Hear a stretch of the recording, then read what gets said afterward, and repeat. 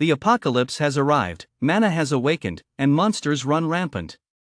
A 17-year-old reincarnated as a cannon fodder character accidentally activates the infinite copy system. I can copy your weapons, I can copy your skills, I can copy your alchemy techniques, I can copy everything. I can even copy your wife. Wait, no. I can just steal her. With this system in hand, the world shall bear my name. Chapter 1, A Different World. Ha! Class? Didn't I graduate? It's time to wake up. You're not children anymore, you're all 16 now. It's time to take on some responsibility. Our living space is shrinking, and our lives and food are under threat from monsters. So you must grow up, strive to become fighters or even higher-ranking commanders, and fight against the monsters. Otherwise, our human race will be wiped out sooner or later. Lou was dozing off in class. The teacher's voice was so loud it woke him up. What on earth is going on? Why are they talking about this in class? What is this about living space and monsters? And what is with the fighters and commanders? What kind of titles are those? The year 3200 AD. Lou looked up and saw the perpetual calendar on the wall. What was going on? Could it be that I've become the protagonist of a novel and traveled through time? As far as Lou knows, it shouldn't be like this. We solved the problem of food and clothing back in 2019. Why are people still starving now? Lou felt a headache coming on as a flood of memories rushed through his mind. This wasn't Earth, it was Blue Star, a planet extremely similar to Earth. Before the year 2080, Blue Star's development closely mirrored Earth's, but from that year onward, Blue Star took a different path. That year, a flu virus broke out on Blue Star. At first, everyone thought it was just an ordinary virus and didn't take it seriously, but soon this virus changed everything. Life on Blue Star began to mutate, animals gained extraordinary attack power, transforming into monsters, while humans also developed immense strength, giving rise to powerful individuals of various ranks. However, the number of animals far exceeded that of humans, so in the struggle against them, humanity suffered defeat after defeat, losing billions of lives in that war. Through the collective efforts of all humanity, the human race established over 100 base cities on Blue Star. The general populace now lives entirely within these fortified bases protected by towering walls, marking humanity's entry into the base city era. Students, you must never forget history. We once had a population of over 30 billion. After this catastrophe, only 16 billion of us remain, a reduction of exactly half. Our range of activity is confined to the base cities. We have no room to retreat. If we were to lose the base cities, we would have nothing left, and that would be the moment of humanity's extinction. Cough, cough. The teacher grew increasingly agitated as he spoke, and to everyone's shock, he coughed up a few specks of blood. The students all knew what had happened. The teacher had been injured by a monster during his last patrol outside. From the students, Lou learned that in today's society, all adult men were required to patrol outside the city, searching the outskirts of base city to protect the surrounding farmland while also guarding against monster gatherings and issuing early warnings to base city. This teacher had been injured by a monster during a search a few days earlier. The teacher waved his hand, indicating he was fine. After all, there weren't many teachers left at the school, and if he took time off as well, these children would have no one to teach them. Just as the teacher was about to continue, 3 soldiers appeared at the door. Fawn, what are you doing here? The teacher recognized the one in the lead. He had once been his student and was now one of the deputy squad leaders of the patrol squad at this gathering point. The man hesitated for a moment, but then raised his head. It seemed he had some unspoken reason. On the controller's orders, I'm here to take a few students with me. They will become part of the glorious patrol squad. What is the controller thinking? They're only 16. They can't fight, they're still children. Teacher Lou threw down his textbook and shouted, which triggered another bout of physical discomfort. I'm truly sorry, Teacher Lou. I don't want this either, but the patrol squad suffered heavy losses last night. We lost 15 members. You know how dire the consequences will be if we don't replenish our ranks immediately. After hearing this, Teacher Lou closed his eyes in anguish.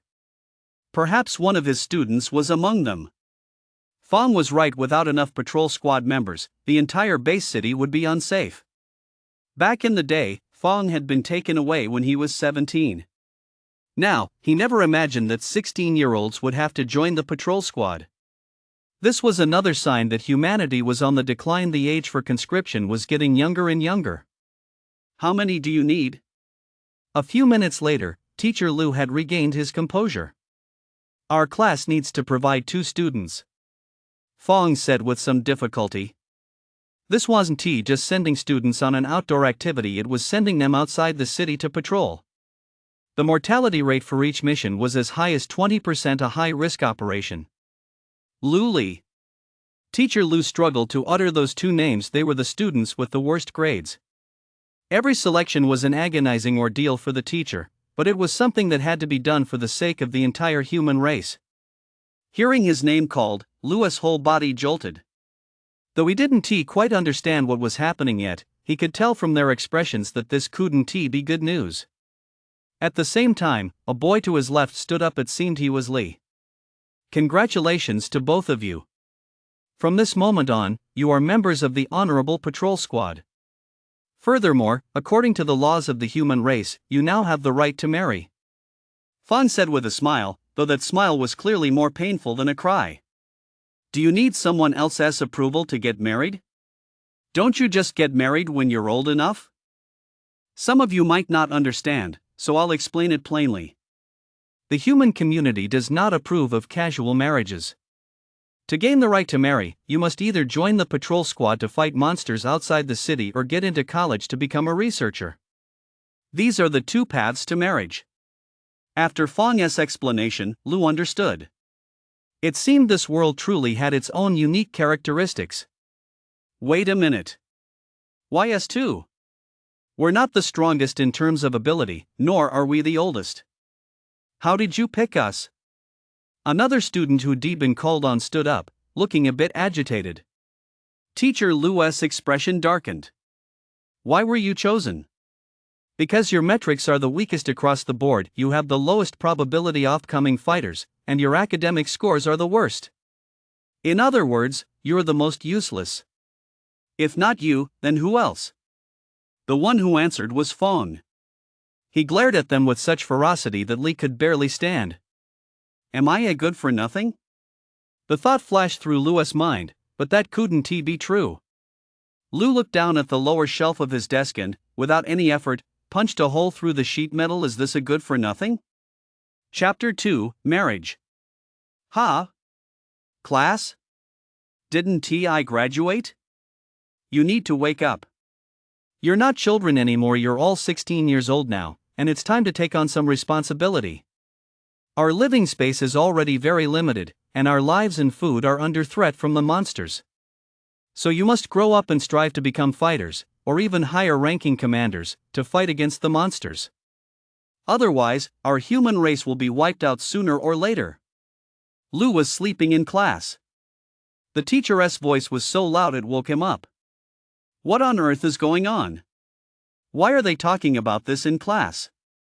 What's this about living space and monsters? And what's with the fighters and commanders? What kind of titles are those? The year 3200 AD. Lu looked up and saw the perpetual calendar on the wall. What was going on? Could it be that I'd become the protagonist of a novel and traveled through time? As far as Lu knows, it shouldn't be like this. We solved the problem of food and clothing back in 2019. Why are people still starving now? Lu felt a headache coming on as a flood of memories rushed through his mind. This wasn't Earth, it was Blue Star, a planet extremely similar to Earth. Before the year 2080, Blue Star's development closely mirrored Earth's, but from that year onward, Blue Star took a different path. That year, a flu virus broke out on Blue Star. At first, everyone thought it was just an ordinary virus and didn't take it seriously, but soon this virus changed everything. Life on Blue Star began to mutate, animals gained extraordinary attack power, transforming into monsters, while humans also developed immense strength, giving rise to powerful individuals of various ranks. However, the number of animals far exceeded that of humans, so in the struggle against them, humanity suffered defeat after defeat, losing billions of lives in that war. Through the collective efforts of all humanity, the human race established over 100 base cities on Blue Star. The general populace now lives entirely within these fortified bases protected by towering walls, marking humanity's entry into the base city era. Students, you must never forget history. We once had a population of over 30 billion. After this catastrophe, only 16 billion of us remain, a reduction of exactly half. Our range of activity is confined to the base cities. We have no room to retreat. If we were to lose the base cities, we would have nothing left, and that would be the moment of humanity's extinction. Cough, cough. The teacher grew increasingly agitated as he spoke, and to everyone's shock, he coughed up a few specks of blood. The students all knew what had happened. The teacher had been injured by a monster during his last patrol outside. From the students, Lou learned that in today's society, all adult men were required to patrol outside the city, searching the outskirts of base city to protect the surrounding farmland while also guarding against monster gatherings and issuing early warnings to base city. This teacher had been injured by a monster during a search a few days earlier. The teacher waved his hand, indicating he was fine. After all, there weren't many teachers left at the school, and if he took time off as well, these children would have no one to teach them. Just as the teacher was about to continue, 3 soldiers appeared at the door. "Fong, what are you doing here?" The teacher recognized the one in the lead. He had once been his student and was now one of the deputy squad leaders of the patrol squad at this gathering point. The man hesitated for a moment but then raised his head. It seemed he had some unspoken reason. "On the controller's orders, I'm here to take a few students with me. They will become part of the glorious patrol squad." What is the controller thinking? They're only 16. They can't fight, they're still children. Teacher Lou threw down his textbook and shouted, which triggered another bout of physical discomfort. "I'm truly sorry, Teacher Lou. I don't want this either, but the patrol squad suffered heavy losses last night. We lost 15 members. You know how serious the consequences will be if we don't replenish our ranks quickly." After hearing this, Teacher Lou closed his eyes in anguish. Perhaps some of his students were among them. Fong was right. Without enough patrol squad members, the entire base city would be unsafe. Back in the day, Fong had been taken away when he was 17. Now, he never imagined that 16-year-olds would have to join the patrol squad. This was another sign that humanity was on the decline. The age for conscription was getting younger and younger. "How many do you need?" A few minutes later, Teacher Lou had regained his composure. "Our class needs to send 2 students," Fong said with some difficulty. This wasn't sending students on an outdoor activity, it was sending them outside the city to patrol. The mortality rate for each mission was as high as 20%, a high-risk operation. Luli. Teacher Lou struggled to utter those 2 names. They were the students with the worst grades. Every selection was an agonizing ordeal for the teacher, but it was something that had to be done for the sake of the entire human race. Hearing his name called, Lou's whole body jolted. Though he didn't quite understand what was happening, he could tell from their expressions that this couldn't be good news. At the same time, a boy to his left stood up. It seemed he was Lee. "Congratulations to both of you. From this moment on, you are members of the Honorable Patrol Squad. Furthermore, according to the laws of the human race, you now have the right to marry." Fong said with a smile, though that smile was clearly more painful than a cry. "Do you really need someone else's approval to get married? Isn't it just a matter of reaching the right age?" Some of you might not understand, so I'll explain it plainly. The human community does not approve of casual marriages. To gain the right to marry, you must either join the patrol squad to fight monsters outside the city or enroll in university to become a researcher. These are the 2 paths to marriage. After Fong's explanation, Lou understood. It seemed this world truly had its own unique characteristics. "Wait a minute. Why us 2? We're not the strongest in terms of ability, nor are we the oldest. How did you pick us?" Another student who'd been called on stood up, looking a bit agitated. Teacher Lou's expression darkened. "Why were you chosen?" "Because your metrics are the weakest across the board, you have the lowest probability of becoming fighters, and your academic scores are the worst. In other words, you're the most useless." If not you, then who else? The one who answered was Fong. He glared at them with such ferocity that Li could barely stand. Am I a good for nothing? The thought flashed through Lu's mind, but that couldn't be true. Lu looked down at the bottom of his desk and, without any effort, punched a hole through the metal. Is this a good for nothing? Chapter 3, The School Beauty and I Have a Thing. Although this could be considered superhuman strength, Lu didn't quite understand the situation here, so he decided to just keep his mouth shut. From the memories in his head, he learned that the patrol squad was treated like cannon fodder. They were all ordinary people who stood no chance against the ferocious beasts outside the city. However, they carried a sensor. When they spotted a monster, they pressed a button, allowing human experts to pinpoint their location. In short, they were nothing more than bait for the monsters. Lu also found some other information in his mind, such as the ranking system for human experts. Someone like him was at the very bottom of society, the so-called cannon fodder class. Ranks slightly higher than them were the two soldiers behind Fong. They had both served in the patrol squad for over 2 years. The fact that they managed to hold out outside the city for 2 years indicated they possessed some notable abilities. The next tier up was Fong. He was a fighter apprentice. In fact, Fong and his group were just the beginning of the truly powerful. Although it marks the beginning of a path to greatness, becoming a fighter apprentice is no easy feat. Only one fighter apprentice emerges from every 100 or so candidates, so the odds aren't very high. Above the fighter apprentice ranks are the fighters, also known as warriors.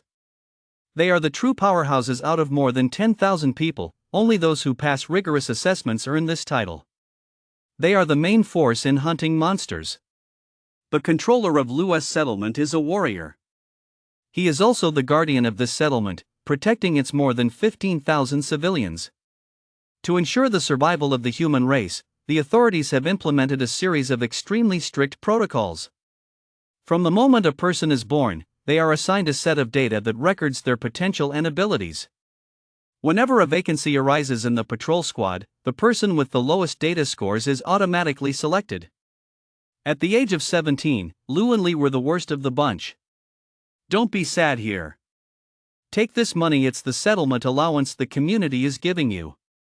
Use it to buy some gear, treat yourselves to a good meal, or find a wife and figure out a way to leave behind an heir. Human society still uses paper currency.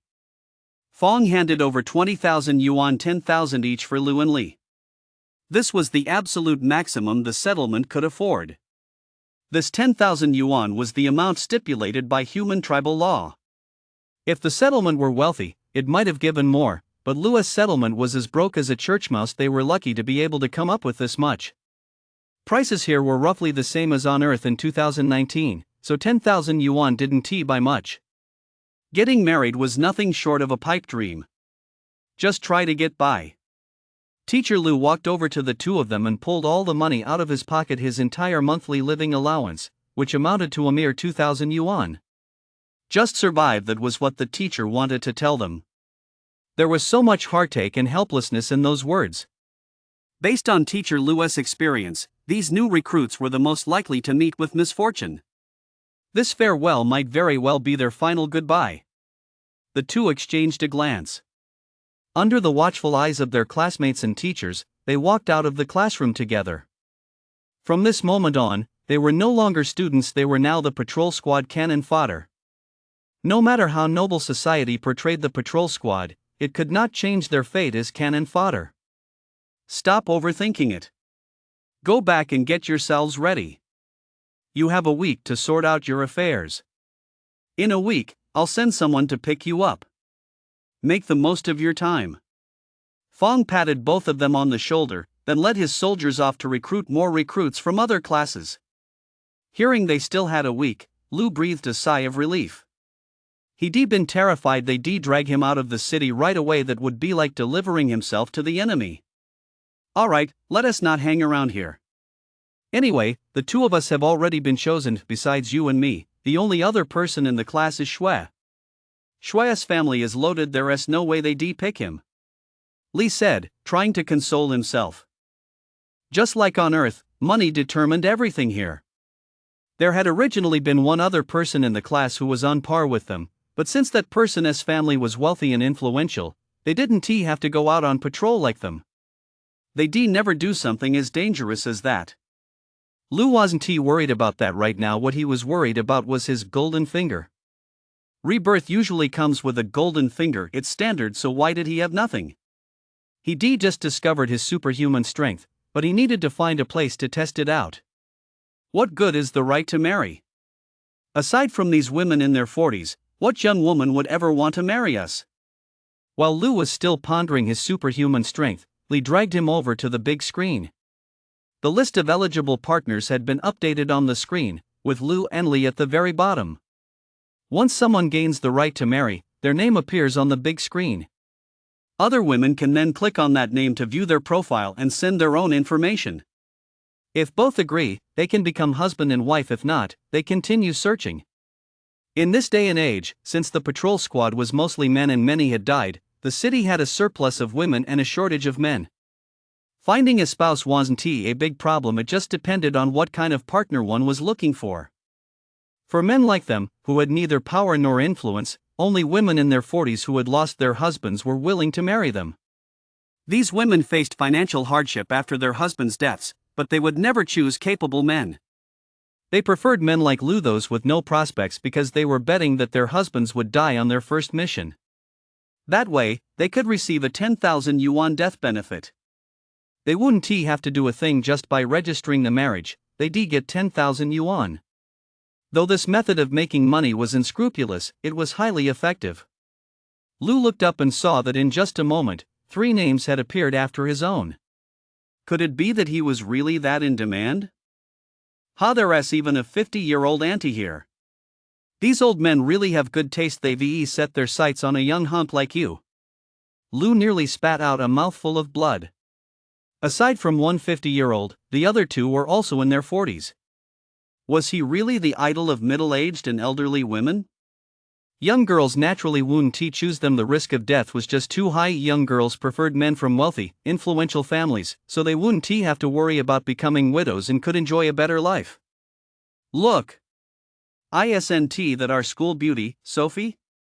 The crowd grew excited. After all, she was everyone's goddess. Just catching a glimpse of her was enough to make them swoon for hours. Chapter 4, the clones are all upgraded versions. Dude, she looks like she's heading right toward you. I could feel my heart pounding. I'd never seen the school beauty up close like this before. Take this money. I've earned it myself through part-time jobs over the years. Use it to buy something useful. I can't repay you in this lifetime, but in the next, I'll make it up to you with my own life. Lee stared in disbelief as the school beauty pulled out a bag and placed it in Lou's hands. It contained quite a bit of money, at least more than the compensation the gathering point usually provided. The school beauty had good grades, and several major companies nearby had offered her part-time jobs, so it wasn't surprising she had this money. But why was she giving it to Lou? To be honest, even Lou himself was puzzled. Could it be that we have a history together? The answer is yes, there was. The story was incredibly melodramatic. The 2 families were old acquaintances. Both of their fathers had been members of the patrol squad in the previous generation. During a mission, Lou's father had saved Sophia's father, which led to the 2 being betrothed as children. Later, both fathers died one after another outside the city, but the 2 girls still remembered the arrangement and played together as usual. But fate had other plans. Later, Sophia's mother fell seriously ill and urgently needed a large sum of money for treatment. Xue, a wealthy classmate, took advantage of the situation and paid the bill for Sophie, but with a condition: Sophie had to marry him. Since Xue didn't have the right to marry yet, they'd have to wait until he did. After that, the 2 saw each other less often, though Sophie still kept a close eye on Lou. Otherwise, how would she have been the first to know that Lou had joined the patrol squad? Thinking of this, Lou's heart twisted in pain. So this was his former lover after all. Lou clenched his fists, watching Sophie's retreating figure as he silently resolved, "I will never let you marry Xue." Beep. Infinite copy system activated. Detected talent, quick-witted trait. Do you wish to copy? Copy cost, 5,000 yuan. A voice echoed in Lou's head, and a dialog box popped up. I knew it, he thought. A reincarnation with a system that's definitely standard. No wonder Sophie is such a good student. Turns out she has the quick-witted trait. It's only 5,000 yuan, right? Once I learn this, I'll be able to pick up anything quickly. Without hesitation, Lu chose to copy it. After the dizziness subsided, Lu felt his head clear up considerably. Everything suddenly made sense. This thing was truly a treasure. Suddenly, Lu thought of Fong. He must have martial arts skills, but since he couldn't find him, Lu had no choice but to pack up and head home. After stepping out of the school gates, Lu felt as if he were walking through a city on Earth. Aside from the towering walls stretching over a dozen kilometers away, everything else looked just like the streets on Earth. Relying on his memory, Lu began walking home. His family was extremely poor. If it weren't for free education, Lu likely wouldn't have had the chance to go to school at all. The family's sole source of income was his mother's job on an assembly line at a factory, which paid a meager 3,000 yuan a month. Fortunately, Lu's father had died in the line of duty while serving in the patrol squad. As a reward, the base had given them a house, though it was a basement unit, 9 stories underground. Technology had advanced so far that buildings could now extend dozens of stories underground, while above ground, skyscrapers soared hundreds of stories high. Upon returning home, the room contained only a few simple pieces of furniture. There was nothing else. This was Lu's home. The surrounding windows were computer simulated, and the ventilation fans inside the room hummed constantly, yet the atmosphere remained stifling. After all, they were dozens of meters underground. Living underground for so long, combined with malnutrition, had left his mother in very poor health. But moving to a different house was absolutely out of the question. They simply couldn't afford it. His mother had already heard the news and was now weeping uncontrollably. Since his father's passing, Lu had been her entire world. Now that Lu had become a member of the patrol squad, how could she not be heartbroken? Normally, my mother wouldn't have gotten off work to earn a little extra money. She worked late into the night every day. But upon hearing that her son had become a patrol squad member, she simply couldn't stay calm, so she took a day off to come home. Don't cry, Mom. Everyone has to go through this. Maybe I'm just lucky. I might awaken at a critical moment. Then I'll become a fighter, and I'll be able to get you out of here. Lu knelt before his mother, hoping to ease her pain, but she knew full well that awakening wasn't that easy. Our family doesn't have that kind of bloodline. In truth, Lu knew it himself. After awakening this infinite copy system, he could replicate just about anything, and he possessed superhuman strength. Just moments ago, he effortlessly grabbed a huge handful of concrete from the hallway. Could someone like that really be a good for nothing? I hope your father watches over you. I really wish you could awaken. By the way, Mom isn't going to cry anymore. We still have a wedding to plan. I'll put all my savings into it. No matter what, I'll find you a wife. But there's one thing, no matter who she is, you mustn't look down on her. Our family's circumstances are so poor. We'll be lucky if anyone's willing to marry into it. The thought suddenly crossed his mother's mind, and her sadness eased a little. She had to ensure the Lu family had an heir. Lu, on the other hand, felt a bit embarrassed. If he were really forced to marry a woman in her 40s, he'd rather die than do it. Knock, knock, knock. The mother and son hadn't exchanged many words when the front door began to rattle. Who on earth was knocking like that? No heir? Isn't he the notorious troublemaker in the neighborhood? He was always getting into fights and up to no good, but since he was a fighter apprentice, no one could really do anything to him. Our family had never had anything to do with him. What are you doing at my house? Lu said warily. This guy didn't mean any good. Why are you asking me that? I'm here to give you 30,000 yuan. Without that money, how are you going to get married? This is the dowry I'm giving your mother. Nyoer plopped right down in a chair. Lu looked at his mother, who lowered her head in resignation. So because of his wedding, his mother was actually going to marry Nyoer? How come there isn't even any hot water? Hurry up and boil some. Nyoer eyed his mother with a lecherous look. He had a crush on her back in the day, and ever since his father's death, he'd been harboring these thoughts.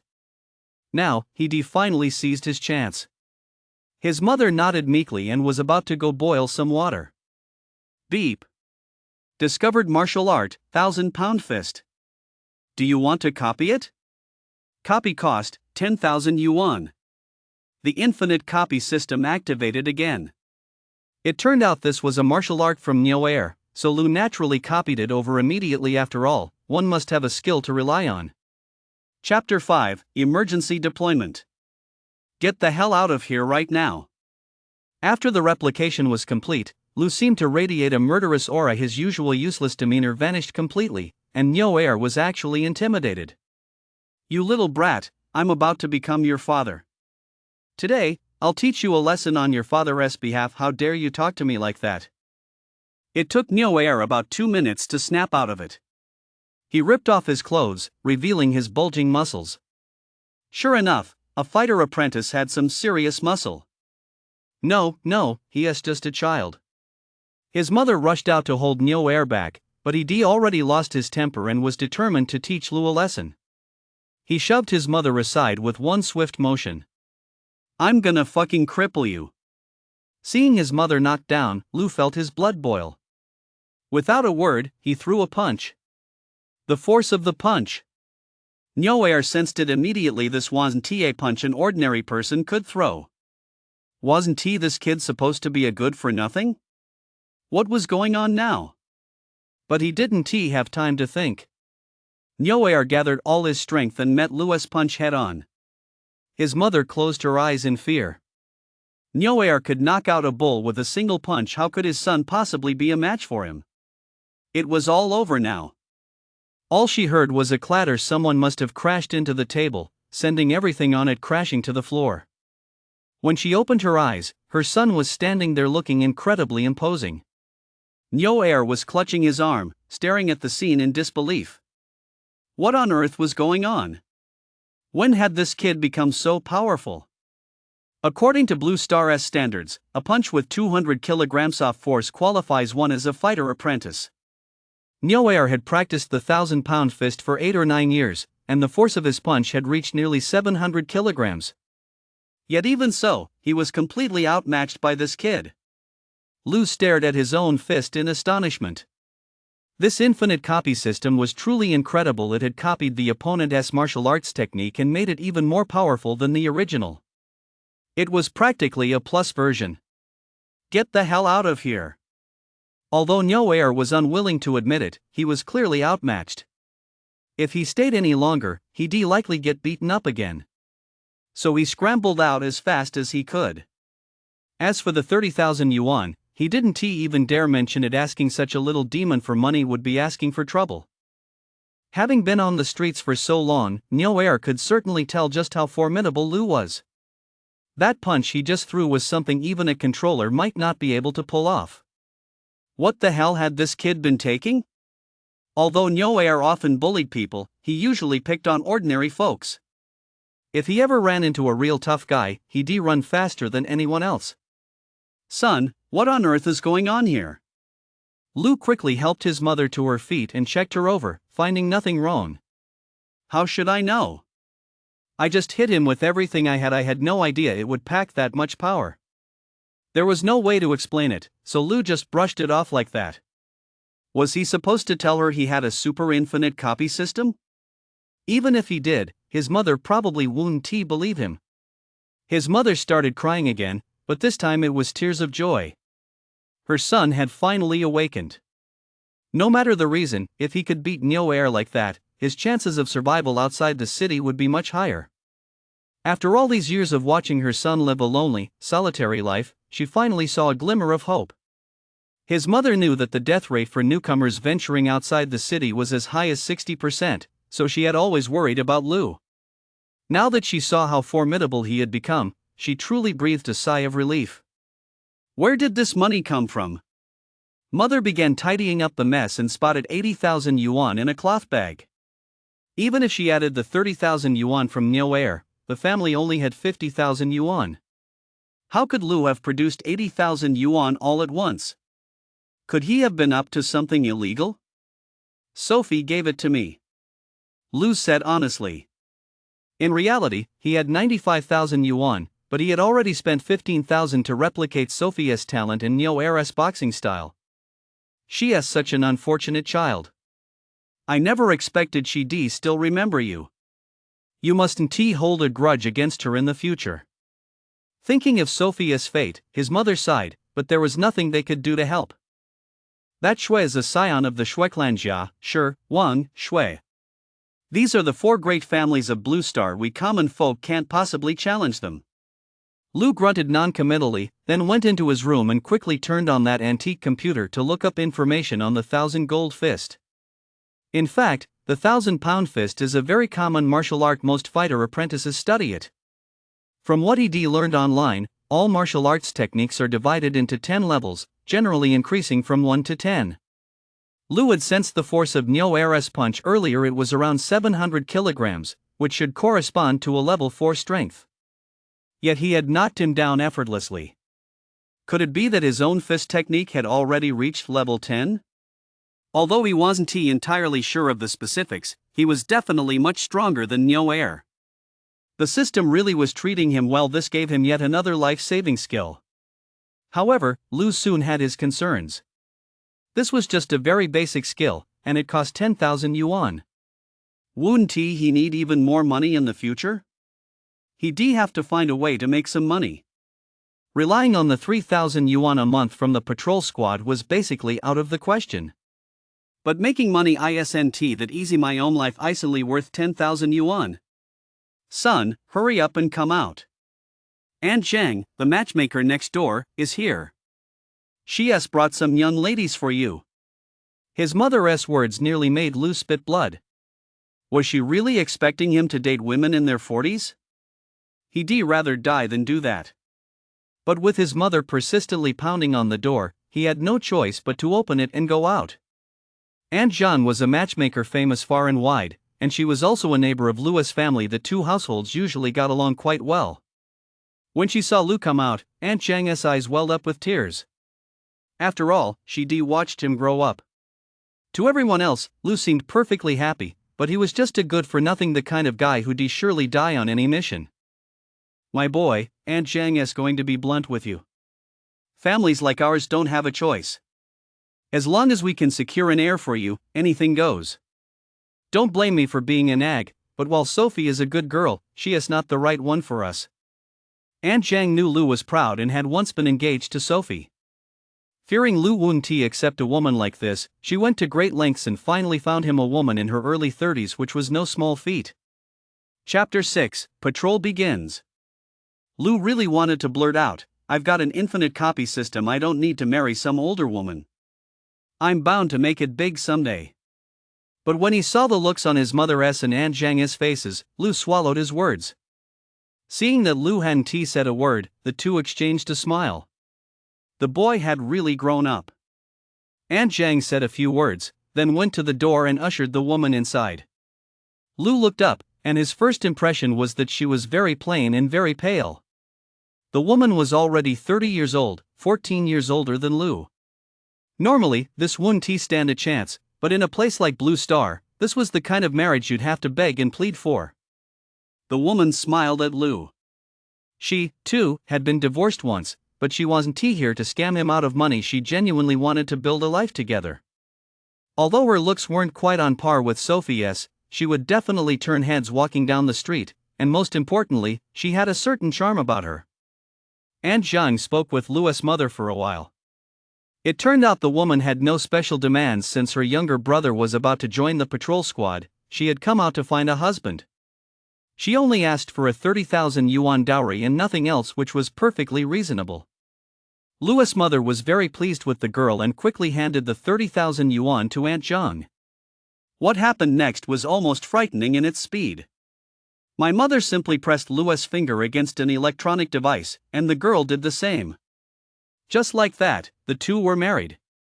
Tomorrow they would go to the controller to pick up a certificate, and that would be the end of it.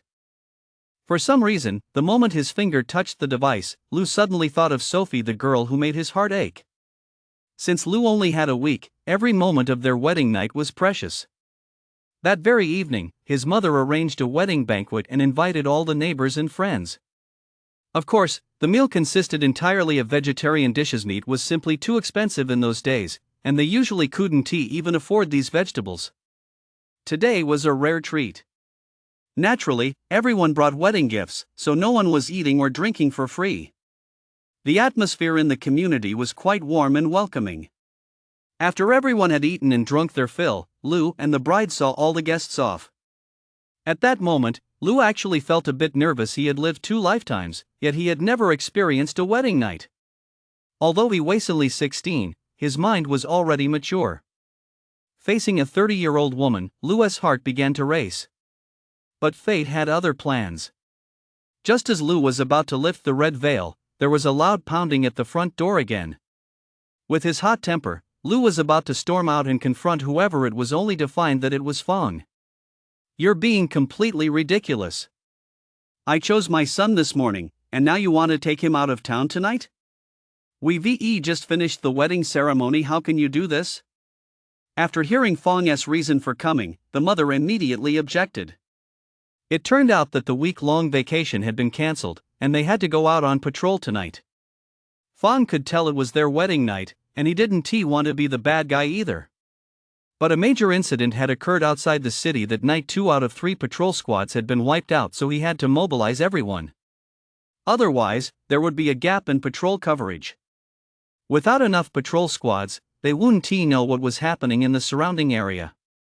If monsters were lurking and hiding, they might destroy the farmlands, and that was only the lesser concern. The biggest threat was that they could band together to attack the city, which would result in massive losses. In the past, several cities failed to prioritize the number of patrol squads and ended up paying a heavy price. Each suffered casualties in the tens of millions. I know I'm in the wrong, but this is all for the sake of humanity. Here's 30,000 yuan. The controller gave this to you personally. Get dressed and head out immediately. Fong handed over the money with some hesitation. Under normal circumstances, the sum was no small amount, but now it felt downright excessive. The man hadn't even had a chance to start a family yet, and this was his wedding night.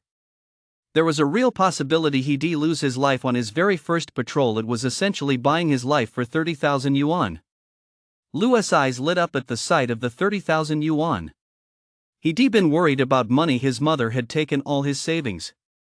Now he was, in a sense, wealthy. Without money, his infinite copy system would be useless. Lou immediately tucked the money into his pocket. Fong and the others were genuinely puzzled by his actions. Patrol squad members usually left their money at home when going out on patrol, precisely because the dangers outside the city were so great. If they were to die, it would be better to leave the money for their families. But his mother, overcome with grief, didn't notice this. His wife saw it, but she didn't say a word. The controller's orders could not be disobeyed, so no matter what was going on at home today, Lou had to go out on patrol. The mother wept uncontrollably, and finally, the bride called Lou over. She took a jade pendant from her own neck and hung it around Lou's, warming his heart. Once here ached the ground, Lou spotted Lee. It turned out this guy had been brought up here too, though he'd been luckier. He'd skipped the wedding formalities and had already consummated the marriage with his bride, reportedly a 43-year-old woman. At this thought, a chill ran through Lou's entire body. He couldn't fathom how this guy could bring himself to do such a thing. Fong didn't say much. He simply herded them onto the military truck, and the vehicle began to move slowly toward the perimeter wall. On the truck, Fong briefed them on their mission. The area around their gathering point was only 100 meters wide. They simply had to search outward along that 100-meter stretch, and they didn't need to go too far, about 2 kilometers or so. Though it sounded simple, everyone understood that once they left the protection of the city walls, the dangers outside would increase exponentially. They could lose their heads at any moment. Beep. Discovered the Golden Bell skill. Do you want to duplicate it? The duplication fee is 10,000 yuan. Discovered level 1 armor. Do you want to duplicate it? The duplication fee is 10,000 yuan. Fong possesses this skill, as well as a level 1 armor. Lou knows that all weapons and combat gear are divided into 10 levels, with level 1 being the lowest. Armor cannot be duplicated. If duplicated, it would be detected by others. The Golden Bell Shield, however, is a decent skill, so Lu chose to duplicate it.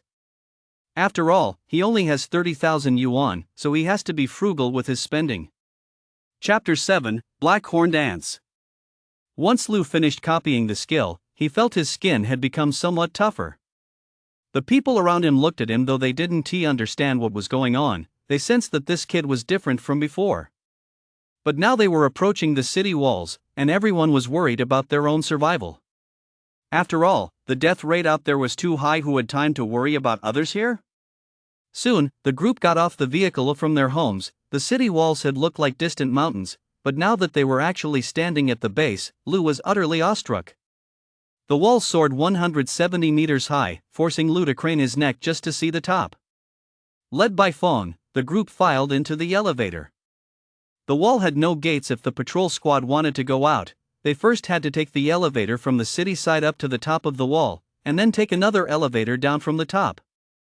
This was for security reasons. Installing gates would create numerous vulnerabilities, whereas this setup minimized weaknesses and left no openings for monsters to exploit. Upon reaching the top of the wall, Lu was overwhelmed by the sight.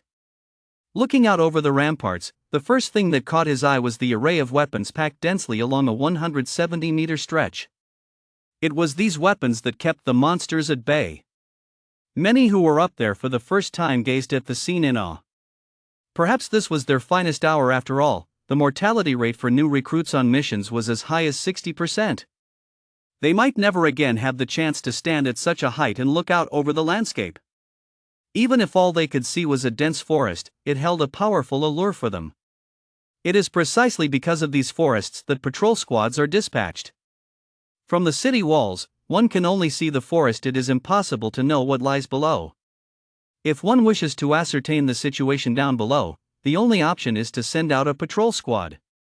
Lu had read online that some bases believed their walls were so sturdy they didn't need to send out patrol squads. But what was the end result? Monsters gathered 5 kilometers outside their walls, amassing tens of thousands of them.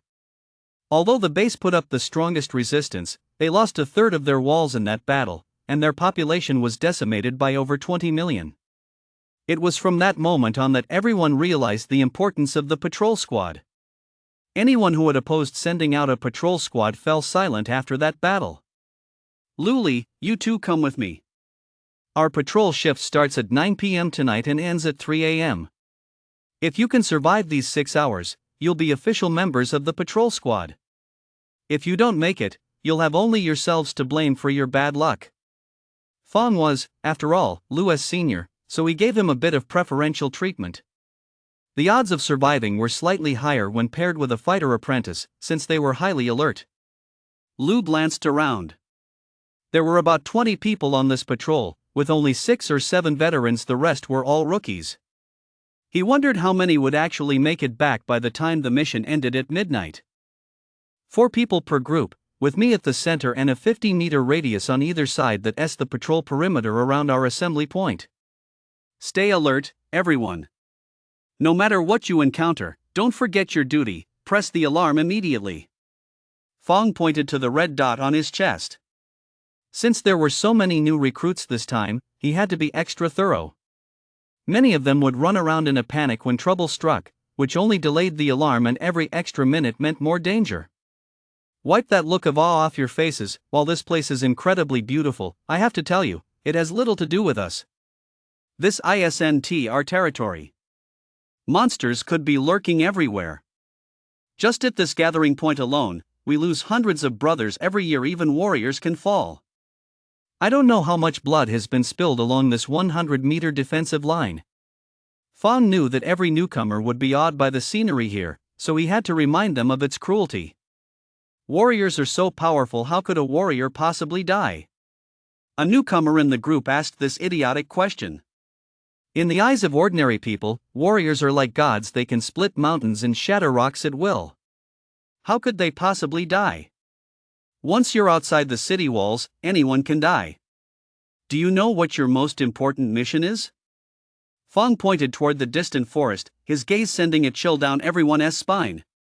Is it to hold this 100-meter wide strip of land beneath our feet? One of the new recruits pondered for a moment before speaking. That's only your second task. Your first task is to survive. Only if you survive can you accomplish more. At this point, Fong grew somewhat emotional. Too many patrol squad members had been lost over the years.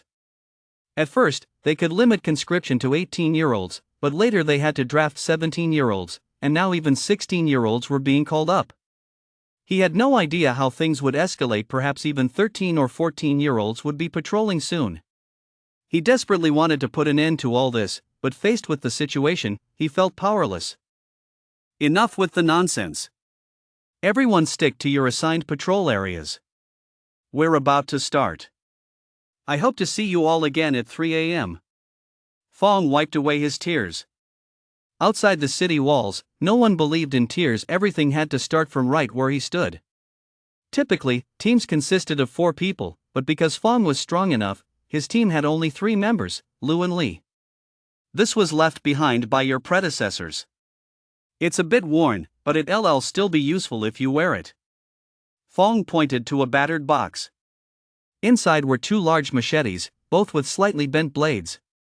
As for the protective armor, it was even more badly damaged and stained with blood.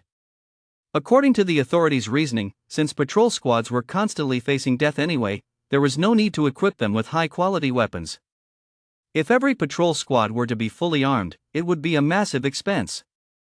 Lu and Li put on the gear.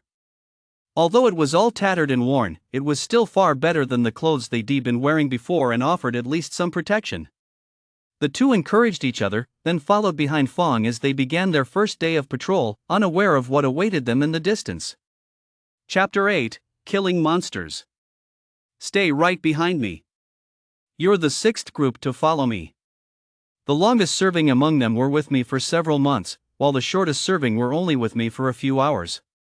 Fong led the way, and as he thought of the patrol squads that had been lost in the past, he couldn't help but feel a pang of sadness. Fong hated how limited his own power was when the incident happened. He hadn't been able to lend a hand.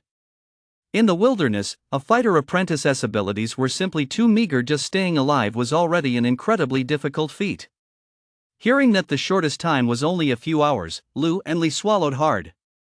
It didn't feel like they were on a patrol route anymore. It felt as though they had already set foot on the road to the underworld. Ugh, I don't want to be here anymore. Please, let me go back. After walking just a few steps, Li stepped on a skull, which terrified him so much that he immediately knelt before Fong, begging him to let him go back. You bastard, you coward. Do you even know what you're saying? Once you step through that gate, no one can go back unless it's patrol time. This is for the sake of the entire human race. If the patrol squad were to disappear, do you have any idea what the consequences would be? Your entire family could end up being devoured by monsters. Get up and follow me on patrol. Fong slapped him across the face, leaving Li staring in disbelief. Fong had trained many new recruits before, and they usually reacted this way. He didn't blame them. As long as they could get through this first time, they'd become qualified patrol squad members. Perhaps it was the look in Fong's eyes that gave him strength, but Li stood up, still clutching his face.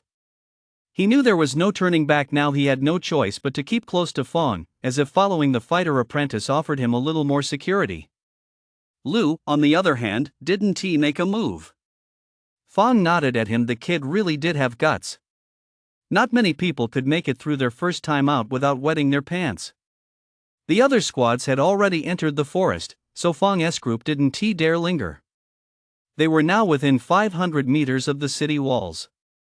Within this 500-meter radius, they were essentially safe. The radar could detect anything within that range, and no monster would venture here alone. The artillery on the walls wasn't to be trifled with. The real danger lay beyond those 500 meters. Taking advantage of the relatively safe conditions, Fong explained some details about the patrol squad to them. The patrol squad has a captain, known as the controller, and 8 deputy captains, all of whom are fighter apprentices. Normally, the controller doesn't come out on patrol. Only when the subordinates encounter a monster does the controller rush over immediately to eliminate it. Each deputy captain leads a squad. Each squad works for 6 hours, then rests for 42 hours, with a 2-day rotation. The working hours aren't that long, but the job is incredibly dangerous. The patrol squad at this gathering point has over 300 members. While that may not sound like many, considering the gathering point has only 15,000 people, meaning one patrol squad member for every 50 people, and factoring out the elderly, the infirm, and the disabled, this ratio is actually quite high. Every day, hundreds of thousands of patrol squad members go out on patrol around this city, but thousands die every day, and that's on a good day. On a bad day, tens of thousands could die. It is precisely for this reason that the number of able-bodied young men in Base City is dwindling now. Even 16-year-old boys are being conscripted. Once they went beyond the 500-meter radius, Fong clamped his mouth shut. This was where the real danger began. Li was scared out of his wits, trembling all over. Fong shook his head in exasperation. Someone like this might survive if lucky, but if he encountered a monster, he'd surely be the first to die. When danger strikes, everyone's on their own. Saving your own life is the top priority. Fong whispered. They had now truly entered the danger zone. Just moments ago, they could still see the patrol squads from other groups nearby, but now they could see practically nothing. It was pitch black before them. Lu watched Fong closely. The guy was indeed cautious. He stopped to scan the path ahead after every step, never taking a second step without first checking. No wonder he could survive in the wild. There was a reason for that. Follow my footsteps. Try to stay on the rocks as much as possible. Don't step on the mud. You never know what's lurking beneath the surface. Fong said without turning his head. If they walked on the soil, there was a high chance a monster would drag them underground. Just as Fong finished speaking, Lu sensed something was wrong. He grabbed Li beside him and pulled him back. It was only because Lu's perception was so keen. If it had been anyone else, there would already be 2 corpses lying here. That's the black-horned ant's massive horn. Run! Fong immediately activated the alarm and darted forward. At the spot where the 3 had been standing, a 3-meter-tall black, diamond-shaped object came crashing down. Lu and the others rolled to the side, narrowly dodging the creature's first attack. Lu looked up and saw 2 corpses already impaled on its massive horn. It seemed the creature had killed 2 patrol squad members elsewhere. The other patrol squad members nearby had spotted it too, but they didn't do a thing. They hurried to find a place to hide. They knew their own limitations all too well. Anyone who stepped out now was as good as dead. Not only were ordinary people like them helpless, but even a fighter apprentice would be useless against a monster like this. Though it was only a low-level monster, it still had the power to kill them instantly. To everyone's eyes, Lu and Li were as good as dead. They were exposed right in front of the black-horned ant. If the black-horned ant didn't kill them, that would be nothing short of a miracle. Beep. Detected the black-horned ant's hardened physique. Do you want to copy? Replication cost, 12,000 yuan. Damn it, he only had 30,000 yuan on him, and he almost spent half of it in one go. But Lu had no other choice. He had to go ahead with the replication. Any extra chance to stay alive was worth it. After the replication was complete, the black-horned ant's massive horn was already right in front of Lu's face. With nothing else to use, Lu simply raised his arm, deluding himself into thinking he could block it with his bare arm. The people around him didn't even bother to look. They all knew what the outcome would be.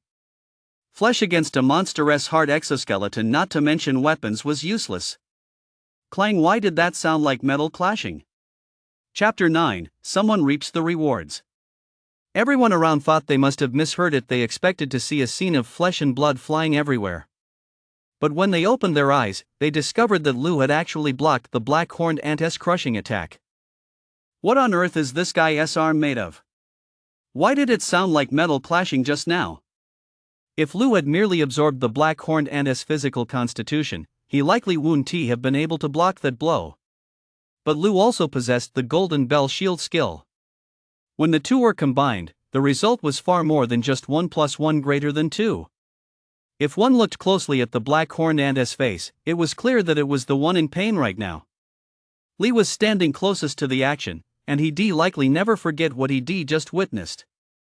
When Lou made contact with the black-horned ant, sparks actually flew. He could swear he hadn't imagined it. How is this possible? It defies all logic. Even if a true warrior were here, it would be virtually impossible to withstand a monstrous direct hit, yet Lou had done just that. The surprises didn't end there. Not only had he withstood the monstrous blow, but green foam was actually coming out of the black-horned ant's mouth, just like a human foaming at the mouth. The creature had actually been shaken to the point of injury, and it looked like internal damage at that. The black-horned ant was puzzled. Normally, people dressed like this were its prey. They were no match for it. The real experts were supposed to arrive later. The black-horned ant had devoured several humans here before, and the pattern was always the same: grab 2 people and then flee, never engaging the experts who came later. But today, the very first group had someone this powerful, and it had even managed to injure the black-horned ant. Before the black-horned ant could recover, Lou was the first to get back on his feet. "I'll beat the hell out of you, you bastard." Without a word, Lou unleashed a powerful punch, striking the ant's leg right in front of him. Normally, losing a leg wouldn't bother the black-horned ant, but it was already severely injured today. When that leg was shattered, the black-horned ant lost its balance and fell right in front of Lou. The black-horned ant was even more astonished. Not only were these people not fleeing, but now they actually dared to strike back. However, the black-horned ant had no time to be surprised. Lou's attacks came in rapid succession. As the ant fell, Lou leaped into the air, soaring 5 or 6 meters high, and delivered a punch straight at the ant's head. Everyone around stood there gaping, completely baffled by what was happening. Was this really just an ordinary patrol squad? I couldn't believe my eyes. This guy was practically on par with a warrior. He had the strength of a warrior, so why would he join an ordinary patrol squad? Had he just awakened his powers right then and there? The black-horned ant couldn't move either. It could only watch helplessly as the fist struck its head. The human skull is the hardest part of the body, and the black-horned ant's head was no exception. When Lou struck it, he immediately felt a searing pain in his fist. But the black-horned ant fared even worse. Starting from where Lou's fist struck, a ring of spiderweb-like cracks spread out, the widest of which was as large as a palm, and green blood began to ooze out. The black-horned ant seemed to have lost all vitality. Its remaining legs could no longer support its body, and it simply collapsed to the ground. "Finish him off." Fong and the others emerged from other directions. To be honest, if the black-horned ant still had any fighting power left, these fighter apprentices would never have come out. But now that several of them had arrived, they were striking while the iron was hot. If they hadn't come out now, they would have been nothing but cowards. Seeing their state, Lou didn't blame them. After all, the situation here was far too dangerous. For veterans like them, staying alive was the absolute priority. Lou was panting heavily. With a light leap, he withdrew from the fray. He'd leave the rest to these guys. He definitely exerted himself too much just now. He felt completely drained. Still, he was incredibly exhilarated. After all, he just killed a monster with his own hands. Watching the others attack the severely wounded black-horned ant, Lou smiled wryly. He'd been a bit foolish just now. He should have targeted the black-horned ant's abdomen like the others, since that was its weakest spot. Why on earth had he thought to attack its head? That was actually the hardest part. Holy shit, ah! The black-horned ant had been on the brink of death, but had managed to land one final blow. Fong was the unlucky one. The ant's leg pierced right through his arm. Fortunately, it didn't damage any bones or tendons. Otherwise, he wouldn't even have been able to let out that cry. Another fighter apprentice seized the opportunity to rush in, severing that leg and simultaneously plunging his blade into the black-horned ant's head, twisting it violently until the creature was finally dead. It was then that Lou realized why the area outside the city was so dangerous. Even monsters that had lost their ability to fight could take a fighter apprentice's life at any moment, let alone these ordinary patrol squad members. Hiding was the right choice. With Lou's help, another fighter apprentice pulled the ant leg off Fong's arm. Although there was quite a bit of blood, it hadn't damaged Fong's bones or tendons. A healing potion would be enough to treat it once they returned. The others had no time to tend to Fong. Their top priority now was to quickly gather anything useful from the black-horned ant's corpse. It was extremely valuable. Of course, they had a well-established system for dividing the spoils. Since Lu had killed this blackhorn ant, he was entitled to the lion's share. Of course, even though the surrounding patrol squad members hadn't joined the fight, they all hidden during the battle, they each get a share when it came time to divide the spoils. It wouldn't be much, but they had to give them something that was the rule of the battlefield. They couldn't very well let everyone go home empty-handed. You're one of those hidden gems, even I was fooled. Did you just awaken? Fong tended to his wounds and only now realized the extent of Lu's abilities. I don't know what happened. His attack was right in front of me, so I just raised my arm to block it, otherwise, it would hit me right in the head. Lu said with a chuckle. Fong nodded. He had already decided that Lu was the kind of person destined for great things, someone who had awakened his powers in a life or death situation. A person like that was sure to have a limitless future ahead of him. Chapter 10, Potions. Whatever the case, you've awakened now. Judging by the immense power you displayed just now, go take the fighter apprentice exam first, then work your way up from there. Fong felt very pleased. From now on, the two of them could work together, which would be far more powerful than a single fighter apprentice. At this gathering point, Fong usually went it alone. He didn't have any other fighter apprentices to team up with. As a result, whenever disputes arose, Fong always came out at a disadvantage. In his view, Lu was his junior, and the two of them could easily form a small team, so they wouldn't have to worry about being bullied by others in the future.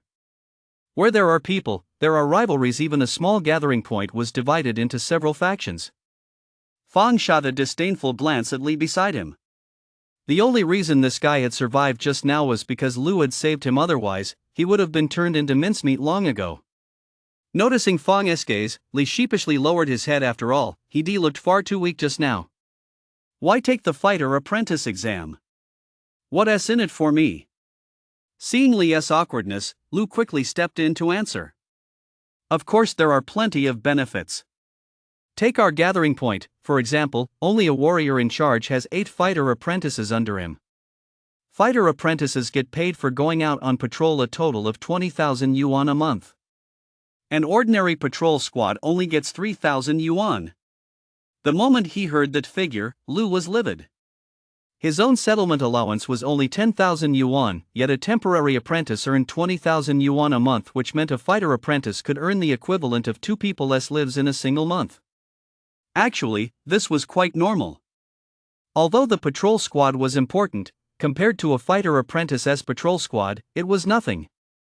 Although Lu thought this, he had already made up his mind. Once he returned, he would immediately become a fighter apprentice. After all, it was 20,000 yuan a month. Copying the black-horned ant's physique had cost him over 10,000 yuan. If he came across something valuable in the future but didn't have the money to buy it, he'd be setting himself up for failure. He had to do whatever it took to make money. Lu was growing increasingly convinced of the system's power. If he hadn't replicated the black-horned ant's physique in that critical moment, he likely wouldn't have been able to withstand the black-horned ant's attack at all. Even the golden bell shield would have been useless. Lu still had every detail of what had just happened fresh in his mind. If the black-horned ant's physical toughness were rated as a 1, Lu felt his own toughness was at least several times that. Combined with the golden bell shield, that was what had sent the black-horned ant reeling. Normally, Lu would be meeting with the controller at their gathering point by now, but Fong had already spoken with the city's controller. Since the black-horned ants here had been eliminated, the controller no longer needed to make the trip. By the way, you probably don't know this, but you've just hit the jackpot. You were the main force just now, and that thing is worth 600,000 in total. According to our split rules, you'll get at least 500,000. You've never had such a huge sum before, have you? Hearing about this sum, Fong couldn't help but feel envious. Not only had he survived his first mission, but he actually made 500,000. Even for them fighter apprentices, that was enough to cover several months' wages. Take this time, for example. Lu took 500,000 of it, and the remaining 100,000 was split evenly among the rest of them. Since Fong had contributed his share this time, he should get a little over 10,000, equivalent to more than half a month's salary for him. Have you lost your mind? Without our help, How could he have killed that guy? How could he have taken 500,000 of it? Just then, two men walked over. They were the other two fighter apprentices, and one of them was an old acquaintance of Louis, that guy Noir. Zhao Bin, what's this all about? You were hiding far away just now, and now that it's time to split the loot, you're trying to take advantage of him? Let me make this clear, don't push it too far. We're not pushovers here. With just the two of us, you might not walk away with anything. Before Lu could even speak, Fong stepped right in. Outside the city, fists were the language of the street. If you put up with being bullied the first time, these guys would keep taking advantage of you. Zhao Bin and Noir were a pair of scoundrels who knows how many people they taken advantage of outside the city. Fong used to be no match for the two of them, but now that Lu was on their side, things were different. Don't drink that horse piss or you'll forget your own name. Kid, you're just a lowly patrol squad member. You've got a long road ahead of you. Tell me, how much do you think you're worth? Zhao Bin didn't want to get into a fight with Fong. Although he bullied Fong before, he knew Fong wasn't someone to be pushed around, so he decided to pick on Lu instead. Unfortunately, he misjudged the situation. He done this sort of thing before. After all, ordinary patrol squad members wouldn't dare do anything to him. Lu didn't say a word. Instead, he looked up at Noir. When Noir realized it was Lu, he cursed his luck for not checking the almanac before leaving. How had he run into this guy? The scene at Lu's house was still fresh in his mind. Zhao Bin, you bastard, of all people to blackmail, you had to pick on this little devil. No doubt about it, he was going to lose money today. How much do you think I can get? Lu said with a smug grin, looking every bit the sycophant. Fong thought he must be seeing things. Hadn't this kid been pretty bold just a moment ago? Had he really been intimidated by those two fighter apprentices? Well, you seem to know your place. Take 200,000. We'll split the rest among ourselves, don't worry about it. You'll get your share down the line. Zhao Bin thought Lu had backed down, so he cheerfully patted Lu on the shoulder. Noir also thought he must be seeing things. That little devil had been ferocious that day. Was he even more vicious than a monster? What was wrong with him today? Did he take the wrong medicine this morning? I've got some things to take care of over there, so I won't bother you guys. If there's a cut for me, great. If not, no big deal. Noir sensed danger approaching, so he was planning to make a quick exit. The wound on his arm still hadn't healed yet. He certainly couldn't let them beat him up again. That would mean it would never heal. Noir, you idiot, you. Just as Zhao Bin was about to curse at Noir, he felt a searing pain in his wrist. Lu had grabbed it. Chapter 11, Exorbitant Profits. Zhao Bin never imagined he'd be bullied by a fighter apprentice and that he'd be completely helpless to fight back. The pressure on his wrist grew heavier and heavier, while the guy's expression grew more and more relaxed. Just how deep were his skills? Stop, you're going to break it. Zhao Bin was on the verge of tears. In front of so many people, he was actually begging for mercy from a novice. At that moment, the physical pain in his wrist was nothing compared to the emotional agony. This guy had completely humiliated him. If it weren't for the fact that we're in the same gathering spot, I'd cripple you today. Get out of here as far as you can, and don't let me see you again. After Lu finished speaking, he let go of the guy. Tears were welling up in his eyes. He never suffered such severe injuries before, not even at the hands of a monster. He never imagined he'd be humiliated by a newbie. The guy wanted to throw a few more threats his way, but when he saw Lu's smirking face, he quickly ran off, afraid of getting beaten up again. What a loser. Good thing I'm fast on my feet. Otherwise, I'd end up just like you idiot. Who knows what kind of beating this kid would be given me. Seeing Zhao Bin's pitiful state, Noir chuckled to himself. Earlier, Noir had gotten the short end of the stick at Lu's hands, and now that Zhao Bin, another fighter apprentice, had suffered the same fate, Noir felt a sense of psychological comfort. He wasn't the only one who'd been taken advantage of, and right now, he couldn't have felt better. That's awesome. Fong chuckled from the sidelines. Finally, someone had helped him vent his frustration. Before, Fong had been outnumbered and bullied by these two several times, but now they wouldn't dare come near him anymore. Lu alone was enough to handle them. With no one causing trouble, they had to hurry and pack everything up. If monsters appeared in the vicinity again, they might not even get this one corpse after all. You can never predict what will happen out in the wild. It took nearly 2 hours for everyone to finally haul the thing to the base of the city walls. There, Lu met their controller, Wei Xiong. Wei Xiong had a good-natured face, and when saw Lu and Fong, he practically beamed with joy. Gaining another fighter apprentice meant a significant boost to their strength. Rumor had it that this kid possessed more than just the strength of a fighter apprentice. How could Wei Xiong not be thrilled? The past few days had been filled with nothing but negative news. This was a rare piece of good news. Controller, this is our new fighter apprentice. I'd wager he might even be a prospective fighter. In Fong's estimation, this was undoubtedly a bona fide fighter, but Lu had just told Fong to avoid making casual remarks until he passed the assessment. Fong understood that this was simply Lu being modest. You're quite the hidden gem, aren't you? Just an ordinary patrol squad member, yet you possess the strength of a prospective fighter. In any case, your arrival has significantly boosted our base's standing. Seeing the controller treat Lu so generously, Xiaobin seethed with envy from the sidelines. He, too, had been injured by Lu and had originally planned to complain to the controller. But given the current situation, it seemed he might be the one to suffer if he did, so he could only grit his teeth and glare at Lu from the side. Wei Xiong had good reason to be pleased. Typically, a gathering point has 2 warriors, only very weak ones have just 1. That single warrior must stay at the base most of the time and can't go out to hunt monsters. With 2 warriors, one can go out to hunt monsters, bringing in more money for the gathering point. Of course, Lu doesn't hold the title of warrior yet, so they'll have to take it step by step. But at least Lu's arrival has given Wei Xiong hope.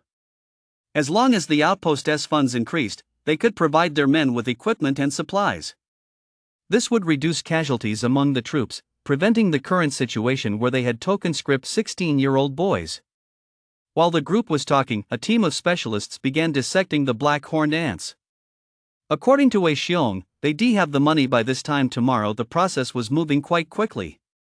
However, as per the rules, the gathering point would take a 10% cut. Lu was truly counting on this money. After all, he was practically penniless right now. Even if he came across something valuable, he had absolutely no way to replicate it. He was therefore eager to get his hands on the funds as soon as possible. Earlier, Wei Xiong had discovered quite a few useful skills, but without the money, there was no way to replicate them. After briefing everyone on the situation, they took the elevator back. Although it was 3 a.m., whenever a patrol squad went out, the families would wait below the city walls, a symbol of their hope. When the elevator doors opened, Lu immediately spotted his mother and his wife. It was from that string of beads that Lu learned his wife's name was Jing. The moment Lu appeared, both their eyes welled up with tears. After all, Lu was the pillar of their family. Although Jing had only recently married Lu, she could tell this was a good family, so she was determined to stay. While some rejoiced, others grieved. Lu was overjoyed at home, but that didn't mean every household was celebrating. Several people had died this time, and their families were wailing so loudly it shook the heavens. When the backbone of a family dies, the family's good days are over. When Lu's father passed away years ago, his family had been just the same. Come on, it's no big deal. You'll get used to it. People die every day. Seeing Lu looking a bit downcast, Fong gave him a nudge. Things like this would happen often in the future. If he got sad every time, he'd never have a moment of joy. Fong had been with the patrol squad for a long time and was used to scenes of life and death. If you were lucky, there'd be a body. If you weren't, there wouldn't even be a body. After saying that, Fong hurried off. He didn't have time to worry about Lu. He needed to buy a healing potion right away. He injured his arm during the battle with the black-horned ants, and if he didn't treat it quickly, he'd be in trouble during the next fight.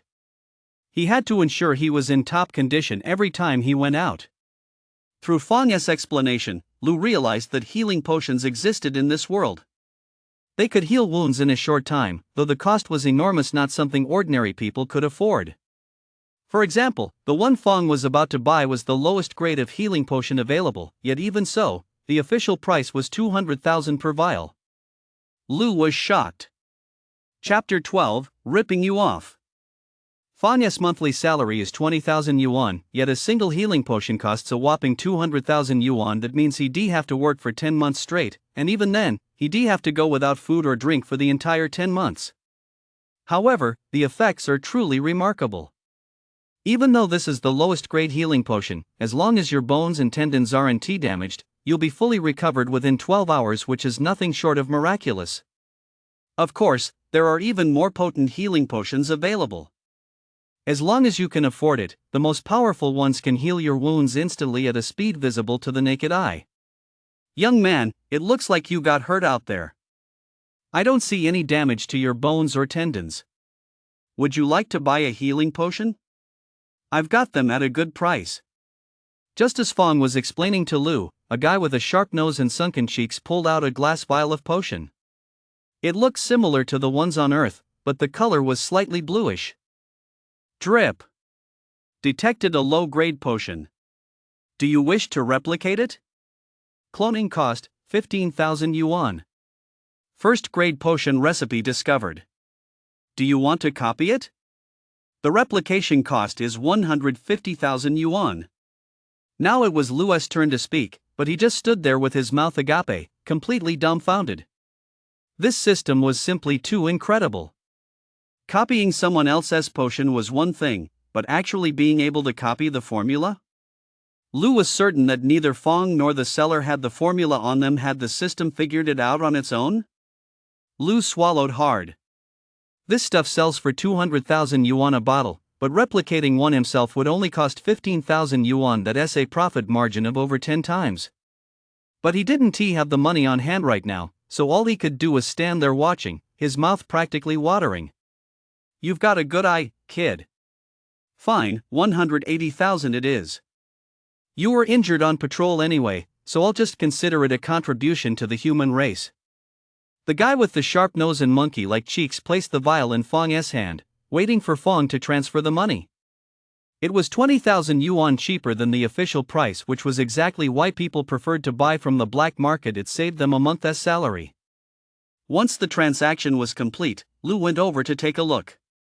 A bottle this small was worth 180,000. That was really expensive.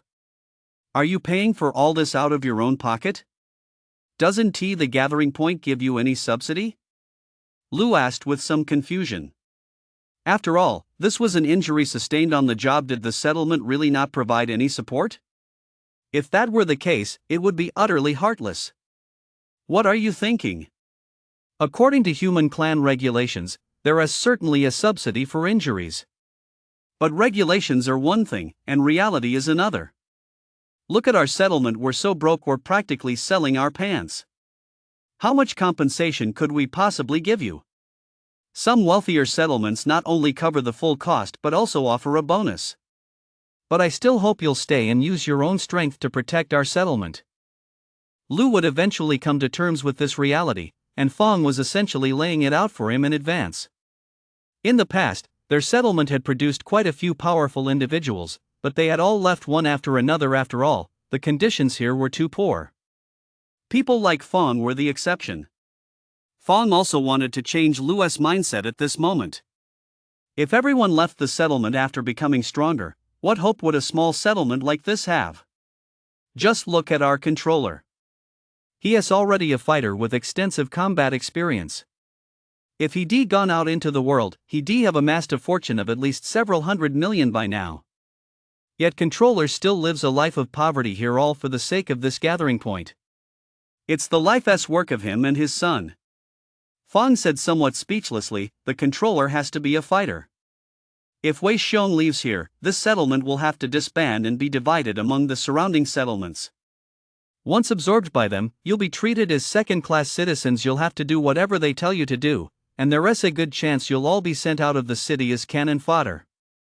Lu nodded, indicating he understood. Both of these men had left a deep impression on him, especially their character. Lu recalled his childhood. After his father passed away, his family had no means of support. It was the settlement that provided them with aid, allowing them to carry on. so Lu silently resolved never to leave this settlement. Fong patted Lu on the arm and headed home with his healing potion. He was in a terrible hurry. He had to take the potion as soon as he got home, or he'd be in trouble at his next shift. Lu watched the guy walk away with longing eyes, as if he were carrying off a pile of money, but alas, he himself was penniless. "Bald brother, come take a look. My good-for-nothing son-in-law must be dead. This is my daughter, though she is in her early 30s, she is renowned far and wide for her beauty." Just as Lu was beginning to feel the warmth of the human settlement, he was about to witness the darkness of a family. A man in his 50s was pointing at his daughter-in-law, and it looked like he was trying to sell her off. If this had happened to someone else, Lu naturally wouldn't have gotten involved, but if you're trying to sell my daughter-in-law, then we're going to have a serious talk. "Who is the dead son-in-law? Aren't you talking about my buddy here? He is standing right here, alive and well, and you're claiming he is long dead. You've got a real sharp tongue, don't you? Dad, don't talk nonsense. This is my husband. He came back alive. And even if he hadn't, I'd have nothing to do with you from now on." Jing stepped anxiously beside Lu, afraid he might misunderstand the situation. It turned out Jing's father was no good. He'd always been a master of drinking, gambling, and womanizing. After Jing's husband died, she had no intention of remarrying. But who knew this old man would blow through all the money set aside for Jing's younger brother's wedding? So Jing had no choice but to remarry. No matter how much anyone had tried to persuade her before, Jing had refused to remarry. Now that she'd chosen a young patrol squad member, the old man's mind was set on it. The mortality rate for young patrol squad members on duty was as high as 60%. He was certain his son-in-law, whom he'd never even met, wouldn't come back, so the old man planned to have his daughter marry again so he could collect another dowry. Back already? Hearing that a family member had returned should normally be cause for great joy, but Jing's father looked thoroughly displeased. Wasn't this delaying his chance to collect the money? Besides, this bald-headed guy wasn't just anyone. He was a notorious gang leader known far and wide. Offending him would be disastrous. Little did he know that it was his son-in-law he really shouldn't have crossed. Chapter 13, The System is Awesome. So they're back. Anyway, you two haven't consummated the marriage yet. Don't think I don't know what is going on. On your wedding night, the patrol squad took them away. Return their dowry to them. The bald-headed guy is willing to give us 100,000. Jing's father shook his head. He'd already taken their money. How could he back out now? Besides, these people had set their sights on his daughter. If he really returned the money, they'd break every bone in his body. These guys have no humanity. Dad, what are you saying? Jing was soupset. She was on the verge of tears. Strangely enough, after Lu patted her hand, Jing's heart actually settled. It had been a long time since her husband had given her that sense of security, yet this young husband of hers was only 16. How on earth had he managed to do that? Kid, you're her husband, aren't you?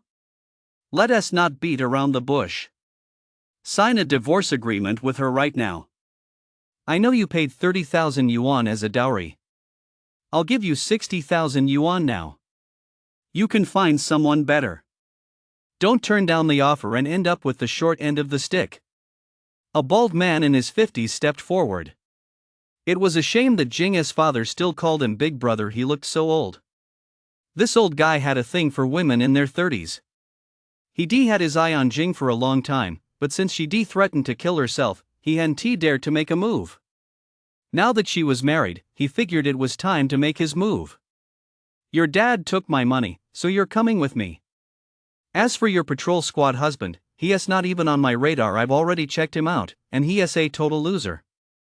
The reason he was negotiating with Lu so politely was because of human laws. To protect the patrol squad, if anyone else dared to lay a hand on a patrol squad member's wife, it wouldn't be a minor matter. It would land them in serious trouble. That won't do. 60,000 yuan is too little. It has to be at least 100,000. Lu's remark left everyone speechless, including his own mother, who was itching to slap him across the face. Jing let go of Lu's hand in bewilderment. What was wrong with her husband? He completely changed his tune in the blink of an eye. Even the bald guy found it strange this wasn't he going according to his script. Wasn't he this kid supposed to be crying and screaming, desperate to fight him? Why was he haggling with him instead? But the bald guy soon broke into a smile. So it was all about the money, after all. To him, 60,000 yuan was no different from 100,000 yuan. If he wanted to give it to him, he would. I'll beat you to death, you good for nothing. You were out there with your life on the line, and your wife and I were at home crying our hearts out. Now that you're back, you want to sell your wife off? Just wait till I beat you to death. Before anyone could react, Lu was already being beaten by his mother, and the two of them were causing such a ruckus that the whole place was in an uproar. Hold on a minute. Watch this, I've already transferred 100,000 yuan to you. I'm taking this girl with me. The bald guy didn't have time to watch the two of them fight, so he had his men pull them apart and immediately transferred 100,000 yuan to Lu. I'd rather die than let you take me.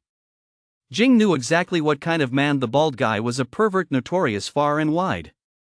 If she fell into his hands, there would be no good that came of it. As she spoke, she tried to bite her tongue to kill herself, but suddenly felt a warm hand grasp her chin. Honey, what are you doing? Isn't this my father-in-law's good friend?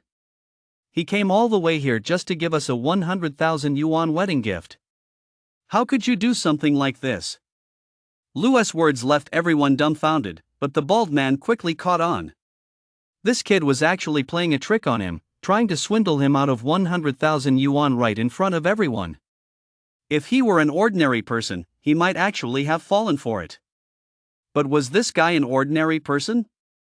He was the kind of man who'd go in with a white knife and come out with a red one. Was there any way he'd let himself be swindled? Kid, you dare pull this stunt on me? Not bad, actually. The bald guy laughed through gritted teeth. He'd been hunting eagles every day, but today the eagle had pecked him in the eye. The only reason Lu pulled this stunt was because he was broke. These guys weren't exactly saints anyway. What was there to fear from swindling 100,000 yuan off them? He could have just robbed them outright, but this place had surveillance cameras. I learned all this from you.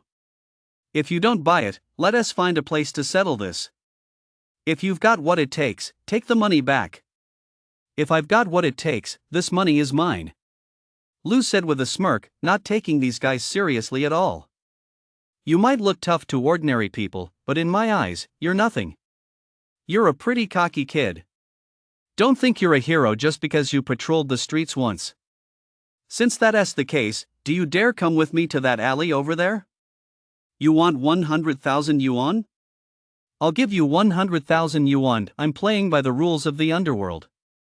Since you're trying to pull a fast one, let us see whose fists are stronger.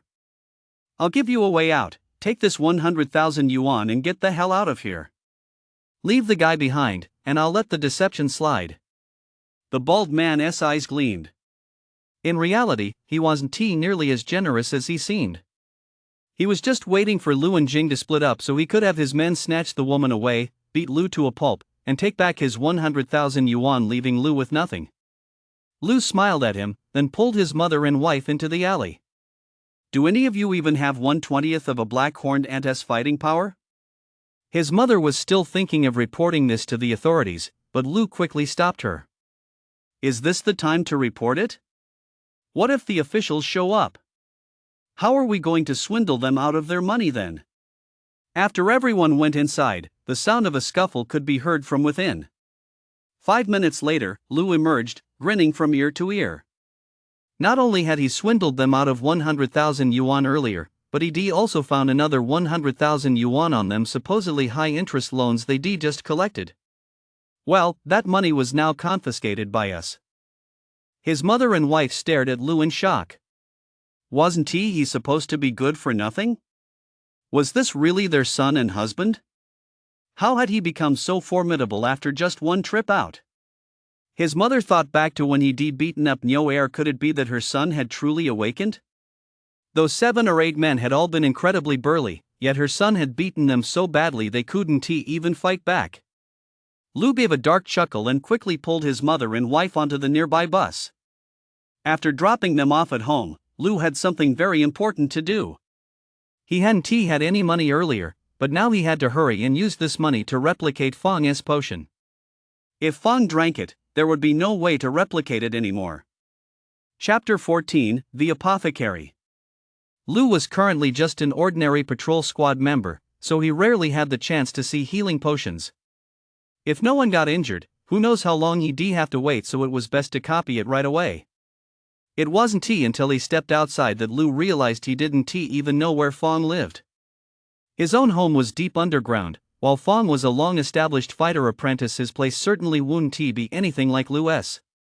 Fortunately, many people knew Fang, and they quickly pointed Lu in the right direction. It turned out the two homes were very close, except Fang lived on the 12th floor above ground, a world apart from Lu's place. Lu rushed as fast as he could to Fang's doorstep. The system's notification sound finally went off, and Lu breathed a sigh of relief. He copied a potion first, then the recipe. "What are you doing here, kid? Did something happen?" The situation turned awkward. Lu was holding the potion in his hand when Fang happened to come out to take out the trash. Lu had planned to leave immediately after cloning it, but he never expected to run into him like this. "Here's the thing. Right after you left, some bald guy was giving me trouble, so I took him to the back alley and taught him a lesson. Turns out I found a potion on him too. I don't know what this stuff is, so I brought it over for you to take a look." Having lived 2 lifetimes, Lu was quite skilled at spinning tales. Fang nodded. That explanation made sense. He knew the bald guy. Despite his intimidating demeanor, he wasn't actually very powerful. He picked a fight with Lu and hit a brick wall. He deserved the beating. Ah.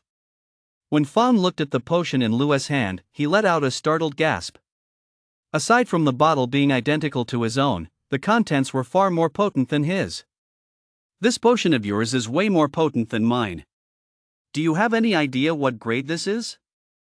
Fang stared at the potion in Lu's hand and said, enunciating each word clearly.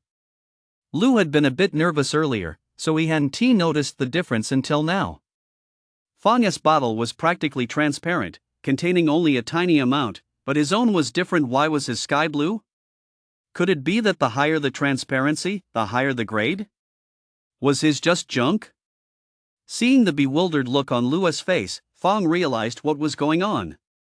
This kid probably didn't understand a thing. Potion grades are divided into 10 levels. The healing potions we use are first-grade potions, but even first-grade potions are further divided into upper, middle, and lower tiers. Mine is the lower tier, which is why it's only slightly blue. Yours is sky blue. That's an upper-tier potion. Above upper tier, there is a special grade potion, which is deep blue. The restorative power varies by grade. My lowest grade one takes 12 hours, the middle grade one takes 8 hours, your top grade one only needs 2 hours, and the special grade one takes less than half an hour. There is also a super special grade potion that can restore you in just half a minute, but those are way too expensive not just for us, but even fighter can't afford them. Thanks to Fang's explanation, Lu finally understood the different grades of potions.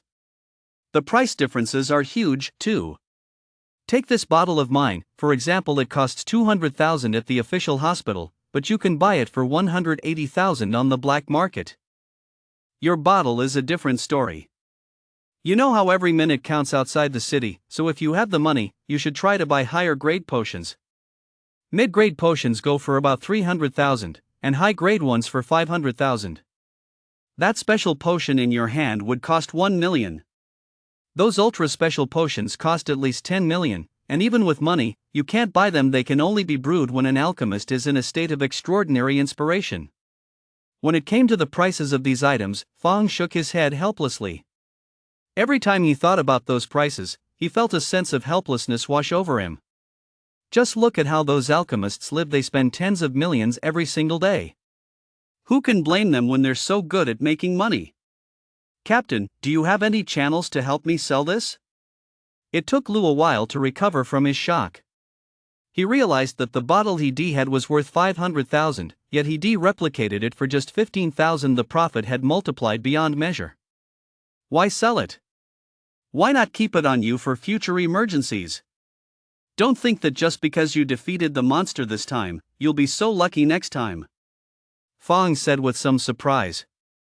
Out in the wild, something like this could very well be your second chance at life. Captain, I'd love to keep it, but you know my family's situation. My mother's health isn't good.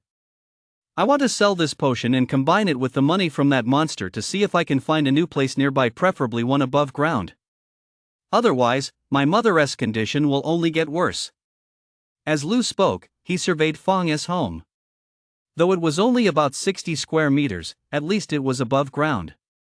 The spacing between the buildings in the complex wasn't great, but at least the air circulated inside. Fong nodded. He hadn't realized that Lu was such a dutiful son. Since that was the case, they should go ahead and buy a house first. Then I'll have my friends help you sell it.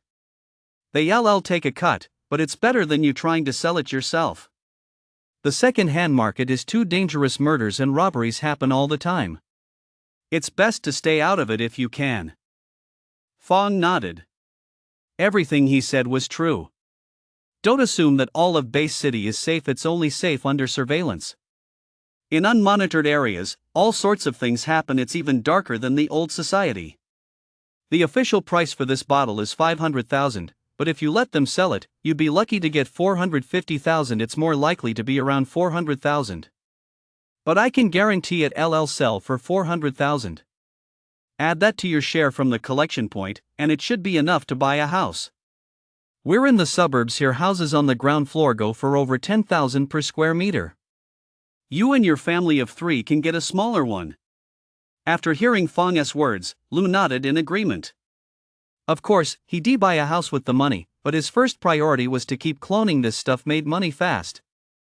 Lu cloned a bottle as quickly as possible, then said goodbye to Fong, who promised to transfer the money to Lu within the next couple of days. This replication didn't go as smoothly as before. There were actually 2 failures, pushing the cost up to 50,000 yuan.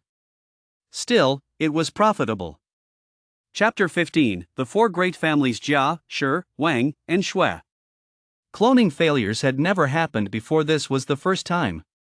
Perhaps Lu had cloned too many times, or maybe this was simply part of the risk. Maybe he'd just been incredibly lucky before.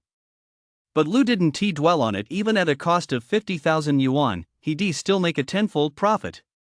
Lu didn't let any of that bother him.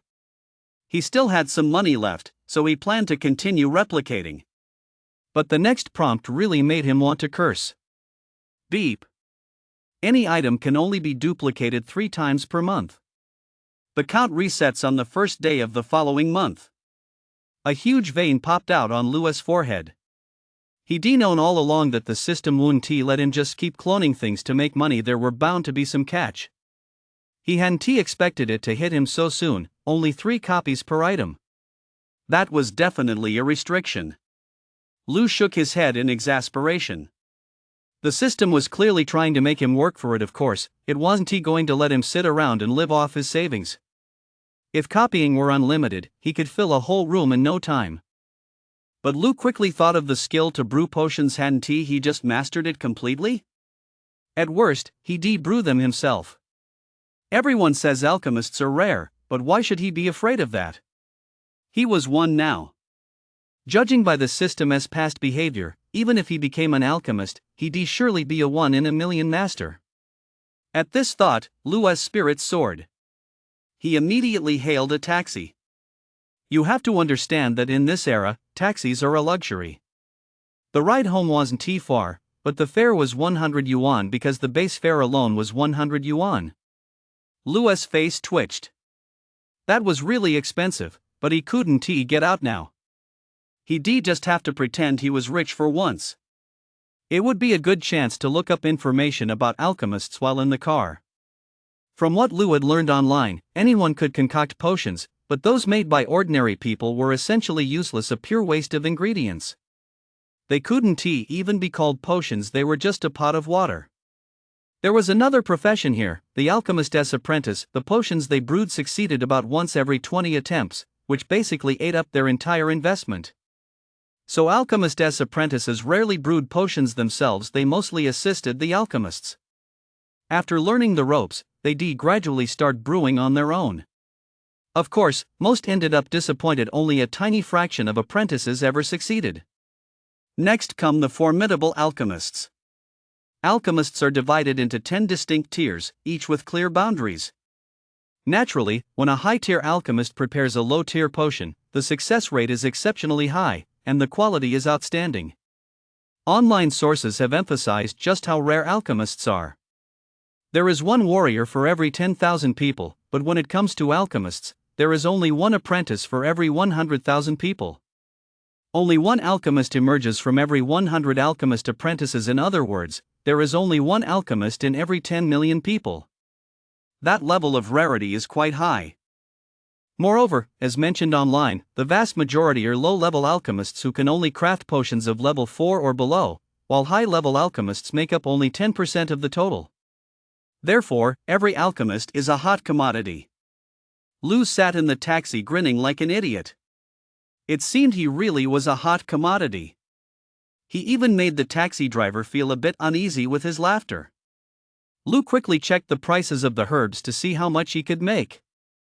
Online marketplaces listed the prices for these items. He didn't realize it until he looked, and when he did, he was shocked. Lou nearly spit out his mineral water. Being an alchemist is definitely a highly profitable business. Take the healing potion Fong was holding, for example. All the ingredients combined cost less than 10,000 yuan, yet it sold for 200,000 yuan.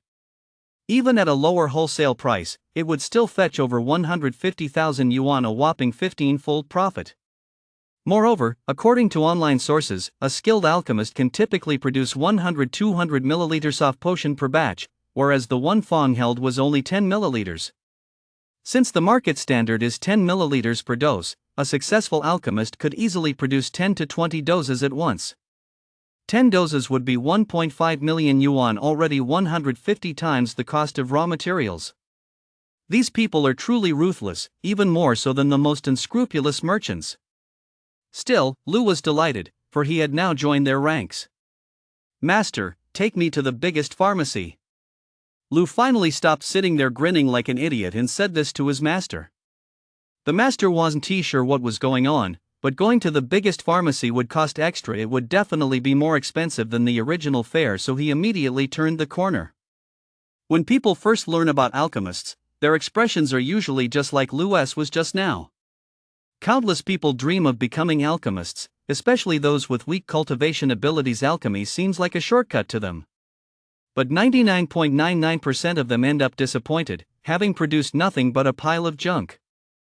Lou had seen pharmacies on Earth before, but he'd never seen one this crowded. After getting off the bus, it actually took him over 5 minutes just to get inside. The section Lou was in didn't sell over-the-counter medicines. It was entirely dedicated to herbs, in other words, raw materials for potion making. It seemed the rumors online were true. Out of every million people, 990,000 wanted to become alchemists. The people before him were here to buy ingredients. Even though they failed time and time again, as long as they had money, they rush back to buy more supplies, all for the sake of that alchemist's dream. Of course, being an alchemist is an extremely expensive profession. Aside from your own natural talent, repeated practice is also crucial. This creates a shortcut for children from wealthy families, who can practice dozens of times a day. But children from poor families can only practice once or twice a month, so family background matters a great deal. According to online statistics, 80% of qualified pharmacists come from very wealthy families, while only 20% have made it through sheer talent. Lou couldn't be bothered to think about such things. He hurried off to buy the ingredients he needed. He was preparing the lowest grade healing potion, a first grade potion which didn't require many raw materials, just 3 would suffice. Lou could tell that most of the people around him were there to buy these 3 ingredients. After all, if you want to train to become a pharmacist, you have to choose the cheapest ingredients. These 3 cost only a little over 8,000 yuan, while the other ingredients are exorbitantly expensive. Some potions cost hundreds of thousands of yuan. Even if a family is wealthy, it's unlikely they let their children practice that way. Chapter 16: Cheating. Of course, having money does help in this profession. It's a field that favors the wealthy and shuns the poor. Lou glanced at the price tags. To brew a healing potion, 3 herbs were required, and the total cost of these 3 herbs was around 8,000 yuan. For ordinary people, 8,000 yuan was already a hefty sum. Lu's family's monthly income is only a little over 3,000 yuan. If Lu had no other sources of income and wanted to become a pharmacist, he'd have to save up for 3 months just to buy a single set of ingredients. Is that easy? But for the wealthy, 8,000 yuan is practically nothing, so this profession is one that favors the rich and shuns the poor. Besides, practice makes perfect in any field. You might only get 2 chances in your entire life to prepare a potion, but for the children of the wealthy, they can do it a dozen times a day, so their chances of becoming a pharmacist's apprentice are much higher. Lu learned online that among all alchemists, 80% come from relatively wealthy families, while only 20% have risen to the top through sheer talent. Of course, there is another statistic: 80% of alchemists are low level, while only 20% are high level. Although a wealthy background can help you get ahead at the start, in the end, it still comes down to your own talent. Society treats the poor and the rich this unfairly, just like the clerk in front of him. Sir, are you sure you only want to buy 1 set of materials? The clerk's face betrayed a hint of sarcasm. Even the poorest person knows you have to buy 2 sets of materials, you're only buying 1. Aren't you being a bit too confident? Many people come here every day to buy low-level potion ingredients, but 99.9% of them buy at least 2 sets. This isn't about showing off their wealth, it's simply a necessity for potion making. Since the failure rate is so high, buying 2 sets allows you to learn from your mistakes. In reality, very few people buy just 2 sets, most buy several. The failure rate is high in the early attempts, but as long as you learn from your mistakes, you can correct them in subsequent attempts, and your chances of successfully brewing the potion will be much higher. People like Lu, who only buy something once, are basically idiots. They're wasting their money. Why do you need so many? Isn't 1 copy enough? Lu said irritably. This single batch of materials costs 8,000 yuan. Is that a small sum for an average family? And you want me to buy several more? I can replicate a fighter apprentice's skills for 10,000 yuan. Don't make it sound so easy, okay? Money doesn't come easy. The sales clerk gave a helpless look, silently cursing Lu as yet another fool. You don't even know the basic principles of potion making, yet you want to become a potion master? If someone like you actually becomes one, I'll be the one warming your bed. Since the clerk's voice was loud, everyone around heard it and stared at Lu with mocking expressions. They all had the twisted mindset: if someone else achieves what they themselves can't, they naturally feel resentful. It's like crossing a river: everyone else takes a boat, but Lu swims across. Many claim it's impossible to swim across, and while he is swimming, they criticize him relentlessly. But once Lu makes it to the other side, those people get slapped in the face. Of course, this isn't as simple as swimming. Even the alchemy master had a hard time concocting these potions back in the day. You, a nobody, actually think you can succeed on your first try? I don't even know what to say to you. All I can say is that you're completely out of your depth. I was wondering where the idiot was. Turns out it's you, you little jerk. If there's only one idiot left in the world, it's definitely you. Enemies meeting face to face, the tension is palpable. Lu looked up and realized this was Sophia's fiancé and his own classmate Shui. In the past, Lu would have made a point of staying well out of this guy's way. After all, this guy was from one of the 4 great families: Jia, Shi, Wang, and Shui.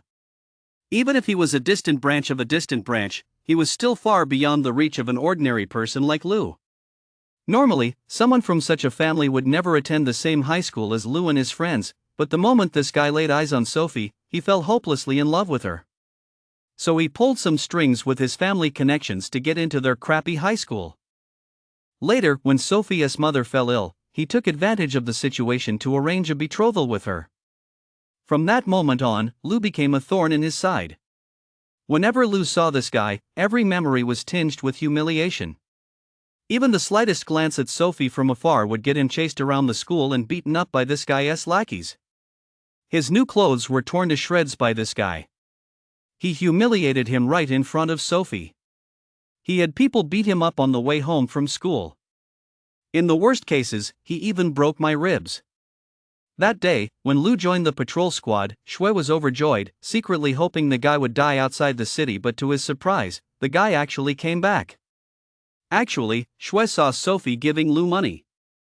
He felt like the whole school was mocking him. It was like being cuckolded. His own wife was taking money from another man. How could he not find an opportunity to teach her a lesson?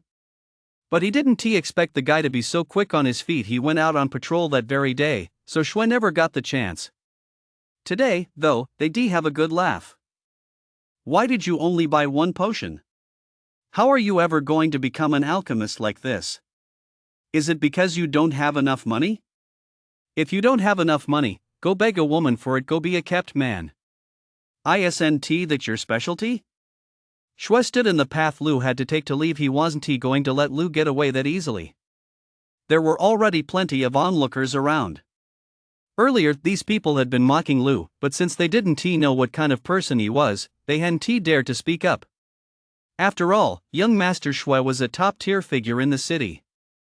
Seeing him pick a fight with such a troublemaker, they immediately gathered around. Partly because they genuinely couldn't stand Lu, and partly to suck up to Shui. After all, if Shui took a shine to them, they could make it big. To think a single drug could succeed, that's just too much confidence. He must still be half asleep daydreaming in broad daylight. That's how poor people are always doing illogical things, thinking they're the chosen ones. A barrage of remarks came flying at him. These people couldn't care less about Lu's feelings as long as young Master Shui was satisfied. That was all that mattered. Chapter 17, Flattery to Destroy.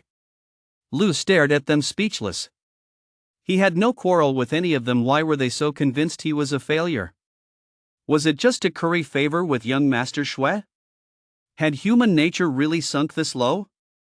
Seeing so many people gather around, young Master Shui wanted to humiliate Lu and crush every ounce of his confidence. Whenever Lu flashed that confident smile, it was young Master Shui's most painful moment. So today, he intended to trample Lu's self-respect. You all probably don't know this remarkable young man yet, do you? Let me introduce him to you. He is my high school classmate, just 16 years old this year, and already a proud member of the patrol squad. Young Master Shui pressed his hands together in a gesture of respect, and the crowd fell silent. As he spoke, he deliberately emphasized the word honored. After hearing Shui Dashi's introduction, the look of contempt on everyone's faces deepened. As members of the middle class, they looked down on these patrol squad members more than anything else. What kind of person becomes a patrol squad member? Naturally, someone who excels in nothing, someone with the lowest scores across the board. That's the kind of person who ends up in the patrol squad. Although society goes out of its way to praise the patrol squad's contributions, in their eyes, it's all a matter of survival of the fittest. After all, it's their own lack of ability that landed them there. A patrol squad member wants to become a pharmacist?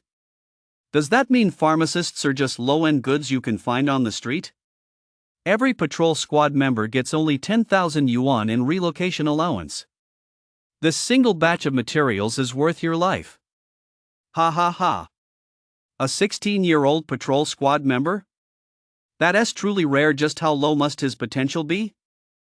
I'm telling you, buddy, are you kidding me? Being selected for the patrol squad at 16, what kind of potential could he possibly have? Even the manual laborers on the street are better than him. At least they've got some strength. The people around him seemed to have stumbled upon some kind of extreme joke. Everyone was desperately belittling Lu, as if doing so would somehow elevate themselves. Lu just stared at them in silence. Are you people really successful? You've got nothing better to do than gossip about me here. You're all just full of hot air. That's all you're good for, this kind of bullshit. I've got things to do. I don't have time to waste hanging around here with you. Contempt. Lu's gaze actually held contempt, and it was directed at Shui, the young master.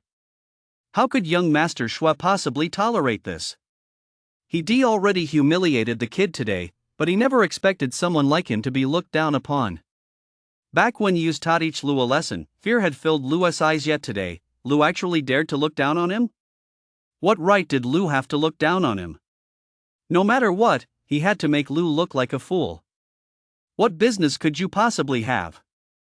Are the monsters outside the city hungry, and you're being sent to deliver food?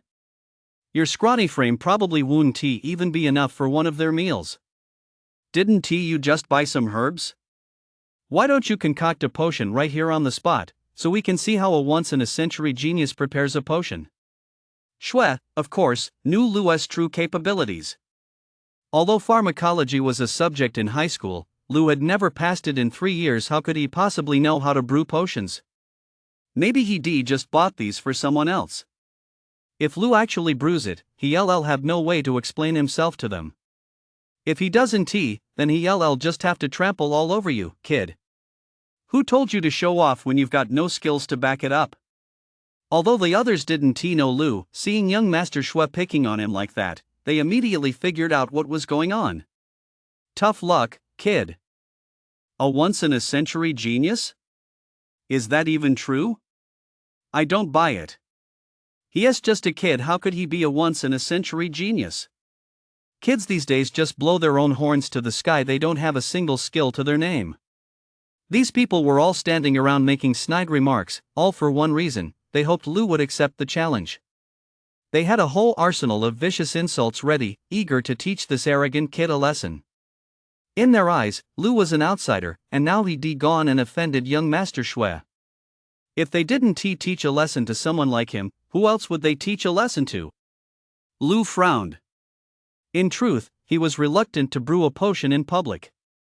After all, he'd learned it through the system. The steps were simply too perfect. Though he'd never actually brewed a potion before, every minute detail was already etched into his mind. But to everyone else, it was clear that Lu was simply too scared to accept the challenge. Just look at that frown, it could crush a fly. Preparing a potion in public, I'm afraid that might not be a good idea. Lu's face betrayed his reluctance, which only reinforced the others' suspicions. They were convinced that Lu was a fraud who'd finally gotten cold feet. He'd been bragging with his chest puffed out just moments ago. Was he about to show his true colors now? Of course we want to watch. We've never seen a genius who only buys one dose. Let us country bumpkins see what you've got. Exactly. We're meant to be here, let us see what he's got. One after another, these guys egged Lu on to do it, completely oblivious to the consequences if he failed. If Lu didn't have the system and was just an ordinary person, being publicly humiliated by them might leave him with no self-respect left. What despicable creatures. But Xue was the one who started this.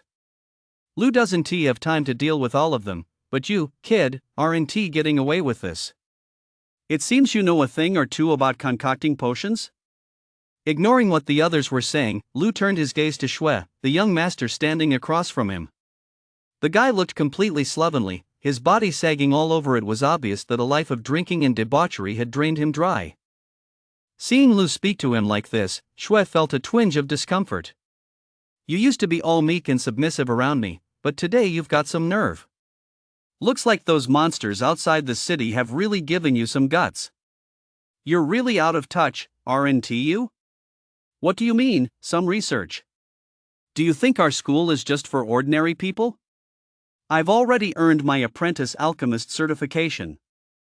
You were dragged out of the city at 16 to be cannon fodder, while young Master Xue was an apprentice alchemist at 16. Before Xue could answer, his sidekick shouted out loud.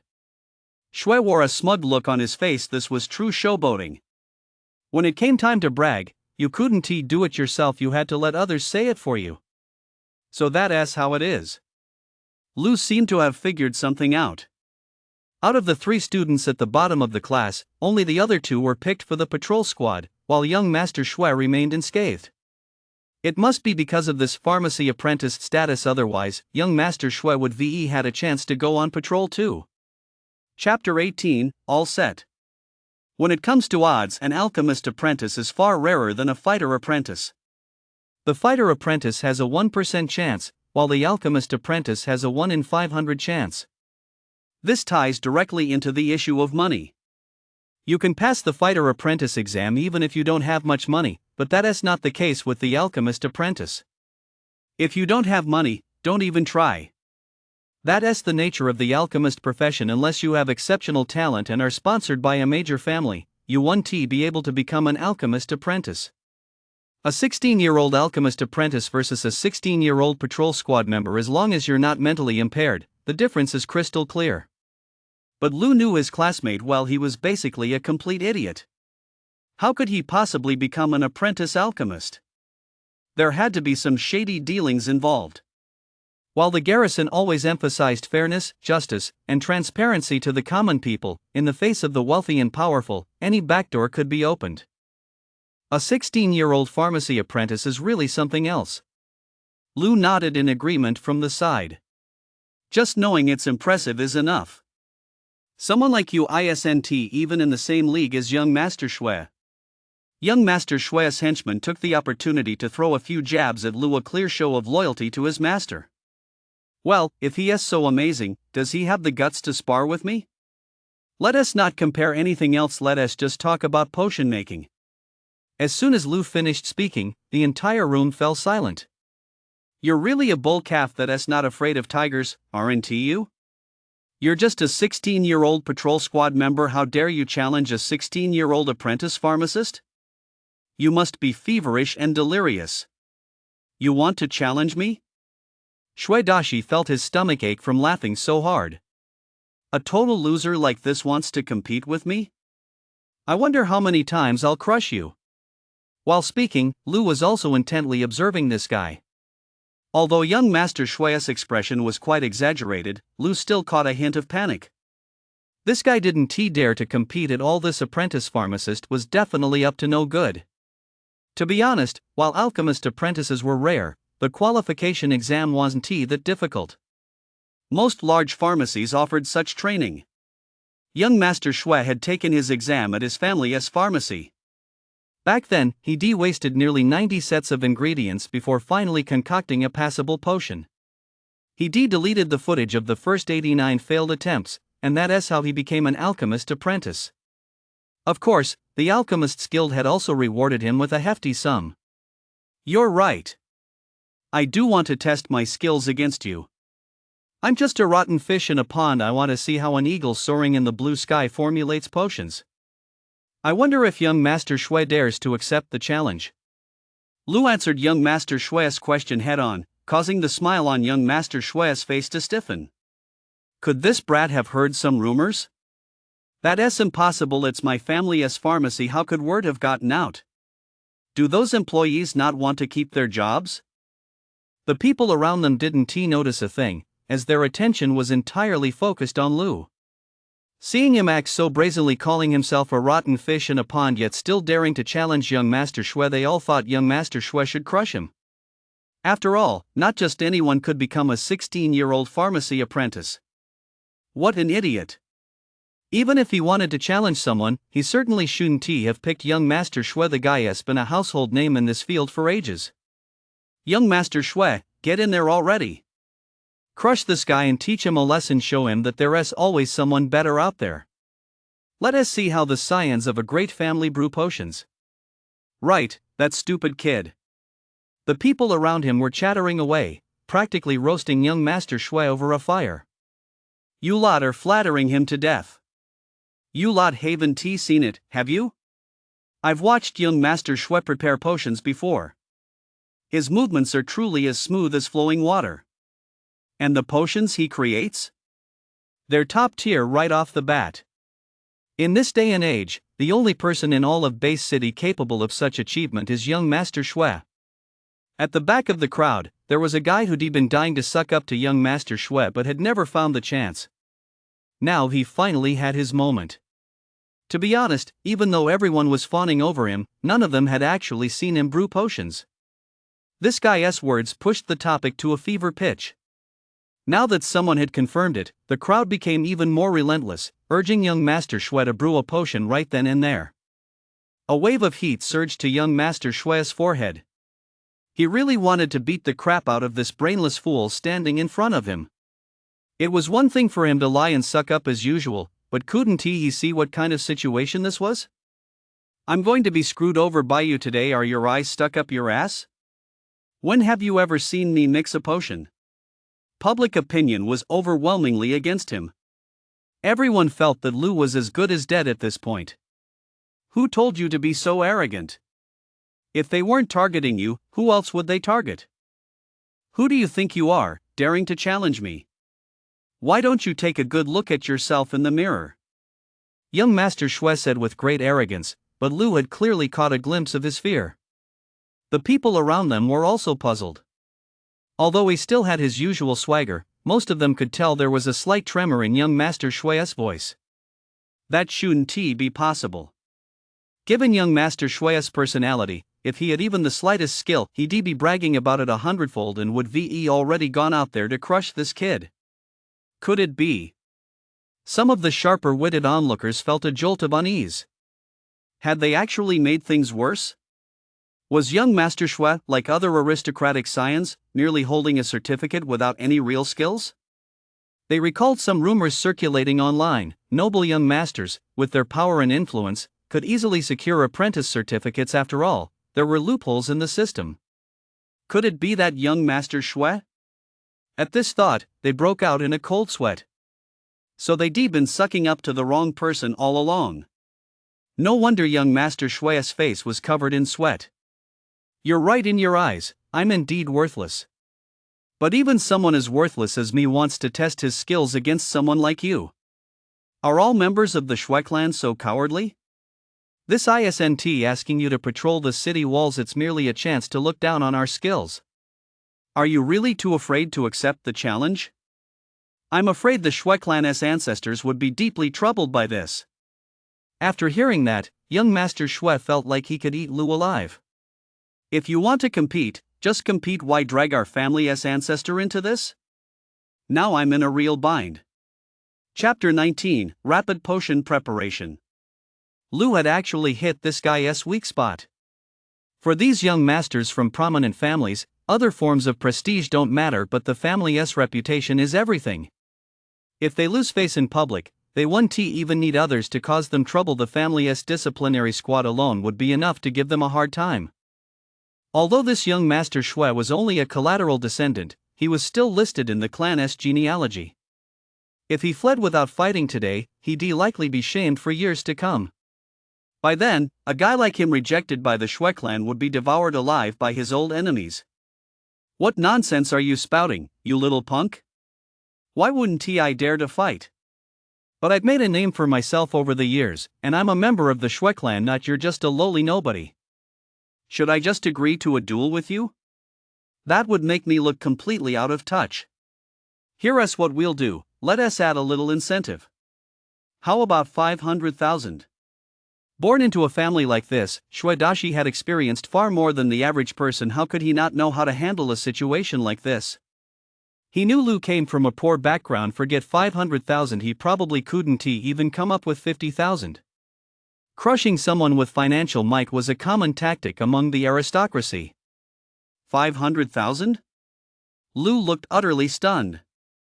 For a moment, he channeled an Oscar-winning actor, making everyone believe he didn't have 500,000 yuan. His performance was so convincing, even Arnold Schwarzenegger would have to bow down. Look at you, such a penniless wretch. You can't even come up with 500,000 yuan, and yet you expect me to help you? I really don't want to bet against someone like you. Fine, I'll take a step back. Even if you don't have 500,000 yuan in cash, if you can come up with goods worth 500,000 yuan, I'll consider you passed. Seeing Lu's expression, young Master Shui truly breathed a sigh of relief. Why hadn't he thought of this solution earlier? He'd almost given himself away. To deal with a penniless bum like this, you have to throw money at him. Does that mean if I put up 500,000, the contest is guaranteed? Lu's expression was so over the top that everyone could tell he was all bark and no bite. He didn't have 500,000 yuan to begin with. It was like playing poker, trying to scare the other guy off with a big bet. 500,000 yuan might scare off an ordinary commoner's son, but when it came to Shui Dashi, that was simply impossible. Will you cut the crap or not? Do you have the guts to challenge me? Don't waste everyone's time. I'm a member of the Shui family, and my word is my bond. 1D never joke about the family's honor. Do you even have that kind of money? Young Master Shui was 100% certain this guy didn't have a dime to his name. There was absolutely no way this bet could go through. Besides, there was no way the people around him would lend him money unless they were all suicidal. I don't have 500,000. The moment Lu uttered those words, young Master Shui considered himself the winner. A look of triumph spread across his face. He was about to make a V sign and then humiliate Lu as much as possible, making sure the guy lost all face today. But young Master Shui's elation didn't last 5 seconds. Lu spoke again, completely dashing his joy. But I have this and it's worth 500,000 too. Holy shit! Everyone gasped in shock. A top-tier healing potion. That sky blue color never lies. The official price is 500,000 yuan. Young Master Shui's face contorted into a perfect expression of sheer embarrassment. How could this be? For aristocratic scions like them, carrying a few bottles of this potion was perfectly normal, but how could a guy like Lu possibly have such high-end goods? He'd be lucky to have even a single bottle of ordinary healing potion, and even that was highly unlikely. So how could he explain what was right in front of him? Young Master Shui used this stuff all the time, so he knew exactly whether it was real or fake. A penniless punk like you, how could you possibly have something this high-end? This isn't fake, is it? The slow-witted underlings finally realized what to say. Young Master Shui shot the speaker an approving glance at last, not the idiotic flattery from earlier that had nearly gotten him killed. Would you like to verify the authenticity of the potion? Don't forget where you are. Since the two of you are so interested, why not let our 100 Herbs Hall conduct the appraisal? I'm sure you'll all be convinced by our results. Just as Lu was at a loss for words, a beautiful woman in white descended from the second floor. How beautiful was she? Even if Sophie were standing here, she'd likely pale in comparison to this beauty. After all, Sophie was just a 16-year-old student, while this woman was already in her 20s.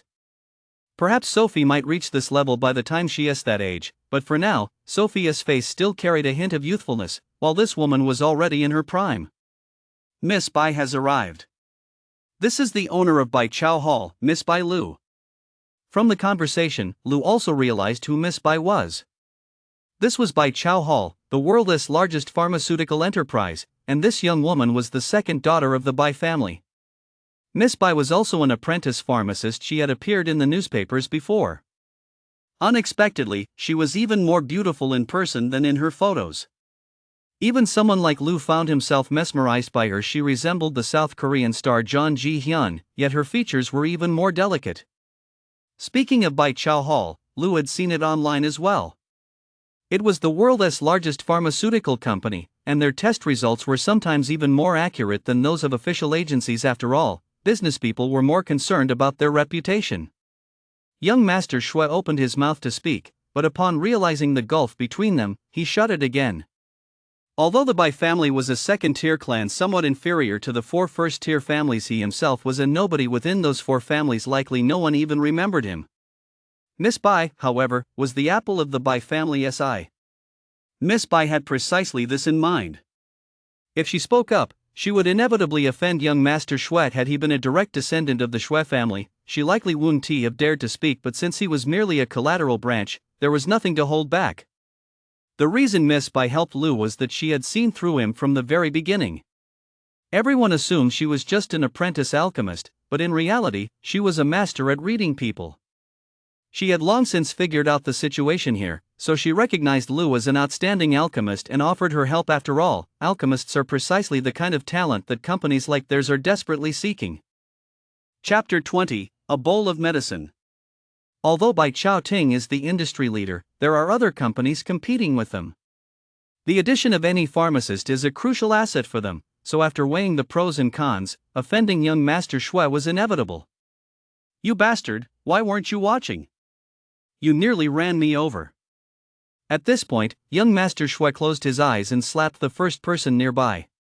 This man was the one who had just claimed to have witnessed young Master Shui preparing the potion. He still didn't understand what was going on. Hadn't he just buttered him up perfectly? Why would young Master Shui slap him? But he really hadn't bumped into him, had he? Whether the guy believed it or not, everyone had seen it. Young Master Shui had actually collapsed right on the spot. Terrified, the man waved his hands frantically, trying to explain this was a staged accident. "Damn it, you bastard. I could tell you were up to no good just now. You knocked our young master over like this. Brothers, beat this scumbag." The henchmen around him got the picture. If young Master Shui was going to play dirty today, someone was bound to get the short end of the stick. "It was just your bad luck, kid." The guy looked utterly wronged. He originally intended to curry favor with young Master Shui, hoping for his patronage, but never expected this outcome. If he'd known it would turn out like this, he wouldn't have opened his mouth. Now he'd taken a beating for nothing. "You guys are the worst. I lied to help you, and this is how you treat me? I've never seen your young master make potions in my life. I was even willing to make up a lie like that, so why are you guys still beating me up?" In his panic, the guy blurted out the truth. The expressions on the faces of those around him shifted slightly. When he claimed to have seen young Master Shui preparing potions, others had even chimed in to back him up. But now, this good-for-nothing had gone and contradicted himself, leaving those people looking rather foolish, some of whom were quite prominent figures. Didn't this just prove they'd been lying? Young Master Shui had already feigned unconsciousness and wasn't concerned with what happened next.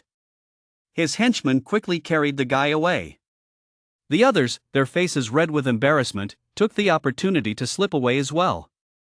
Lu wanted to chase after them to say something, but felt his arm being pulled back. Miss Bai had grabbed Lu and shook her head gently. "Let us leave it at that. Young Master Shui has quite a bit of clout, after all."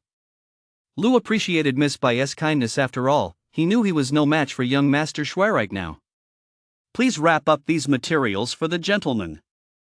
Thank you for saving face for me earlier by not making a big deal out of this. Consider these materials a gift from our 100 Herbs Hall.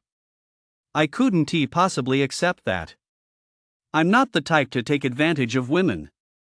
How about this? I'll prepare the potion right here.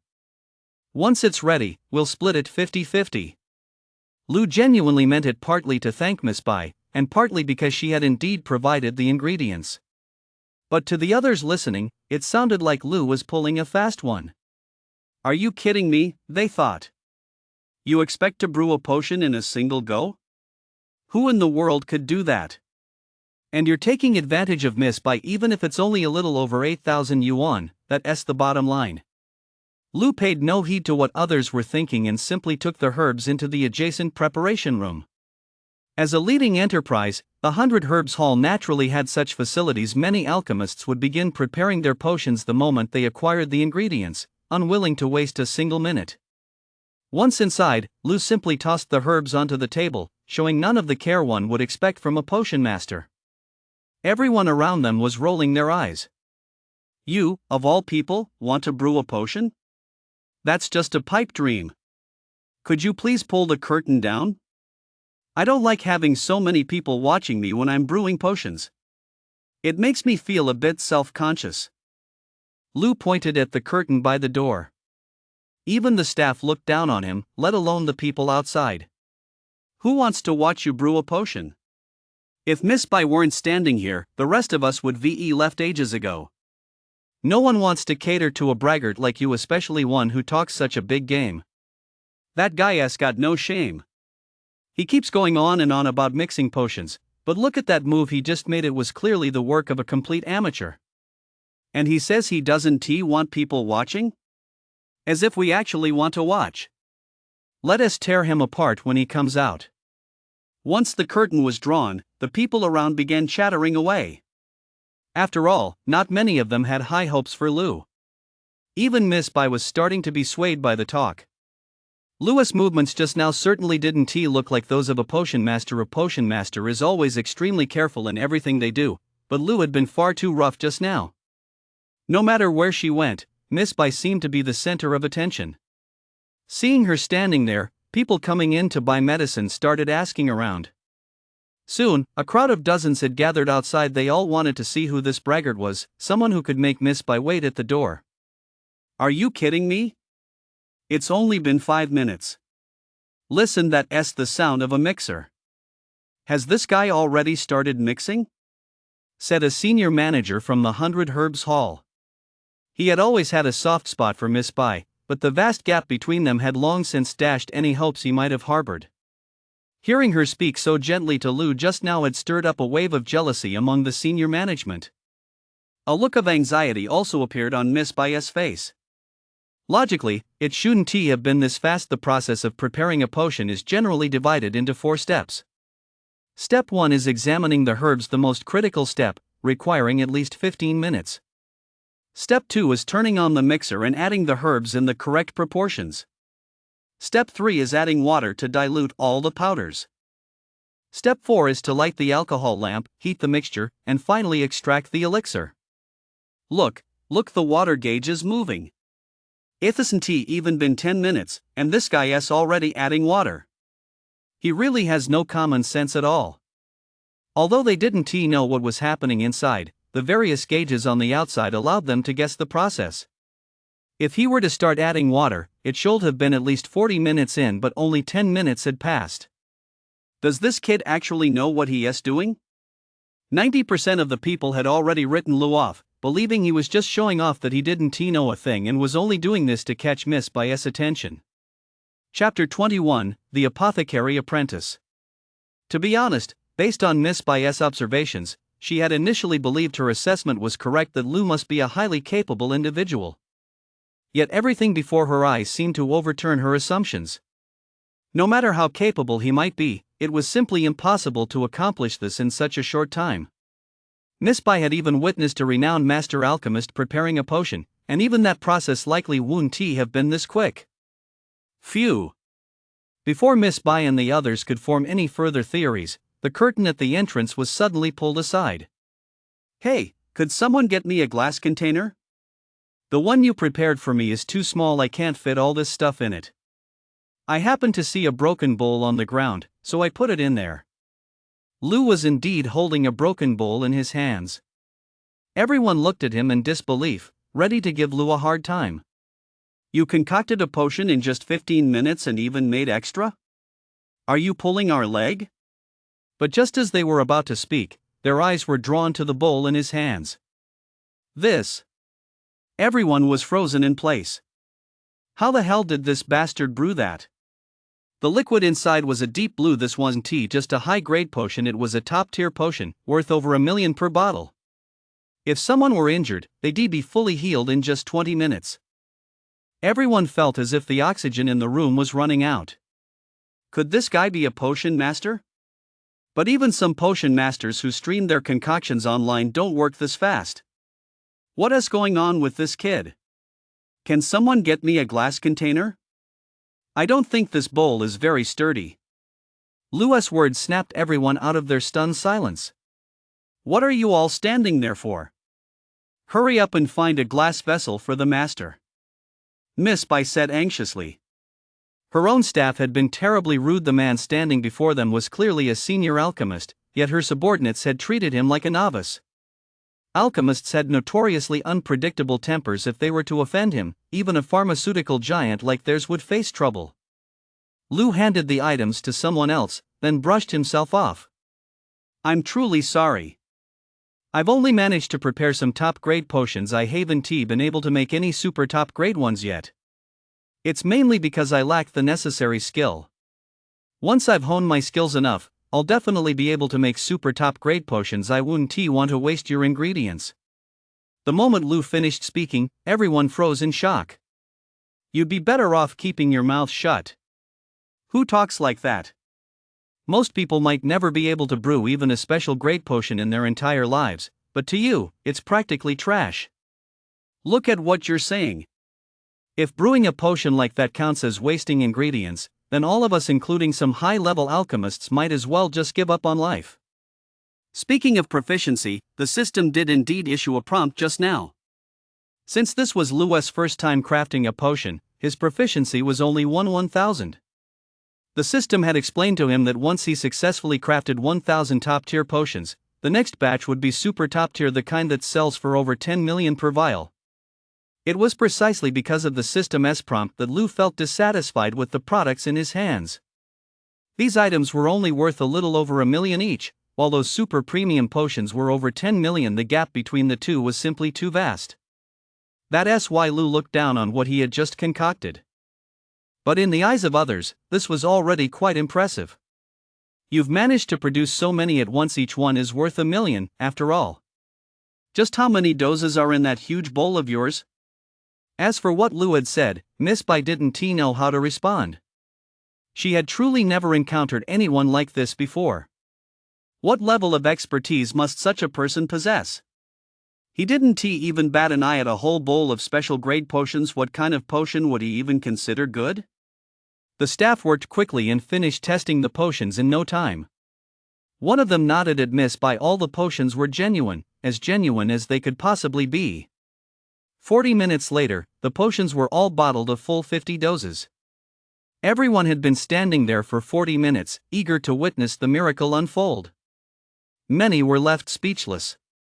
We aspire to be apprentice alchemists, yet he is already a master alchemist. We'd be overjoyed with a single successful batch, but he concocted 50 in just 15 minutes. Does the gap between people really have to be this vast? Was this guy born just to crush our spirits? Miss Bai also felt this was shattering her worldview.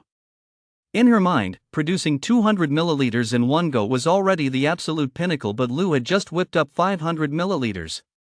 How were those alchemists who considered themselves geniuses supposed to live with that? Were they all going to jump off the 50th floor rooftop? Miss Bai shook her head. Those concerns were too far off. The most urgent matter was dealing with the situation at hand. With so many top-grade potions appearing all at once, she had to keep them no matter the cost. This represented the company's capabilities. Didn't we agree just now? You provide the ingredients, and I'll cover half the cost. I'll give you this half, and I'll take the rest with me. Lou didn't bother counting them carefully.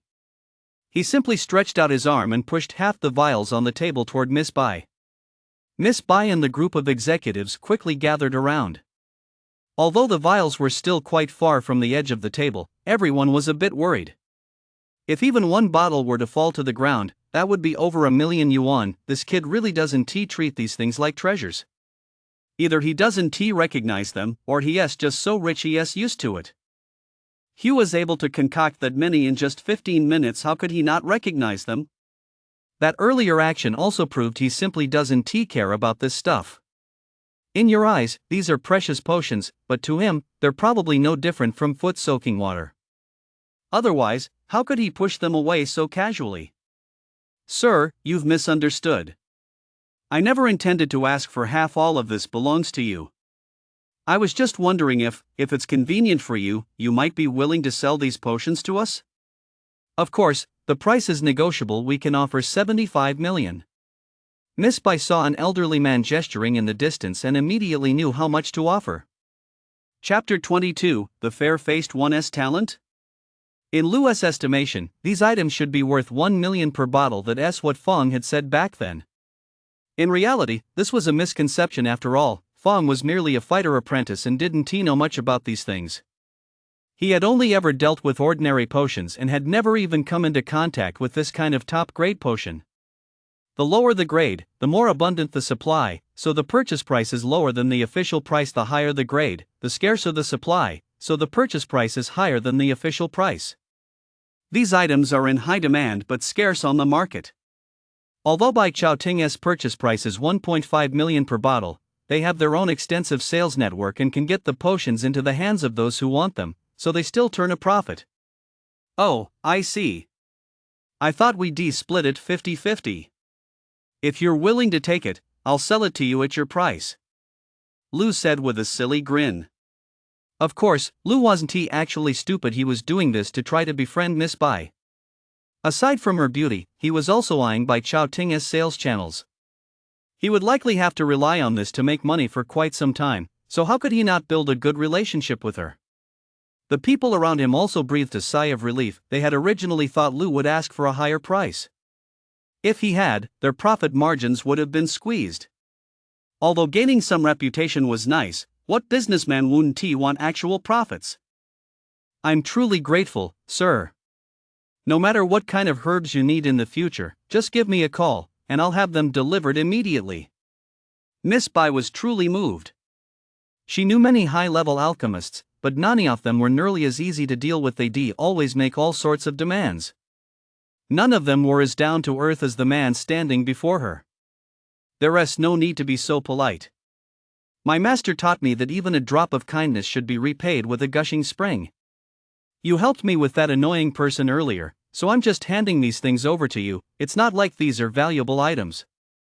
I'll bring my potions here to sell in the future. The thing is, I've had my eye on a little trinket lately, but they want me to pay for it, and I don't have any money. That's when I remembered I have this skill. But you must keep this a secret. If my master finds out, he'll kill me. Lu seized the moment to spin a story, which made the whole situation seem perfectly reasonable. The others around them nodded as if they understood. No wonder this kid had never shown up before. He'd been learning from his master. If this kid was already a high-level alchemist, just how terrifying must his master be? Could it be one of those few elite figures? Everyone dropped their looks of contempt. A few had been eyeing Lu, but now they all suppressed those thoughts. Are you kidding me? Did they really think this kid had no one backing him up? An alchemist isn't particularly scary on his own, but he has a whole bunch of warrior friends. What warrior doesn't need potions? So if the alchemist gets into trouble, all he has to do is call out, and a huge crowd will show up. How could any of us possibly stand a chance against that? After hearing these words, Miss Bai's heart raced even more. For them, as scions of prominent families, everyone was focused on climbing higher. How could they do that? The man standing before her was a major asset. If he supported her, the other young members of her family might not stand a chance against her. With this in mind, Miss Bai's gaze toward Lu grew increasingly warm. As for these senior executives, they couldn't help but take note. They'd never seen Miss Bai look at anyone like that before. But the young man certainly had the ability to back it up. If you were jealous, could you whip up tens of millions worth of potions in a single go? These executives merely entertained such thoughts in their minds. In truth, they were also eyeing the profits from this deal, estimated at around 20 million, but the most crucial aspect was the reputation it would bring, which was simply beyond monetary measure. Thanks to Miss Bai's intervention, the transaction was completed in just 10 minutes. Normally, a series of inspections would be required, but now they were completely unnecessary. Everything was happening right under their noses. Was there really any reason to doubt it? When it came time to pay, everyone assumed Lu would use a smart chip, but instead, he tossed his watch across the table. This left everyone stunned. In this day and age, who still uses such an outdated smartwatch? In the past, people would have certainly mocked him, but now they didn't say a word. After all, there were over 70 million yuan inside that watch. You might have a fancy smart chip, but do you have that much money in there? Many people were reminded of a legend from years ago, the one about carrying cash in a burlap sack. What this guy did today was pretty much the same, a seemingly ordinary smartwatch, yet it contained over 70 million yuan. A classic case of playing it cool on the outside while hiding a massive fortune. The one who regrets it most is the sales clerk who looked down on Lu. Although she is now in the restroom touching up her makeup, Lu hasn't even given her a second glance. Do these girls really work here as sales clerks just for a few thousand yuan a month? Impossible. They're hoping to catch the eye of a pharmacist, who'll take them away, whether as a wife or a maid. But today, she let such a golden opportunity slip through her fingers. It's enough to make her weep in despair. After the money was handed over, Miss Bai produced a certificate and apprentice pharmacist's license. She'd already looked up Lu's information online and found that Lu didn't have any credentials, so she issued him an apprentice pharmacist's license on the spot. Lu looked at the certificate with a wry smile. She assumed young Master Shui had pulled some strings to get it, but a full alchemist's license wouldn't be so easy to obtain. That would require approval from the Alchemists Guild and would be subject to garrison's oversight. Let us exchange contact information. If anything comes up in the future, come ask me for help as soon as possible. I've got my own connections in this city, of course. Even if nothing is wrong, we can still grab a meal and chat. As Miss Bai spoke those words, she felt her cheeks grow warm. She had never once taken the initiative to invite a young man out, and as for the managers at the 100 Herbs Hall, they all felt this was the biggest blow they suffered all day. They worked here for so long without ever sharing a meal with a lady, yet this kid. Chapter 23, The Community Martial Arts Hall. Lou felt a jolt of electricity run through him. Miss Bai's smile was simply too devastating. Just as Lou was about to lose himself in it, the system notification sounded. Beep. Talent detected, pure and charming. Do you want to copy it? Copy cost, 5,100,000 per use. Only then did Lou have a sudden realization. No wonder he'd just gotten a shock. It turned out Miss Bai possessed such a talent. It was truly astonishing. Could there really be such a talent in this world? If I could master it, wouldn't I be able to become a kept man? The system really is a money grabber. It actually charges for using this talent every time, and 100,000 yuan at that. A fighter apprentice's combat skills only cost 10,000 yuan, yet this skill costs 100,000 yuan per use. How on earth does the system determine these prices? In the past, Lou would have completely ignored this message without a second thought. But now, it didn't faze him at all. What s 500,000? He'd just received over 70 million in his account. Was such a small sum even worth his attention? Of course, he chose to learn it. Then I'll have to trouble Miss Bai. I'm not very familiar with this city, and I haven't been here long. But I won't keep you any longer. My master has some matters to attend to, so I'll be heading out. Goodbye, and I look forward to our next meeting. Now it was Miss Bai's turn to be struck by a bolt of lightning. Miss Bai didn't know what was happening. Just a moment ago, she'd only been thinking about getting to know Lou, but now she actually felt a flutter in her heart. But Lou was just a 16-year-old kid, and she was already 22. How could she possibly have feelings for a 16-year-old? But that was exactly what was happening. Miss Bai could feel it clearly in her heart. The moment Lou walked out the door, she was already thinking about the next time they'd meet. Could this be love? Miss Bai certainly didn't understand what was going on. She didn't even know she possessed this talent. Lou, however, knew it all too well. If he didn't make her miss him, wouldn't those 100,000 yuan have been wasted? Young lady. Miss Bai stood there like a lovesick girl, watching Lou's retreating figure until he was out of sight. Only then did an elderly man behind her speak up. If he really is a senior pharmacist, miss, you might want to consider it. It would be very helpful for your future. You don't like the Wang family's young master, do you? This might be an opportunity. The old man spoke as he walked. By the time Miss Bai snapped back to reality, he had already vanished. This was Miss Bai's bodyguard and, in a sense, her nanny and elder steward of the Bai family who had raised her since childhood. The other staff members were heartbroken. Looking at the young lady like that, didn't they get the hint? She had clearly fallen in love. However, they immediately came up with a new plan. After all, there were many wealthy young men pursuing her. Their arrival served as a warning to the rest of us: don't get any ideas, and don't think a toad can eat swan meat. Now you've become those toads yourselves. Even though you're scions of prominent families, what can you really offer the young lady? At most, a few $1 million sports car or some expensive jewelry worth a few million. But look at that young man over there. In just 15 minutes, he delivered 20 million in profits to the young lady. Who among you could possibly match that? Lou wasn't going to bother with the Baichao Hall affair. It was none of his business anyway. Just as he was about to head home, his watch started beeping. It turned out to be Fong looking for him. Fong rambled on for ages, but Lou only managed to make out two things. One was that the black-horned ants had been sold, and Lou's 400,000 plus had already been deposited into his account. Another thing is that Lou needs to hurry over to the community martial arts hall. They're already preparing for the exam and waiting for Lou to take the fighter apprentice test. Even the controller has gone there. Just an hour ago, Lou had been eagerly anticipating this sum of over 400,000 yuan. After all, back then he was penniless. He barely had enough to buy a single dose of medicine.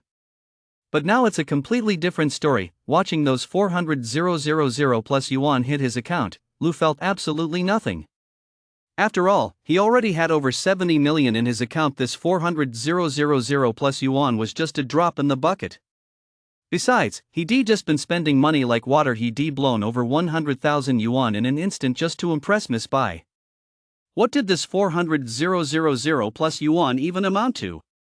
Lu was now thinking about something else, taking the assessment at the Community Martial Arts Hall. Lu's memories of the Community Martial Arts Hall quickly came flooding back. Every settlement should have a community dojo, designed to improve the combat resilience of all its residents. After all, today's society is different from the past. What it needs now are warriors with formidable combat prowess.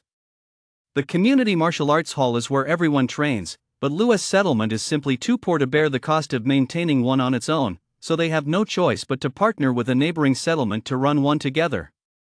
This wasn't uncommon in the city. After all, garrison distributed resources based on the number of community martial arts halls. If a settlement didn't have one, it wouldn't even be considered a settlement. Its population would be divided among the surrounding settlements. So, two settlements sharing a single community martial arts hall was a very common practice. Lu glanced at the bus stop in the distance and instantly felt a pang of self-disdain.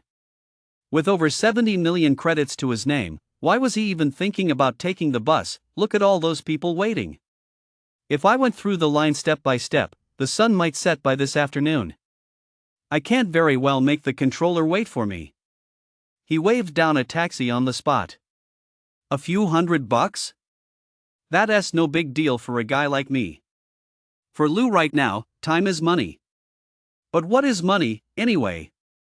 Today, it's not even worth a damn. Didn't you see I made over 70 million in just an hour? Lu had known about this community martial arts gym for a long time, but he'd never come here before. Mainly because it's a pay-to-play facility. Even if you're a resident of this neighborhood, you still have to pay. The hourly rate is as high as 100 yuan. For a family like Lu's, with a monthly income of only 3,000 yuan, how could they possibly afford it? That's why Lu used to envy the people who trained here. Come this way, everyone's waiting for you upstairs. Lu walked around the area for a bit before Fong spotted him at the entrance, mainly because he hadn't expected Lu to get out of a taxi. Chapter 24, Nyo Eris Insight. When the taxi pulled up earlier, Fong had muttered under his breath, wondering which rich kid had shown up. Taxis were a luxury here, hardly anyone used them, so he hadn't even considered it might be Lu. Fong felt a bit displeased inside. That guy Lu had previously said he was going to buy a house for his mother. Now that he'd just gotten his hands on a few 100,000, was he already showing off? Was he already being wasteful? But how was Fong to know that Lu still had over 70 million in his bank account? Although Fong disapproved of Lu's behavior, the money was his to spend. Besides, this community martial arts hall didn't belong entirely to them. There were people from another group there as well. Even if he wanted to lecture him, it wouldn't have been appropriate here. Knowing this was Lu's first time here, Fong gave him a brief tour. The first floor was the training area, open to everyone for a fee of 100 yuan per hour. The second floor was for fighter apprentices. No matter how much money you paid, you couldn't train on the second floor. Training there was free for fighter apprentices. This was meant to encourage everyone to study hard and eventually become a fighter apprentice themselves. The third floor is where the warriors train. They aren't qualified to go up there yet. It's also the most luxurious floor, but there are only 2 warriors at the 2 gathering points. Lu's assessment was to take place on the second level. As Fong dragged Lu up there, they spotted Wei Xiong from a distance, his face hanging low. Hurry up and come over here. Where you been, kid? Today's your big day. If you pass the fighter apprentice assessment, you'll break our entire gathering point's record. You'll be the youngest fighter apprentice in our entire gathering point, and I'd wager you'll make a name for yourself throughout all of Base City. The gloom on Wei Xiong's face finally lifted when saw Lu. For Wei Xiong, there hadn't been any good news lately, and Lu becoming the youngest fighter apprentice was the best news he'd heard in a while. It would be a huge boost to his settlement's strength. In the past, he'd only heard about fighter apprentices dying. It had been a long time since he'd heard of a new one. Most importantly, Wei Xiong had heard from Fong that Lu's abilities might extend beyond those of a fighter apprentice. He might even be a prospective fighter. This made Wei Xiong even happier. If a settlement had 2 fighters, the entire settlement would surely develop rapidly. Currently, Wei Xiong's settlement had only 1 fighter, so he had to stay here every day to hold the fort, and his own skills were nearly going to waste. If there were another fighter, Wei Xiong could have that person hold down the fort while he went out on hunts. He could bring back several million every month, which would be a huge help in improving the settlement. Moreover, having 2 fighters in a settlement is a symbol of strength.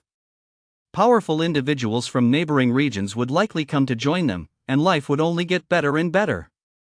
What's so great about that? It's just 1 more fighter apprentice. Even if it were a full-fledged fighter, I don't see why you'd be so excited.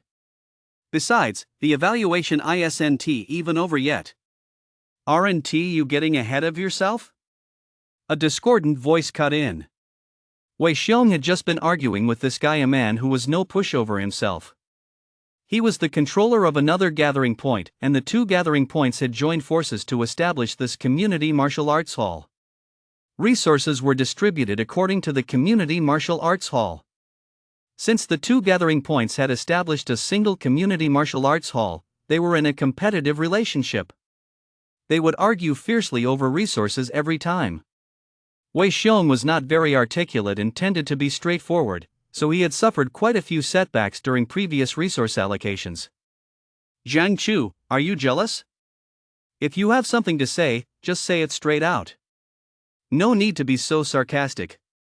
Your side gained a fighter apprentice a few months ago, and I didn't talk to you like this, did I? When it comes to resource allocation, according to Garrison's rules, priority is given to fighter apprentices. If Wei Xiong's side gains a fighter apprentice, their share of resources will naturally decrease. You didn't speak to me that way, but you haven't shown me a friendly face for months on end. Let us not get into other things. You look like you're not taking this lying down. At worst, we'll settle this at the gambling table. Let your new recruit spar with ours. How about we wager this month's supplies? If you don't have the guts, then forget it. Hearing this, Lu couldn't help but feel a headache coming on. He'd just been about to compete with young Master Shui in potion making, and now he was being asked to compete with someone else. Was he destined to spend his whole life competing? Still, Lu wasn't afraid. After all, he had real skills. He wasn't afraid to compete in anything. In the past, Zhang Chu had often stirred up trouble like this. Wei Xiong was the type who refused to admit defeat even knowing his side was slightly weaker. He still insisted on competing with that guy Zhang Chu. After all, they couldn't let their side lose face, so for several months, they ended up handing over all their resources to him. The reason Zhang Chu picked this particular challenge was that he sensed an opportunity to gain an advantage.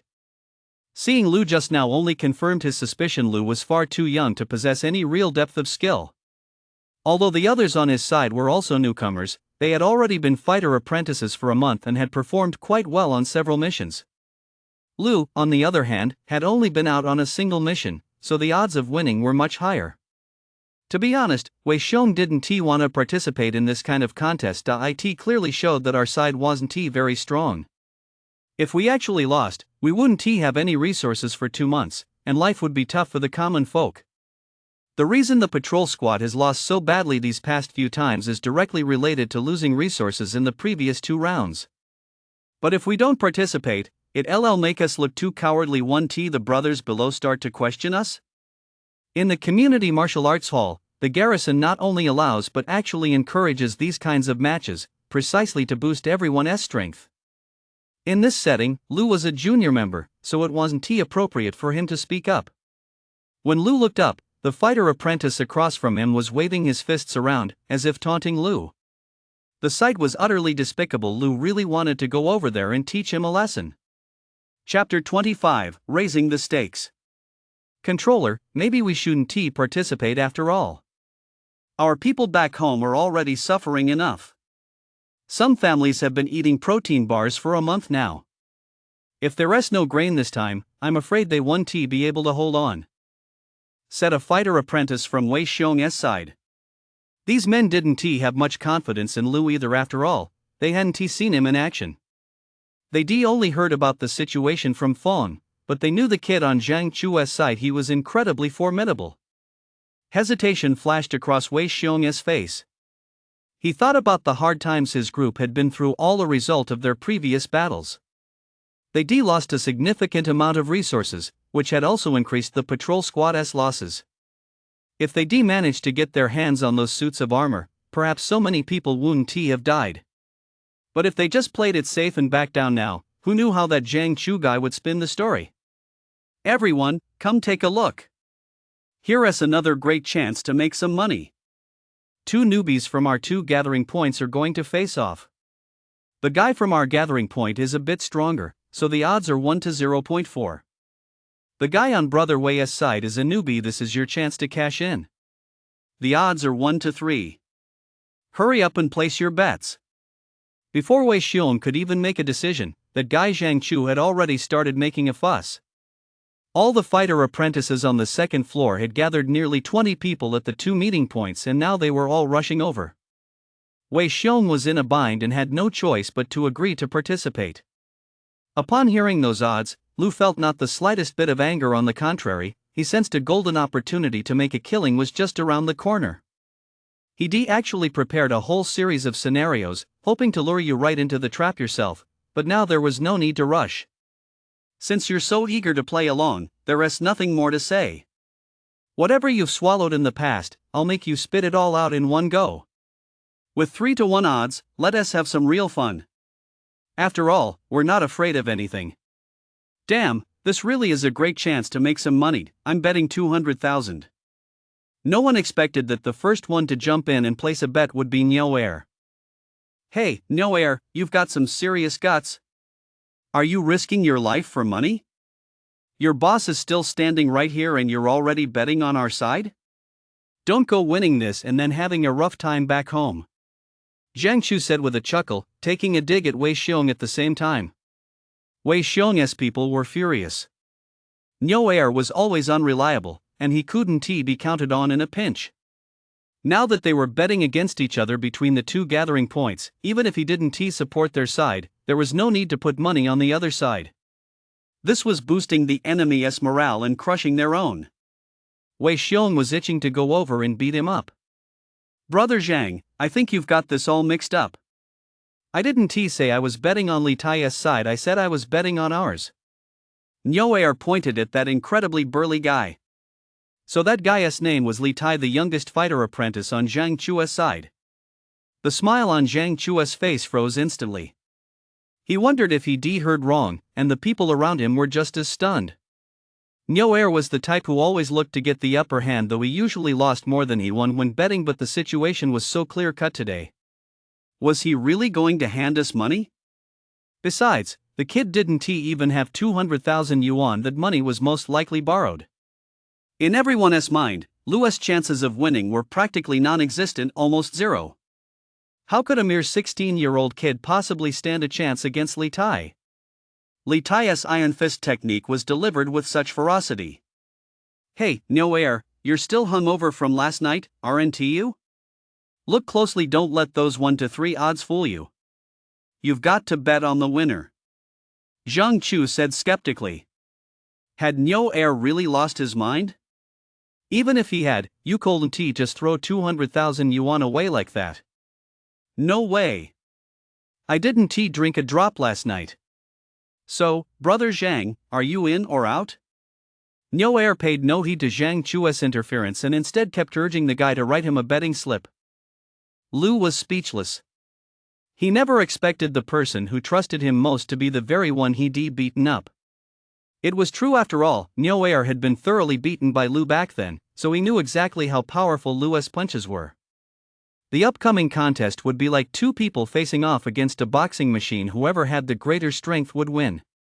Of course I'll take it. You old man's willing to hand over the cash? I'm practically jumping for joy. Take your receipt in a few minutes. It'll be nothing but scrap paper. We'll see when you pay back those 200,000. Zhang Chu said with a chuckle. Though he had some doubts, there wasn't too much to say after all. If you're willing to hand over the money, how could we possibly refuse? None of Lu's South people dared to place heavy bets. Most of the fighter apprentices had only wagered 1,000 or 2. Wei Xiong had bet the most, but even he had only put up 200,000, the same as Niu Er. After all, his net worth far exceeded Niu Er's. Fong had bet 100,000, which was the limit of his means. Deep down, Wei Xiong didn't expect Lu to win at all. Although Fong had said Lu was formidable, seeing was believing. As for the 200,000 yuan, Wei Xiong considered it a cost-of-saving face. After all, the guy had some savings. He'd made a decent chunk of money hunting monsters out in the wild years ago. Don't get worked up. Just stay calm and fight your best. That guy across the ring might look tough, but his punches might not even pack as much punch as yours. It doesn't matter if you lose, you're still young. You can always find another chance to make it up later. Just don't lose your confidence. Before the fight began, Wei Xiong gave Lu a pep talk. Wei Xiong didn't care about the money. What he feared most was that Lu would be crushed by this defeat and never recover. That would be a real problem. Thanks, controller. But rest assured, your 200,000 will turn into 600,000. Lu said with great confidence. Now Lu went in to take the test. The fighter apprentice test was very simple. As long as you didn't use any skills, just land a punch on the boxing machine with raw strength exceeding 200 kilograms, and you'd basically pass the fighter apprentice test. Seeing that Lu had passed the test without a hitch, these men didn't relax in the slightest. The test itself was no longer that important. What mattered most was the upcoming wager. Aside from the money they staked, there were also supplies worth several million yuan at stake. That was what really mattered. Chapter 26. Wei Xiong had even made up his mind. If they lost all the supplies this time, he would take a portion from his own funds to buy at least some food. He couldn't let his men go hungry. Lu still had some vague recollection of this man, controller. Back when his mother couldn't pay the wages and many in the community were starving, it was controller who had brought them some food. Although it was just coarse grain flour, at least it filled their stomachs. It was precisely because of Wei Xiong's presence that the entire settlement had managed to survive until today. Otherwise, it would have been absorbed by others long ago. If they were absorbed by another settlement, their fate would be grim. They would surely be used as cannon fodder. Tisk he has actually got some skill under his belt. He passed the assessment this quickly. But he is bound to lose later. Just look at our wagers. You've got a measly 2 or 3 kittens on your side, while we've already got several million. Zhang Chu was just a smart aleck. If he wanted to get rich, he should kept it to himself instead of coming over here to brag. Actually, he was also trying to put pressure on Lu, hoping to unsettle him so their side would have a better chance of winning. He done the math. If his side won, he'd make about 2 million in profit. If Lu's side won, he'd make about 3 million. Either way, as the bookie, he was guaranteed a profit. He calculated that very clearly. Zhang Chu's operation was even shakier than Wei Xiong's, so he had to find ways to scrape together money from elsewhere. We don't care if you have that idea, but if you come here to bully us, that's your fault. Lu had already decided to teach this guy a lesson to make him spit out every penny he'd ever made. Brother Zhang, it looks like the bets aren't very balanced here. I wonder if I can place a bet too. I want to bet on myself. Is there a limit? They expected Lu to be demoralized, but to their surprise, the guy was grinning from ear to ear and actually thinking about throwing more money into the pot. He already knew Lu's test result, only 240 kilograms. Li Tai on their side had scored 340 kilograms on his test, a full 100 kilograms more. If he still couldn't win, Li Tai might as well go home and hold his kids. Although certain skills might affect the final score, most people know that your raw stats are what really matter. Bring it on. No matter how much you bet, I'm ready to take it. You can ask your controller what's my reputation like. Have I ever failed to pay out after winning? Zhang Chu said with a smirk. Someone was handing him money again. After he finished speaking, Lu glanced back and saw that Wei Xiong had indeed nodded. Although Zhang Chu was a despicable guy, his reputation was beyond reproach. He always paid out the full amount every single time. All right then. I won. Push my luck. I've got 4 million here. I don't know if Brother Zhang will accept it. If you do, we'll get ready to play right away. If not, let us call it a day. We'll just split the pot as usual and stop making a scene over this." Lu tossed his watch across the table. No one present believed he actually had 4 million, but Zhang Chu had clearly seen the balance. It really was 4 million. After the initial shock, Zhang Chu quickly broke into a smile. Was this kid trying to scare him off, thinking he wouldn't dare accept the challenge? Zhang Chu weighed his options in his mind. If he accepted the 4 million, and what if this kid actually won? Then he'd still have to pay out 12 million. On top of the money on the table, he'd have to fork over another 6 or 7 million, which was practically his entire life savings. But that was assuming the kid won. If he lost, the 4 million would all be his. He recalled what Lu had said earlier: if you want to bet, just toss the money on the table. Why all the nonsense? Every word is about redistributing those resources. That just shows you're too scared to participate. You're just trying to scare me off with this money. What kind of talk is that? We're all men here, the kind who be standing up. Our word is our bond. If I were too scared to take the bet just because the stakes are high, how could I ever be a bookie again? Just relax and trust me. A measly 10 million or so, I can definitely cover that. Zhang Chu said with a chuckle, all the while observing Lu's expression. When Zhang Chu finished speaking, Lu's pupils contracted sharply, a clear sign of fear. This only made Zhang Chu feel even less apprehensive. You think you can pull this stunt? Looks like you're still too green. Just wait to lose your 4 million.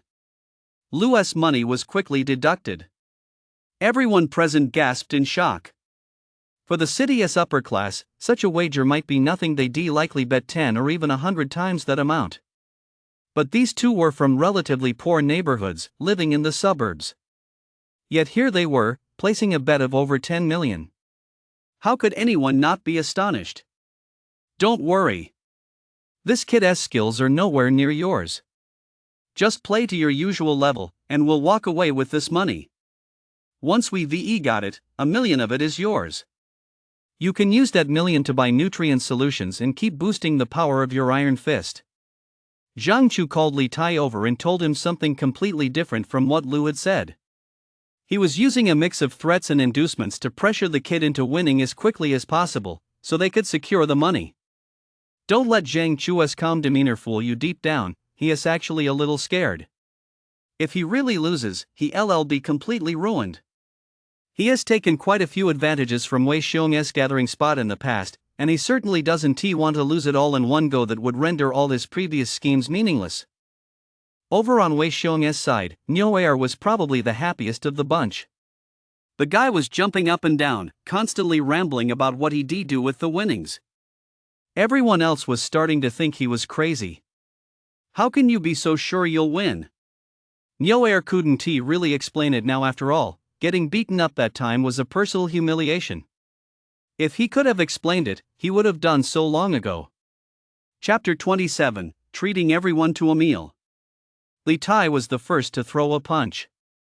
He took a moment to gather his strength, his muscles bulging as he did so. Everyone knew he was building up his power. Actually, Lu looked down on this kind of sparring. It wasn't very useful. If he were facing an enemy, how could the enemy possibly give him so much time to gather his strength? As for the monsters outside the city, that was even less likely. They'd attack the moment they saw a human, so the ability to unleash power instantly was what mattered most. Beep. Discovered the martial art Iron Fist. Do you want to copy it? Replication cost, 20,000 yuan. Lu's system began prompting him again. As Lu understood it, 90% of people practiced the 1,000-pound fist, while only 10% practiced Iron Fist. It wasn't that Iron Fist had any special requirements, it was simply too expensive. Comparing the two skills, Iron Fist is over 50% more powerful and requires a shorter training period. The reason so few people practice it is simply that they can't afford the nutrient solution. Practitioners of Iron Fist must strike hard objects constantly, leaving their fists bloodied and battered. After every training session, they must soak them in nutrient solution, otherwise, their fists could rot away. People in the poor settlement don't dare to practice this because they can't afford the nutrient solution. They must soak their fists at least once a month, and that's the bare minimum. Each dose of nutrient solution costs over 50,000 yuan, which the poor settlement simply can't afford. Lu began to understand. The only reason this guy could practice Iron Fist was because Zhang Chu had sourced resources for him from elsewhere. Zhang Chu had no other channels, and by elsewhere, he meant our entire settlement. It was only after so many members of our settlement's patrol squad had died that Li Tai was able to obtain the Iron Fist. Ah! Just as Lu was pondering these thoughts, Li Tai let out a loud shout and slammed his fist into the boxing machine beside him. His muscles had swollen to their absolute limit, with protruding veins visible beneath the skin. This must be the peak of Li Tai's strength. 1,108 kilograms. The number immediately flashed on the punching bag's display. Everyone gasped in awe. This kid really had what it took. The figure was truly staggering. Not only for a new fighter apprentice, but even the veterans would likely be unable to achieve such a result. As far as Wei Xiong knew, among all fighter apprentices, this figure placed him in the top 10%. While such individuals might be common in wealthy settlements, for a poor settlement like theirs, this result was truly outstanding. It wouldn't be an exaggeration to call him a national treasure. Zhang Chu's group had already started cheering excitedly, as if they'd already won the contest. Even though they'd only won 40%, they were overjoyed. It was far better than nothing. Betting a few 10,000 yuan meant they'd just scored a month's salary in one go. Zhang Chu's crew was exceptionally excited, but one person was even more thrilled than the rest, Niu Er, who was jumping up and down with glee. When Niu Er saw that number, he was over the moon, as if he'd already pocketed the money. Although Niu Er wasn't exactly a martial arts master, his punches barely reached 700 kilograms. The beating he took last time was all too real. If someone could beat him, a 700-kilogram man, into that state, could that person possibly weigh less than 1,500 kilograms? So this time, victory was a sure thing. 600,000 yuan. How on earth was he going to spend all that money? Brother Zhang, is that 1-to-3 payout way just agreed on still good? Under everyone's gaze, Niu Er actually ran over to Zhang Chu's side and asked a question that seemed utterly idiotic to everyone else. Zhang Chu couldn't help but smirk. Are you still worried about your 1-to-3 odds? Can't you see the number up there? That's 1,200 kilograms, far more than any of you old-timers, let alone that newbie. He couldn't possibly have pulled off a number like that even if his life depended on it. Are you still thinking about your money, you little punk? Let me make this clear, that money has nothing to do with you anymore. You'd better start thinking about how to pay off your debts. If you really owe loan sharks, those guys will break every bone in your body. Zhang Chu laughed for a moment before speaking, and the people around him began teasing Niu Er, suggesting things like giving him a wheelchair. That's none of your business. You lot just wait and see this old man ease about Taowen 600,000. In a moment, you'll all be utterly disheartened. But since you've lost your money, I'll treat you all to dinner tonight. Pick any restaurant on this street, eat until you burst. Niu Er paid no heed to their teasing. Instead, he was ecstatic. Even Wei Xiong thought the guy was going a bit too far, but Lu sighed beside him. Why can't you just keep a low profile? Act boldly but live modestly. Look at the mess you've made of things. Zhang Chu shot Niu Er a disdainful glance. Just how stupid could he be, and at a time like this, you're still thinking about your money? Zhang Chu ran the numbers in his head. Over the years, he'd spent over $1 million on Li Tai. That's how he'd built up the current Iron Fist. He'd recouped every penny of that investment, and now he could train the rest of his men. The strength of their gathering point might even surpass Wei Xiong's side. Control of the community martial arts hall would fall into their hands. The future truly looked bright. 1,793 kilograms. Before Zhang Chu could snap out of his daydream, Lu casually threw a punch, and a man stammered out the number. Everyone was stunned. How is that even possible? Isn't this kid a newbie? How could he generate nearly 1,800 kilograms of force with a single punch? That's already the level of a quasi-fighter. Where on earth did this kid come from? Didn't they say he'd only been out once? Is his awakening that powerful? Some people also noticed that Lu hadn't even gathered any power just now, he'd simply thrown that punch offhand. The gap between the two was simply too vast. While you've been straining for ages, over there it's as easy as eating a piece of fruit. The difference in your abilities is truly stark. A loss of 6 or 7 million. That was what Zhang Chu was thinking right now. And it wasn't just that there were also all the resources gathered at the hub this month, worth several million as well. Now he'd lost it all to his opponent. Zhang Chu felt his brain going numb from lack of oxygen, but he forced himself to stay on his feet. If he were to collapse right here, not only would he have lost all that money, but his credibility would be ruined too. Who knows what kind of rumors would spread out there. Chapter 28, The Policy of Marrying Two Wives. We won, controller. Look, we won. Fong was also overcome with excitement. Right now, he regretted having so little money. If he'd had just a little more, he'd be in the same position as controller and Nyo Air. What was up with that Nyo Air guy anyway? Why did he trust Lu so much?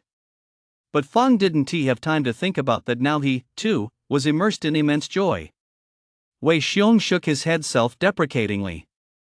If he'd known they'd win, he would put up several million himself just now. This was a golden opportunity to make money. But Wei Xiong only thought about it, he didn't actually do it. He knew how much capital Zhang Chu had. This was likely the limit of what the guy could handle. Even if he'd put up the money just now, Zhang Chu probably wouldn't have been able to cover the losses, and he might very well have tried to renege on the bet. Nyo Air was the happiest of all. He was delighted with his own foresight. Not only had he pocketed 600,000 yuan, but he also gloated over his prescience. He kept taunting the others from earlier. Weren't you guys so cocky?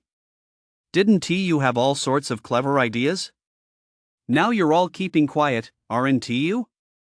You said I didn't know how to spend money. Are you enjoying losing your money now? Most of the people at Wei Xiong's gathering had won some money, but Lu was the biggest winner, and since he was the one who brought the money in, they all pitched in to toss him into the air. The kid was truly a lucky one. He'd won over 10 million in a single day. Wei Xiong watched it all with delight. He thought Li Tai was a genius, but Lu had surprised him even more. That's nearly 1,800 kilograms. That's absolutely top tier in fighter apprentice. However, Wei Xiong soon began to worry. With the kid being so outstanding, would he really stay put here in the future? After all, this was one of the lowest ranked gathering points, and Lu was clearly a rising star. He couldn't possibly stay here for long. Thinking of this, Wei Xiong felt a pang of sadness. Still, this was certainly cause for celebration right now. Whether Lu chose to stay or leave in the future, Wei Xiong would support him. After all, the kid had made a contribution to the gathering point, and that was enough. If he left, it would be for the sake of his future prospects. Who could blame him when our gathering point was so impoverished? Brother Zhang, isn't it time to hand over the money? The guys are waiting to go out and celebrate tonight. We can't do that without cash. Everyone else was celebrating wildly, but only Lu and Nyo Air had thought of this.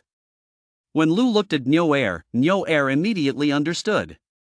Suppressing his excitement, he hurried over to Zhang Chu to demand the money. This was no joke. With so much money on the line, they had to secure it.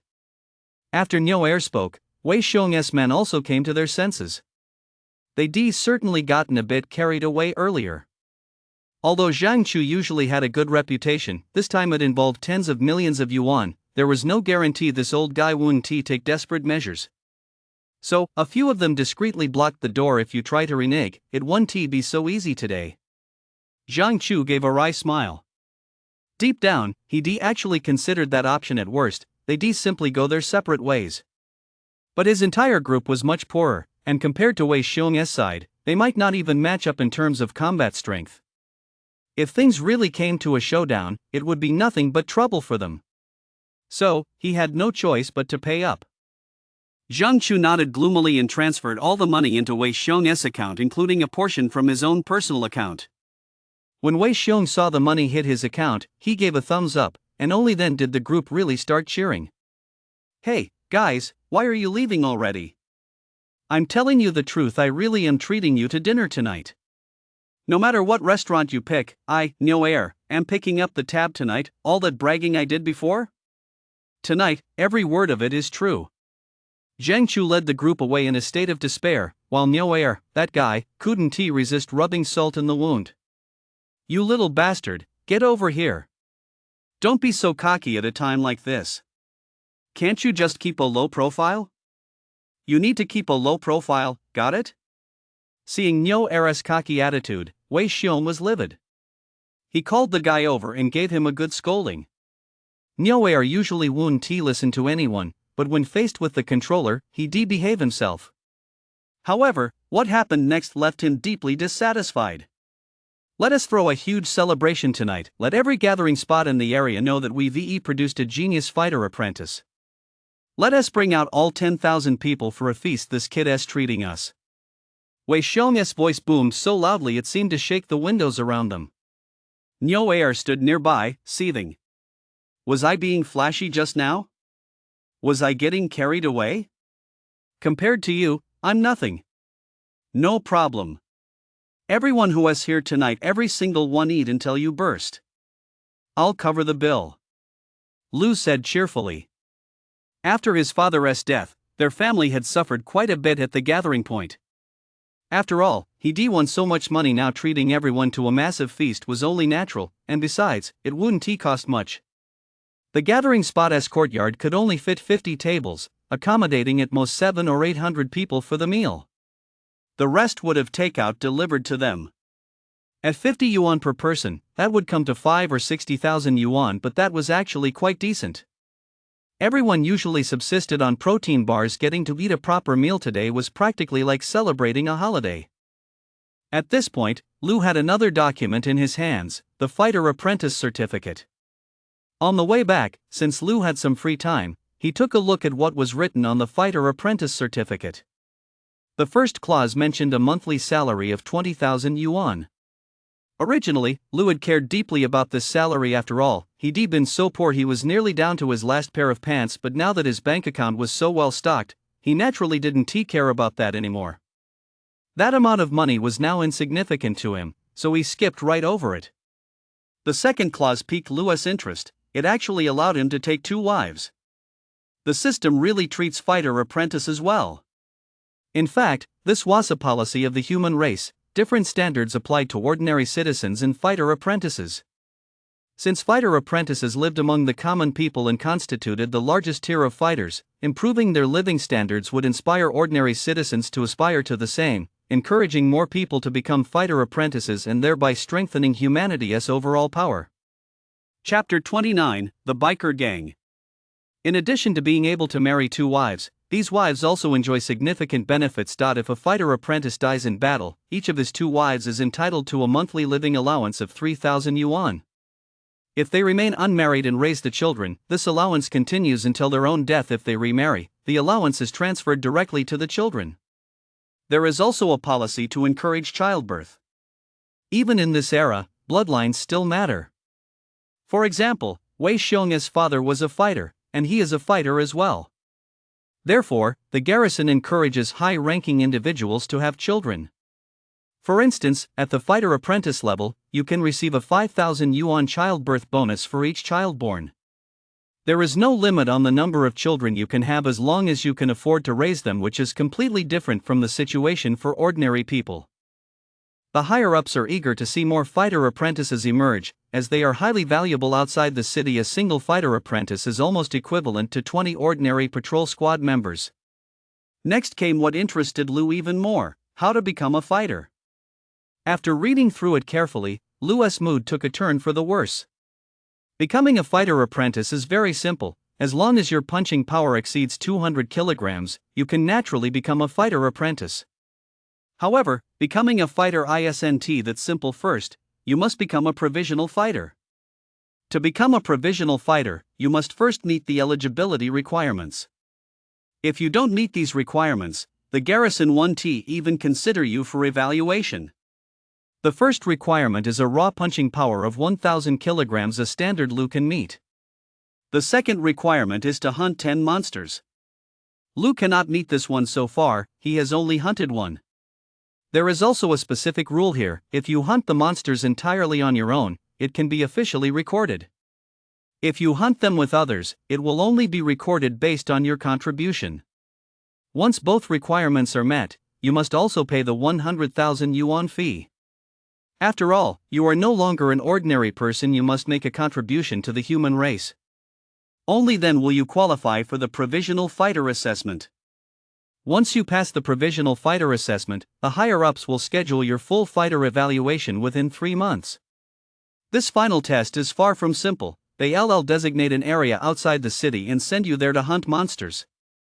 You'll have no one to help you if you die if you survive, you become a true fighter. The law of survival of the fittest is most vividly reflected here. The higher-ups' thinking is simple: no fighter can be a mere figurehead. After going to such great lengths to arm you, you must possess sufficient combat prowess. Many young masters from prominent families are prospective fighters, but they can't become true fighters because they lack the courage to take the final test.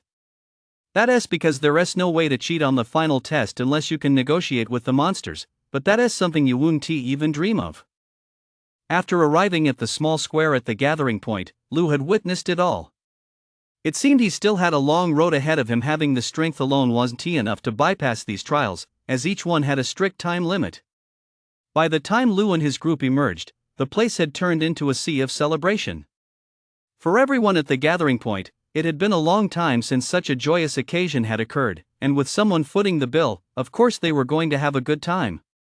Back in the car, Lu had already made it clear he was going to shell out $1 million tonight to let everyone have a proper good time.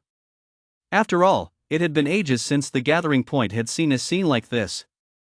Lu spotted his mother and daughter-in-law in the crowd.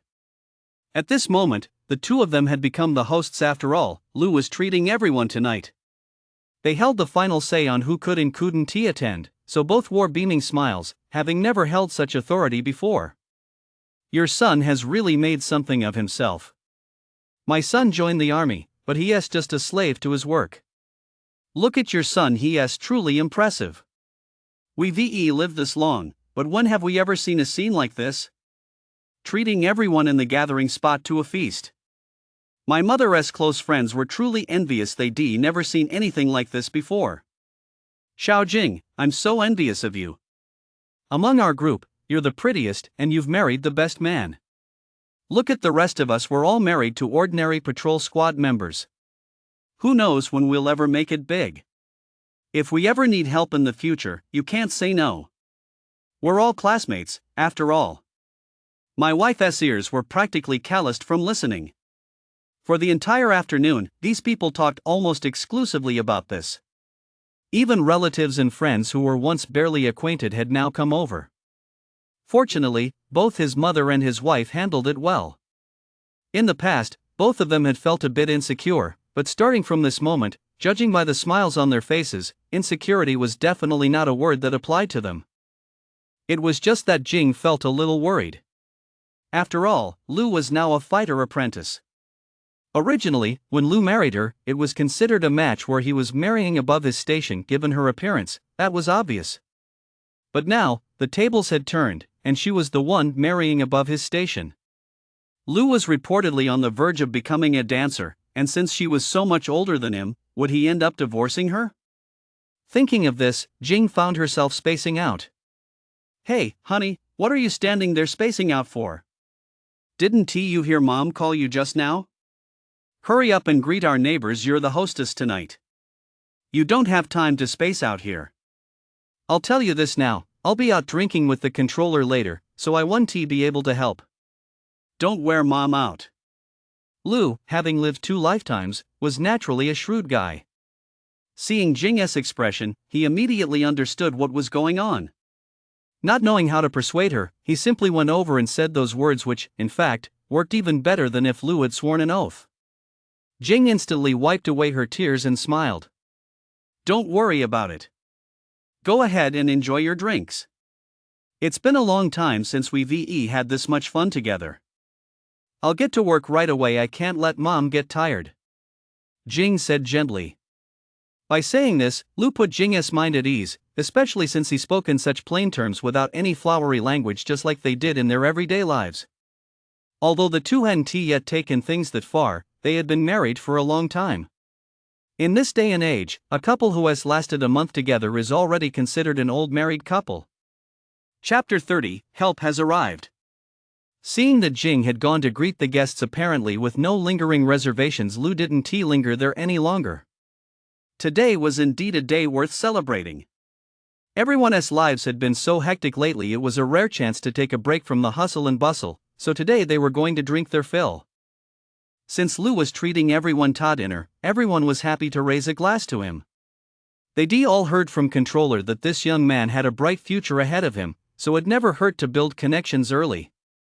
After a round of drinks, Lu saw his mother beckoning him, so he hurried over. It turned out she wanted to thank Aunt Zhang.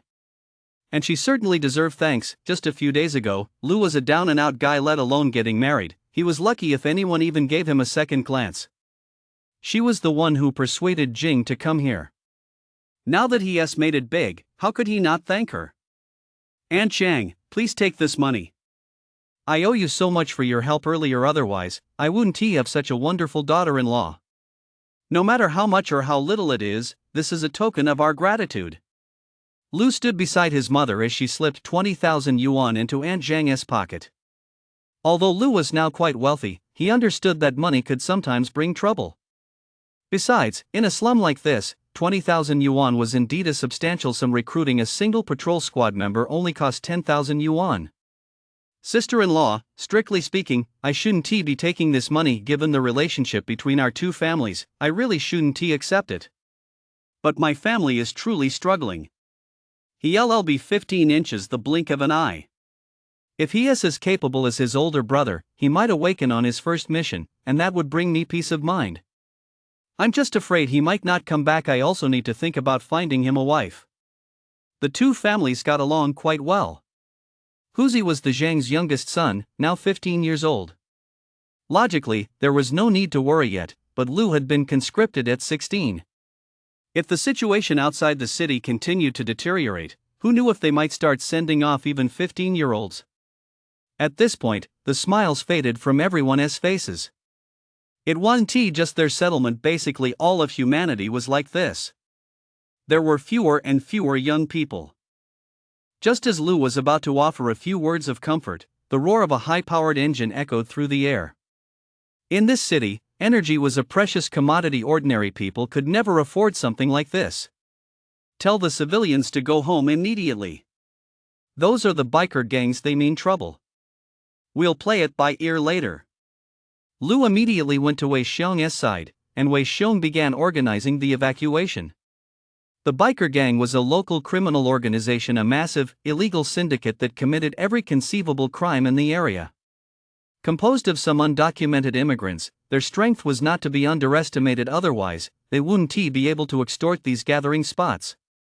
In modern society, everyone should have their role, either as a fighter or a patrol squad member. But as time went on, the dregs of humanity emerged, like these motorcycle gang members. Afraid of sacrifice, they fled their original settlements, yet terrified of arrest by the garrison. So these scoundrels banded together, forming gangs in the city's dark corners and making a living by extorting the poor. Lu's area is a suburb within a suburb, with far too few surveillance cameras, a situation that has created a perfect breeding ground for these illegal organizations, causing no end of trouble for the surrounding communities. Although Wei Xiong had reported this to the garrison, whenever the garrison sent troops to crack down on them, these criminals vanished without a trace. Once the military withdrew, they returned to their original territory and launched large-scale reprisals. After this happened several times, the surrounding settlements stopped reporting them. It was simply inviting trouble, and instead, they allowed the gangs to grow stronger. Lu had a vivid memory of these men. The last time they came, it was because the protection money was short. Without a word, they killed 3 members of the patrol squad and abducted 2 young women. If the controller hadn't fought back with everything he had, who knows what the outcome would have been. Although Wei Xiong is a fighter, there are 3 fighters in the motorcycle gang. Overall, we're still at a disadvantage, so we can't stand up to them. We have to hand over 500,000 in protection money every month. It must have been Zhang Chu and his crew. They lost money here today, and since they were already resentful, they passed this information on to the motorcycle gang.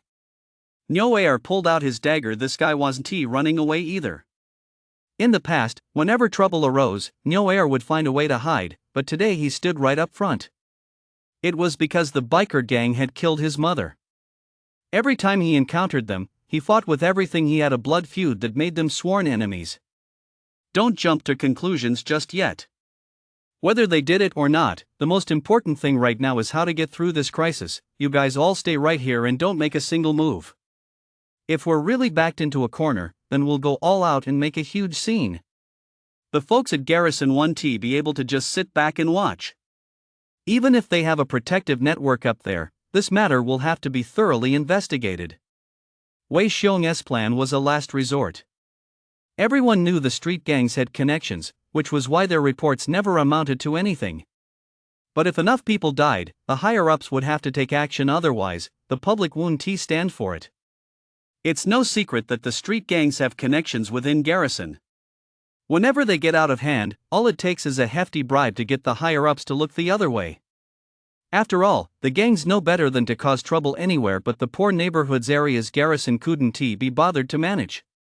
Such is the tragedy of the world's poor, neglected by all. Lu assessed the strength of both sides. It was truly a lopsided match. The enemy had sent a fighter, which more or less balanced out Wei Xiong, but our side had only 9 fighter apprentices, while the enemy had dozens. The disparity was too great. If it came to a fight, we'd be the ones at a disadvantage. Wei Xiong, come out here and talk, shouted a leader from the other side. Wei Xiong recognized this guy. He was the second in command of the motorcycle gang, nicknamed Raven, and was notorious throughout the area. In a one-on-one fight, this guy would be no match for Wei Xiong, but in a brawl, he could tie Wei Xiong up, leaving the remaining fighter apprentices to suffer the consequences. Chapter 31, The Traitor. Raven, what is this all about? Today isn't the payment day. We've already paid for the last batch. Coming here to cause trouble isn't that breaking the rules? Wei Xiong showed not a shred of fear. Standing at the front of the crowd, he exuded immense presence and a strong sense of responsibility. As the controller of this gathering point, Wei Xiong's attachment to this place was unmatched by anyone else. The settlement was founded by Wei Xiong's grandfather. During the Great Catastrophe, the old man had gathered a group of displaced people, effectively establishing a local power base. After entering Base City, he set up this settlement in accordance with the Garrison's requirements. Later, through his father's development, it was eventually handed down to Wei Xiong. It was like a small kingdom belonging to the Wei family. Wei Xiong is the strongest member of his family, having reached the fighter tier. Logically, he could have gone elsewhere to live a comfortable life, but he didn't. Instead, he remembered his grandfather's dying words: "These people chose to follow us, they chose to trust us. We cannot abandon them." Isn't that just bullshit? Do you think I don't know today isn't the day for payments? I came here for a reason. I heard during the day that you guys had a gambling session here and apparently won a lot of money. Shouldn't you be splitting the profits with the brothers? We don't ask for much, just 8 million will do. The guy said it so casually, but it infuriated the others. What did he mean by 8 million is enough? It sounded like he was talking about 800 yuan. So if we don't have 8 million, there's no deal? Wei Xiong forced himself to keep his temper in check, afraid he might just charge right at them and beat them up. In Wei Xiong's mind, there was absolutely no way he could give them 8 million. If he actually did, it would mean our side was incredibly weak. Besides, most of the winnings belonged to Lu. It was his personal property, unrelated to the gathering point. Wei Xiong couldn't possibly demand he hand it over. If he couldn't even protect his own men's personal assets, what kind of controller would he be? Of course we can talk. 8 million was just a figure I threw out there. We've built up some rapport over the years, so let us settle for 6 million. If anything happens in the future, just mention our fly car gang's name, it carries weight around here. But if you refuse the offer and force us to take drastic measures, don't blame my brothers for getting upset. No sooner had he finished speaking than his men made a clattering noise as they raised a whole row of weapons. Seeing all those weapons, Lu was filled with rage. Our patrol squad goes out on patrol armed with only cold weapons, yet you lot, who oppress the common folk, have all these firearms. If those firearms were used outside the city, who knows how many lives could have been saved? Are the garrison troops blind? You've gone too far. If you've got the guts, come fight me one-on-one. Whoever loses should get the hell out of here. Wei Xiong was furious beyond measure. To have a gun pressed against his temple by a group of men inferior to him meant his dignity as a strongman had been completely shattered. You're such an idiot. If you joined our motorcycle gang back then, we could VE all been living the high life together. But you had to stick with this bunch of morons. Now you're in this mess all because of yourself. Do you really think I'd fight you one-on-one? Of course, this guy wasn't a fool. From their previous clashes, they already knew Wei Xiong's strength, so they never fight him one-on-one. Instead, they employed a different tactic. First, they tie Wei Xiong up, then the others would slaughter the people at the gathering point. That way, Wei Xiong would inevitably have to admit defeat. Who can blame him for having a conscience? In this day and age, whoever has a conscience is the one who loses. If Wei Xiong hadn't cared about the lives of those around him, he would charged in and fought these guys to the death long ago. Who knows, he might even pulled off a decent outcome. But Wei Xiong knew full well that if he acted on impulse, the people below him wouldn't fare well. His fingernails were digging into his flesh at that moment, he was on the verge of breaking down. He could clearly beat these guys, yet here he was, enduring their humiliation. If you've got the guts, come on up and try me. I'll tell you straight, if you actually come up here, who knows who I'll end up dead. Lu stepped forward to stand behind Wei Xiong, in front of the other fighter apprentices, clearly establishing himself as the second in command here. Hearing Lu's words, Wei Xiong was genuinely moved. This kid wasn't a coward. He'd always known Lu was capable, but he never imagined he'd be this bold.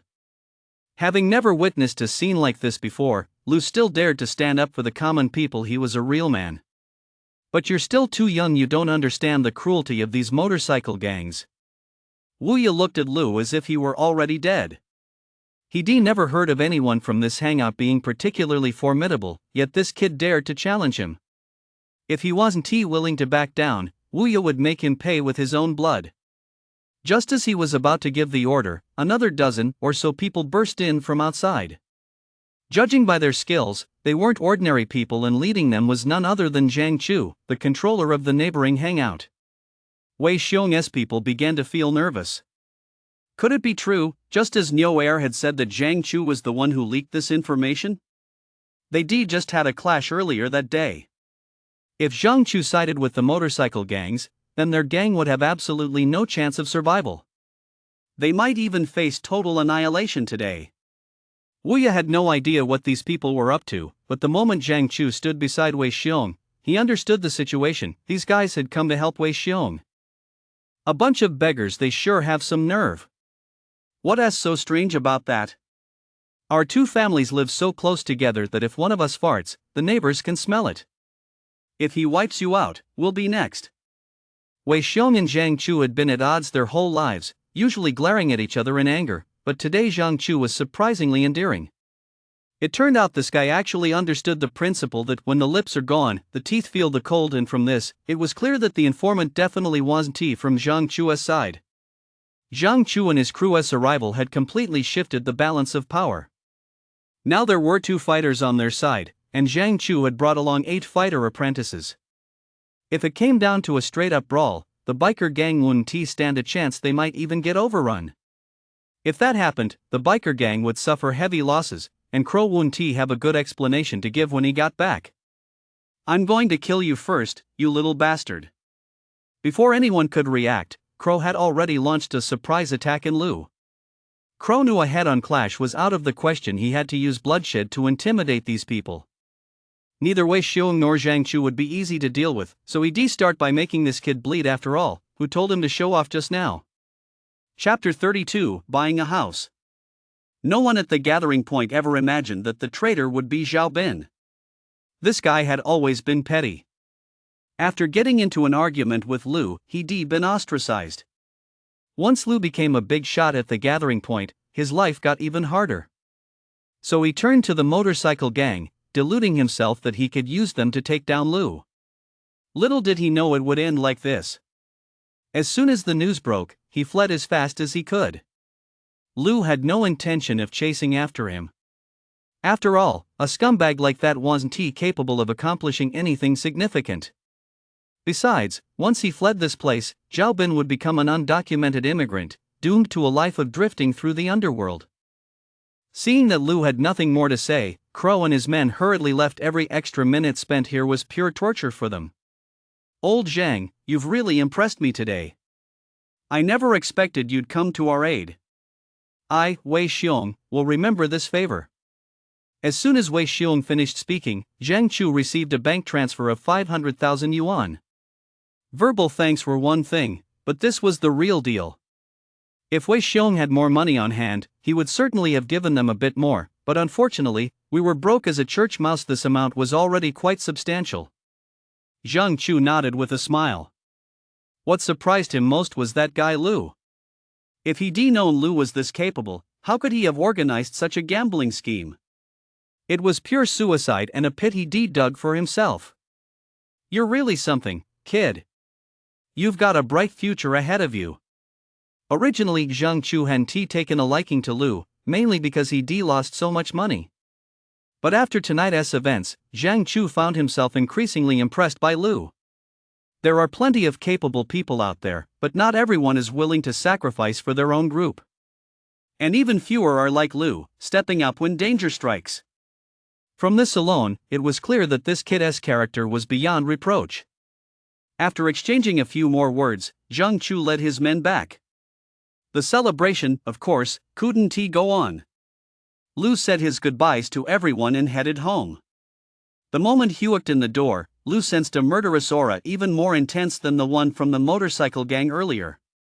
It turned out his mother and wife were preparing to give him a joint dressing down. What on earth were you trying to prove just now? Is that really a situation where you should be showing off? If something had happened to you, what would I have done? What would your wife have done? Have you ever thought about us, a widow and our orphan child? Lou hadn't said a word, but his mother had already launched into a tirade. It was no wonder she'd been on the edge of her seat worrying about him just now. She'd been absolutely terrified. Jing was her usual self, standing silently to the side, but Lou could clearly see the tears still glistening on her face. He'd been a bit reckless just now. In that moment, he hadn't even thought about his family. In that moment, Lou realized he was the sole pillar of support for his mother and sister. If anything happened to him, the two of them wouldn't be able to go on living. It's all my fault. But in a situation like that, I had to step up, otherwise, what kind of man would I be? Those biker gang members went way too far. But I've been thinking maybe we should move? Mom and my older sister could live more comfortably, and most importantly, it would be safer. This neighborhood is just too unsafe. Hearing Lou call her big sister, Jing had pretty much come to accept the term. When Lou first said it to her, it had felt incredibly awkward. After all, what husband calls his wife big sister? Stop making such a fuss about this. Buying a house is a huge undertaking. You finally saved up some money, you can't just squander it. You need to do something practical with it. Go buy something useful. It's dangerous out there. We can buy a house anytime. Mom's right. We've lived here for so long already, it doesn't matter if we stay a little longer. It's so dangerous out there, people are wearing armor, and you've got nothing. I wouldn't agree to buying a house either. The mother and daughter were surprisingly in agreement. They simply wouldn't agree to buying a house, all for Lou's safety. In their minds, a house was just an empty shell. If Lou were gone, what good would it do to hold on to a house? It could be taken away at any moment, so it was much more reassuring to have a person to rely on. Just rest assured, I've already set aside the money for the house. Besides, your safety is my top priority. We've offended those motorcycle gangs today. What if they come back for revenge? Out here, I'm constantly worried about you. But if you lived in one of those gated communities with armed guards, even if those gangs were bold, they probably wouldn't dare go there. Then I could focus entirely on fighting those monsters out here. Lou had his own reasons. After he finished speaking, the two fell into deep thought. If Lou were truly worried about them, staying out in the wild simply wouldn't work. The slightest lapse in concentration could cost them their lives. Besides, according to Lou's thinking, the motorcycle gangs were reckless and had no regard for their own lives. If they were to harm his mother and older sister, even if he managed to wipe out the gangs, he couldn't turn back time. It would leave him with a lifetime of regret. Therefore, buying a house was an absolute necessity. Even without the biker gangs, this neighborhood was on the outskirts with virtually no security, making it extremely unsafe to live here. Before, we simply couldn't afford it, but now that we could, we had to improve our family's living situation. Listen, son, if you say buying a house will give you peace of mind, I'm all for it. But if we just move out of here like this, one controller and the others get the wrong idea? They've been so good to you. We can't just abandon this place now that we have money, can we? Mom had another worry. She was afraid people would say the Lou family had gotten big-headed. After all, we've lived here our whole lives and have formed bonds with the neighbors. We have to be mindful of what they think. Mom, what are you thinking? We're just moving to a different residence. We're not taking our residency records out of here. We're still part of this settlement. Don't you see that lots of people live in the neighborhoods outside? They haven't been accused of betraying the controller either. Lou said with a smile. When Base City was first established, everyone in each settlement did indeed live together. But as society developed, those with the means moved to better places. That didn't mean they severed ties with the settlement. Their official registration was still here. Chapter 33, No Sharing a Room While Practicing. After hearing Lou's words, Mother's expression eased slightly. As long as no one was talking behind their backs, moving was fine. It would at least give her son peace of mind. Well, you'd better have the money ready. Buying a house is no small matter. I heard at work that places with armed guards are incredibly expensive, tens of thousands per square meter. It's much more expensive than where we live now. I heard that my entire monthly salary wouldn't even cover a month's worth of property management fees. My mother recalled what her colleagues had said. She had once longed for a place like that, but now that she was actually about to move there, she felt a bit anxious. The living costs there were incredibly high. Why are upscale communities so expensive? Aside from the slightly better environment, the most important factor is security. In Lou's neighborhood, at least half of the area isn't covered by surveillance, making it all too easy to get up to no good. But in those upscale communities, 99.5% of the area is under surveillance, leaving virtually no room for any shady activities. Plus, there are officers from the garrison patrol station patrolling the area. They're government officials, after all, so no major gangs dare to go there. Don't worry, Mom. Just stay home and enjoy your life. Your son is quite the catch. This upscale neighborhood has every kind of store you could want. Try to stay in as much as possible. You'll be just fine living right here. Lou said with a chuckle. Are you kidding? Does our family need to worry about money? We make money faster than a printing press. If I felt like it, I could spend a whole night brewing potions and forget about just buying a house. Even buying the entire complex would be a piece of cake. It all depends on whether I want to do it. His mother nodded. Back when it was just her, she could have kept living here, but now there was her daughter-in-law too, and she was quite a beauty. What if something happened to her while her son was out in the field? How could she ever face him? It would be best to move over there as soon as possible. Hurry up and get ready for bed. Stop wasting your breath here. It's getting late tonight, and don't you have to go out of town tomorrow? Go to sleep. You need to have a child soon.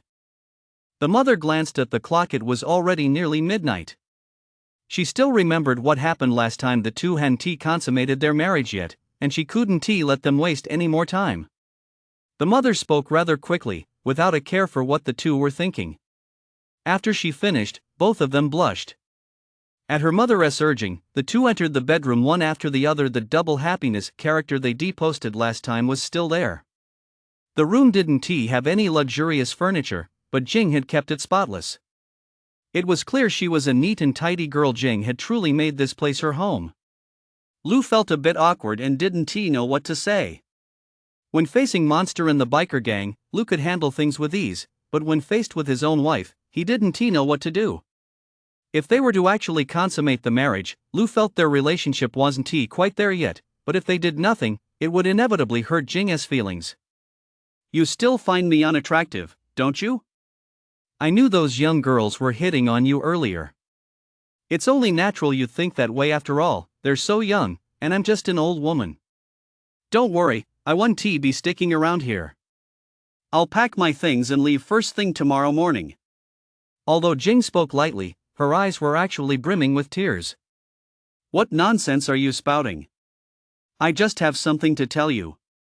I'm a man of my word. Would I ever do something like that? Besides, you haven't done anything wrong. If I kicked you out now, wouldn't people be talking behind my back? Mom and you get along just fine. Do you think I don't know what those young girls are really like? Stop rambling on about nonsense. Go fetch some water to wash my feet. I've been working all day. Jing hadn't expected Lu to speak like that. Even though he was scolding her, Jing's heart felt as sweet as honey. She scampered off to fetch water for Lu's feet and placed a cup of hot tea beside him. She didn't need to be taught how to take care of someone. After washing Lu's feet, Jing sat down by the bed. She knew exactly where her charm lay, not just for a young guy like Lu, but even a man who'd seen countless women wouldn't be able to resist her. Her hand was about to reach for the first button on his shirt. She was about to become Lu's woman. Lu watched all this unfold.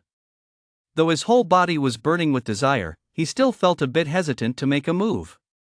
After all, they hadn't met more than a few times. If things were to go that far, he still felt a bit too self-conscious.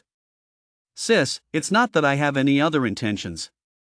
Look, I'm barely holding back myself, but I need to practice my iron fist right now. If I lose my virginity, it won't do my training any good. Can you give me a little time? Jing had already unbuttoned her blouse. Lu's eyes widened in surprise. He hadn't expected her to say that. Jing quickly buttoned it back up. Her husband's training was the most important thing. She couldn't act recklessly. She hurriedly split the single quilt into two, and the two of them slept in separate beds. By then, Lu was starting to regret it. If only he hadn't said anything. Although they hadn't done anything, they slept close together that night, a very intimate moment for both of them. Their relationship had taken a significant step forward, and for the first time, Lu experienced what true tenderness felt like. By dawn the next day, Jing was already up making breakfast. Lu saw that she had even squeezed out the toothpaste for him. He felt truly lucky to have such a wife. Technically, it wasn't Lu's turn to patrol today. He still had a day of leave left, but since that guy Xiaobin had run off and Lu had just earned his fighter apprentice qualification, he had to step in as squad leader. He had to go out on patrol today. After all, there were so few fighter apprentices around here. After eating his fill, he said a quick goodbye to his family and headed to the assembly point. Once he got back from this mission, he'd have to hurry up and buy a house. As soon as he stepped out the door, Lu realized he'd forgotten something. He needed to buy a set of gear. Last time he wore regular clothes, but this time he had to get a proper set. Although the gathering point provided some armor and such, those items were simply too bulky, and their protective capabilities weren't all that great. Wealthy people always bought their own sets, and since Lu was certainly well off, he didn't want to trouble the gathering point. Don't let the shabby appearance of that armor fool you. There are still people lining up to get their hands on it. Chapter 34, The Ant Swarm. After hearing Lu's words, her mother's expression finally eased a bit. As long as they weren't being gossiped about behind their backs, moving was fine. It would put her son's mind at ease. Well, you'd better have the money ready. Buying a house is no small matter. I heard at work that places with armed guards are incredibly expensive, tens of thousands per square meter. It's much more expensive than where we live now. I heard that my entire monthly salary from my old job wouldn't even cover a month's worth of property management fees. My mother recalled what her colleagues had said. She had once longed for a place like that, but now that she was actually about to move there, she felt a bit anxious. The living costs there were incredibly high. Why are upscale communities so expensive? Aside from the slightly better environment, the most important factor is security. In Lu's neighborhood, at least half of the area isn't covered by surveillance, making it far too easy to get up to no good. But in those upscale communities, 99.5% of the area is under surveillance. There's basically no room to maneuver. Plus, there are officers from the garrison patrol station patrolling the perimeter. They're government officials, so no major gangs dare to go there. Don't worry, Mom. Just stay home and enjoy your life. Your son is quite the catch.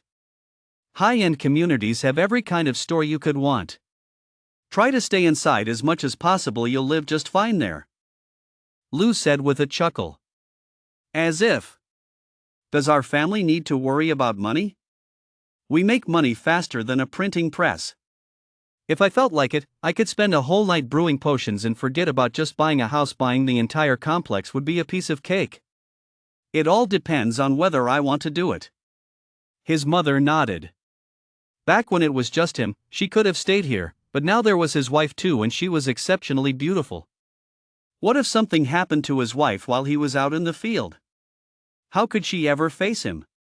It would be best to move over there as soon as possible. Hurry up and get ready for bed. Stop wasting your breath here. It's getting late tonight, and don't you have to go out of town tomorrow? Go to sleep. You need to have a child soon.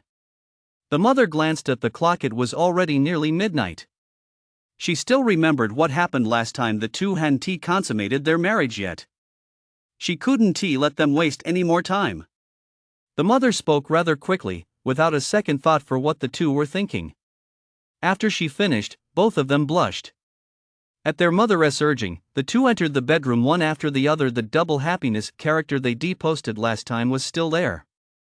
The room didn't have any luxurious furniture, but Jing had kept it spotless. It was clear she was a neat and tidy girl. Jing had truly made this place her home. Lu felt a bit awkward and didn't know what to say. When facing Monster and the biker gang, Lu could handle things with ease, but when faced with his own wife, he didn't know what to do.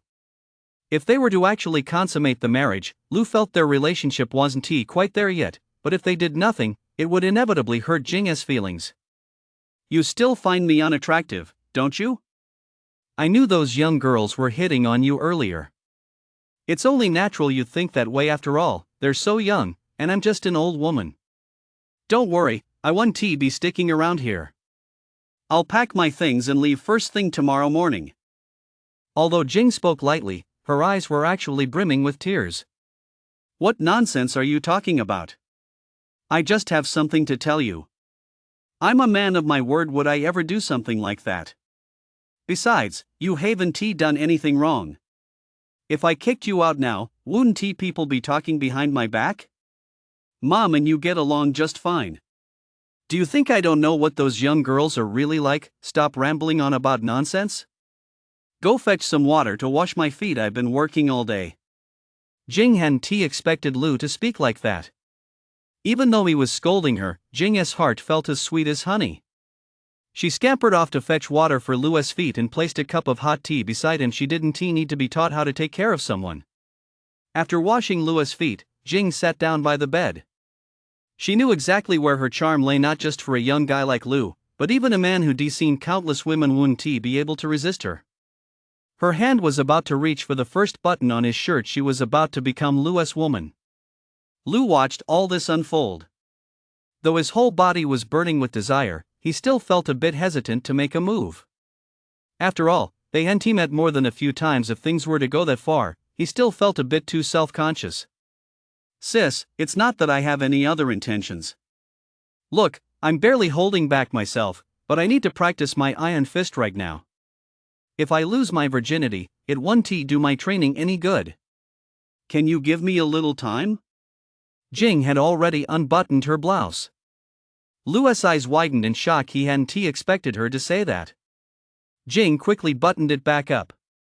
Her husband's training was the most important thing. She couldn't be reckless. She hurriedly split the single quilt into two, and the two of them slept in separate beds. By then, Lou was starting to regret it. If only he hadn't said anything. Although they hadn't done anything, they slept close together that night, which was a very intimate moment for both of them.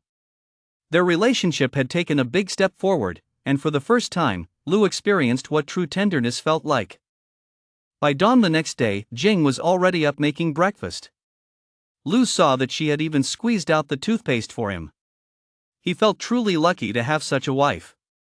It was actually Lou's turn to patrol today. The guy still had a day of leave left, but since Jabin had run off and Lou had just earned his fighter apprentice status, Lou had to step in as squad leader and go out on patrol today. After all, we're short on fighter apprentices around here. After eating and drinking his fill, he said a quick goodbye to his family and headed straight to the assembly point. Once he got back from this mission, he'd have to hurry up and buy a house. As soon as he stepped out the door, Lou realized he'd forgotten something. He needed to buy a set of gear. Last time he wore regular clothes, but this time he had to get a proper set. Although the gathering point provided some armor and such, those items were simply too bulky, and their protective capabilities weren't great either.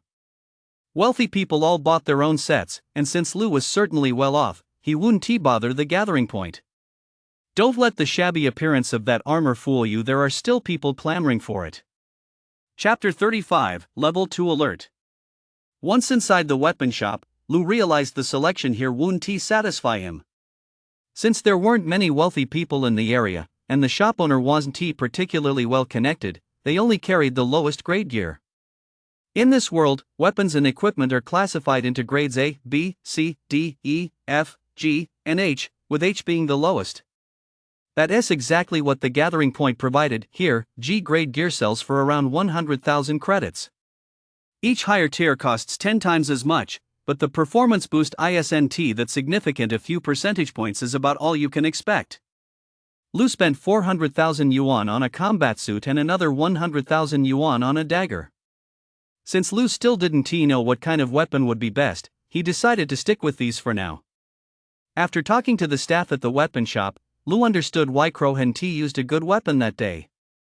During combat, if a high-quality weapon gets damaged even slightly, the repair costs alone could buy a brand new one. That's why Crow had used a worn-out weapon that day and, of course, ultimately failed.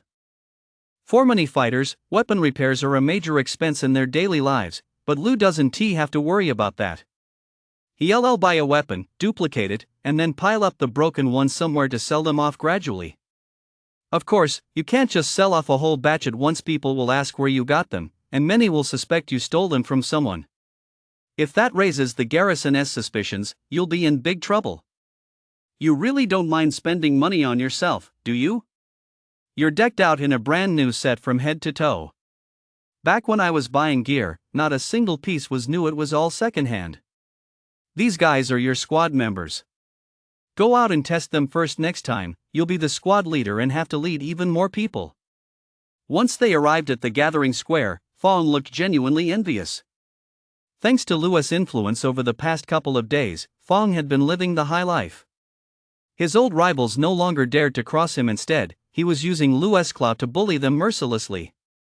Lou didn't waste time small talking with Fong here. He looked over his team members, all veterans. Fong had been looking out for him. If he'd been made to lead a team of newbies as a rookie himself, he might have ended up letting them down. After all, he didn't know much about the wilderness. The only reason he survived was thanks to the system's help, and he certainly couldn't assume everyone else had one. "Hello, Captain." The group hurriedly greeted Lou. They witnessed what happened that night. Lou was practically the second in command at the gathering point. There's a rule out here: the stronger the person you follow, the higher your chances of survival. As he greeted them, Lou spotted Lee sitting motionless in the corner, looking as if he'd lost his soul. "What's wrong? Why are you sitting here with that long face?" "I'll let Brother Chang know you're coming with me when we head out." Lou kicked the guy, who was on the verge of tears. Lou was puzzled. This guy was usually so optimistic. Was he crying just because they were heading out? He couldn't possibly be that scared, could he? Besides, this was already his second time out. "Don't worry about him. His wife ran off with another guy and took all the family money with her. I've been trying to cheer him up since this morning, but he is still a total mess. Lu was still puzzling over it when Fong walked over. So that was the reason, no wonder he was in such a low mood. Li wasn't he like Lu, his luck hadn't he been so good. He married a woman in her 40s, thinking she'd settle down with him, but after just a few days, she'd run off with all the family's money. Faced with this situation, Lu didn't know how to comfort her.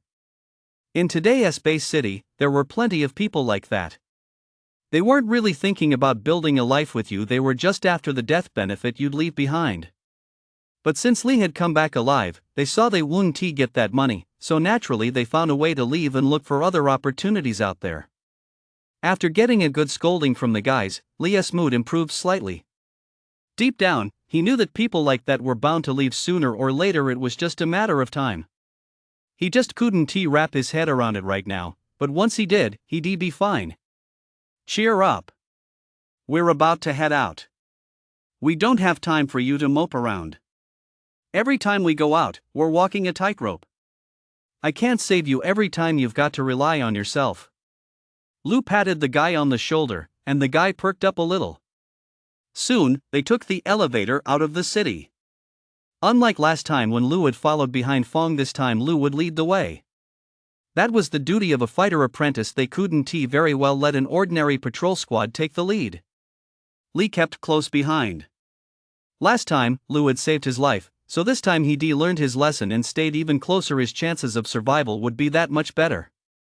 While still in the elevator, everyone received a warning on their smart devices. A large number of black-legged ants, the very species Lu had eliminated, had recently appeared in the vicinity. They were advised to be cautious, especially to watch their step. A single black horned ant isn't particularly scary. Not to mention a regular fighter, even a few fighter apprentices, if they were fighting for their lives, might just be able to take one down. But if it's a swarm of black horned ants, that's a whole different story. That's what makes this species so terrifying, there are simply too many of them to wipe out completely, which is why the patrol squad issued the alert. Lu had nothing to fear from black horned ants. They were the very first monsters he'd ever killed, and his strength had surged significantly recently. If one appeared right in front of him, he was certain he could finish it off with a single punch. Run! They're coming! The shout came from the distance. Lu estimated it was about 800 meters away. It seemed black horned ants had appeared there, but they were already outside our patrol zone. According to patrol squad regulations, we weren't required to go there after all. Minding our own business was enough, meddling in others' affairs was a sure way to get killed. An hour later, Lu and his group ran into Fong. Fong had found a rocky cave. The place was relatively safe for the time being, so they decided to rest there as well. There had been far too many casualties in the area today. Chapter 36, The Sniper's Sense of Superiority. From Lu's vantage point, not only had a large number of patrol squad members been slaughtered, but the crops below were also virtually all destroyed. To the military brass, the lives of the patrol squads and the harvest of those crops meant nothing, as these matters had nothing to do with them. But for the ordinary people in the city, these crops were their lifeline. Without them, many would likely go hungry.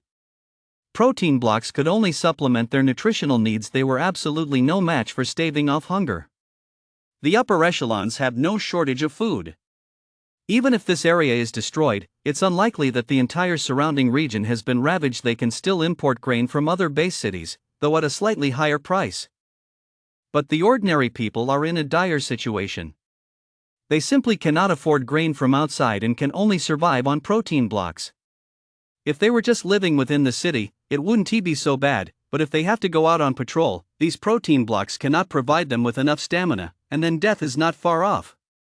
Don't linger here, you're hindering our operations. Get into the elevator immediately and head down. An officer shouted at the entrance to the elevator, urging them to hurry down. Because of their earlier mistake, many members of the patrol squad below had died, and they had to find a way to cover it up.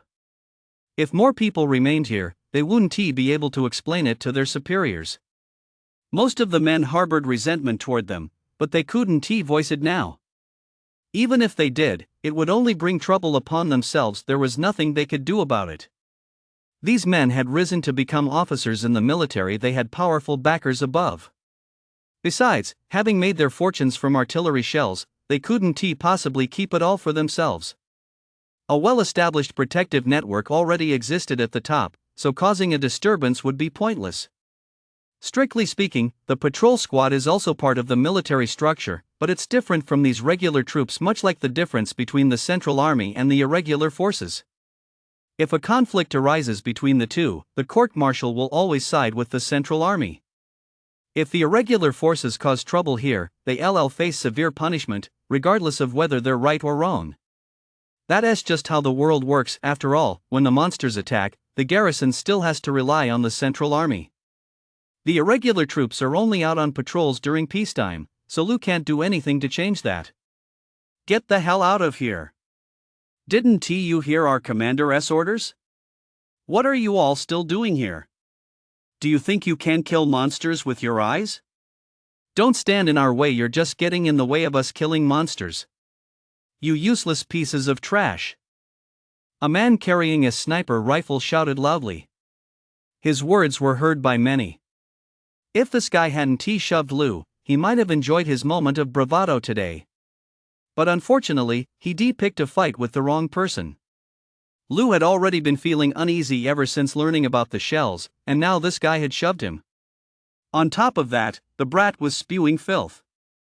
If Lou could even tolerate this, he wouldn't be doing himself or his infinite copy system any justice. What's the point of having the system? Isn't it just to show off? Isn't it just to take down people like this? If he didn't use it now, the system might even start looking down on Lou. He couldn't let this slide. We've always kept to our own business, but seeing how far you've gone, don't blame us if we don't hold back. Sure, you guys use sniper rifles to kill monsters, but are you really the same as us? You're long-range fighters. If you miss one shot, you can just fire a second. We're up close and personal. If we don't kill the monster kills us. Fuck you. Is that even human speech? Lou turned around and shoved the guy. The entire city wall fell silent. These Central Army troops had often bullied the irregulars before, but they'd never seen the irregulars snap back like this. Had this kid lost his mind today? Causing a scene on the city wall? Didn't he know the consequences of his actions? The surrounding patrol squad silently gave Lou a thumbs up in their minds. This kid really had some guts. The sniper stumbled from the shove, completely baffled. Where on earth had this kid come from? How dare he go head-to-head with the regular army on the city walls? Was he out of his mind? In any era, snipers have been an extraordinary branch of the military. Even though they are still soldiers, they enjoy exceptionally high status precisely because their role is so formidable and, under certain circumstances, can turn the tide of battle. That's why they're all incredibly proud. In this day and age, snipers are even more remarkable, because the recoil of a modified sniper rifle is something ordinary people simply can't handle. If you want to become a sniper, you must first become a fighter apprentice, otherwise, you won't even be able to carry the rifle. That's why, when they look at the patrol squad, they feel a sense of superiority. Even if you're a fighter apprentice in the patrol squad, you're still just a fighter apprentice. But I've got sniper skills, do you? Plus, sniper rounds from this era pack a massive punch. Out in the wild, a fighter apprentice has absolutely no chance of taking down a monster unless it's pure luck. But with the power of a sniper rifle, and if they're skilled enough, it's not uncommon for a single shot to take out a monster. Even if they miss, it can still reduce the monster's combat effectiveness by over 30%. That's why they believe their contributions far outweigh those of the patrol squad. What's there to brag about?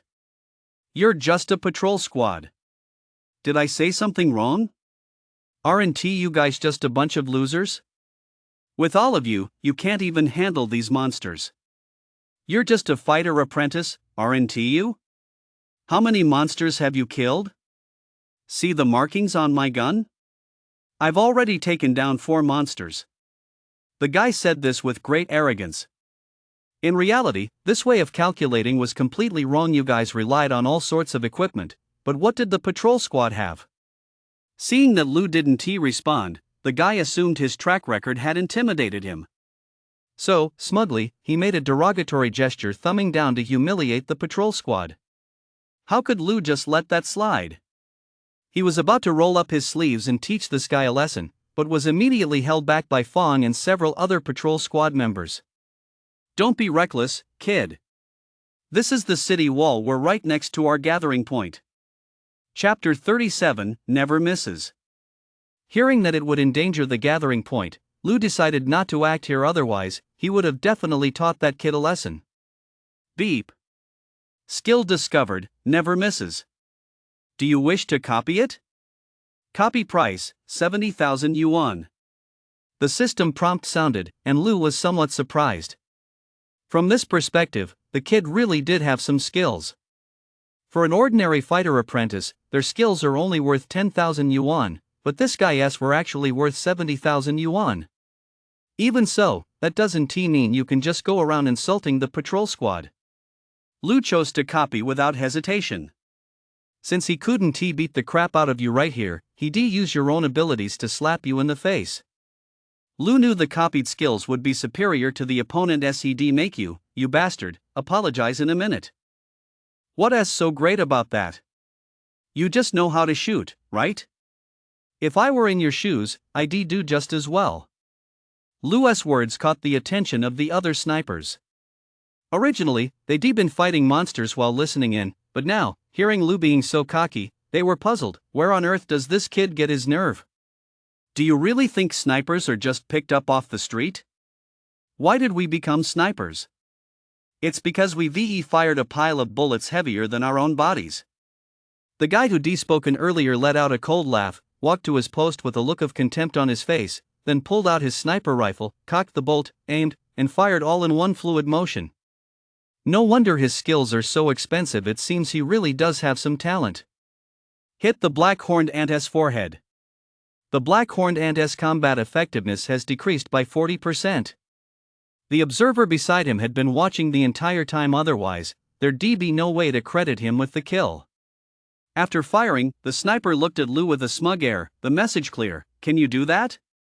A sniper nearby immediately fired a follow-up shot, and the blackhorn ant fell. Their monster killing speed was indeed impressive, but then again, if it weren't for this specific situation, how could you possibly kill monsters so easily? If it were this easy all the time, I'm afraid there wouldn't be enough monsters on this planet for you to kill. If you're not just bragging, come try it against me. I won't ask you to lower your combat power, I just want you to hit the black-horned ant and not get injured by the recoil. If you win, you can ask for anything you want. But if you lose, you'll have to obediently scrub our toilets for 2 months. The guy said with a chuckle. Hearing this demand, the other snipers laughed too. They once played a similar prank on the patrol squad, making 2 of them scrub their toilets for a whole month. That was the least of it. The main issue was that those 2 guys were seriously injured. They'd been acting on a whim and had no idea how powerful a sniper rifle was. After firing, the recoil had shattered their collarbones. I accept your challenge, but mark my words, if I win, you'll have to apologize to the patrol squad in front of everyone here, and you'll never look down on them again. You owe them that. Lou said with unwavering resolve. The surrounding patrol squad members were also getting excited. After all, this was the first time someone had stood up for them, especially against these regular troops, and they were beyond thrilled. Sure, no problem. Come on, show us what you've got. But if you lose, I'm afraid your life is over. I'll give you a chance. If you admit defeat now, all you have to do is clean the toilets for a month. The guy said this with a smug grin. But Lou didn't even acknowledge him, he simply grabbed his sniper rifle. Your form is textbook, but this guy's is even better.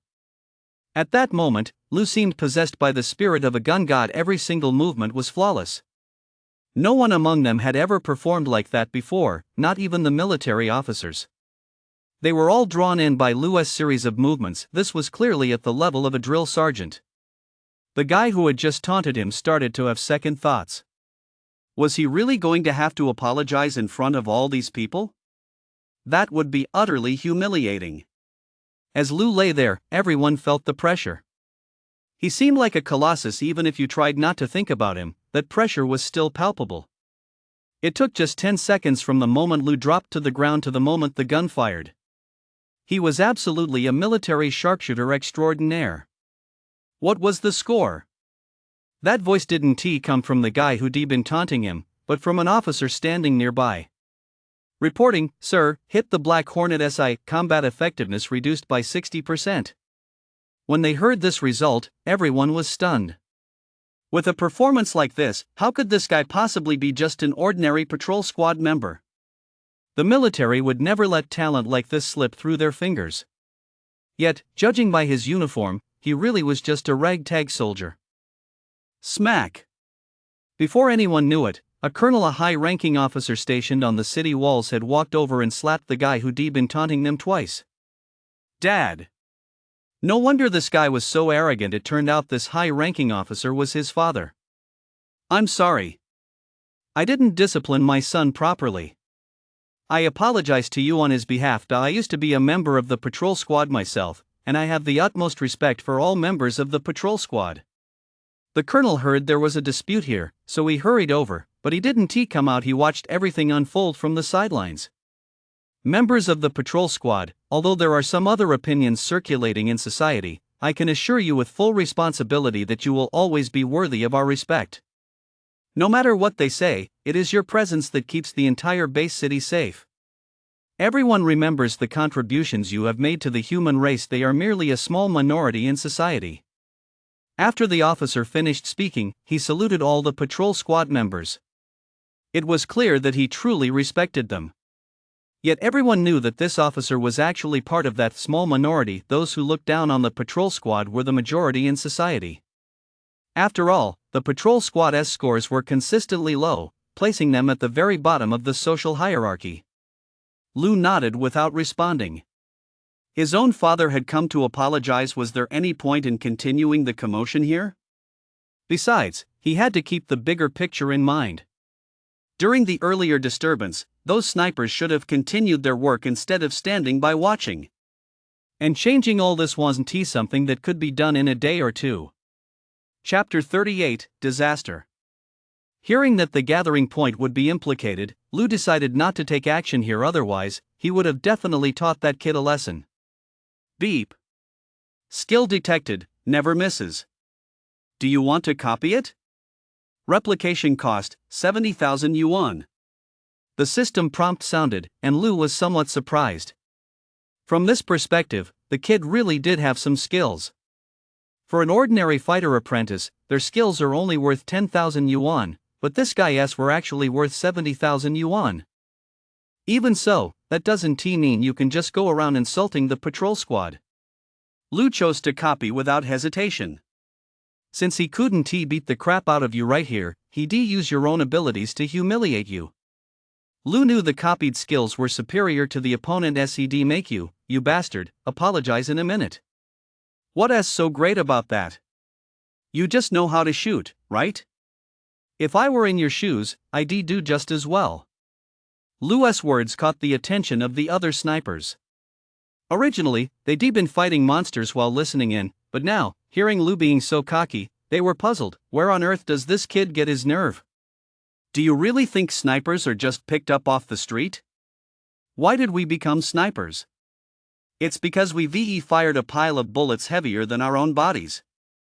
The guy who'd spoken earlier let out a cold laugh, walked to his post with a look of contempt on his face, then pulled out his sniper rifle, cocked the bolt, aimed, and fired all in one fluid motion. No wonder his skills are so expensive. It seems he really does have some skill. Hit the black-horned ant's forehead. The black-horned ant's combat effectiveness has decreased by 40%. The observer beside him had been watching the entire time. Otherwise, there'd be no way to credit him with the kill.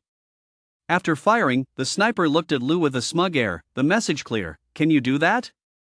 A sniper nearby immediately fired a follow-up shot, and the blackhorn ant fell. Their monster killing speed was indeed impressive, but then again, if it weren't for this specific situation, how could you possibly kill monsters so easily? If it were this easy all the time, I'm afraid there wouldn't be enough monsters on this planet for you to kill. If you're not just bragging, come try it against me. I won't ask you to lower your combat power, I just want you to hit the black horned ant and not get injured by the recoil. If you win, you can ask for anything you want. But if you lose, you'll have to obediently scrub our toilets for 2 months. The guy said with a chuckle. Hearing this demand, the other snipers laughed too. They once played a similar prank on the patrol squad, making 2 of them scrub their toilets for a whole month. That was the least of it. The main issue was that those 2 guys were seriously injured. They'd been acting on a whim and had no idea how powerful a sniper rifle was after firing. The recoil had shattered their collarbones. I accept your challenge, but mark my words, if I win, you'll have to apologize to the patrol squad in front of everyone here, and you'll never look down on them again. You owe them that, Lou said with unwavering resolve. The surrounding patrol squad members were also getting excited. After all, this was the first time someone had stood up for them, especially against these regular troops, and they were beyond thrilled.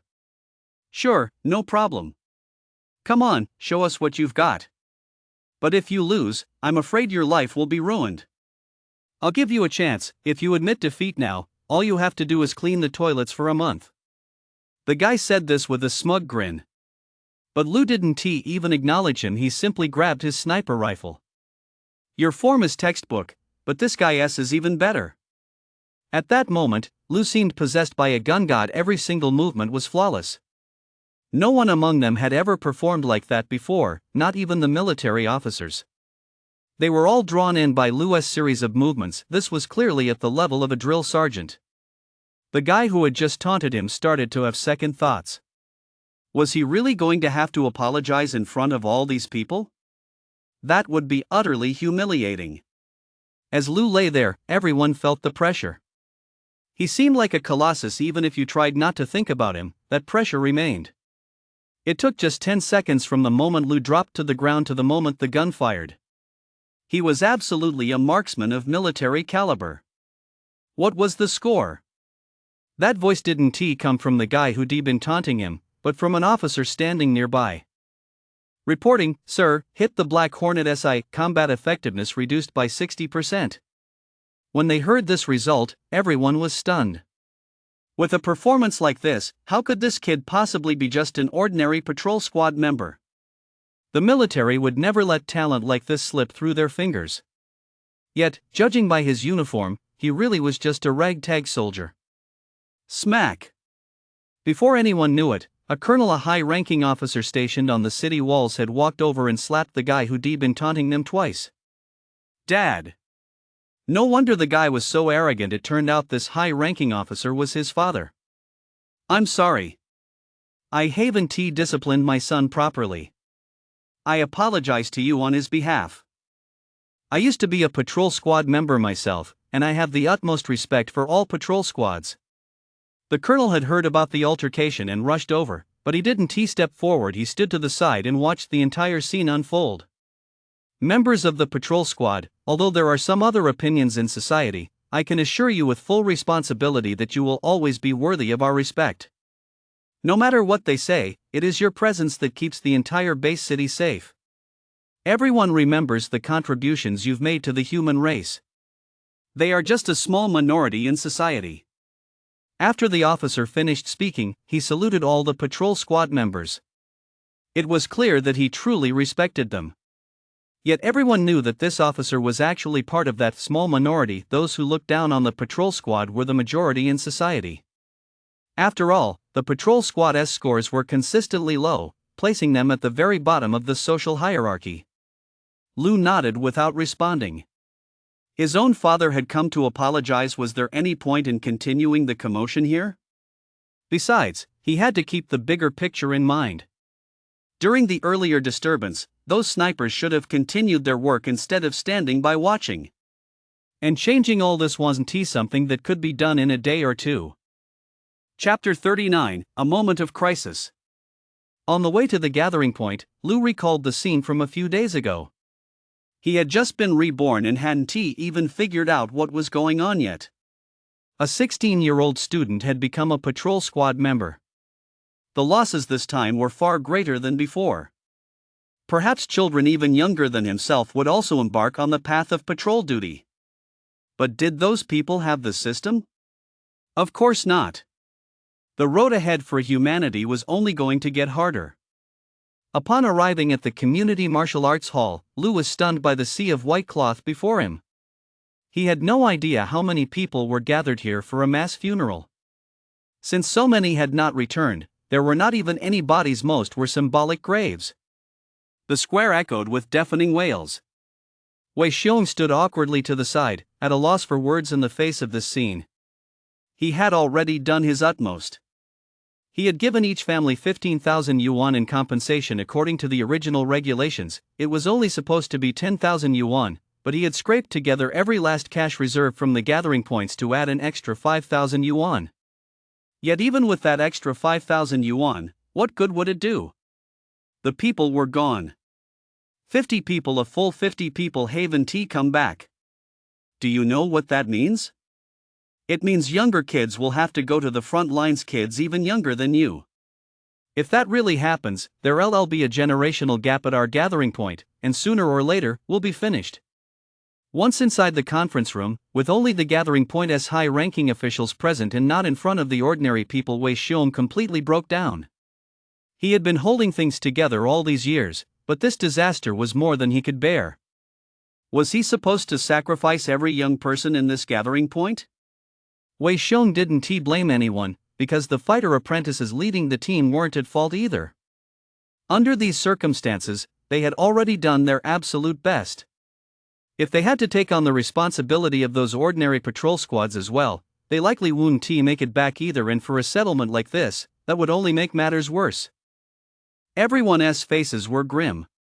Though they usually had all sorts of conflicts and schemed against one another, all of that was built on a single foundation, the existence of the settlement. Once the settlement ceased to exist, they might be forced to flee into exile, becoming second-class citizens elsewhere. If the patrol squad couldn't field a full complement of members, they wouldn't be able to fulfill their obligations to the human community. Consequently, the garrison wouldn't allocate the next batch of resources. If 3 consecutive batches went unallocated, the garrison would disband the settlement. All the people will be divided among the surrounding settlements. The fighters and fighter apprentices are somewhat better off, but what about the ordinary civilians?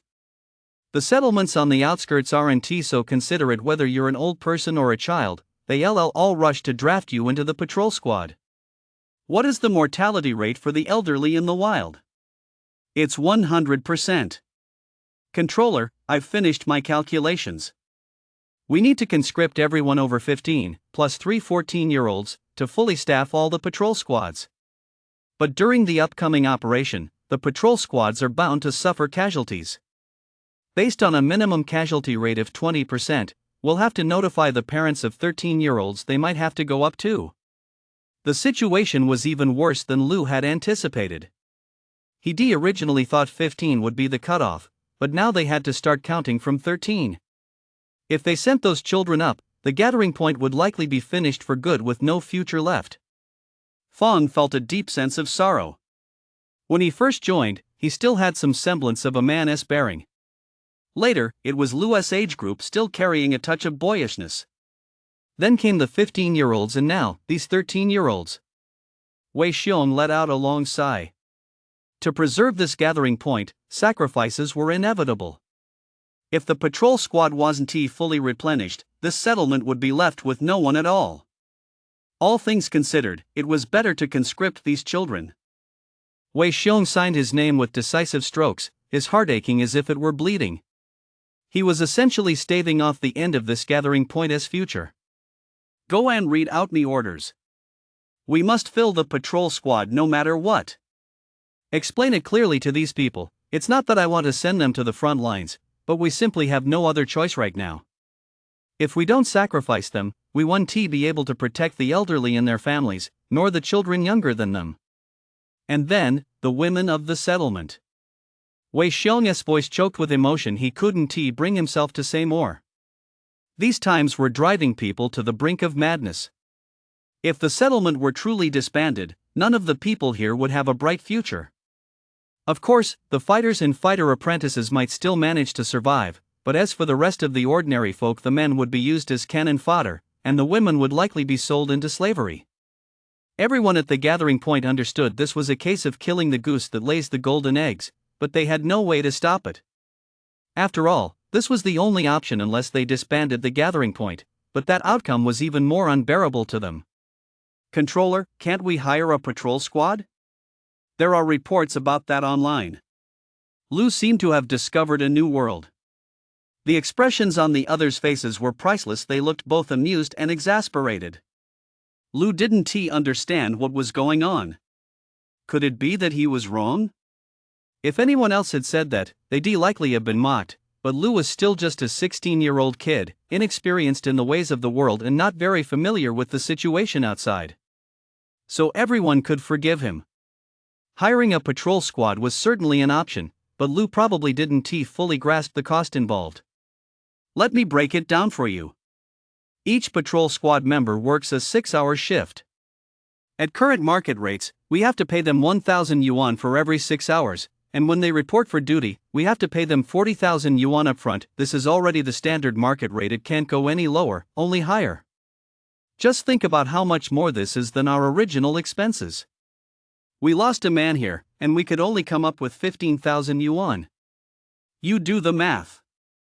Fong pulled out a calculator. The others were getting ready to leave. They already knew all this. Let Fong give Lou a crash course. After hearing Fong's explanation, Lou basically got the picture.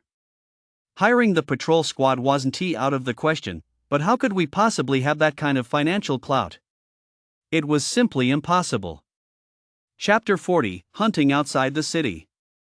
On the way to the gathering point, Lou recalled the scene from a few days earlier. He had just been reborn and hadn't even figured out what was going on yet. A 16-year-old student had become a patrol squad member. This loss was far greater than the last one. Perhaps children even younger than himself would also embark on the path of patrol duty. But did those people have systems? Of course not. The road ahead for humanity was only going to get harder and harder. Upon arriving at the community martial arts hall, Lou was stunned by the sea of white cloth before him. He had no idea how many people were holding a collective funeral here. Since so many had not returned, there were not even any bodies. Most were symbolic graves. The square echoed with deafening wails. Wei Xiong stood awkwardly to the side, at a loss for words in the face of this scene. He had already done his utmost. He'd given each family 15,000 yuan in compensation. The original regulation called for only 10,000 yuan, but he scraped together every last coin from the gathering point's cash reserves to add an extra 5,000. Yet even with that extra 5,000, what good would it do? The people were gone. 50 people, a full 50 people didn't come back. Do you know what that means? It means even younger kids will have to go to the front lines, kids younger than you. If that really happens, our gathering point will face a generational gap. Sooner or later, we'll be finished. Once inside the conference room, with only the settlement's high-ranking officials present and not in front of the ordinary people, Wei Xiong completely broke down. He'd been holding things together all these years, but this disaster was more than he could bear. Was he supposed to sacrifice every young person in this gathering point? Wei Xiong didn't blame anyone, because the fighter apprentice leading the team wasn't at fault either. Under these circumstances, these fighter apprentices had already done their absolute best. If they had to manage the ordinary patrol squads as well, they likely wouldn't have made it back either, and for a gathering point like this, that would have been the proverbial last straw. Everyone's faces were grim. Though they usually had all sorts of conflicts and schemed against one another, all of that was built on a single foundation, the existence of the outpost. Once the outpost ceased to exist, they might be forced to flee into exile, becoming second-class citizens elsewhere. If the patrol squad cannot field a full complement of members, they will be unable to fulfill their obligations to the human community. Consequently, the garrison will withhold the next batch of resources. If 3 consecutive batches of resources are withheld, the garrison will disband this settlement. All the people will be divided among the surrounding settlements. The fighters and fighter apprentices are somewhat better off, but what about the ordinary civilians? The settlements on the outskirts aren't so considerate whether you're an old person or a child. They'll all rush to draft you into the patrol squad. What is the mortality rate for the elderly in the wild? It's 100%. Controller, I've finished my calculations. We need to conscript everyone over 15, plus 3 14-year-olds, to fully staff all the patrol squads. But during the upcoming operation, the patrol squads are bound to suffer casualties. Based on a minimum casualty rate of 20%, we'll have to notify the parents of 13-year-olds they might have to go up to. The situation was even worse than Lou had anticipated. He originally thought 15 would be the cutoff, but now they had to start counting from 13. If they sent those children up, the gathering point would likely be finished for good with no future left. Fong felt a deep sense of sorrow. When he first joined, he still had a semblance of a man's bearing. Later, it was those of Lou's age, with a touch of boyishness still on their faces. Then came the 15-year-olds and now, these 13-year-olds. Wei Xiong let out a long sigh. To preserve this gathering point, sacrifices were inevitable. If the patrol squad isn't fully replenished, this settlement will be left with no one. All things considered, it's better to recruit these children. Wei Xiong signed his name with decisive strokes, his heart aching as if it were bleeding. He was staving off the end of this gathering point as future. Go and read out my orders. No matter what, the patrol squad must be fully staffed. Explain this clearly to them. It's not that I'm sending them to the front lines, but we simply have no other choice. If we don't sacrifice them, we won't be able to protect the elderly and their families, nor the children younger than them. And then, the women of the settlement. Wei Xiong's voice choked with emotion. He couldn't bring himself to say more. These times were driving people to the brink of madness. If the settlement were truly disbanded, none of the people here would have a bright future.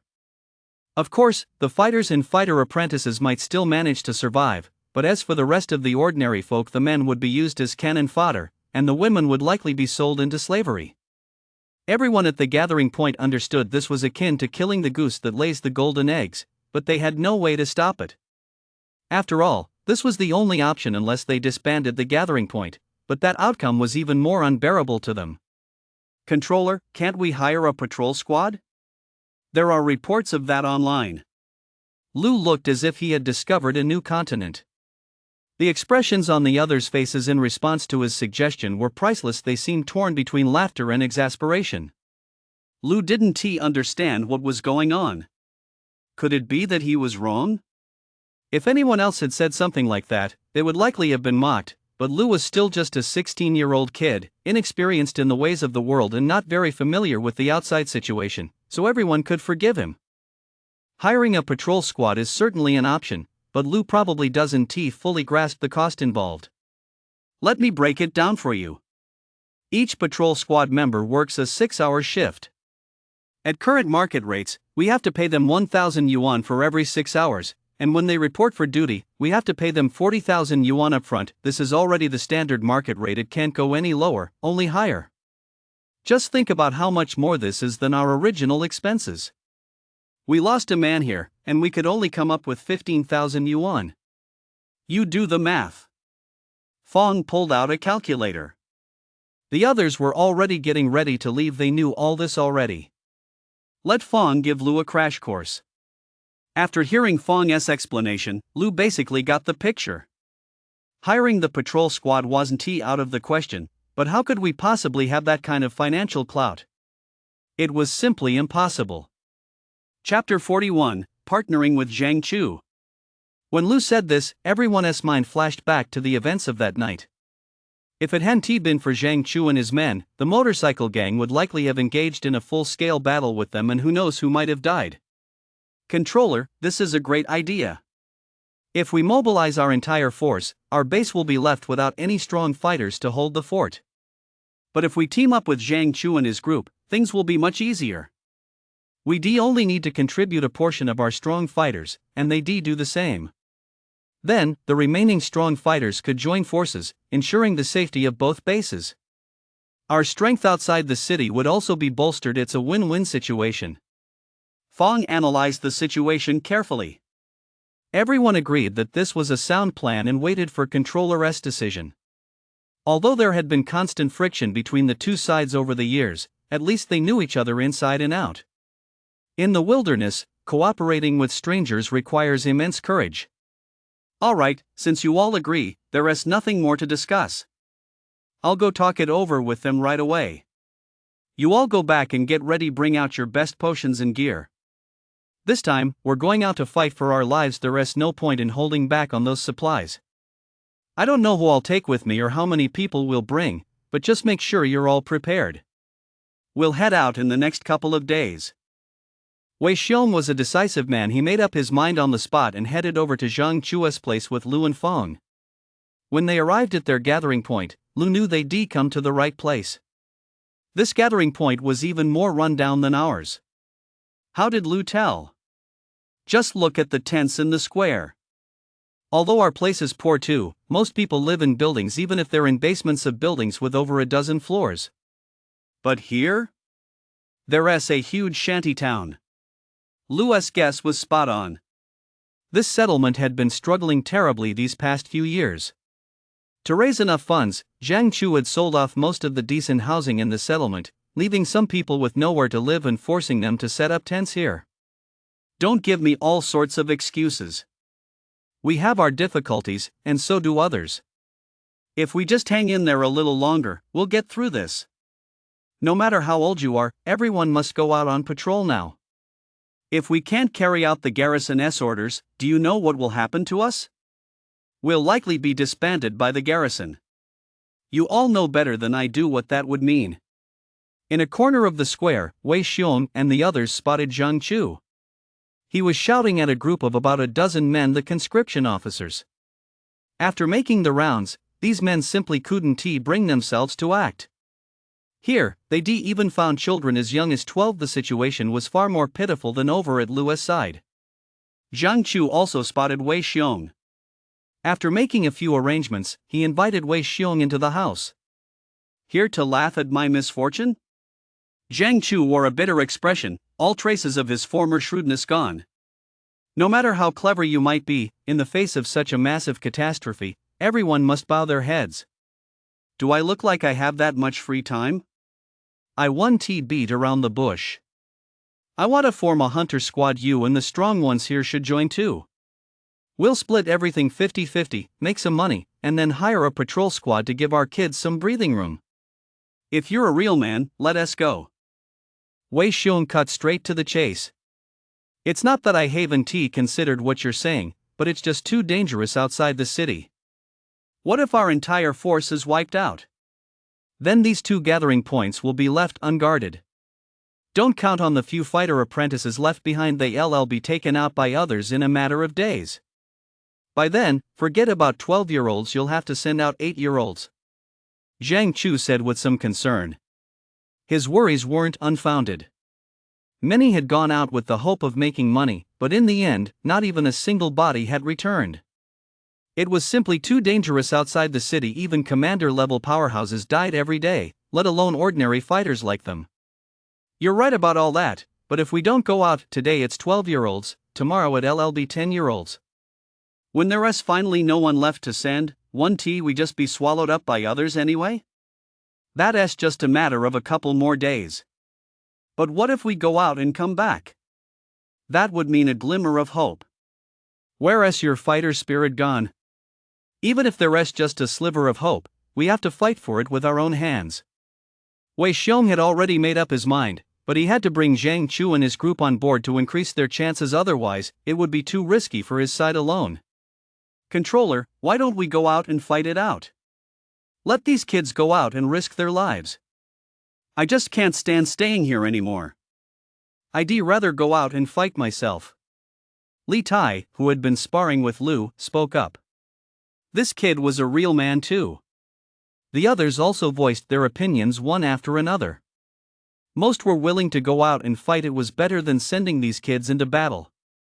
Some of them had children among the conscripts. What parent would want to watch their child die outside the city walls? Zhang Chu paced back and forth in the room, carefully weighing the plan. Finally, he made his decision. Judging by Wei Xiong's demeanor, he'd already made up his mind. Even if Zhang Chu didn't go, Wei Xiong would find other partners. If he did find others by then. Alright, let us do it your way. I'm all in on this. But we don't need to take that many people with us. You, me, and 3 fighter apprentices each, that's the entire team. There's no benefit in bringing too many. Out in the wild, if we get targeted by monsters, the casualties could be devastating. A larger group just makes us a bigger target. Zhang Chu had finally made up his mind. In truth, it was only a matter of time. With things in such a dire state on his end, if this guy stayed in the city any longer, his subordinates would likely revolt. Wei Xiong agreed on the number of people to bring. They immediately set a departure time. They get ready at this same hour tomorrow and set off. Given the current crisis, the sooner the better. Besides, there wasn't too much need for extensive preparation. Everyone knew exactly what they had, and there wasn't too much gear to swap out anyway. Spending extra time preparing would just be a waste. As for the choice of team leader, Zhang Chu had no further objections and selected Wei Xiong. Chapter 42, The High-End Residential Complex. When Lu put it that way, everyone's minds flashed back to the events of that night. If it hadn't been for Zhang Chu and his group, the motorcycle gang would likely have engaged them in a full-scale battle, and who knows who might have died then. Controller, that's a great idea. If we mobilize our entire force, our gathering point will be left without any strong members to hold the fort. But if we team up with Zhang Chu's group, things will be much easier. We only need to contribute a portion of our strong members, and they do the same. Then, the remaining strong members could join forces, ensuring the safety of both gathering points. Plus, our strength outside the city would be bolstered. It's a win-win situation. Fong analyzed the situation carefully. Everyone agreed that this was a sound plan and waited for Controller's decision. Although there had been constant friction between the two sides over the years, at least they knew each other inside and out. In the wilderness, cooperating with strangers requires immense courage. Alright, since you all agree, there's nothing more to discuss. I'll go talk it over with them right away. You all go back and get ready. Bring out your best potions and gear. This time, we're going out to fight for our lives. There's no point in holding back on those supplies. I don't know who I'll take with me or how many people we'll bring, but just make sure you're all prepared. We'll head out in the next couple of days. Wei Xiong was a man of decisive action. He made up his mind on the spot and headed over to Zhang Chu's place with Lu and Fong. When they arrived at their gathering point, Lu knew they'd come to the right place. This gathering point was even more run down than ours. How did Lu tell? Just look at the tents in the square. Although our place is poor too, most people live in buildings, even if they're in basements of buildings with over a dozen floors. But here? There's a huge shantytown. Lu's guess was spot on. This settlement had been struggling terribly these past few years. To raise enough funds, Zhang Chu had sold off most of the decent housing in the settlement, leaving some people with nowhere to live and forcing them to set up tents here. Don't give me all sorts of excuses. We have our difficulties, and so do others. If we just hang in there a little longer, we'll get through this. No matter how old you are, everyone must go out on patrol now. If we can't carry out the garrison's orders, do you know what will happen to us? We'll likely be disbanded by the garrison. You all know better than I do what that would mean. In a corner of the square, Wei Xiong and the others spotted Zhang Chu, who was shouting at a group of about a dozen men. These men were in charge of conscription. After making the rounds, they simply couldn't bring themselves to act. The children here were as young as 12, a far more pitiful sight than those on Lu's side. Zhang Chu also spotted Wei Xiong. After making a few arrangements, he invited Wei Xiong into the house. Here to laugh at my misfortune? Zhang Chu wore a bitter expression, all traces of his former shrewdness gone. No matter how clever you might be, in the face of such a massive catastrophe, everyone must bow their heads. Do I look like I have that much free time? I want to beat around the bush. I want to form a hunter squad. You and the strong ones here should join too. We'll split everything 50-50, make some money, and then hire a patrol squad to give our kids some breathing room. If you're a real man, let us go. Wei Xiong cut straight to the chase.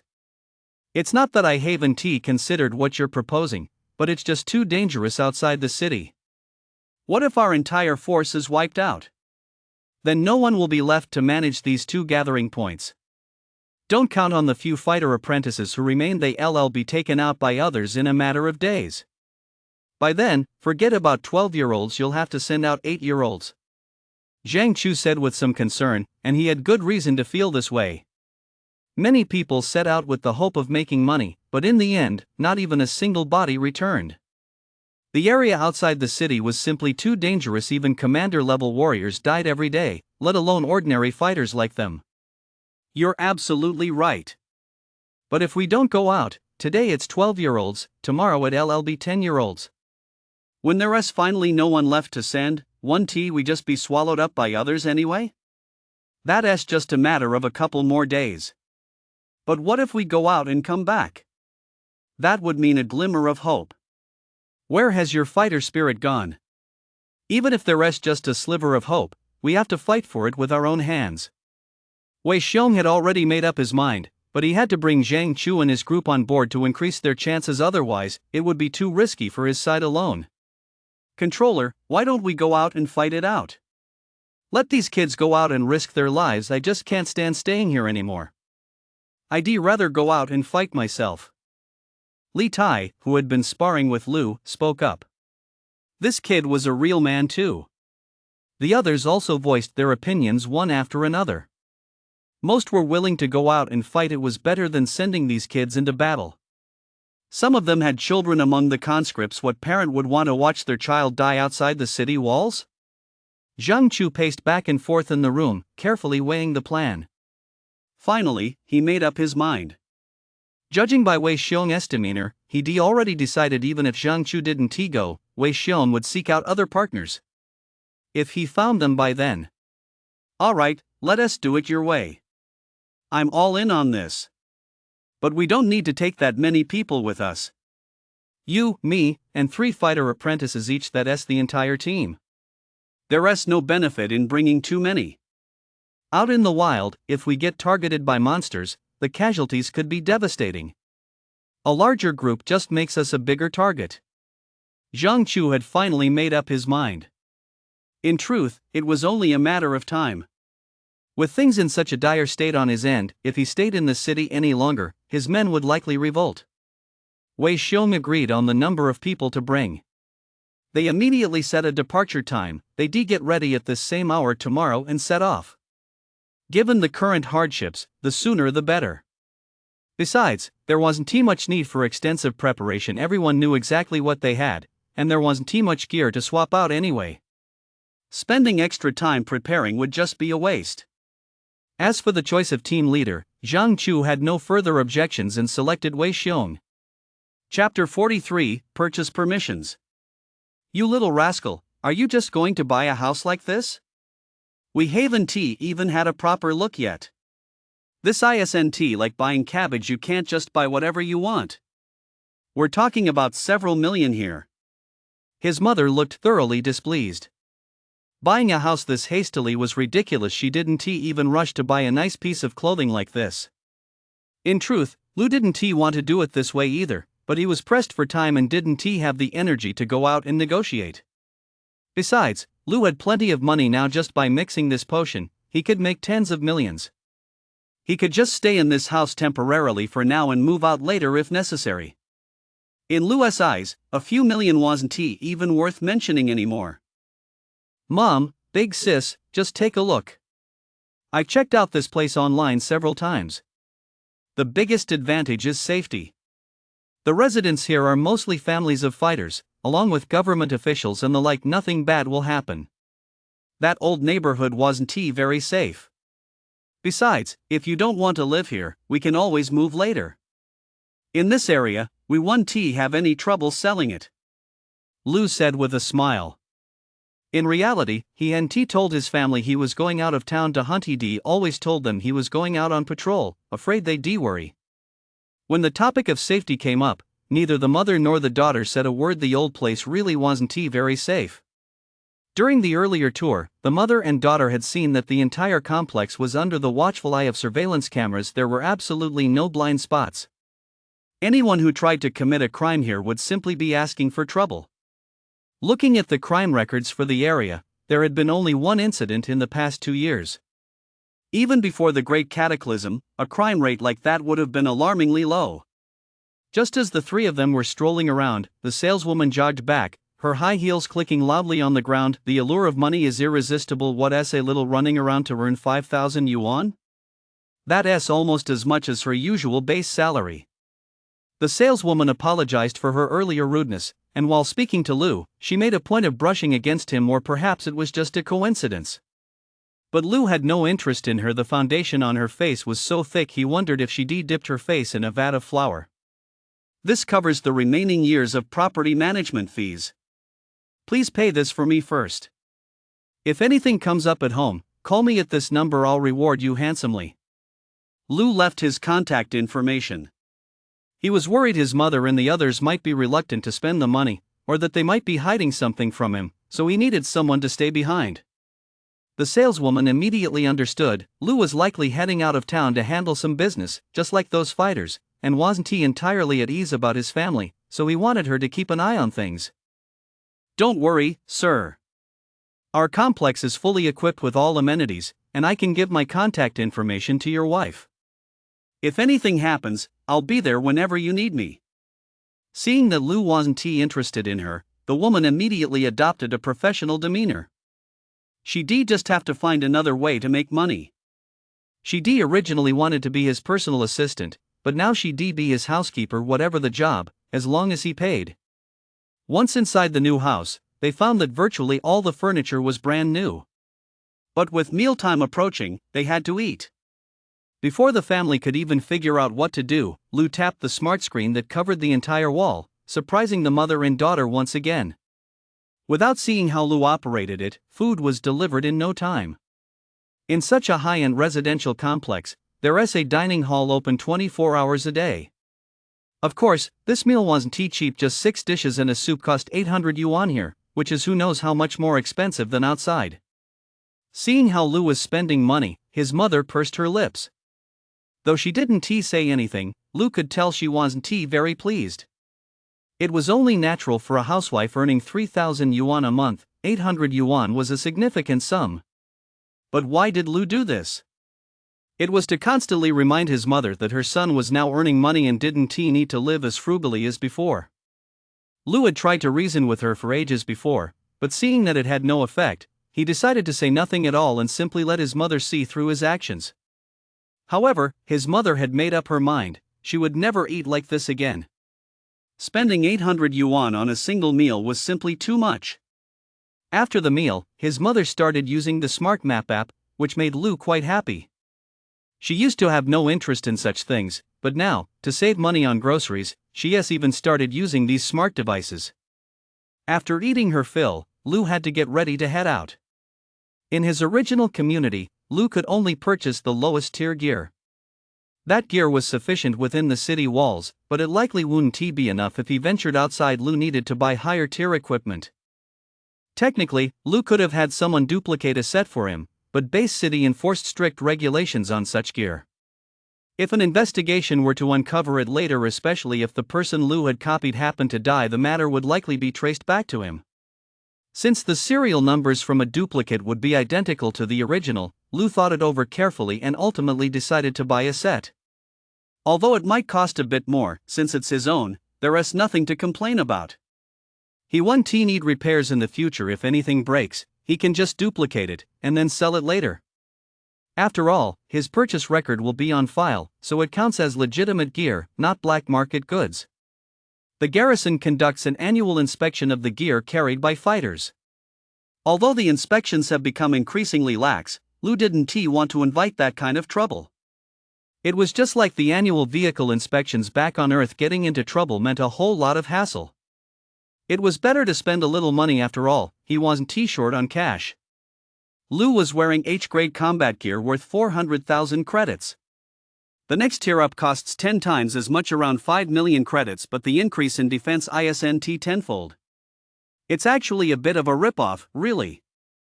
After leaving his residential complex, Lu quickly arrived at an equipment store.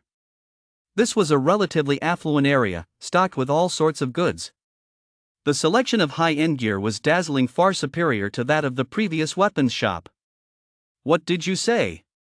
I don't have purchase permissions? I need points? Lou pointed at a super cool piece of gear, just as he was about to buy it, only to be told his points weren't sufficient. Chapter 44, F-Rank Gear. You little rascal, are you trying to buy a house here? We haven't even looked around properly yet. This isn't like buying cabbage, you can't just buy whatever you want. This costs several million. His mother looked completely reluctant. Buying a house was far too rushed. She didn't even rush this much when buying a nice piece of clothing. Actually, Lou didn't want to do it this way either, but he was pressed for time and didn't have the energy to go out and look around. Besides, Lou had plenty of money now. Just by mixing this potion, he could make tens of millions. He could just stay in this house temporarily for now and switch to something else later. In Lou's eyes, a few million wasn't even worth mentioning anymore. Mom, big sister, look, I've checked out this place online several times. The biggest advantage is safety. The residents here are mostly families of fighters, along with government officials and the like. Nothing bad will happen. That old neighborhood wasn't very safe. Besides, if you don't want to live here, we can always move later. This place won't be hard to sell, Lou said with a smile. In reality, he hadn't told his family he was going out of town to hunt. He always told them he was going out on patrol, afraid they'd worry. When the topic of safety came up, neither the mother nor the daughter said a word. The old place really wasn't very safe. During the earlier tour, the mother and daughter had seen that the entire complex was under the watchful eye of surveillance cameras. There were absolutely no blind spots. Anyone who tried to commit a crime here would simply be asking for trouble. Looking at the crime records for the area, there had been only one incident in the past 2 years. Even before the Great Cataclysm, a crime rate like that would have been alarmingly low. Just as the three of them were strolling around, the saleswoman jogged back, her high heels clicking loudly on the ground. The allure of money is irresistible. What's a little running around to earn 5,000 yuan? That's almost as much as her usual base salary. The saleswoman apologized for her earlier rudeness, and while speaking to Lou, she made a point of brushing against him, or perhaps it was just a coincidence. But Lou had no interest in her. The foundation on her face was so thick he wondered if she dipped her face in a vat of flour. Here's the money for the remaining years of property management fees. Please pay this for me first. If anything happens at home, call me at this number. I'll reward you handsomely. Lou left his contact information. Worried that his mother and family might be reluctant to spend the money or might be hiding something from him, he felt it was necessary to have someone here to keep an eye on things. The saleswoman immediately understood. Lou was likely heading out of town to handle some business, just like those fighters, and wasn't he entirely at ease about his family, so he was asking her to keep an eye on things. Don't worry, sir. Our complex is fully equipped with all amenities, and I can give my contact information to your wife. If anything happens, I'll be there whenever you need me. Seeing that Lou wasn't interested in her, the woman immediately adopted a professional demeanor. She'd just have to find another way to make money. She'd originally wanted to be his personal assistant, but now she'd be his housekeeper, whatever the job, as long as he paid her. Once inside the new house, they found that virtually all the furniture was brand new. But with mealtime approaching, they had to eat. Before his family could even figure out what to do, Lou tapped the smart screen that covered an entire wall, surprising the mother and daughter once again. Without seeing how Lou operated it, food was delivered in no time. In such a high-end residential complex, there's a dining hall open 24 hours a day. Of course, this meal wasn't cheap. Just 6 dishes and a soup cost 800 yuan here, which is who knows how much more expensive than eating out. Seeing how Lou was spending money, his mother pursed her lips. Though she didn't say anything, Lou could tell she wasn't very pleased. It was only natural for a housewife earning 3,000 yuan a month. 800 yuan was a significant sum. But why did Lou do this? It was to constantly remind his mother that her son was now earning money and didn't need to live as frugally as before. Lou had tried to reason with her for ages before, but seeing that it had no effect, he decided to say nothing at all and simply let his mother see through his actions. However, his mother had made up her mind, she would never eat like this again. Spending 800 yuan on a single meal was simply too much. After the meal, his mother started using the Smart Map app, which made Lu very happy. She used to have no interest in such things, but now she is even using these smart devices to save money on groceries. After eating her fill, Lu had to get ready to head out. In his original community, Lu could only purchase the lowest tier gear. That gear was sufficient within the city walls, but it likely wouldn't be enough if he ventured outside. Lu would have to buy higher tier equipment. Technically, Lu could have had someone duplicate a set for him, but base city enforced strict regulations on such gear. If an investigation were to uncover it later, especially if the person whose gear Lu had duplicated happened to die, the matter could easily be traced back to Lu. Since the serial numbers would be identical to the original, Lu thought it over carefully and ultimately decided to buy a set. Although it might cost a bit more, since it's his own, there is nothing to complain about. He won't need repairs in the future. If anything breaks, he can just duplicate it and then sell it later. After all, his purchase record will be on file, so it counts as legitimate gear, not black market goods. The garrison conducts an annual inspection of the equipment carried by fighters. Although the inspections have become less strict over time, Lu didn't want to risk any trouble. It was just like the annual vehicle inspections back on Earth. Getting into trouble would be a real headache, so he figured he might as well spend a little money. After all, he wasn't short on cash. Lu was wearing H-class combat gear worth 400,000 credits.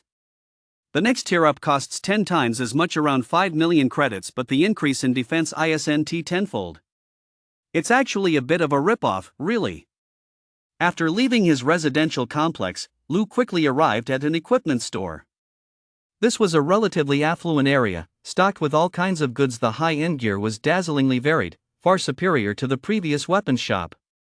What did you say? I don't have purchase permissions?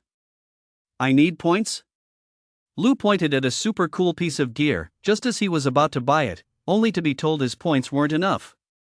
Chapter 45, Putting the Past Behind. To encourage fighters to hunt monsters, the human race established a points system. These points can be exchanged for items, but there are restrictions in certain places. For example, in this shop, if you have enough points, a set of F-grade gear costs just over 40 million. But if your points are insufficient, you'll have to pay 10 times the price. The item Lu had just selected was of a higher tier than F-grade, so his points weren't enough. Lu checked his points and realized he could only afford F-grade gear. As for weapons of this tier, Lu could only agree. After all, his points weren't enough, and he wasn't willing to pay 10 times the price. A full combat set plus a dagger cost Lu over 40 million in total. Add to that the money spent on a house, and Lu had already spent a significant portion of the money he'd earned. Earning money is easy, and spending it is easy. That's the reality of Lu's life right now. As he stepped outside, Lu glanced back at the shop. It was truly a bloodsucker. He'd only been inside for a short while, yet tens of millions had already flown out the door. No wonder Controller and the others hadn't upgraded their gear. It wasn't that they didn't want to, but that they simply couldn't afford it. These items were exorbitantly priced, starting at tens of millions at a time. The higher tier ones seemed beyond monetary value, requiring other resources to exchange for them. Back home, Lu began replicating these items. Compared to their original prices, the replication costs were practically a steal. A combat set cost only 600,000, and a dagger just 500,000. Although he failed several times, he eventually succeeded, spending less than a tenth of the original price. Lu didn't dare touch the remaining money. After the replication was complete, he still had several million left. What if he came across something valuable out in the wild? He couldn't very well be completely broke at that moment. So Lu began examining this combat gear. The technology of this era was truly advanced. The gear looked much like ordinary clothing, yet it could withstand fierce attacks. Take the F-class combat suit Lu was holding, for example. If a monster struck him with a force of 1,000 kilograms, the F-class defense would reduce that impact by 100 kilograms.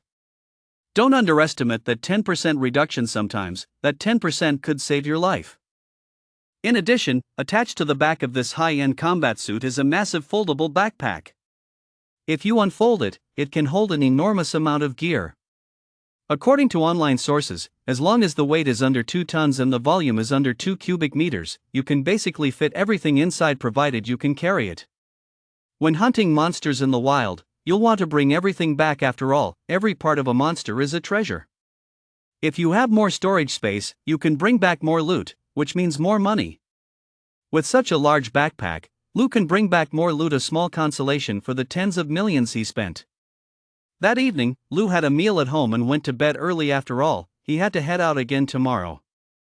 He told the old lady he'd be on patrol for 24 hours, since so many members of the patrol squad had died last time. Upon hearing this, the old lady's face darkened, but realizing it was for the sake of the entire settlement, she said nothing. If the old lady and his wife had known Lou was going hunting 5 kilometers away, it would certainly have been a different story. After all, who wouldn't worry about their husband and son? The next day, before dawn, Jing got up to make breakfast. Lou was so used to Jing's cooking that meals from outside tasted bland to him. Jing understood this, so she got up early to cook for Lou, and the two of them began to look more and more like a married couple. You must be careful out there. Don't do anything to draw attention to yourself. You nearly scared me to death that day. Just look at us, just the two of us women. If it weren't for you, how would we survive? Always keep us in mind. Jing was becoming more and more like a nagging housewife, constantly bringing up what happened that day. The truth was, Lou was simply too important without him. The two of them, mother and daughter, would truly have no way to get by. Don't worry about it. I've taken it all to heart. I've transferred 500,000 yuan to your smartwatch. Sometimes mom is reluctant to spend money, so if there is something you need to buy, just go ahead and get it. She wouldn't dare say anything to you out of pride. You two shouldn't live such a miserable life. Our family isn't short on money. Lou glanced over at her mother, then whispered to Jing. Talking to her mother about these things usually just ended in a scolding. Jing, being a bit younger, was more understanding. After all, she was a young person, and they had more in common. Speaking of that, I already discussed it with mom last night. We went to the supermarket yesterday afternoon, and it really scared the two of us. The prices here are more than 10 times higher than back home. Mom and I plan to go back there to stock up. We'll buy enough for a fortnight in one go. That way, we can support the local businesses, catch up with the neighbors, and most importantly, save money. Jing said with great solemnity. When Lou heard this, he couldn't help but roll his eyes. With a money printing machine sitting right at home, and yet they're trying to save a few $100. Lou really didn't know what to say about this mother-daughter duo's frugality. Do whatever you want, he thought. Just make sure you stay safe. Seeing that his mother had gotten up too, Lou quickly stuffed a steamed bun into his mouth and dashed out the door. He'd already been scolded by his wife for ages, and now that his mother was giving him a lecture as well, his head was about to explode. Watching Lou close the door behind him, his mother walked over to the window with a sigh, hoping her son would return safely. This time, Lou didn't take a taxi. After buying a house, he had purchased a modest commuter car. In this day and age, a car was definitely a luxury item. Taxi fares started at 100 yuan. Even this unassuming car had cost 500,000 yuan, but Lou didn't think much of that small sum. It was easy money to make back. All cars nowadays run on electricity. Since other resources are located outside the city and cannot be mined, everyone relies on electricity. The massive canopy hovering over base city serves as a power generation facility. Although the electricity rate is as high as 1 yuan per unit, those who can afford a car don't really mind the price. At least it makes their lives more convenient. Chapter 46, Giant Rats. Man, you're something else. I've only had you out of school for a few days, and now you're already driving a car. If anyone were keeping track, this would definitely be a Guinness World Record. At their meeting spot, when Fong saw Lou pulling up in a car, the look of shock on his face was priceless. I did the math. If I took a taxi here every day after moving, it would add up to a hefty sum. So I figured I might as well buy a car. It's not exactly a luxury vehicle, but in the long run, it's still more economical. Lou said with a chuckle. Seeing that not many people had arrived yet besides Fong, only Nyo Air was standing there. Lu had had a falling out with this guy before, but now that they were about to head out of town to hunt monsters, he had to clear things up. If Nyo Air were to cause trouble out there, it could be fatal for both of them. Lu pulled a pack of cigarettes from his pocket, tossed one to Fong, then another to Nyo Air. He took out a lighter and lit them both, acting as if there had never been any bad blood between them. Don't look at me like that. Once we get to that place outside the city, I'll know exactly what to do. Even though we've had our differences, I've already taken back what was mine from your gambling debts. I'm not the petty type. Besides, once we're outside the city, I'm no match for you. I might even have to rely on you to look out for me. Nyo Air, of course, understood the meaning behind that cigarette. It certainly wasn't just a friendly offer, it was a way of asking for directions. That is just how things are between men. Once you lay your cards on the table, everything is fine. Lu nodded in agreement. Since things were settled, even if they couldn't become brothers, they'd still come from the same gathering point, so looking out for one another was inevitable. In the past, Fong didn't want to have anything to do with you, Nyo Air, but now that the gathering point has turned out this way, everyone has to unite. If you still care about this gathering point, you must put past grievances aside. Otherwise, harboring suspicion toward one another out in the wilderness is a very dangerous thing. Fong exchanged a few words with Nyo Air, conveying a message similar to Lu's. Just as the three of them finished speaking, Controller pulled up in his car. This vehicle was far superior to Lu's, a true off-road vehicle. If they were to leave the city, they'd have to use this one. Lu's car was only suitable for city driving and would fall apart the moment they ventured outside. Everyone, come over here. I'll give you a quick briefing. Once we're out of the city, you'll all need to know your limits. No matter what you're like normally, you have to follow orders from above. Zhang Chu and I are the main force against the monsters. The rest of you are just here to provide support. Especially you, kid. I know you're incredibly strong. If you don't follow orders this time, don't blame me for not taking you out next time. Wei Xiong made a point of warning Lu. If this guy went out there trying to show off, he might very well get killed out there. If that happened, it would be a total loss for Wei Xiong's gathering point, a case of losing more than you gain. Lu nodded from the side, indicating he would follow orders. Although he'd been out twice before, he'd mostly just hung around the city walls and never ventured deep into the jungle. The area 5 kilometers outside the city was completely different from here. Rest assured, Controller. I'm not the type to bite off more than I can chew. Once I'm out there, I'll follow your orders to the letter. Wei Xiong was very satisfied with Lu's attitude. Their relationship was usually decent, but today's matter had to be handled strictly by the book. Everyone around had seen it. Even Lu was behaving obediently. No matter how much of a troublemaker you might be normally, or which gathering point you belong to, once you're out there, you have to listen to Wei Xiong. This is for the good of everyone. While Wei Xiong was pleased, Zhang Chu felt a bit uneasy. Back when Li Tai first showed promise, Zhang Chu had gone to great lengths to win him over, not only providing Li Tai with nutritional serums but also offering him numerous other benefits. In comparison, Lu's situation was much more favorable. Lu glanced over at Zhang Chu's group. Li Tai was naturally there, along with two other fighter apprentices. Although he didn't recognize these two, the fact that Zhang Chu had brought them all the way to a spot 5 kilometers outside the city meant they must be the two strongest fighter apprentices from their gathering point. If he were to bring along ordinary fighter apprentices just to make up the numbers, it would be nothing short of sending them straight to the underworld. Let us hurry up and get going. Once we leave, we'll be taking all the strongest fighters with us. If something happens at the gathering point, the people left behind might not be able to handle it. The sooner we go, the sooner we'll be back. Zhang Chu's vehicle was a modified pickup truck that looked quite impressive. Almost every fighter owned a vehicle like this, otherwise, they wouldn't be able to transport their subordinates out of the city. Wei Xiong also motioned for everyone to get in the car. The two vehicles left the gathering point square one after the other.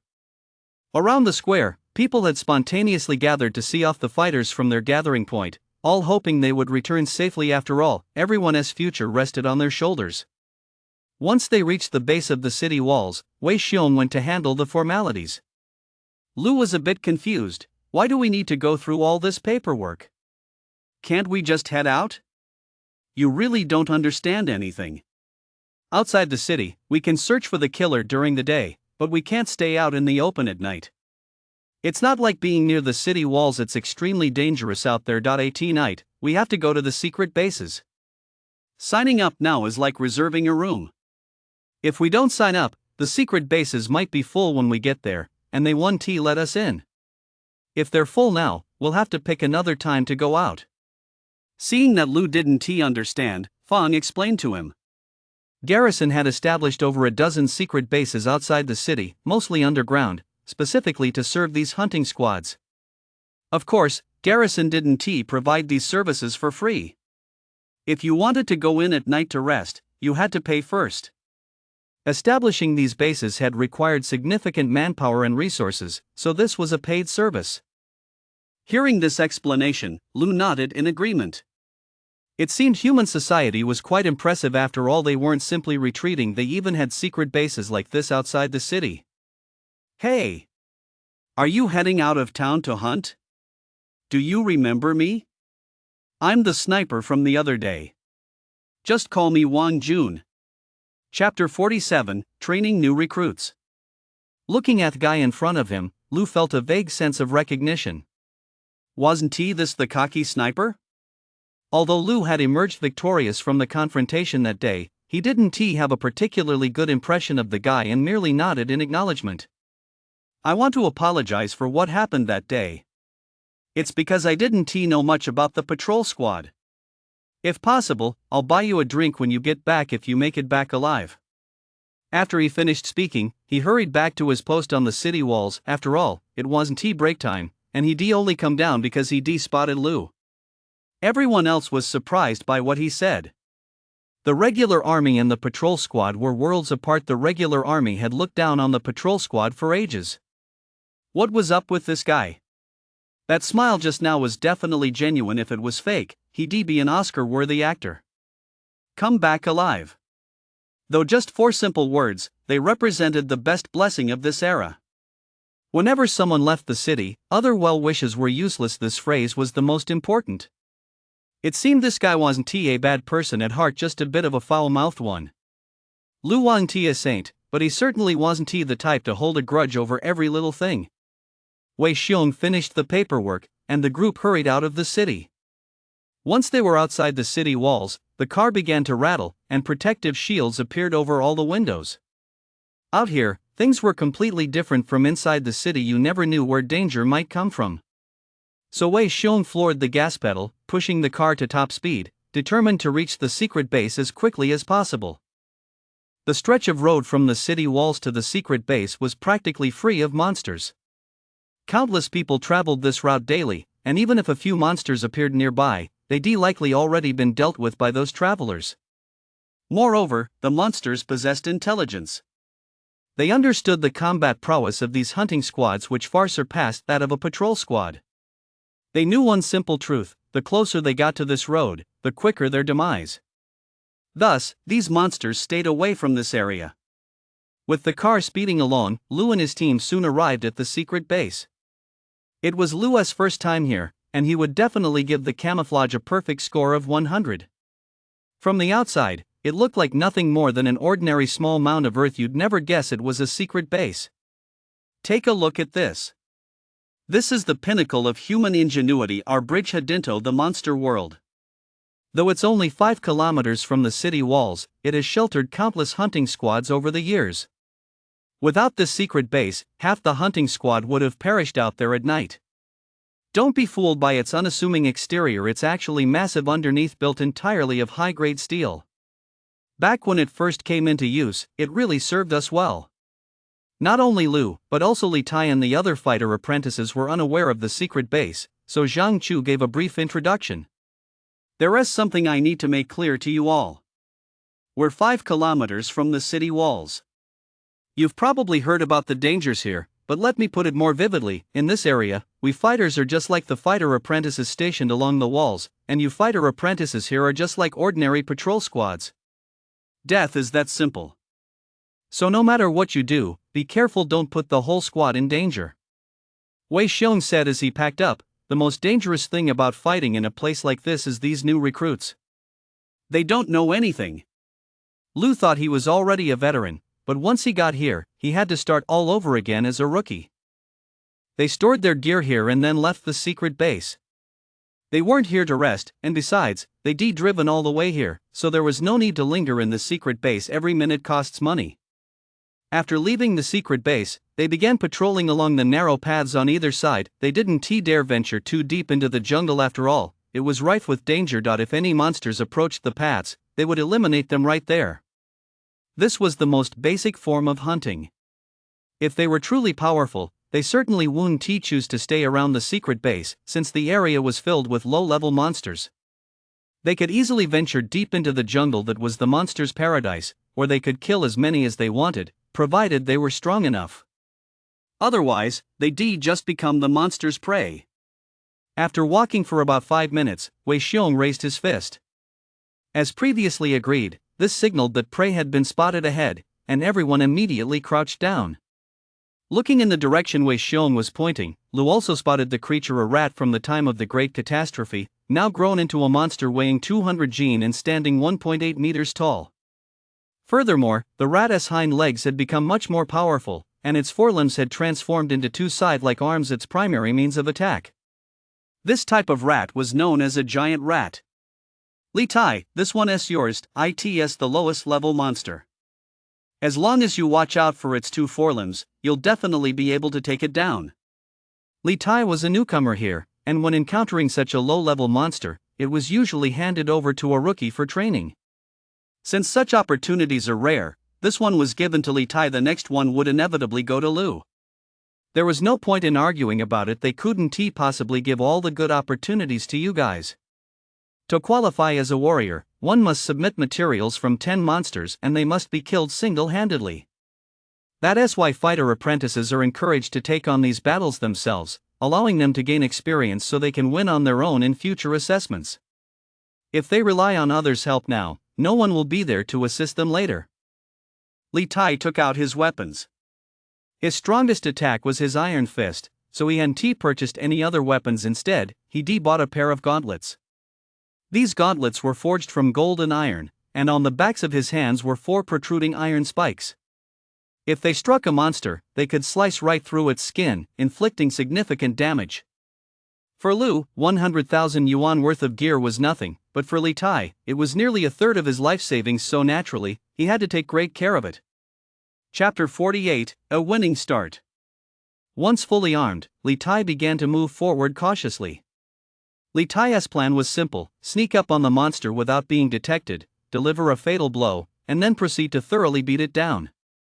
Although the idea was sound, his movements were a bit clumsy. By the time he took his 3rd step, the monster had already sensed him and pounced immediately. The giant rat's attack pattern was very straightforward: it would tackle you to the ground, then tear you apart with its claws or bite you with its teeth.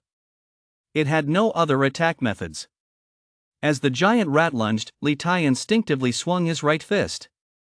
His strongest attack was the iron fist, so this was a reflexive counter. However, Li Tai made a mistake. When he put on the gloves, he hadn't anticipated that his punch would slow down, yet his attack power remained the same, so he missed. In the wild, any mistake can cost you dearly. The moment Li Tai missed his strike was the moment the monster was most delighted. The giant rat lunged forward and bit down on Li Tai's right hand, which immediately began gushing blood. Li Tai's response at that moment was the right one. He ignored his right hand since it was already clamped in the rat's jaws and swung his left fist, landing a blow squarely on the giant rat's head.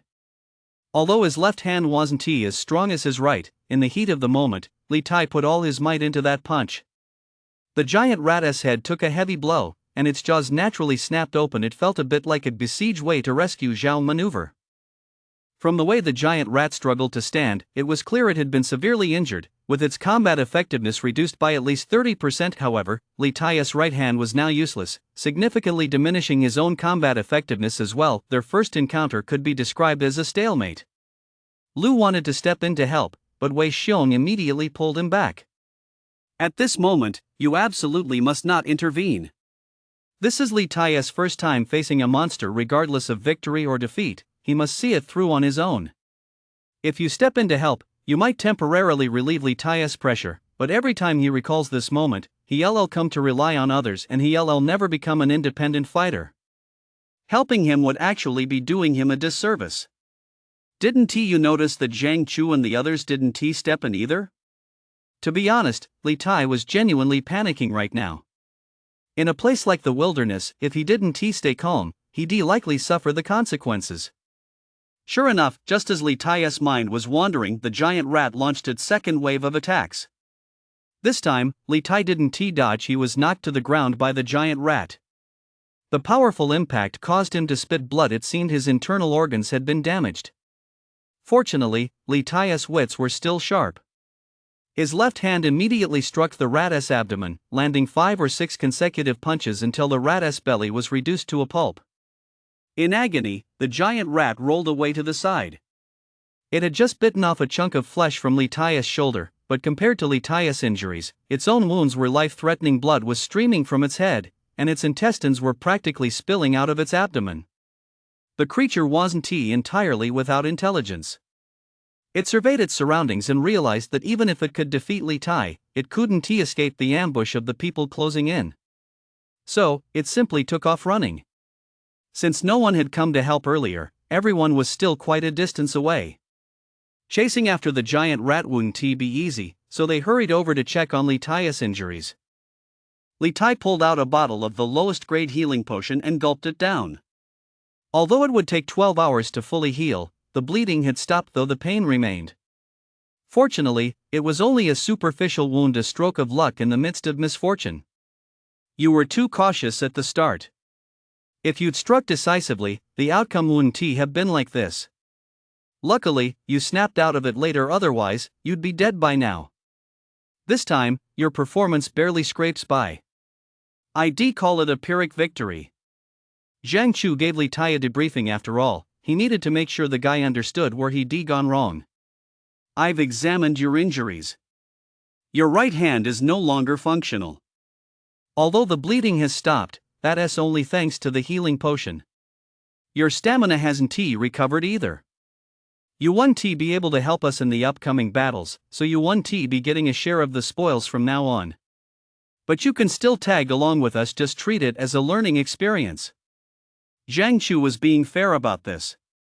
Although Li Tai was one of his own, he was no longer combat ready. Just letting him tag along was generous enough. He couldn't very well give him a share of the spoils, as that would be unfair to the others. There's a strict time limit here. If this had happened in the middle of the hunt, you'd still be eligible for a share of the loot, but since we've only just begun, you naturally have no right to a share yet. For most patrol squads on their first outing, it's usually a narrow victory. Even though they've trained for quite some time in Base City, they still get a bit nervous when facing monsters alone. Just managing to stay alive puts them far ahead of those who didn't make it. Li Tai had no objections to Zhang Chu's arrangement. After all, experience is the most valuable asset. Just because they didn't make money on this outing doesn't mean they won on the next one. After tending to their injuries, the group pressed on. They hadn't gone more than 100 meters when Wei Xiong spotted another giant rat. He glanced at Lu, and everyone understood, this one was Lu's to handle. It was up to Lu to deal with it. Li Tai widened his eyes. He knew the gap between himself and Lu and wanted to see how Lu fought, hoping to learn from his strengths and improve his own weaknesses. As Lu passed by Wei Xiong patted him on the shoulder. Although he had confidence in the young man, the wilderness was completely different from the city. Li Tai had performed quite well in the city, but his skills had faltered in the wild. While the two major groups were cooperating, they were also competing. If Lu could score an opening victory, it would truly bring honor to our group. Lu nodded, indicating he knew exactly what to do. When fighting alone, one would typically sneak up slowly and look for an opportunity to ambush the enemy. This would instantly reduce the monster's combat effectiveness, which is highly advantageous. Lu adopted the same tactic as Li Tai, but as for the outcome, only time would tell. Chapter 49, The Iron Triangle. Giant rats are the lowest tier monsters, found everywhere within a 5-kilometer radius outside the city. Fighters generally look down on them, mainly because they have nothing of value on them apart from their crystal nuclei. Only the giant rat's tails are useful. Their tails are extremely supple and can be fashioned into special ropes or whip-like weapons, so they're worth about 100,000 credits.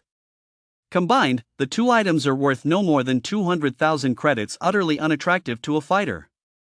However, giant rats have their own unique value. They're perfect for training new recruits. The squad had already lost one recruit, so now everyone held their breath to see how their second recruit would fare. Lewis' approach was the same as Li Tai's. He didn't even attempt to sneak up on it. This had to do with their stealth skills. Although they studied the theory in books, they hadn't practiced it in actual combat. So, after Lu took just a few steps, the giant rat spotted him, and the ambush turned into a full-on assault. When Lu and the giant rat locked eyes, there was no need for words. It was time to fight. The giant rat resorted to its usual attack, lunging straight at Lu. Lu knew its attack pattern, and with a rock nearby, he used it to launch himself upward, leaping directly onto the giant rat's back. Could it be? Fong muttered under his breath. Others might not know what Lu's stance meant, but Fong understood perfectly well. Just like when they fought the giant ant, Lu was preparing to take the giant rat's head, specifically its hardest part, the skull, head-on with his fist. The skull is the hardest bone in the human body, and it's also the hardest bone in the giant rat. If Lu could kill it with a single blow, that would be the best-case scenario. But if he failed to kill the giant rat, it would launch a fierce counterattack, and then things wouldn't look so good. Using the momentum of his downward dive, Lu landed a punch squarely on the giant rat's head. He distinctly heard the sound of bone cracking. Even Wei Xiong, standing nearby, heard it. Just how tough is this thing's body? Fong muttered. The first time was against the black horn ants, the second against the biker gang's crows, and the third against this giant rat. Ordinary skin simply couldn't be this tough. After being struck, the giant rat initially rolled violently on the ground.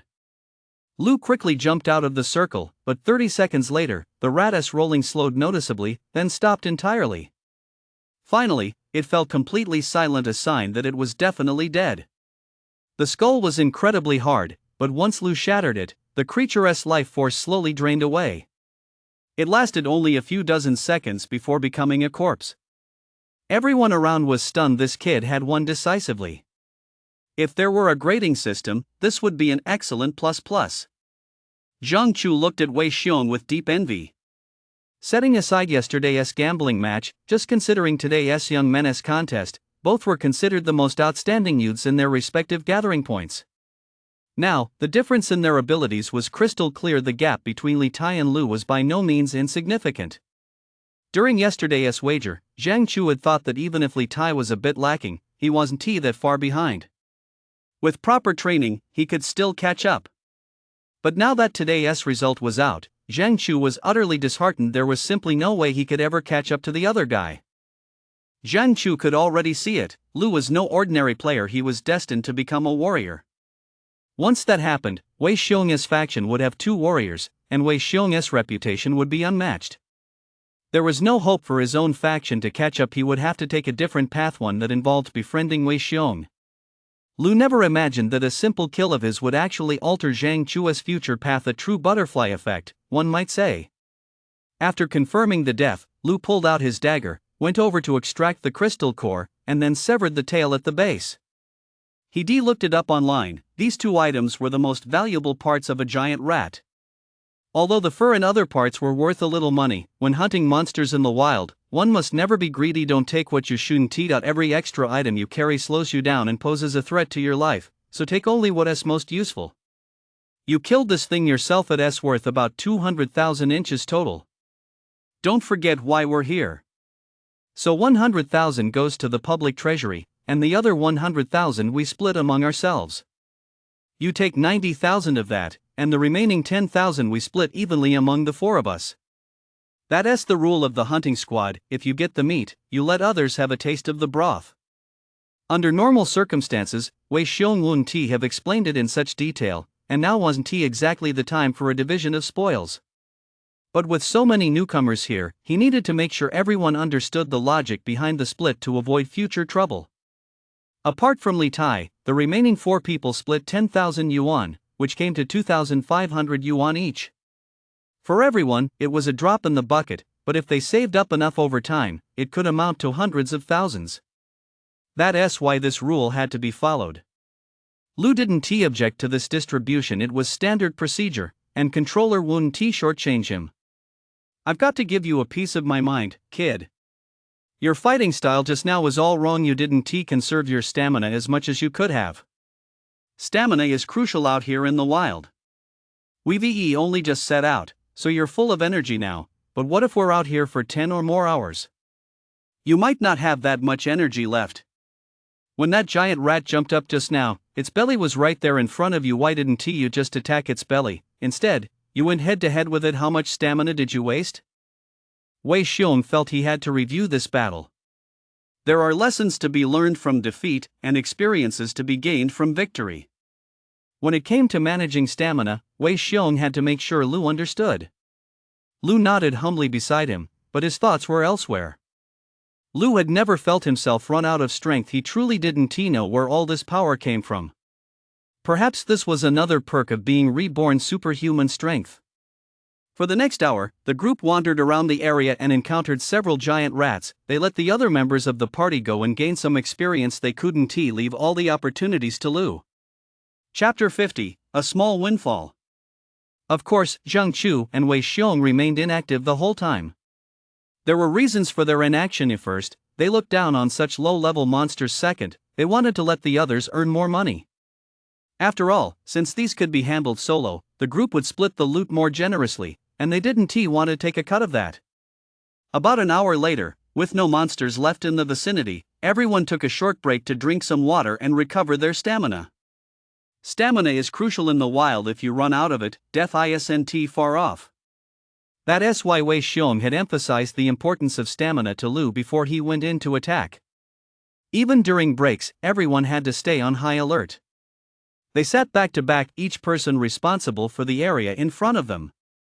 If anything unusual happened, everyone could react quickly. After all, this was the wilderness. You could lose your life at any moment, and there wasn't a single minute to relax. Lu already had 3 rat tails in his backpack.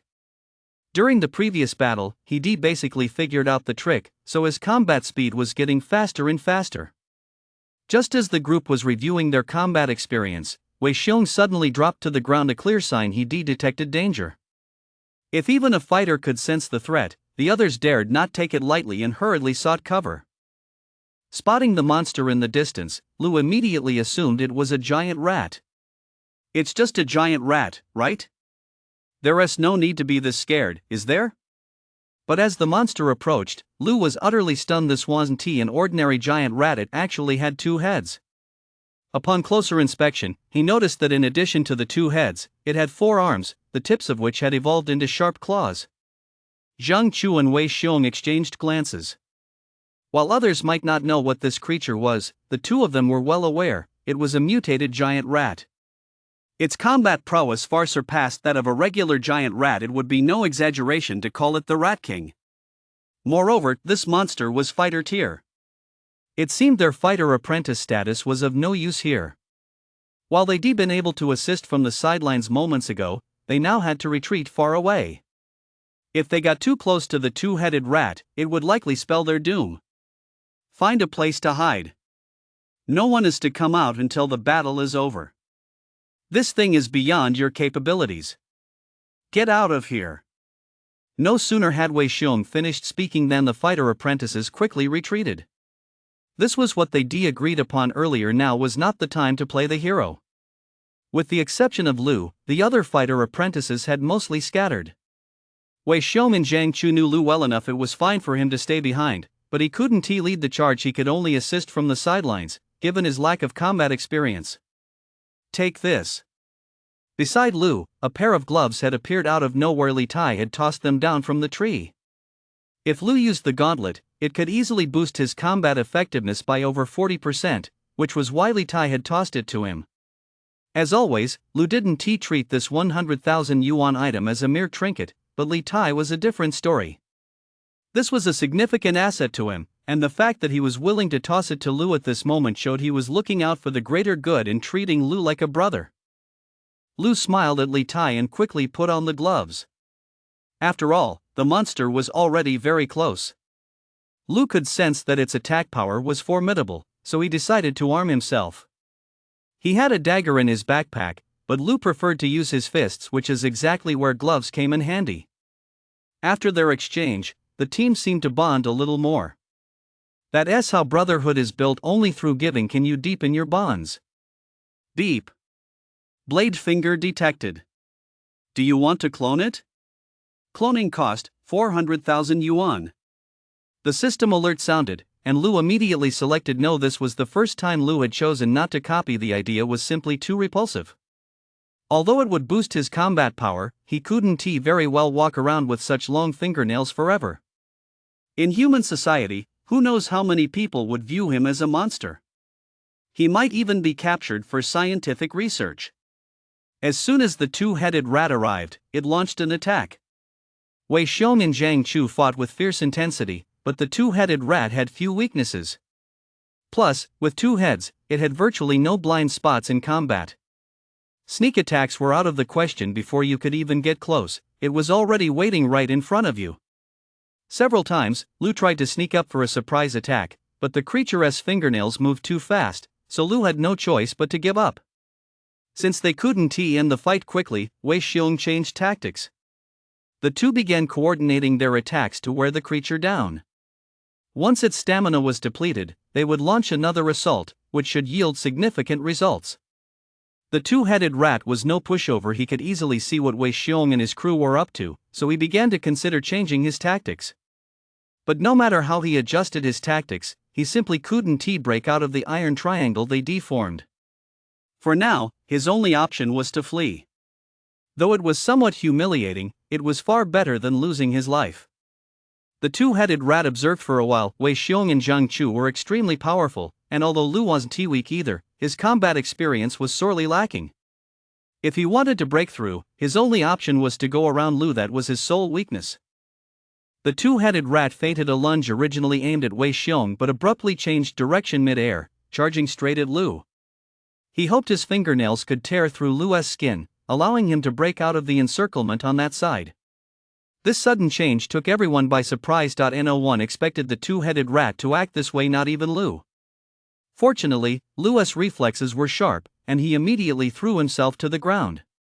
Just as the two-headed rat reached directly above Lu, Lu kicked out with a force of nearly 2,000 kilograms, striking the two-headed rat in the abdomen and inflicting its first serious injury. Lu's kick sent the two-headed rat crashing into a nearby tree, shaking the centuries-old tree so violently that its leaves rained down. The two-headed rat felt excruciating pain in its abdomen. It had truly miscalculated. It never expected this kid to be so formidable. But now it had no choice but to continue attacking Lu. After all, that was his weak spot.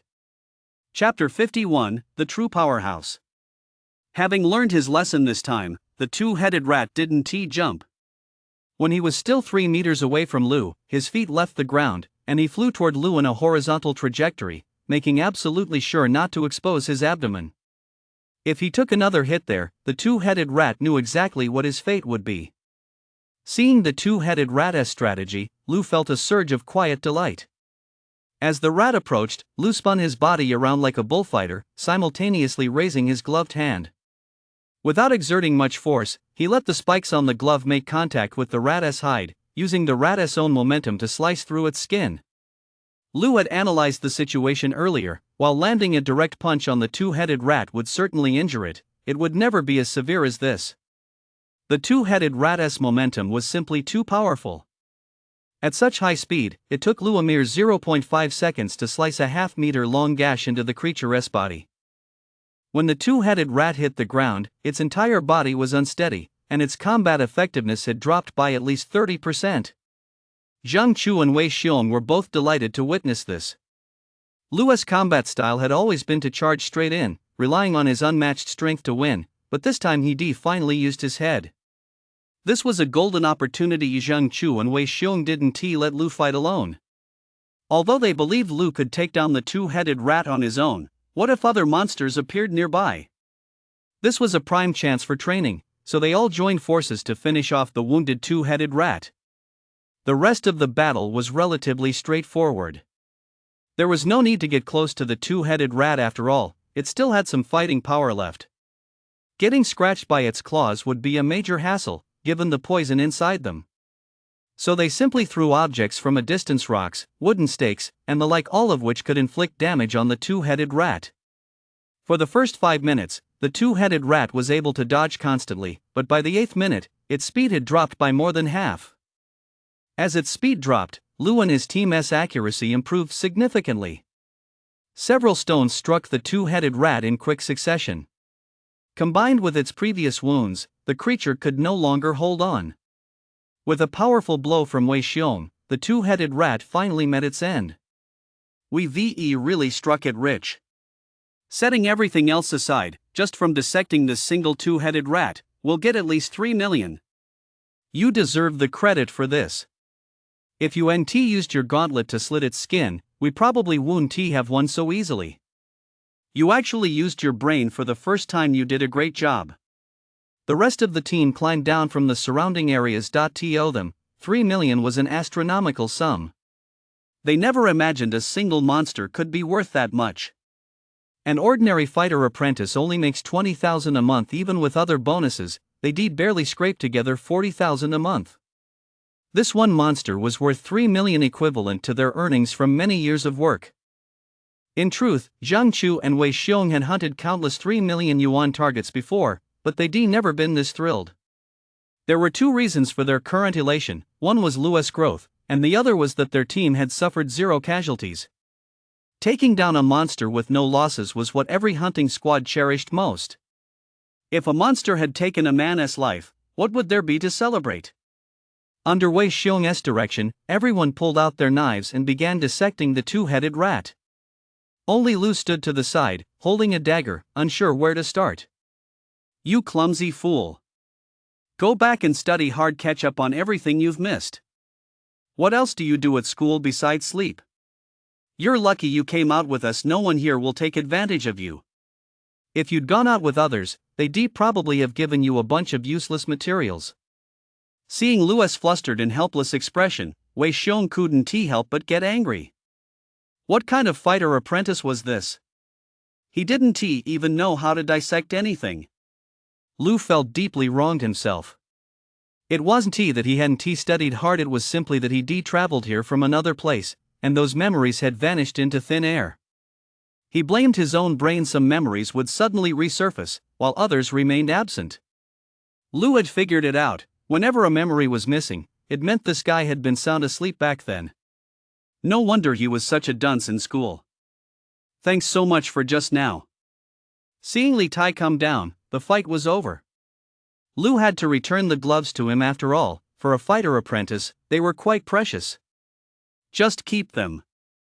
My right hand's shot, I can't even wear them anymore. They're just dead weight to me.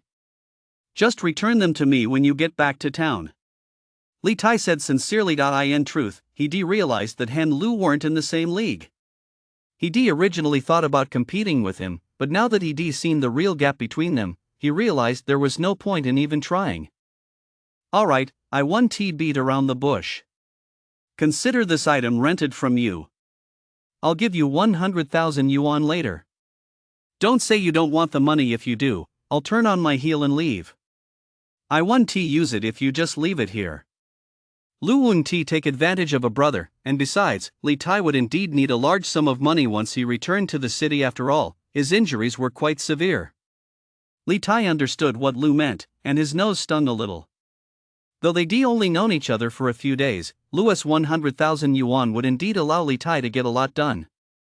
If fighter apprentice didn't recover quickly, he'd soon burn through his life savings, and Li Tai had a whole family to support. That was just the kind of person Lu was. He returned a tenfold favor for every inch of respect shown to him. The moment Li Tai handed over the boxing glove, Lu had already decided in his heart that this guy would be his brother from then on. And since they were brothers, how could he possibly take advantage of him? The merger of the 2 squads began with this single boxing glove. As Li Tai and Lu's relationship improved, the 2 squads grew even closer. Wei Xiong and Zhang Chu both witnessed this scene and were overjoyed. Thankfully, there were no conflicts within our squad. If there had been any, we might as well have stopped hunting monsters outside the city. That would have been a highly dangerous endeavor. We'd better hurry back to the city to handle matters. Chapter 52, The Inspector General. Zhang Chu looked down at the harmonious squad and suddenly a thought crossed his mind. Since the two squads get along so well, I wonder if people at the two gathering points could get along too? If the two gathering points could merge into one, it would be very beneficial for our side. After all, aside from Lulu, Wei Xiong's group has a true genius who will surely be of great help to him in the future, and I could benefit from that too. However, Zhang Chu didn't bring it up just yet. It was merely a preliminary idea, though it laid the groundwork for a future merger. A few hours later, the group had taken down 2 more monsters, reaping a decent haul. After scouting the surroundings, they climbed a large tree to rest. Hey, old Wei, is this what they call pain and pleasure? Zhang Chu had been observing Wei Xiong for quite some time. The guy would go from grinning like an idiot one moment to furrowing his brow the next. Zhang Chu could certainly guess why. Having someone like Lu emerge as a controller for a gathering point was, of course, cause for great joy. But someone as exceptional as Lu would never stay at a small gathering point. He'd leave sooner or later. And that was exactly what Wei Xiong was worried about. Don't go bloating over my misfortune. If your hub had someone like that, I bet you'd be just as worried as I am. Our pond is too small. We can't hold on to a true dragon. Wei Xiong was speaking the truth. To cultivate a master, besides the individual's own talent, other material conditions are also essential. Given the conditions of the Xiong gathering point, forcing Lu to stay here would simply ruin his life. Throughout the gathering point's history, there had been no shortage of geniuses. Yet, without exception, once they passed the fighter exam, they all left. They'd simply bring their families here and then ignore the gathering point entirely. Wei Xiong couldn't blame them. After all, we simply didn't have enough resources. The larger gathering points out there had what they needed. Birds of a feather flock together. Wei Xiong didn't hold it against them. You don't need to worry too much. This kid is probably different from the other geniuses. Look at how he interacted with Li Tai just now. Li Tai merely contributed a pair of boxing gloves, and the kid gave him money in return. That shows he is grateful and knows how to repay a favor. Since you've been so good to him, there is no way he'd abandon your gathering point. What Zhang Chu said was true. Wei Xiong felt the same way. But if staying here were to hold Lu back for the rest of his life, Wei Xiong wouldn't be able to live with himself. After all, Lu had the potential to reach higher levels. Why keep him trapped here? Wei Xiong stayed because of his parents' wishes, but Lu had no such obligations. I have a rough idea. Give it some thought. It might help you out a little. Our squad works so well together. Why not keep collaborating? If we do, we might as well merge our 2 gathering points into one. That way, you'd get double the resources. We'll pool all our resources and pour them into this kid. What do you think? After much hesitation, Zhang Chu finally spoke up. During the last catastrophe, their side had suffered far greater losses than Wei Xiong's. If they didn't make plans in advance, they would surely regret it later. Zhang Chu had watched Wei Xiong's performance during this hunting expedition closely. Wei Xiong was a man who lived up to the principles of fairness and justice. Therefore, Zhang Chu boldly surmised that once the 2 settlements merged, Wei Xiong would certainly not mistreat his people. A far better outcome than being absorbed by another settlement. After Zhang Chu finished speaking, Wei Xiong nearly fell out of the tree. The two had been locked in open and covert rivalry for so many years. Had it not been for this crisis, they likely would never have cooperated in their lifetimes. So what was going on now?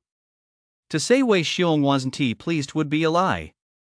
Having competed with Zhang Chu his entire life, the fact that Zhang Chu was willing to bring his settlement over to join him, meaning they would become his own people, was incredibly gratifying. Of course, Wei Xiong also understood that it was Lu who had brought about these changes. They had been through this before back then. Forget about defecting to him, they'd have devoured each other alive. Since Lu's arrival, the transformation of his settlement had been plain to see. Even Zhang Chu was now willing to defect to him. Don't be so surprised. I've thought this through for a long time. You know the situation over here. If I try to hold out on my own, I'll probably work myself to death and still be unable to keep this settlement. Rather than letting someone else swallow it up, I'd rather bring it up with you early. You're fairer than most, and you won't mistreat my people." After saying this, Zhang Chu felt as if a huge weight had been lifted from his heart. His earlier anxiety had stemmed from this very matter. He feared Wei Xiong would flatly reject him. Now, seeing Wei Xiong's reaction, he knew the man would likely accept the proposal. Yet Zhang Chu couldn't help but feel a sense of melancholy, as if he were a hero at the end of his rope. "Old Zhang, rest assured. I'll keep this in mind, but I can't give you an answer right now. I need to go back and discuss it with the other elders. As you know, there are certain matters that require careful consideration from all angles. However, if they agree, I can make you a promise right now. I will absolutely treat everyone fairly and ensure that your people don't feel any sense of injustice." After hearing Wei Xiong's words, Zhang Chu nodded. This was essentially a yes, though many details still needed to be worked out. After all, there were two gathering points involved. Clop, clop, clop. At that moment, they heard this sound. It must have been the clatter of hooves. Could someone else be riding out on horseback? Everyone immediately looked in the direction of the sound. Sure enough, someone on horseback appeared, and it was a white horse. To be precise, it was a white unicorn. Such creatures usually only exist in fairy tales, so Lu was genuinely taken aback to see one in the flesh. This unicorn was truly a sight to behold. If this were in the city, a single unicorn like this would be enough to attract the attention of countless young girls. At that moment, Lu's eyes were fixed entirely on the unicorn. It almost seemed as if the creature was about to glow. "Greetings, Inspector." Wei Xiong didn't give Lu a moment to stare in awe. He immediately pulled him down to his knees. The person before them was no ordinary individual. He was the Inspector General of Base City, a member of the highest echelons of power. Chapter 53, The Mysterious Profession. Lu was just about to ask what an inspector was when the system's notification sound drowned out his thoughts. It was purely because this guy was carrying far too many valuable items. Adult unicorn detected. Do you wish to clone it? Cloning cost, 1 billion yuan. A class combat gear detected. Do you want to duplicate it? Duplication cost, 800 million yuan. Discovered the mentalist talent. Do you want to copy it? Cloning cost, 2 billion yuan. Storage necklace discovered. Do you want to duplicate it? Duplication cost, 40 million yuan. Found. Lu was completely baffled. Was the person in front of him even human? Or was he a giant treasure chest? The items on his person were far too valuable. The difference between the cloning cost and the actual value was in the tens of times. Didn't that mean the true value of these items was astronomical? After about a minute, the beeps finally stopped. Lu hadn't even heard them clearly before, and now he didn't dare look at the screen. This was ridiculous. He thought he was rich, but compared to the person in front of him, he was just a poor farmer from the mountains. The cheapest item on him was worth his entire fortune, and that was just within the infinite copy system. If we were comparing this to the real world, he'd be completely outclassed. Once Lu had calmed down, he finally grasped the concept of what a supervisor was. In this city, the highest authority naturally belongs to the commander. The commander is the supreme authority of the entire base city, overseeing all matters within it and reporting directly to the Human Council. Below them are the two deputy commanders, each with their own specific responsibilities, and they report to the commander. The highest authority in every base city consists of 6 people. Aside from the 3 mentioned above, the remaining 3 are the supervisors, known as the first supervisor, second supervisor, and third supervisor. Stand up, everyone. This isn't a place for formalities. You are all among the strongest of our humankind. Since we've crossed paths, it means we share a bond of fate. I'm giving you a small token of my appreciation, hoping it will be of use to you. Do your best to hunt monsters. Only by working together to hunt monsters can humanity secure a brighter future. I have urgent matters to attend to. Take care, everyone. This inspector was truly a patient man. He even tossed them 3 bottles of healing potions, the lowest grade ones, of course. Considering they were complete strangers, the fact that he gave them something worth hundreds of thousands was already quite generous. The second inspector is just as people say online whenever he encounters a hunting party out in the wild, he always offers some help. I never expected this help to be so substantial. He just casually handed over hundreds of thousands. It's nothing to the inspector, but for us, it's a pretty hefty sum. Wei Xiong picked up the items and gazed in the direction the inspector had disappeared. He was truly grateful. People with such a kind heart were few and far between these days. Hey, kid, stop staring. The inspector has already left. I know exactly what you're thinking. You've got your eyes on all that gear he's wearing, haven't you? You're acting like a little money grubber. Do you think those items are just for show? Even a single one of them could buy a dozen gathering points. Lu remained frozen in place, staring. Wei Xiong didn't know what to say. The inspector's charisma was simply overwhelming. Actually, Wei Xiong was somewhat pleased. After all, letting a genius like Lu witness more skilled masters would help him realize where his future goals lie.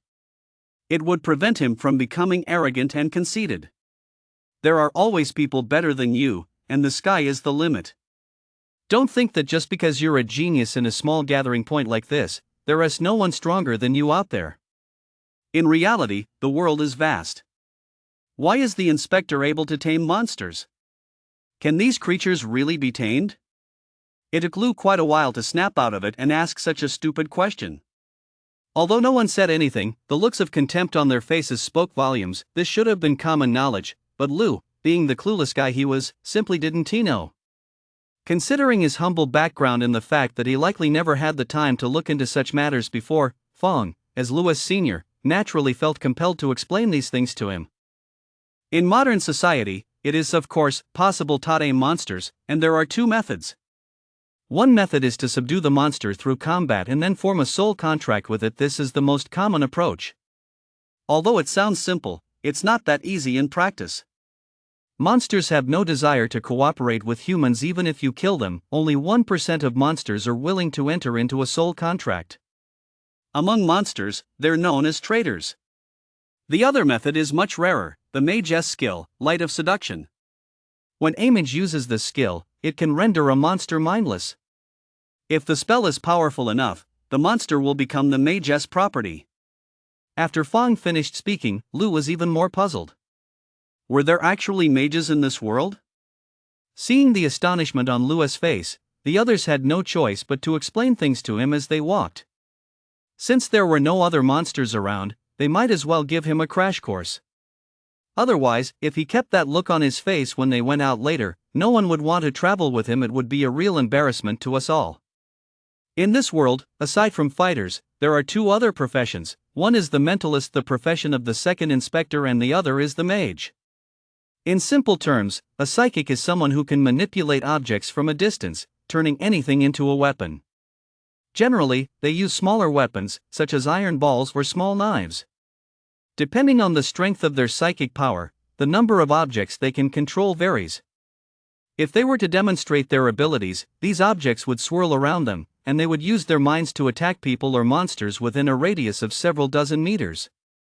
With this description, Lu immediately understood it was just like Magneto in the movies. Recalling Magneto's cool demeanor, Lu's face lit up with admiration. How much did the system say it cost earlier? Wasn't he at 2 billion? At the time, Lu had thought it was too expensive, but now it didn't seem expensive at all. If his psychic power were strong enough, he'd be a walking money-making machine. No matter how many monsters stood before him, they'd be no match. Chapter 54, A Successful Hunt. Listen, kid, you'd better be a bit more realistic. That look on your face right now is exactly the same as mine back in the day. When I first learned about the profession of psychic, I thought I could become one too. I don't know how many people laughed at me back then. Now I need to make you understand a harsh reality. Do you have any idea how incredibly rare the chances of becoming one are? Seeing Lu like this, Fong was reminded of his younger self. He had to give this guy a good reality check to keep him from harboring so many unrealistic ideas. It wouldn't do him any good to go down the wrong path.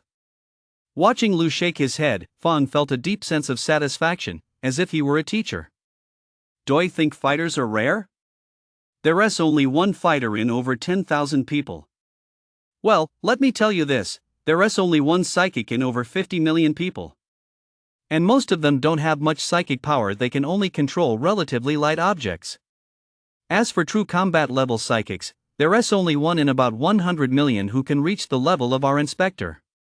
There aren't even 30 of them worldwide. Fong thought his words would scare Lu, but Lu's expression didn't change. What did the odds have to do with him? As long as he had the system, the only thing he lacked now was money. Although a single replication cost 2 billion, that wasn't an unattainable sum for Lu, but what if the replication failed? What if he failed several times in a row? That would be a bottomless pit. However, Lu quickly pulled himself together. Although the cost was high, if his mental power was strong enough, his ability to make money would be astonishing. Lu immediately searched online and found a combat video of a mentalist. Surrounded by dozens of high-level monsters, the mentalist didn't even flinch. 6 daggers darted through the air nonstop, and those dozens of monsters didn't last even 5 minutes. It was absolutely badass. A single person was equivalent to several squads, and at that pace, it was practically like a money printing machine. After finishing off the monsters, the guy actually stepped onto a shield, channeled his psychic power into it, and took off flying. This left Lu speechless. Psychic masters were just too overpowered. If they encountered something they couldn't handle in the jungle, they could simply fly away like that. That was something no other fighter could ever do. Oh, right, didn't you say there were also mages? Tell me more about them. After daydreaming for a while, he immediately remembered another class. As for the mage class, Fong was even more reluctant to talk about it. It was an even rarer profession. With roughly 15 billion humans worldwide, there were only 5 mages. Yet these 5 mages possess truly astonishing abilities. With the slightest gesture, they can transform the entire base city. Of course, that doesn't mean just anyone can do it, only the 2 high-level mages are capable. The remaining 3 low-level mages are treated like babies in a greenhouse, carefully protected by the major factions. Once they mature, they'll be figures on the level of nuclear weapons. Hearing that there were only 5 magicians in the entire world, Lu was truly shocked. For a profession to be this rare, it must be incredibly powerful. When Lu asked just how powerful magicians were, everyone else looked at him as if he were an idiot. Just how much of class did you sleep through? Aren't you afraid your head will get flattened from all that napping? Wei Xiong snapped at him. If you don't even know basic facts like that, don't even think about joining our group. We can't afford to be associated with someone like you. Fong couldn't be bothered to explain it to him either. Even though he was a teacher, facing such a clueless student made him not even want to speak. He simply grabbed Lu's smartwatch and searched for the mage class online. Go figure it out yourself. The mage class is truly terrifying. Even the lowest level mages can unleash incredibly powerful fireballs. Don't underestimate such a small fireball. Just look at that 2-headed rat from earlier. A single fireball could have charred it to a crisp. Lu finally got the gist of it. The 3 of them had been scrambling around for ages just to take down the 2-headed rat, and they even risked getting injured in the process. But for a mage? All it takes is a snap of the fingers, and that thing is gone. The difference is just huge. Hey, kid, can you be a little more realistic? Whether it's a mage or a psychic, the odds of that happening are just too slim. It's not going to happen to us. Once you get back, you should focus on training hard and hurry up and get your associate fighter certification. That's what really matters. Wei Xiong looked at Lu's entranced expression and couldn't help but smack the back of his head again, just to make him understand the reality of the situation. If such professions were that easy to come by, would the world still be in this state? Many politicians have said that psychic masters and mages could absolutely change the current landscape, but their numbers are so scarce. Take the second inspector, for instance. He awakened to this talent at 19 and had already risen to the highest echelons of this base city by 25. But how many people like that could there possibly be? Perhaps this is the balance the laws of the universe are meant to maintain. If there were too many such people, it would certainly be wonderful for humanity, but for these monsters, it would likely spell their doom. The second inspector once had a record of slaughtering nearly 6,000 monsters in a single day, many of them high level, and if a king-class monster hadn't appeared, the inspector would likely have kept killing. After hearing Wei Xiong's words, Lu felt a bit embarrassed and smiled. If he were an ordinary person, it would truly feel like a toad trying to eat swan meat.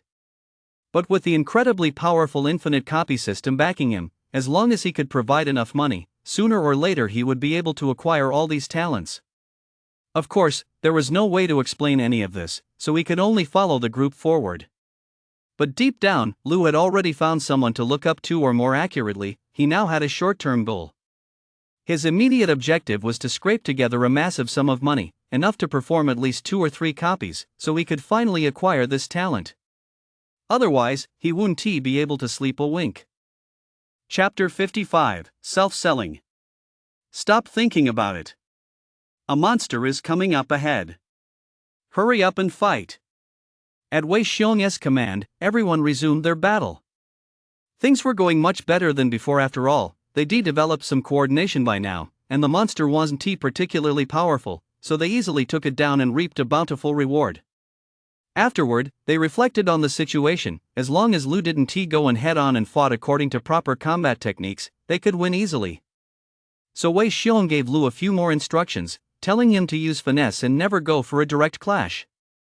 When you go head-to-head, you disrupt the entire squad's combat routine. It might work in the short term, but in the long run, it's detrimental to the whole team. Lu adjusted his fighting style, and in the subsequent battles, they secured victories with ease. Everyone felt as though Lady Luck had taken a liking to them. They hadn't even sustained a single scratch. A few hours later, everyone's backpacks were already full. Actually, this outcome was quite normal. Their original battle plan had been designed based on the strength of 2 fighters, but now the squad had 3 members with fighter-level strength, and Lu was even slightly stronger than the other 2, so naturally, they were able to kill monsters much faster. After dispatching a monster, Wei Xiong glanced at the sky. Nightfall was imminent. They couldn't be greedy now. Although continuing the fight would likely yield more loot, the wilderness at night was extremely dangerous. At this point, he had to rein in his greed and lead everyone back to the secret base. Staying in this area any longer would do the squad no good. Some squads didn't return at night, but that was because they hadn't achieved much during the day. After all, their time out in the field was limited, and they had to keep an eye on the gathering points within the city. They couldn't stay outside for too long. So they chose to take the risk and fight in the wilderness at night. But what was the result? 60% of those squads were wiped out. Wei Xiong and his team's backpacks were already bulging. A quick estimate showed that their loot was already worth over 30 million, and that was a rough estimate. If calculated more precisely, the total value would easily approach 40 million. They had set out planning to secure only half that amount, so they had already exceeded their mission objectives. Naturally, they wouldn't risk staying out in the wilderness at night. When they first set out, they heard that a bed at the secret base cost 20,000 yuan, and everyone had thought that was exorbitant. Some had even considered spending the night out in the wild. After all, 20,000 yuan was a fighter apprentice's monthly salary. But now that they acquired so many valuable items, 20,000 yuan seemed like nothing to them. So the group hurried toward the secret base, eager to relax and unwind there. Wei Xiong checked the tracking device. They weren't very far from the secret base. Their original plan had been to stay in the vicinity of the base, so that if they encountered any problems they couldn't handle, they could quickly retreat there. At their current pace, they'd arrive in about 20 minutes. Besides staying alert for nearby monsters, Wei Xiong and his group also had to watch out for humans. If your backpack was empty, you naturally had nothing to fear from them, but if it was bulging with loot, you'd better be careful. Even in the city, public safety isn't perfect, let alone out here in the wilderness. Many people come out without catching any game, so they set their sights on the humans who made a good haul. Killing a single monster yields only a small amount of loot, but if you take out an entire squad, all their loot is yours. Fortunately, they had good luck. Nothing happened along the way, and they arrived at the secret base just like that. After completing all the formalities, they were assigned to a large room Wei Xiong had reserved in advance. They were charged by the bed, at 20,000 yuan per bed. Although one bed remained empty, it couldn't be rented out to anyone else, so they had no choice but to pay for it. They hadn't felt it out in the field because everyone had been on edge, but once they arrived at the secret base, most of them relaxed a bit and immediately felt aching all over. It seemed their muscles had reached their limit. They absolutely had to get some proper rest here, or the muscle damage could last a lifetime. Wei Xiong did a quick calculation. There was nearly 40 million worth of loot here. If they went out and fought for a few more hours tomorrow, they could still acquire another 10 million or so. This far exceeded the original plan. Once they returned, they could start hiring those patrol squads, and he wouldn't have to send 15-year-old kids from the gathering point up there anymore. Everyone breathed a sigh of relief. This effort had been an absolute success. Though the biggest contributor was undoubtedly Lu.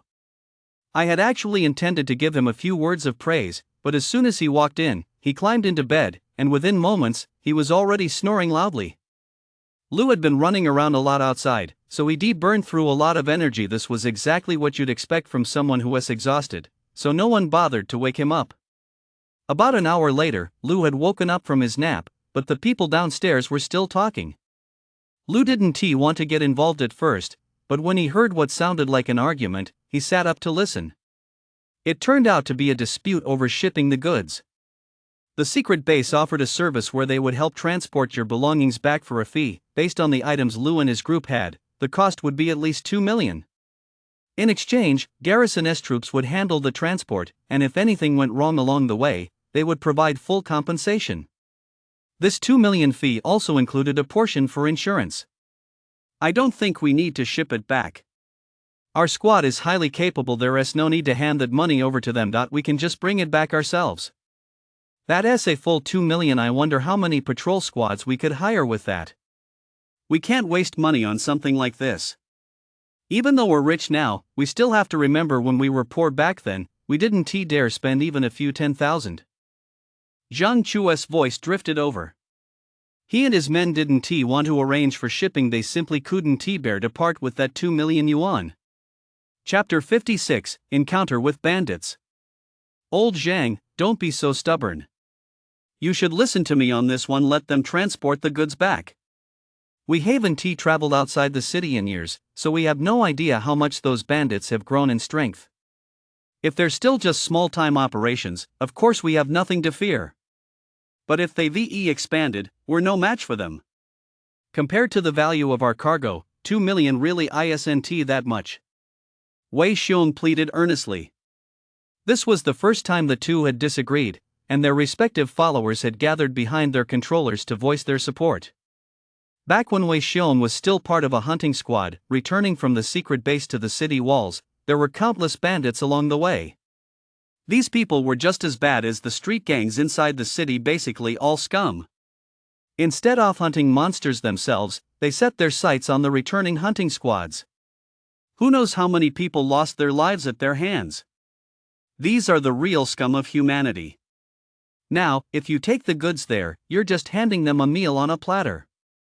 It was precisely to address this issue that the Garrison S army launched this service, which is also very convenient for hunters. It may sound expensive, but compared to the value of all the goods you're carrying, that figure is negligible. But Zhang Chu had his own thoughts. He believed his squad was strong enough that even if they encountered some bandits, those thugs wouldn't stand a chance against them. As long as they stuck together, they'd eventually make it back to the city. Why spend 2 million on this? There are so many other things 2 million could be used for. Old Wei, you don't need to say anything else. I know what you're getting at, but I have my own considerations. Our base really needs this money. Otherwise, let us just split the cargo. You handle shipping your share, and my brothers and I will carry mine back. If anything happens on the road tomorrow, I hope you'll lend a hand. Zhang Chu came up with a compromise. Seeing that Zhang Chu had made up his mind, Wei Xiong didn't press the issue further. Since that was the case, they'd go with Zhang Chu's plan. After all, they'd been trying to persuade him for ages, and he might not appreciate their concern. He might even think they were being overly bossy. Let us just hope they don't run into any bandits along the way. In truth, Zhang Chu had no other choice. Their base was already struggling, and during the last gambling session, they lost all their resources for the month. Aside from the resources for the fighters and fighter apprentices, the people below them needed to eat too. 2 million was no small sum for them. Even if each of them only got $1 million, Zhang Chu wanted to save every penny. There were simply too many expenses at the base. Didn't Zhang Chu know full well that shipping the goods was extremely safe? But we really need this money right now. We have to take care of the most urgent matters first. Besides, as long as we don't run into any major bandits, our little team can handle it. Zhang Chu was also harboring a bit of a gambler-esque mentality. Lu Hanti said a single word about this matter from start to finish. Although he supported Wei Xiong in his heart, this was a conversation between controllers. Lu knew his place and understood that he shouldn't speak up at this moment, lest others think he was getting too big for his boots. After this was said, the harmonious atmosphere seemed to dissipate by more than half, and the earlier sense of camaraderie was gone. Wei Xiong remarked that it was getting late, and everyone went to bed one after another. Zhang Chu knew he was entirely to blame for this. He also knew his idea might not have been the right one. In truth, Zhang Chu wasn't doing this for himself, it was all for the sake of the entire outpost. After all, our outpost was so desperately short on funds. After sleeping for about 6 or 7 hours, just as the sun was rising, soldiers from the secret base began knocking on the doors, urging everyone to pack their bags and leave immediately. Although they had paid, there was absolutely no way they would be allowed to stay for 24 hours. After all, new arrivals were expected soon. If there was a line outside, they would certainly be asked to leave right away. If there was no line, they might be able to stay a little longer. They grabbed a quick bite to eat, which served as their breakfast, and then the group left the secret base. Many people stared at them in astonishment, actually looking at the huge backpacks on Zhang Chu and his companions' backs. Were these people out of their minds? Carrying all that stuff back to base city, either you're incredibly strong, or you're just looking for a chat with those bandits. To be on the safe side, let us sacrifice these few hours. Let us stop hunting and head straight back to base city. Hearing Wei Xiong say this, Zhang Chu was truly grateful. If Wei Xiong had insisted on fighting for a few more hours, their danger level would have continued to rise. After all, since they deformed a squad earlier, Zhang Chu couldn't very well refuse Wei Xiong's orders. It was agreed that Wei Xiong was the captain. The others had no objections either. After all, they were bound by the camaraderie forged in previous battles. Even if there were some disagreements, as long as they stayed within acceptable limits, there was no need to nitpick with their comrades. So, they all got into Wei Xiong's vehicle and headed toward the city, no longer hunting in the surrounding area, all for the sake of those goods. On the way back, Lu calculated his earnings. Our gathering point had received a share of over 20 million, of which over 10 million had to be handed over to the gathering point that was agreed upon when we set out. The remaining 10 million was to be split evenly among everyone. Lu had put in a lot of effort this time, so nearly 6 million of that 10 million went to him, more than even Wei Xiong received. As for the others, aside from Li Tai, they all made a decent haul as well, far better than before. However, the atmosphere in the car wasn't exactly harmonious. Earlier, everyone had been chatting freely, but now there was a palpable sense of respect and distance. It was all due to that final disagreement and the commotion it caused. Still, Wei Xiong handled it quite well. He didn't get into an argument with Zhang Chu and the others. Instead, he sacrificed a few hours of our time. Don't underestimate those few hours. Given their combat prowess, earning another 10 million would have been absolutely no problem. On the way back, Zhang Chu kept praying that they wouldn't run into those damn bandits, but sometimes, what you fear most is exactly what happens. Chapter 57, Stifling a Genius. Just as Zhang Chu was praying, the people in the car sensed something was wrong. Strange flute-like sounds kept coming from the surrounding trees. This was definitely not a natural phenomenon, but clearly man-made. Wei Xiong was a seasoned veteran and knew exactly what was going on. They had been targeted by bandits, and judging by the reports, there were a significant number of them, likely several major bandit gangs. It really was a case of what you fear most coming true. Up ahead on the narrow path, a tree had been cut down and placed across the road. The bandits had set this up to block the hunter's path. After all, there were no monsters in the vicinity. Although many hunting parties had come out of the city, they had also spotted a piece of cloth hanging from the tree, a warning hung by the bandits telling them, "We're conducting business here. If you don't want to die, stay far away." The two vehicles came to a halt. It was clear they couldn't drive past. If they tried to force their way through, those bandits would surely find another way to stop them. They've been operating here for so many years, how could they possibly fail to handle something this trivial? This is the very foundation of their livelihood. Everyone, just say what you want. If it's something we can do, we'll do it right away. We don't want to fight with you, we have important business to attend to on our way back. Wei Xiong surveyed the situation and realized there was no way to break through, so he got out of the carriage, and Lu followed him. At that moment, Zhang Chu was filled with deep regret.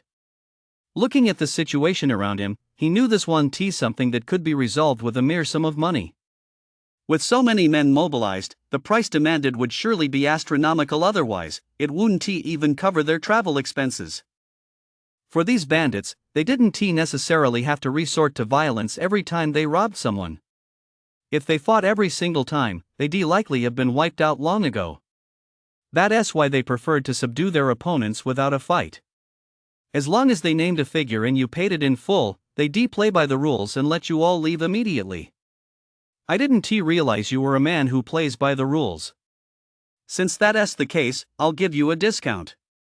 With 2 vehicles and so many people, we won't even bother checking what you're carrying, just hand over 5 million. A voice echoed from deep within the jungle. These people were actually demanding 5 million? Wei Xiong clenched his fist. From the secret hideout to the city, others only charged 1 million, you guys are asking for way too much. This clearly isn't about negotiation. Besides, the remaining goods aren't even worth 20 million. If we hand over a quarter of that right away, wouldn't we be working for nothing? And there are other bandit gangs around here. If they find out you've extorted 5 million from us so easily, do you think they'll just let us off the hook? Friends, you're taking this a bit too far. Don't think I haven't been around here before, your price wouldn't hold up anywhere. Name a fair price. Wei Xiong suppressed his anger. Deep down, he had absolutely no desire to make a deal with these people, he'd rather fight them to the death, because they were the scum of humanity. Facing these men was like facing those motorcycle gangs. Wei Xiong dared not fight the gang members out of fear of retaliation, but these men were different. He truly wanted to have a good, hard fight with them. Yet, thinking of the cargo in the truck and the fighter apprentices in the back, Wei Xiong had no choice but to suppress his anger, otherwise, it would ruin everything. I thought you were a sensible one, but it turns out you're just as stupid as the rest of them. We've upped the offer to 7 million. If you're willing, start throwing your stuff out. If not, we'll just take it ourselves and we'll take your heads along with everything else in the car. The chilling voice echoed again, and shadowy figures kept flickering around them. It seemed there were indeed quite a few of them. If it came to a fight, it would definitely be a brutal battle. But if they just handed over the 7 million, they wouldn't be able to leave either. Several groups of bandits had already converged on us. Just rewarding these men alone would likely deplete our cargo. The most dangerous ones would be those left unrewarded, they'd surely kill to vent their anger. It seems you're not planning to pay up. Since that's the case, brothers, let us all step out into the open and show them what we're made of. 2 minutes passed. Seeing that Wei Xiong and his men hadn't moved, a cold, menacing voice began issuing orders. Dozens of people suddenly appeared from the surrounding area. Among them were both fighters and fighter apprentices. Lu didn't bother to scrutinize them closely, after all, he wasn't as strong as they were. He'd just have to fight them head on later. It all came down to who was more skilled. Even if he were to meet his end here today, he'd drag a few of you down with him. He wouldn't let you just rob us like this. Old Wei, get your men out of here fast. You guys aren't carrying anything, so you should be able to make it out of here. Look out for my men in the future, I'm thanking you in advance. Today's mess has nothing to do with you, it's all my fault. Zhang Chu also got out of the car and pushed Wei Xiong toward it. He intended to take the blame for this alone, but was it really that simple? Did he really think he could just shoulder the responsibility like that? Now, no one could get out. The area had already been completely surrounded by them. If it weren't for our alliance outside the city, if I hadn't had that deep conversation with Zhang Chu, Wei Xiong would have left with his men long ago. I wouldn't have the time to stick around here fighting with you lot. There are plenty of people in the city waiting for us to return. But now that we forged this brotherhood, I just can't do that. Stop wasting your breath. We weathered every storm together. This is just the final hurdle. Even if we all die, we'll die with honor. I won't let anyone stab me in the back, accusing me of deserting the battlefield.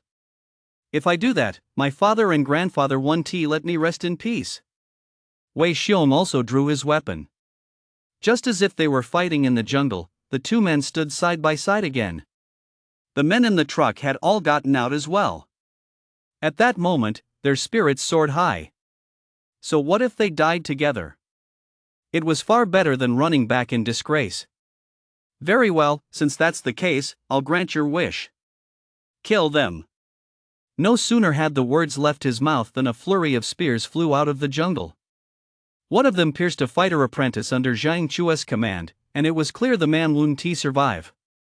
Author's note: if you have votes, please cast them. Thank you all. If I receive over 100 votes a day, I'll add an extra chapter. If I get 5 more comments, I'll add another chapter.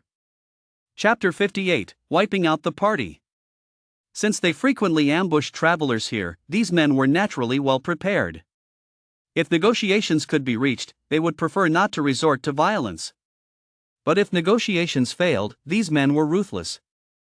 They needed to make it clear to other hunting parties that refusing to pay them would lead to only one outcome: the annihilation of their entire group.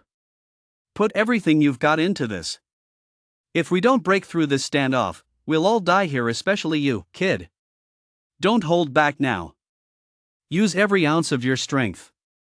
Put that merciful heart of yours away. Are these people even human? They're worse than scum. Wei Xiong spoke while fighting, noting that his men were still holding back somewhat.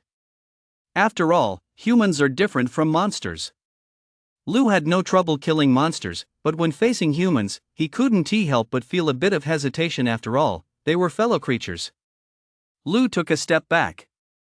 He held back a bit earlier, but this guy in front of him was unleashing nothing but lethal strikes. If he hadn't moved fast enough, he would have been slashed by this guy long ago. Kid, you'd better stop running. Just surrender. I've lost count of how many people I've killed. For someone like you, if you're willing to surrender, I might give you a chance. The guy across from him licked his lips and gave a truly repulsive grin. Lu realized what was going on. This guy was a faggot. Thinking of the countless souls who had met their end at this guy's hands, there was nothing more to say. Since you're looking to die, I'll grant you your wish. It'll serve as revenge for all those who died at your hands. The system had already warned him, aside from a piece of H-grade junk armor, this guy had nothing else of value. I'm stronger than you, and my gear is better than yours. If I can't beat you, then I might as well stop adventuring out here and go home to sell sweet potatoes. Bullshit. Today, I'm going to send you to the afterlife. As soon as Lu finished speaking, he unleashed a powerful punch. This guy must have been overly confident in his own fists, because he foolishly decided to go toe-to-toe with Lu. He thought Lu was green, probably just a fighter apprentice and definitely no match for him. But now he was about to regret that assumption. In the past, Lu's punch would have easily sent this guy flying, but that would have wasted a lot of energy. After dedicated study, Lu had significantly elevated his power level. Take this punch, for instance. It didn't send the guy flying at all. Both remained in their original stances, with all the force concentrated deep within the guy's body.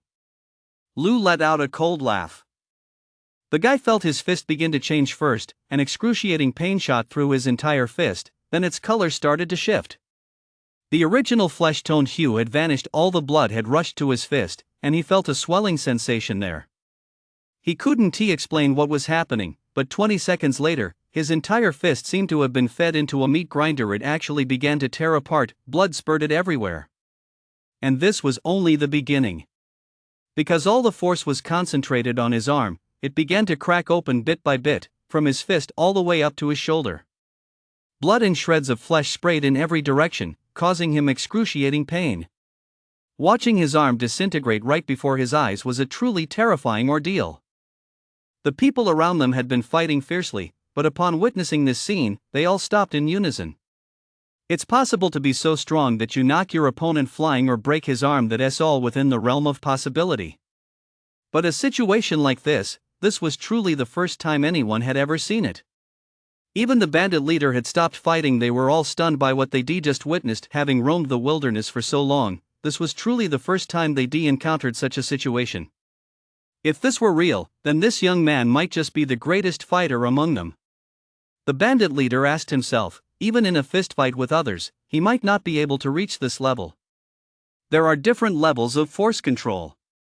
Simply knocking an opponent back is the lowest level. Sending them flying is a slightly higher level. Breaking an opponent's arm is the level of a genius, and, like Lu, causing the opponent's arm to slowly tear apart, that's the level of a prodigy. A fighter of this caliber wastes not a single ounce of power. Every ounce is directed at the opponent. Just as was happening now, his opponent had fainted from the pain. Though he had lost only one arm, he was completely incapacitated, a far more devastating outcome than any of the other methods. This kid is playing the fool to catch the tiger. Everyone had assumed he was just an ordinary fighter apprentice, but it turns out he has a formidable force. Now, as everyone looks at Lu, they put aside their earlier contempt. He may look like a child, but his true strength has already reached the pinnacle. This is a record-breaking feat. Never before has a fighter apprentice been able to stop these bandits.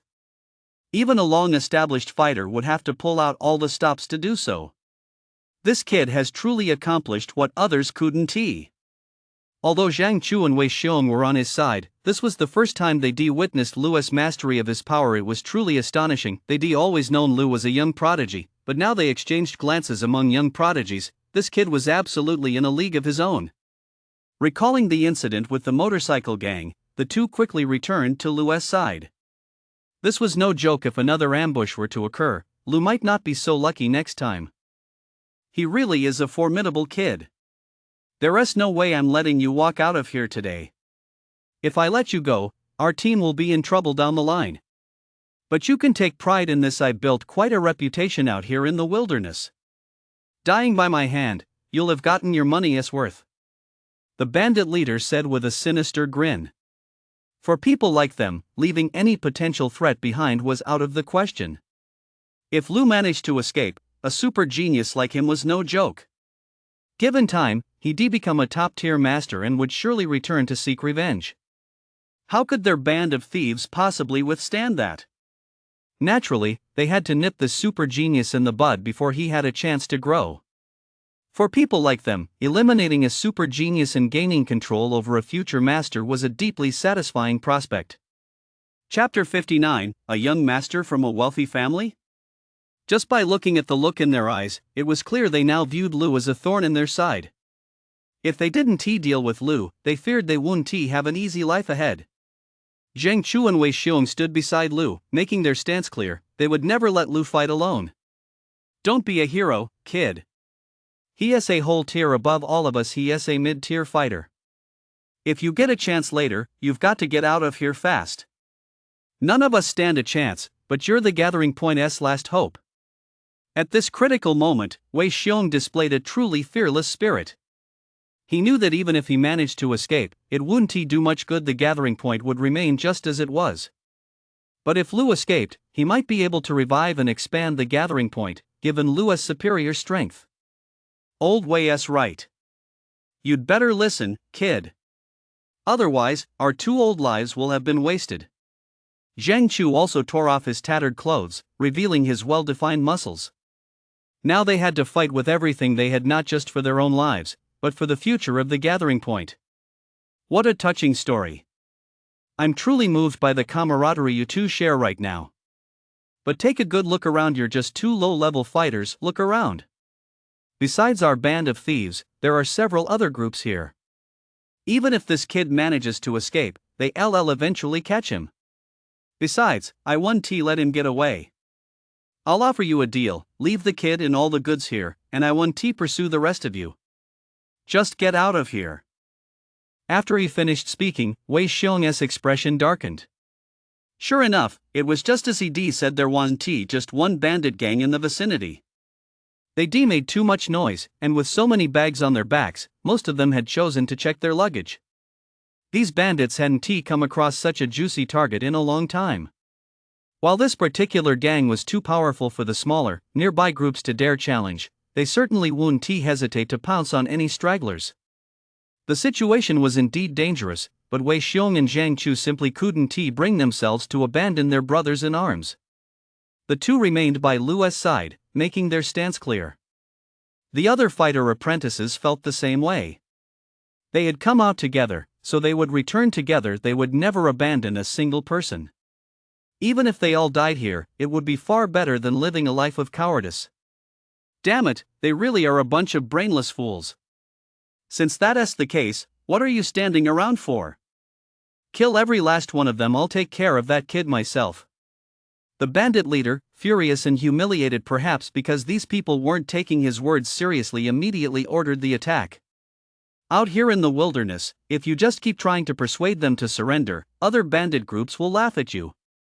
They'll mock your gang for lacking real strength. So at this point, you have to get serious. The enemy's strategy was crystal clear. Two fighter-level experts first tied up Wei Xiong and Zhang Chu, while the remaining fighter apprentices were all surrounded. Only one person remained in front of Lu, the bandit leader. Bullying the weak was no big deal to him as long as he could take out this kid. That was all that mattered. Wei Xiong and Zhang Chu had both unleashed their full power, but the two fighters they were facing were no pushovers either. The two sides were locked in a fierce back-and-forth battle, leaving them no time to spare for Lu's situation. He was on his own. Although Lu was a young prodigy, this bandit leader possessed vast experience. Facing such an opponent was extremely dangerous for Lu. After all, the gap between them was obvious. The bandit leader stretched his limbs. Judging by Lu's punch just now, the kid seemed very confident in his fists. Since the bandit leader had also trained in this art, he decided to let Lu meet his end by his fists. Lu, too, was on high alert. The enemy before him was putting considerable pressure on him. When Wei Xiong saw the bandit leader throw a punch, his heart skipped a beat. Based on what he knew of Lu, the kid would surely choose to go head-to-head. After all, Lu had absolute confidence in his own fists. But he needed to realize who he was facing, someone several levels above him. If they really went toe-to-toe, the only one who would suffer was himself. Earlier, the bandit leader had seen Lu's performance and knew that this guy had excellent control over his strength. So the bandit leader unleashed all his power, as if he were facing a punching bag. When your strength reaches its limit, your speed can slow down. That's why the bandit leader made a mistake. His punch didn't even land on Lu, all because he prioritized power too much. That saying about the wilderness is true: when you make a mistake out there, you have to pay the price. That's exactly what's happening now. Although Lu likes to go head-to-head, he's even better at reading the situation. Going head-to-head would be of no benefit now, so when the rogue leader threw his punch, Lu spun around, moving behind him, and now he had a dagger in his hand. As the rogue leader's fist flew out, Lu's dagger sliced across his back. Having landed the strike, Lu immediately stepped back. A gash over a foot long appeared on the bandit leader's back, the skin sliced open. How could this be?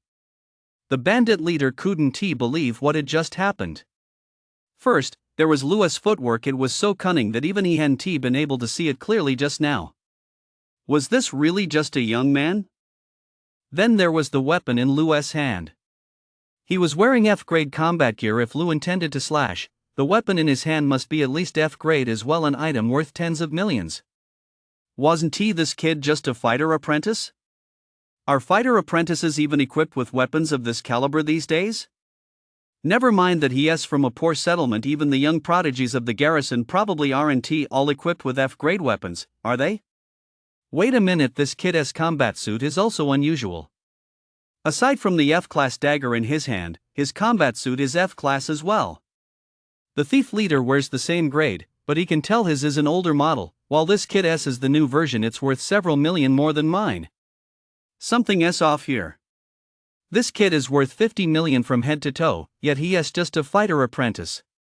Plus, all these people around him are protecting him. Could it be that he has some incredibly powerful connections? Chapter 60: The Ways of the Noble Families. With this in mind, he didn't rush to attack. Originally, he intended to finish Lou off, but if this guy really came from a prominent family, he might end up at a disadvantage today. The bandits outside the city never dared to lay a hand on the scions of these wealthy families. It represented an unimaginable danger. When scions of such prominent families venture outside the city to gain experience, they're equipped with all sorts of smart devices. You can beat them up, but you absolutely must not take their lives. If you just beat them, their family elders might turn a blind eye, but if you endanger their lives, that's no joke. To ensure the safety of their other young heirs, they'll hunt you down and wipe you out without mercy. A band of outlaws once pulled off such a stunt. The young man had already revealed his identity, but these men were blinded by greed. For the tens of millions worth of gear the youth carried, they recklessly killed him, thinking they could just lie low for a while and everything would be fine. But does such a thing really exist in this world? The wealthy clan offered a 1 billion bounty. Not a single one of the dozen or so people involved in the ambush got away. They were all captured, and none of them, including their families, met a good end. So by then, these bandits had learned a hard lesson: the scions of these great families are off limits. Touch them, and you die. Garrison had been hunting them for years, yet they managed to live their lives in relative peace. This suggested that Garrison's men were turning a blind eye to their activities and not putting their full effort into the pursuit. But the bounties offered by the great clans were a different story. They were cold, hard cash, and no one wanted to pass up that money. If the sum was high enough, it might very well be his own men who betrayed him. That's why the guy was now breaking out in a cold sweat. You're clearly no ordinary person. Show your true colors, don't keep hiding behind a mask. The bandit leader took a step back. Althoff was stronger than Lou, judging by the skills Lou had just displayed. If Lou were to launch a surprise attack, the bandit leader would be hard-pressed to handle it. He should maintain a safe distance from Lou. You're a funny one. If you want a fight, let us have a proper fight. What does identity have to do with it? Lou didn't stop moving while he spoke. He kicked a rock on the ground, sending it flying and knocking a nearby fighter apprentice into a tree. The apprentice looked like he was about to die. Lou's attack was indeed ruthless. With skills like that, and you're a thief? What a disappointment. Lou was speaking the truth, but in the eyes of the bandit leader, this kid was undoubtedly the scion of a prominent family. Only the scions of such families would disregard their own lives, focusing solely on improving their strength because they knew no one dared to take their lives. Fighting to the bitter end before revealing their status was what gave them a true sense of accomplishment. The bandit leader studied Lou some more. The boy was barely in his teens. What were kids from ordinary families doing at that age? Most were serving in the patrol squad, yet this kid was already a fighter apprentice. The reason he didn't yet hold the title of fighter was likely because he'd come out into the wild to gain experience. The scions of prominent families aren't in a rush to obtain fighter status, because even without it, they still enjoy the privileges of a fighter. There's no need to take the exam when their foundation is still unstable. Failure could cost them their lives. It's different for the children of the poor. If a poor kid had skills like this, they'd definitely rush to take the fighter exam right away. That would be a game changer for the whole family, especially since they live in the lower class districts. In fact, Lou also wanted to take the fighter exam, but he simply had too much on his plate. Since his rebirth, he hadn't had a single day to spare. He never expected that this coincidence would cause the thief leader to hesitate. Then there's iron fist. The bandit leader thought of that skill again. Could an ordinary person even afford to train like that?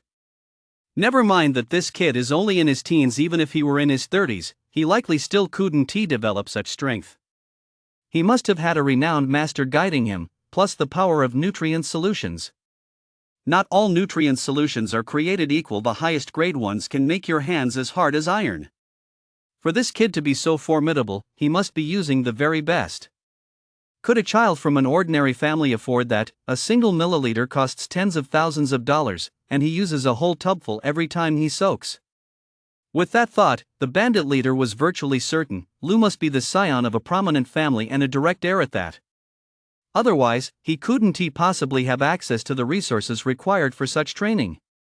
Thankfully, he held back earlier, otherwise, he would brought a deadly disaster upon himself. While the bandit leader stood there in a daze, Lu wasn't idle. He'd already taken out 2 fighter apprentices in quick succession. If this kept up, who knew how many more people he'd harm? He whistled, and everyone gathered behind him. Lu nodded to himself. Watching these bandits move with such discipline, he realized they weren't just a rabble. If it came to a real fight, they'd likely be no match for them. Nyoer took a slash to the shoulder. Li Tai had long since lost the ability to fight. Fang's face was covered in blood as well. As for the other 2 fighter apprentices on Zhang Chua's side, they were both already dead. If this fight continued, we'd have absolutely no hope of winning. What's the matter? Are you scared now? Although Lu didn't understand what the guy across from him was thinking, he knew there must be something that had caught the other's attention. Perhaps the other had misunderstood. At a time like this, he absolutely couldn't panic. If he showed the slightest weakness, the other would surely pounce immediately. So Lu held his head high and spoke to the other in a haughty tone. Kid, there is nothing to be arrogant about. It's just because of the family behind you, isn't it? If it weren't for your family, I'd kill all 3 of you. Who exactly are you? The bandit leader wore an expression that suggested he'd seen right through him. Lu realized what was going on.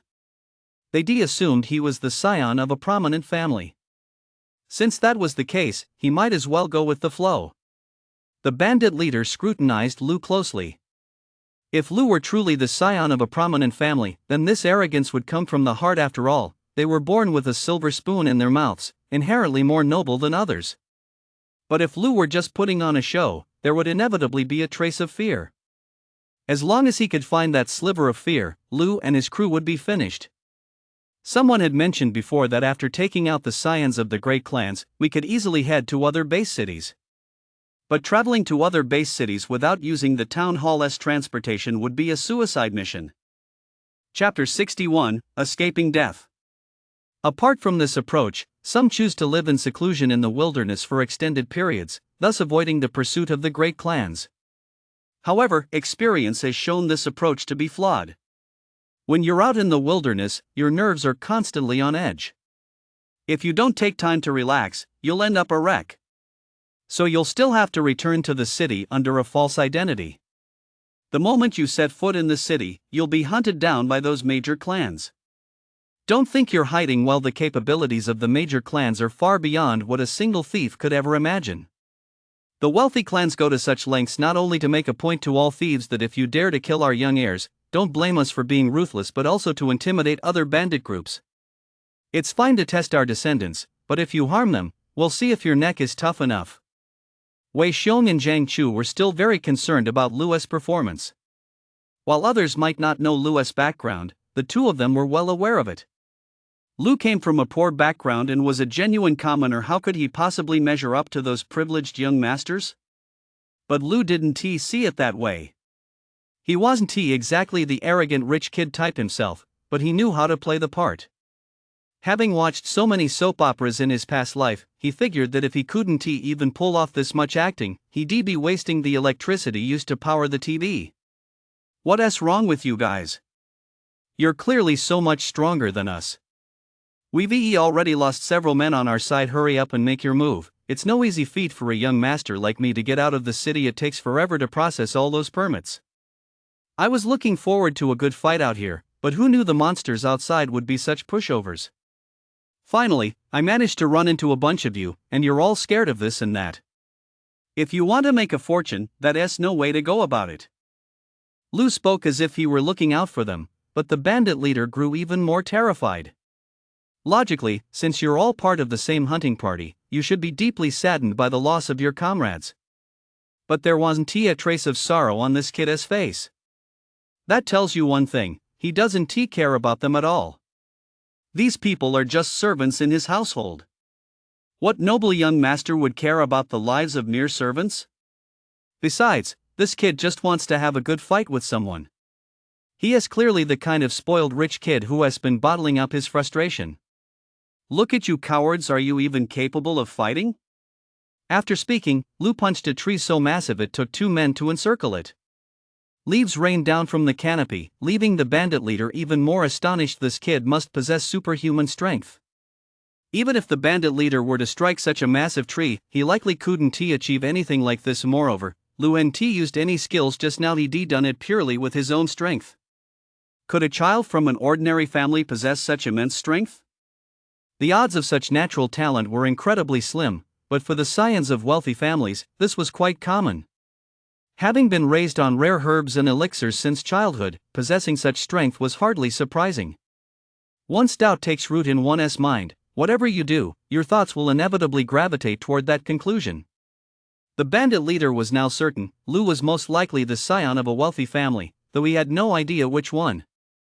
Lu looked completely at ease, but the rest of the crew certainly wasn't. Everyone's heart was in their throat right now. If Lu made even the slightest misstep, the whole crew would be finished here today. Every time Lu spoke arrogantly, they wanted nothing more than to shut him up. What if he provoked those people across the way? How could they possibly stand a chance against them? Actually, they had it all wrong. The more arrogant Lu was, the more he provoked them to fight. In a place like this, the less likely they were to make a move. If he'd been timid and meek, he wouldn't have been a real playboy. They'd have taken his life in a heartbeat. The bandit leader finally made up his mind. From the very beginning, he'd been observing Lu's demeanor. The guy was just too arrogant. It was the kind of arrogance that came from deep within his bones. He didn't hold them in the slightest regard. It was completely different from anything feigned. This was definitely the core scion of a prominent family, someone who'd been fawned over since childhood, with a sense of superiority as towering as a 10-story building. Mark my words, the fact that you're alive today is directly tied to the family behind you. It's not that we're afraid to kill you, it's simply not worth the trouble to provoke such a powerful clan. But if you ever fall into my hands again, it won't be so easy. And don't get too cocky. Your family is one thing, but you're another. The man left with a few empty threats and immediately retreated, followed by his men. Though many were still puzzled, this band of thieves operated with iron discipline. No one dared to stay behind, not even to feast on the juicy prize right at their doorstep. Once they were gone, everyone breathed a sigh of relief. Just as they were about to speak, Lu quickly made a shushing gesture. From the rustling of the leaves nearby, Lu was certain that someone was still watching from the shadows. Although this group had retreated, other bandit gangs might not have. After all, Lu and his men were carrying bulging bags, so the others wanted to wait and see. If Lu and his men showed any sign of fear or revealed the truth, the others would be ready to pounce on the opportunity. Those bastards, they thought their fierce posturing would let them go toe-to-toe with this young master for 300 rounds, but they turned out to be a bunch of cowards. The old steward and his crew didn't even show up. I was counting on teaming up with them for a coordinated attack. If I could taken them all out, I'd be a hero to humanity. I'd head over to Garrison to snag a medal, and when I see those little sisters at school, I'd be the life of the party. I could chase after whoever I wanted. Those little sisters all look up to big heroes.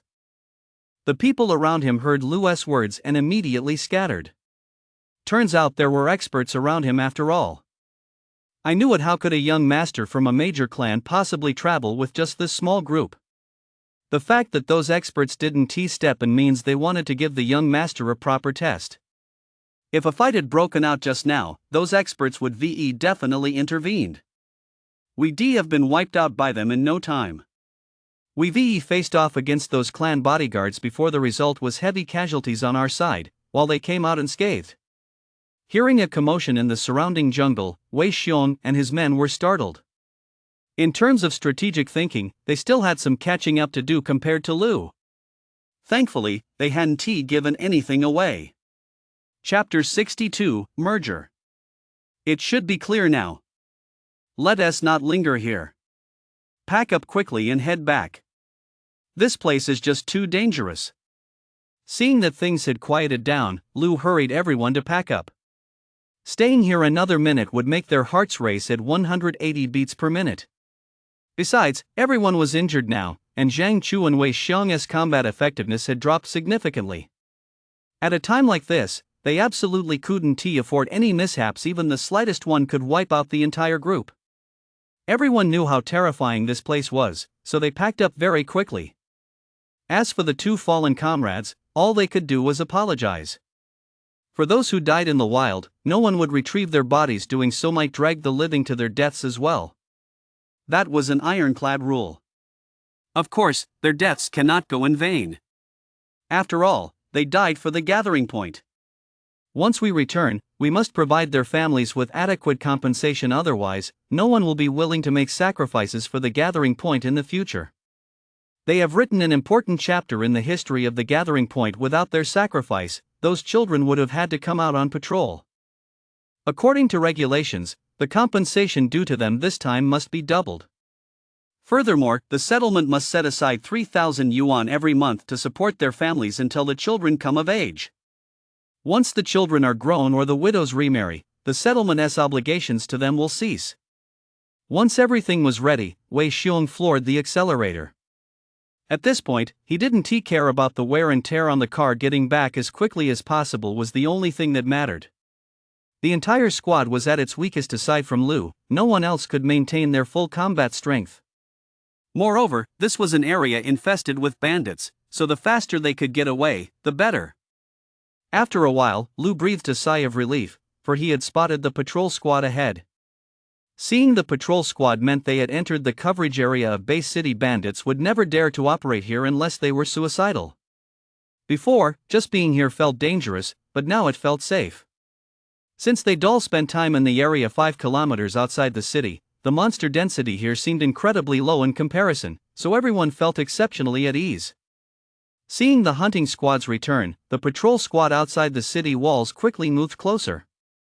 Every minute they were on duty was like walking a tightrope, but if they stayed close to these hunting squads, they didn't have to worry as much. The hunting squads were incredibly strong, and being with them provided a greater sense of security. When they caught sight of the city walls, Nyo Air was so moved he shed tears. After all, this had been a near-death experience. Thinking of the brothers who had fallen, they couldn't bring themselves to feel truly joyful. Zhang Chua's side had suffered particularly heavy losses. Losing 2 fighter apprentices at a time like this meant that even with a sufficient number of patrol squad members, they wouldn't have enough squad leaders to fill the gaps. Although Li Tai had returned, his injuries were serious. He would need at least a month to recover. At this point, Zhang Chu thought again about the merger. If they didn't merge, they likely wouldn't be able to hold out here. Even if they could split the spoils this time, they wouldn't have time to recruit enough patrol squads, and the garrison wouldn't be willing to help either. Old Wei, do you remember what I mentioned last time? You've seen the situation here. If things continue like this, I'm afraid we won't be able to hold out. We don't even have a fighter apprentice to lead the team now. I know that joining you would be a free ride for us, but I'm willing to contribute. From now on, I'll go out to help organize hunting parties every time, and all the money will go to the gathering point. I won't take a single penny. Zhang Chu spoke with great sincerity. He was doing this to save the settlement. Besides, if he hadn't insisted on carrying those items this time, those 2 fighter apprentices probably wouldn't have died. Thinking about it made him feel even more guilty, and he wanted to do more for the settlement. If Wei Xiong refused them, there would likely be no way forward. They'd just have to wait for the settlement to be disbanded, and the people under his care would suffer terribly. Having clashed with Zhang Chu his whole life, Wei Xiong would have been delighted to see Zhang Chu in this state in the past. But now, he truly couldn't bring himself to feel happy. After all, they had shared life and death, hardships and triumphs together in the wilderness. A look of conflict crossed Wei Xiong's face. If he considered their brotherly bond, he would certainly agree to let them join. But if he thought of the settlement's best interests, he couldn't allow it. After all, as Zhang Chu had said, these people were nothing more than deadweight. Although their group could still hold out, they didn't have an abundance of supplies. Wei Xiong knew he couldn't simply say he'd have to go back and discuss it. If he did, Zhang Chu would immediately realize he was just making excuses. Wei Xiong glanced at Lu in the distance. This kid had unquestionably become the second in command. He might as well consult him and see what he had to say. Wei Xiong had originally thought Lu was a bit immature, but seeing how quick-witted he'd been in deceiving the bandits just now, Wei Xiong decided to seek his opinion. After hearing Wei Xiong's words, Lu also felt a bit torn. Controller, you make the call on this. Whatever you decide, I'll support you. After all, Brother Zhang has fought alongside us through thick and thin. Lu's final remark made his stance clear, and Wei Xiong had a pretty good idea of where he stood. Seeing how obedient Lu was, Zhang Chu was truly happy for Wei Xiong. These geniuses are all incredibly aloof and generally hard to manage. Zhang Chu didn't know about the others, but take Li Tai, for example. He wasn't exactly a genius, yet he still stood out remarkably at the gathering point. To keep Li Tai in line, Zhang Chu had resorted to every trick in the book, from threats to bribes. But look at Lu here. Wei Xiong hadn't put in much effort, yet Lu was obedient. How could he not be envious? So it's settled. Old Zhang, go handle the paperwork for me. Our two gathering points were originally using the same community martial arts hall, so there shouldn't be any issues with the formalities. Besides, our residential areas are right next to each other. Let our people meet, and this matter is settled. From now on, we're one gathering point sharing both blessings and hardships. With that, Wei Xiong made the decision, adding over 10,000 people to the gathering point.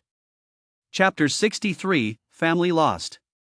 Wei Xiong had his own reasons for making this decision. The hunting squad had performed exceptionally well this time, and Zhang Chu had played a major role in that. Finding another fighter from elsewhere would likely be impossible, so Wei Xiong agreed to the merger. After all, Zhang Chu was someone he could trust.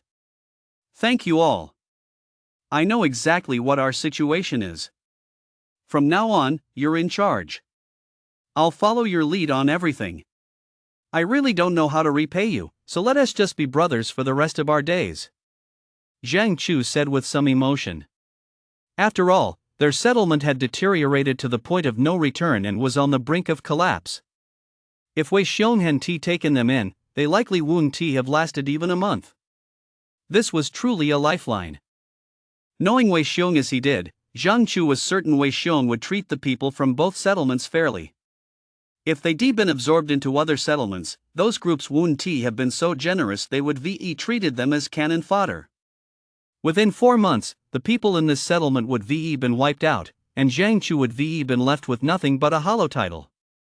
Just as they reached a decision, the elevator arrived, and the group returned to the city. Wei Xiong patted his SUV. The damage to the vehicle this time was severe. He'd better get it repaired immediately, otherwise, they wouldn't be able to go out next time. Maintenance was crucial for a car. He couldn't let problems pile up. After all, this was the settlement's only SUV. Lu checked his account. There were basically no changes. He'd just copied his skill. Now Lu had a goal, that Inspector General. If he could learn his talent, he'd be a walking ATM from then on. He'd eventually get his own white dragon horse, a massive inventory, and top-tier gear provided he could first scrape together 2 billion. Without that 2 billion, all of it was just a pipe dream. For Lu, making money wasn't that difficult. He already possessed a set of F-grade gear, and could duplicate 3 sets every month. That's nearly 200 million. However, this wasn't a foolproof plan. If Lu kept selling them off, it might attract unwanted attention. If he ended up in legal trouble, things wouldn't end well. Selling just 1 or 2 items at a time wouldn't naturally arouse suspicion, but how long would that take? Lu is an impatient person. How could he possibly tolerate that? It seems that if he wants to accumulate money quickly, he'll have to stick to his old trade, diligently crafting potions. There is no need to worry about others holding him accountable for potions. After all, they're just man-made items. Speaking of potions, Lu glanced at these guys. They all had injuries, so they were definitely here to buy potions. Lu quickly whipped up a few basic ones and sold them at a discounted price. These guys weren't exactly rolling in cash, so every penny saved counts. Good heavens, what kind of unbelievable connections do you have, kid? Did you see that guy just now?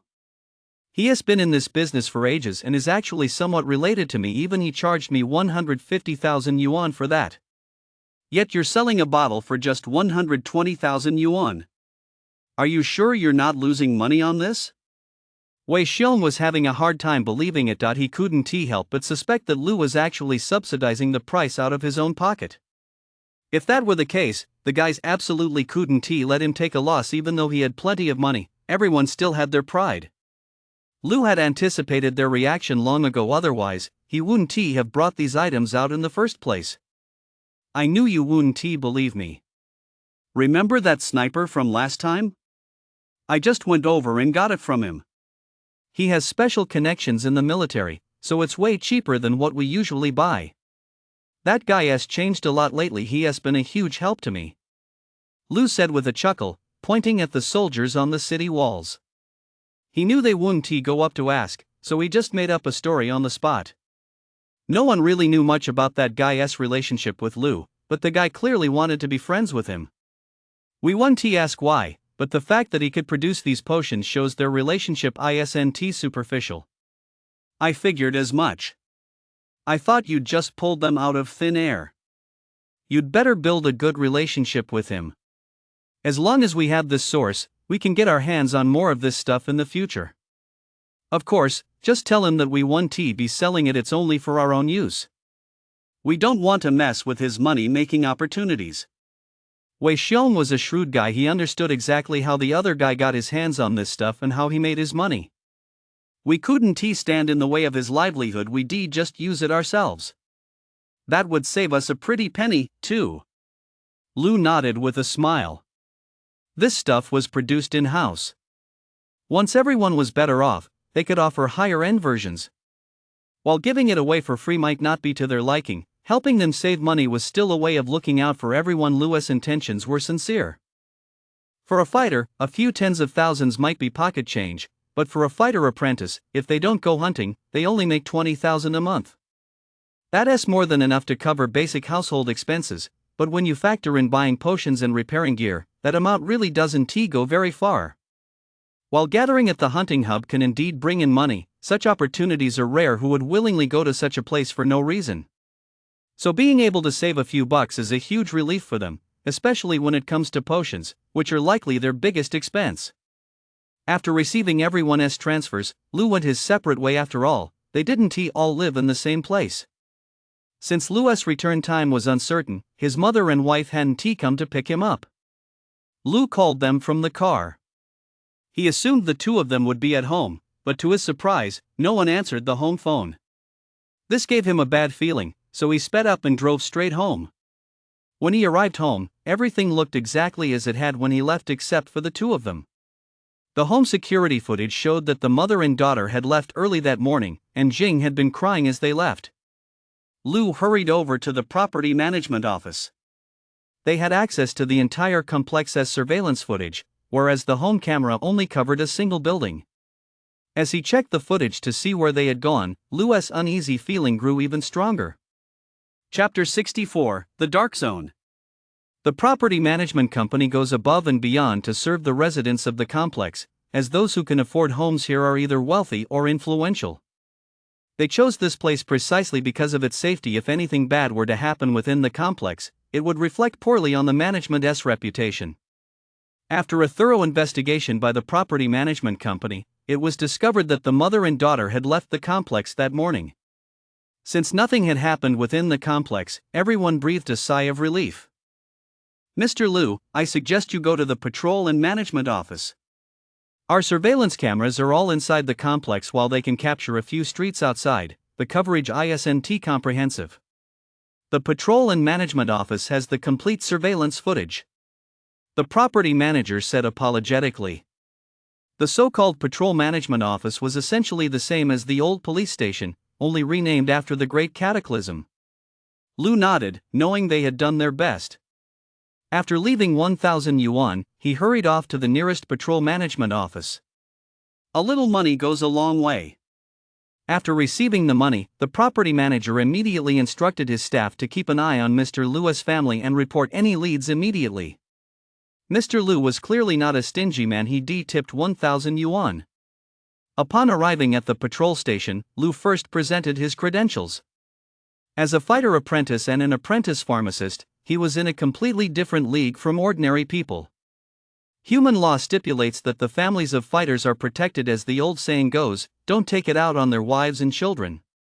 Within the surveillance zone, no matter how deep your hatred, you cannot lay a hand in a fighter's family. To do so is a capital offense regardless of your rank. You'll be hunted down by the human administration. This is something all fighters agree on. After all, no one knows what the future holds. If they were to die, they rely on this law to protect their loved ones, so fighters at every level strongly support it. Although Lu isn't a true fighter, he holds a dual apprentice certificate, which carries nearly the same weight as a fighter's credentials.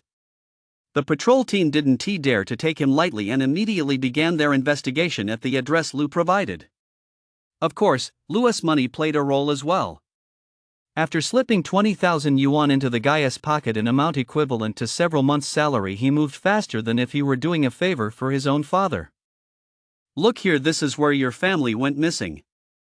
Once you enter this block, our surveillance cameras stop. As you know, there are blind spots throughout the city. We can't install cameras everywhere. Why don't you try searching around here?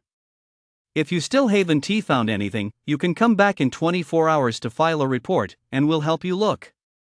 But right now, due to time constraints, we can't open a case. The staff member at the community management office said helplessly. This was the so-called dogmatism. No matter who came here, they had to follow the regulations to the letter. If people came to file a report after just 2 or 3 hours of searching, the staff here would be swamped. Of course, when it comes to someone like Lu, they'll do their best to search. But for ordinary people? Sorry, but this city has so many dark corners, and who knows how many people die here every day.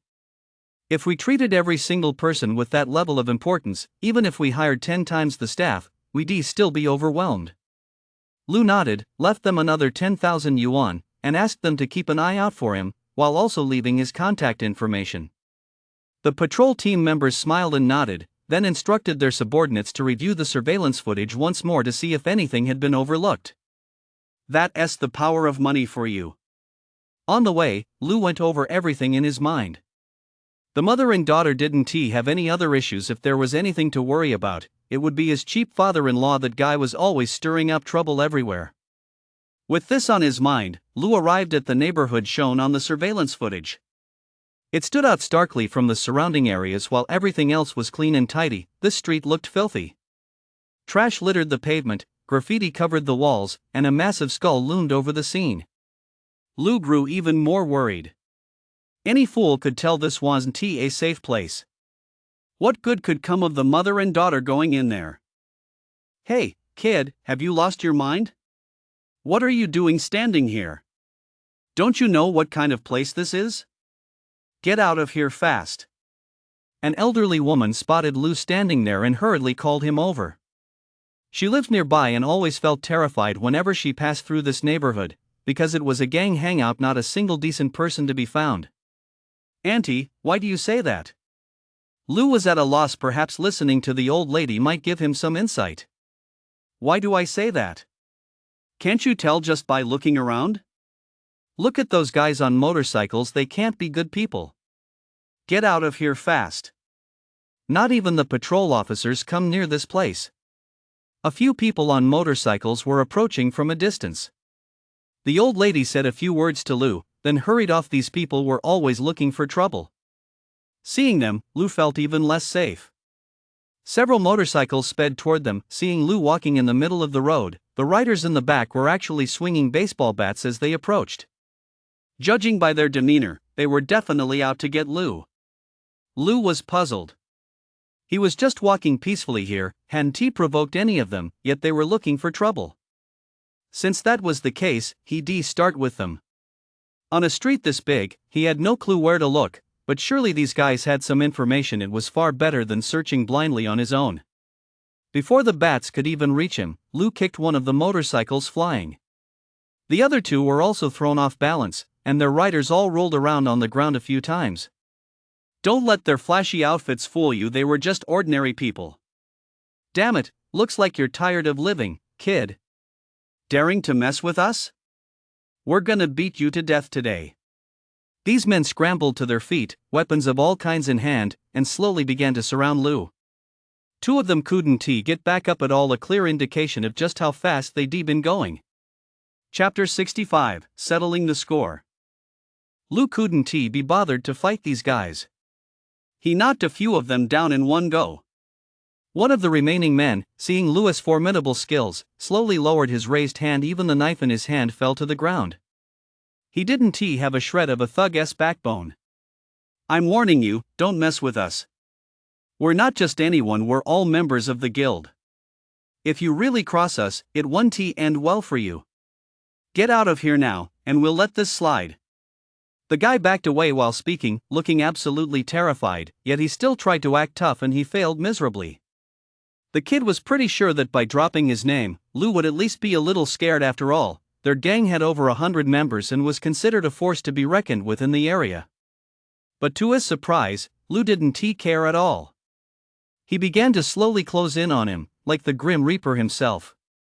Lou grabbed the guy by the neck and lifted him off the ground.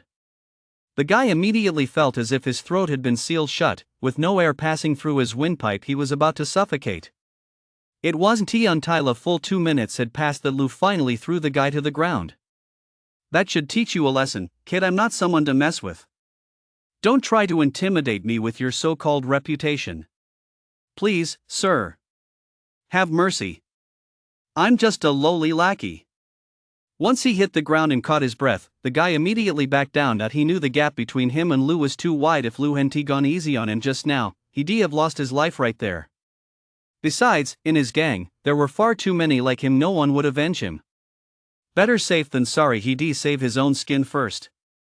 Get up and take a look at the two people in this photo. Do you recognize them? They went in through here this morning. You should have some leads to share with me. If you don't have anything to offer, don't blame me for being rough with you. Lou pulled out the photos. The two men in them were smiling brightly, but deep down, Lou was terrified. Despite his outward composure, who could remain calm when their loved ones were involved? Man, I've never seen these two. I really haven't. As for why they came here, I have no idea. I'm just a lowly lackey. The guy's eyes darted around, and Lou immediately understood this kid wasn't telling the truth. Perhaps the place his mother had gone to was terrifying to him as well, so he'd chosen to deceive him. Ah! Lou grabbed the guy by the hair and spun him around in the air. When he let go, a huge clump of hair came out in his hand. The pain made the guy howl, and fresh blood trickled down his head. Don't try any tricks on me. I already told you earlier, if you want to keep the rest of your hair, tell me what you were thinking just now. If you don't, losing your hair is just the first step. Next, I'll start pinching your fingers one by one, until I've pinched them all off. Lou said viciously. The guy was terrified. He knew that person was formidable, someone he couldn't afford to cross. But could he really afford to cross the man standing right in front of him? If he didn't give up some real information, this guy might actually kill him. When he'd been flung into the air earlier, he genuinely feared his hair would snap. At that speed, he would be flown into the nearby buildings and then he'd be dead for sure. Please spare my life, sir. Please spare my life. I'll tell you everything. These people coming here have nothing to do with other gangs, and those other gangs have nothing to do with ordinary people. It's all us going out to extort people. They're probably here to pay a ransom. Listening to this guy's explanation, Lou pretty much got the picture. It must be his cheap father-in-law who'd taken out a loan shark loan and gotten held hostage by the local gang, which is why he'd called Jing. Go on. Where should I go to find them? Lou shot the guy a disgusted look. With half his hair falling out from his own doing, he looked utterly ridiculous. Sir, this is all the guild's business. They're the ones who run the loan sharking operations. No other gangs get involved in that. If we tried to lend money at high interest rates, the guild wouldn't let us get away with it. In this neighborhood, they're the most ruthless. They control all the loan sharking. The guy gritted his teeth and blurted it out. The guild was the biggest gang in the area. If the guild found out he'd spilled the beans like this, they'd probably tear him to pieces. But if he didn't speak up now, he might die right here, at least this way, he'd buy himself a little more time. Look at you, such a coward. I can't stand you. Show me the way to the guild. Once we get there, you're off the hook. Otherwise, I'll snap your neck right now. Lou kicked the guy. Seeing such a spineless person just made him furious. Where was that swaggering attitude from earlier? If he really had what it takes, he should be out hunting monsters outside the city. What's the point of showing off here? The guy scrambled to his feet, terrified that Lou would beat him up again. Lou had a reputation for being brutal. If he actually landed a punch, it would leave him aching all over for hours. As they walked, Lou took a closer look at their surroundings.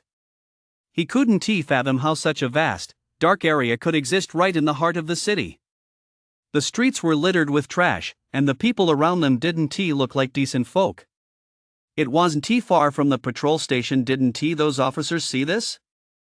After walking for about 10 minutes, they arrived in front of a black building. From Louis' vantage point, it looked like the gaping maw of a beast. The area was eerily quiet. While there had been many homeless people along the roadside earlier, none were to be seen here, a clear sign that they dared not venture this far. Damn it, what the hell are you doing here? Are you looking to die? And why do you bring a stranger along? A few henchmen were sitting by the entrance. When they saw the guy leading the way, they came over brandishing sticks. It seemed they were no strangers to a fight. The two gangs were clearly at odds. It's not me, it's not me. It's this guy. He wanted to find someone here, so I brought him over. The guy backed up in fear. Even though he tried his best to cover it up, it was impossible to hide. You still brought an outsider here, exposing our headquarters, so these guild members drew their guns. Chapter 66, The Broken Cauldron. When Lou saw these weapons, he was frustrated for a long time. These weren't like the ones used by the motorcycle gangs. Their weapons were even more advanced than the gangs. The gangs were still using old-fashioned bullet guns. These guys were using high-pressure air guns, weapons that fire shockwaves, and newly developed technology in this world. While the patrol squad was fighting tooth and nail outside the city with their large blades, these people were running rampant inside the city with such weapons. I really don't know what the hell the authorities are doing.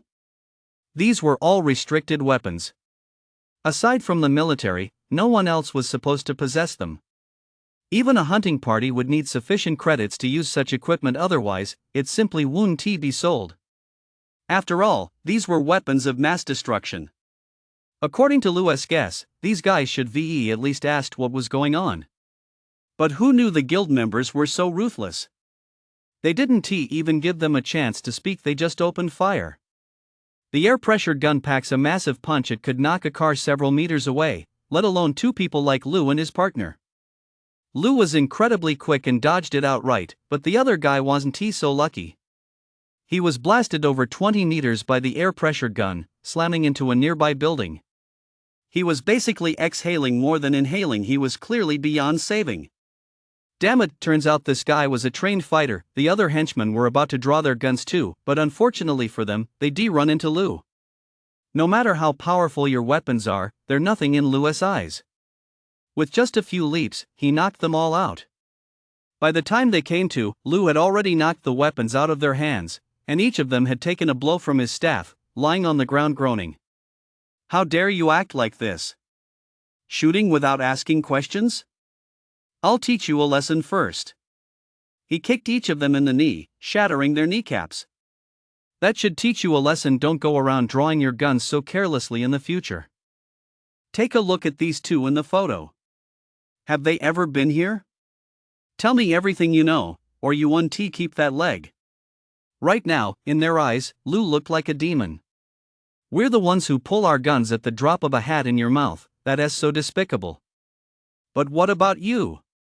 You didn't say a word, yet you kicked our leg bones to pieces. Who is the real villain here? The men exchanged glances. They had clearly seen Louis' mother and wife, but just like the guy before them, they wouldn't believe it until they were in a coffin. Lou didn't have the patience to wait, so he stepped forward and kicked another man's wrist bone to pieces. Spit it out, or I'll take you down one by one. Now no one dared to hold anything back. This guy was way too ruthless. He just crippled someone in an instant. Only the man whose wrist bone had been kicked out felt wronged. Even if this was meant to make an example of someone, why did it have to be him? Sir, I've never seen these two before. They came by this morning looking for bald guy. The woman's father took out a loan from a loan shark, and she is here to pay it back to bald guy. No one was going to lie now. If they did, how many of their bones would remain intact? After hearing this, Lou kicked each of them once, sending them flying to the base of a distant building. Seeing that these guys were seriously injured, he thought, they're no good anyway. Keeping you around is pointless. Just suffer for the rest of your lives. The moment he heard the man was the bald guy, Lou's rage flared up instantly. He didn't have time to wait around. He stormed up and kicked the front door open. He expected to find a crowd inside, but to his surprise, the place was completely empty. This was a bar owned by the guild. The middle of the night was when it was most bustling, but now, just before noon, it was the quietest time of day. Aside from a few doormen, most of the staff were still asleep. Lou had no idea where his mother was, so he could only rouse them in his own way. There were plenty of glass objects inside, and Lou smashed them all with all his might. The noise was deafening. A bunch of people came storming down from upstairs, cursing all the way. They couldn't believe what was happening. Someone was actually causing trouble at the guild and smashing up the dance hall. Damn it, where are those guards? What a bunch of useless trash. Who the hell are you, kid? Have you lost your mind? Daring to cause trouble here at your guild? I'll take your head off. Among the group that came down was a fighter apprentice. He was likely their ringleader. Seeing the floor littered with broken glass and realizing the guards at the entrance were nowhere to be found, he concluded this guy had come to cause trouble. His big talk was impressive, and his offensive momentum was fierce, but unfortunately, his skills weren't up to par. Before he could even get close to Lou, he was kicked away by Lou. He crashed through several tables and didn't stop until he hit the outer wall. Clutching the spot where he'd been kicked, he couldn't utter a word, spitting out a stream of blood mixed with bits of torn tissue. The younger members, who had been itching to join the fray, now dared not move. This was their little boss, someone they usually looked up to. But even such a strong man couldn't even block a single blow. We're just ordinary people. What good would it do for us to step in? So you're a fighter. I wonder which of my men offended you to make you act so ruthlessly. Even if you're powerful, you'll have to give us an explanation today. You came all the way to our guild. You can't just leave without an explanation. A burly man slowly descended the stairs.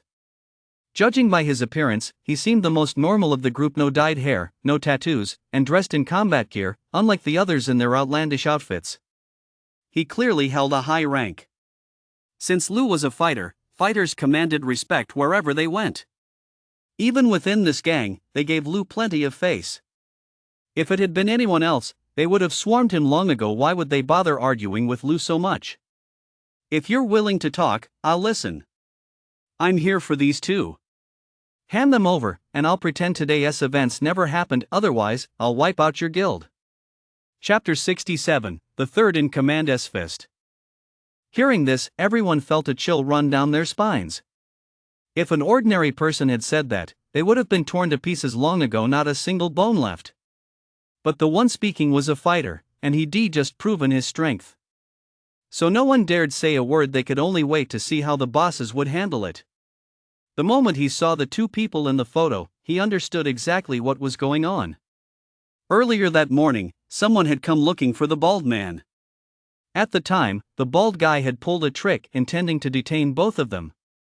One of the women had spoken up, claiming her son was a true fighter and warning them not to mess with him. Everyone in the hall had assumed she was lying, but now they hit a brick wall. This woman's son was no ordinary fighter. Just look at the extent of the destruction in the hall. He was undoubtedly a top-tier fighter. The junior boss felt a bit torn. After all, the man before them was incredibly formidable. But Baldhead wasn't just anyone either. Although he was an ordinary man, he was practically royalty within the organization. His nephew was the head of their guild. And no matter what trouble the bald guy got into, the Grand Master would always clean up after him. Since the Grand Master had no other family, it was the bald guy who raised him. This situation was particularly tricky. Before he could even figure out how to handle the situation, Lu had already grabbed him. Although he was a fighter apprentice, he was once known for his immense strength and was a top-tier figure within the gang. But in Lu's grip, he was as helpless as a child, unable to break free. My friend, please don't get angry just yet. It's true that Bald Head brought the guy here, but he sent him away 2 hours ago. Don't. As soon as he finished speaking, Lu tightened his grip. The guy felt like he was suffocating and quickly pointed to his mouth. He still had more to say. Even though Baldy sent the guy away, he hasn't left here. He is sleeping upstairs. He partied all night last night. He doesn't have the energy to leave. Lu loosened his grip slightly. The man had finally finished speaking. If he gestured just a moment slower, the man in front of him would have definitely killed him. I'll give you 5 minutes to go get Baldy and your boss down here. If they don't come down, don't blame me for being ruthless. As soon as Lu finished speaking, he kicked a bronze cauldron to pieces. This item had been specially procured by their big boss. After the Great Catastrophe, such items were rare. It was said that to establish oneself as a king, one needed such an artifact. The big boss had long dreamed of one day carving out his own kingdom, so he paid a fortune to have this piece crafted. Having been in the guild for over a decade, everyone knew this was the big boss's prized possession. Normally, if anyone so much as touched it, they'd be dragged away and beaten senseless at best and might even lose their lives at worst. Yet this guy right in front of him had actually kicked it to pieces. When it was first brought in, many had said it was incredibly sturdy, something no one could possibly damage. Yet here was this kid, who managed to break it with a single, seemingly ordinary kick. The junior leader let out a bitter laugh. He was clearly in a different league. There were several fighter apprentices nearby. He originally thought that with them here, they could handle any trouble. But now it seemed that not only were they outmatched, but even if the guild's 3 leaders came out, they likely wouldn't stand a chance against him.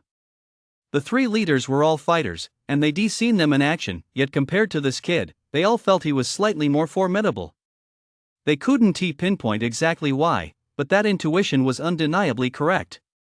A few minutes later, a large contingent came down from upstairs, and many more arrived at the entrance to it. Seemed the guild's elite forces had all mobilized. Lu glanced over. The leader was a fighter, accompanied by over 10 fighter apprentices, while the rest were all armed. They certainly took this matter very seriously. No one has ever dared to destroy our big boss's prized possession. You don't want to walk out of here alive today, do you? I'm going to kill you first. Another burly man with short hair barged in. This guy came at him with a punch right off the bat. That was the last thing Lu feared, whether out in the wilderness or in the city. He loved nothing more than going head to head with others to see whose fists were tougher. The man who entered was the guild's 3rd in command, who usually held court at headquarters. He just dozed off upstairs, only to find the item shattered. He had no idea how he'd explain this to the big boss when he returned, so he didn't hold back, intending to finish Lu off in one go. The onlookers watched as the 2 fists met.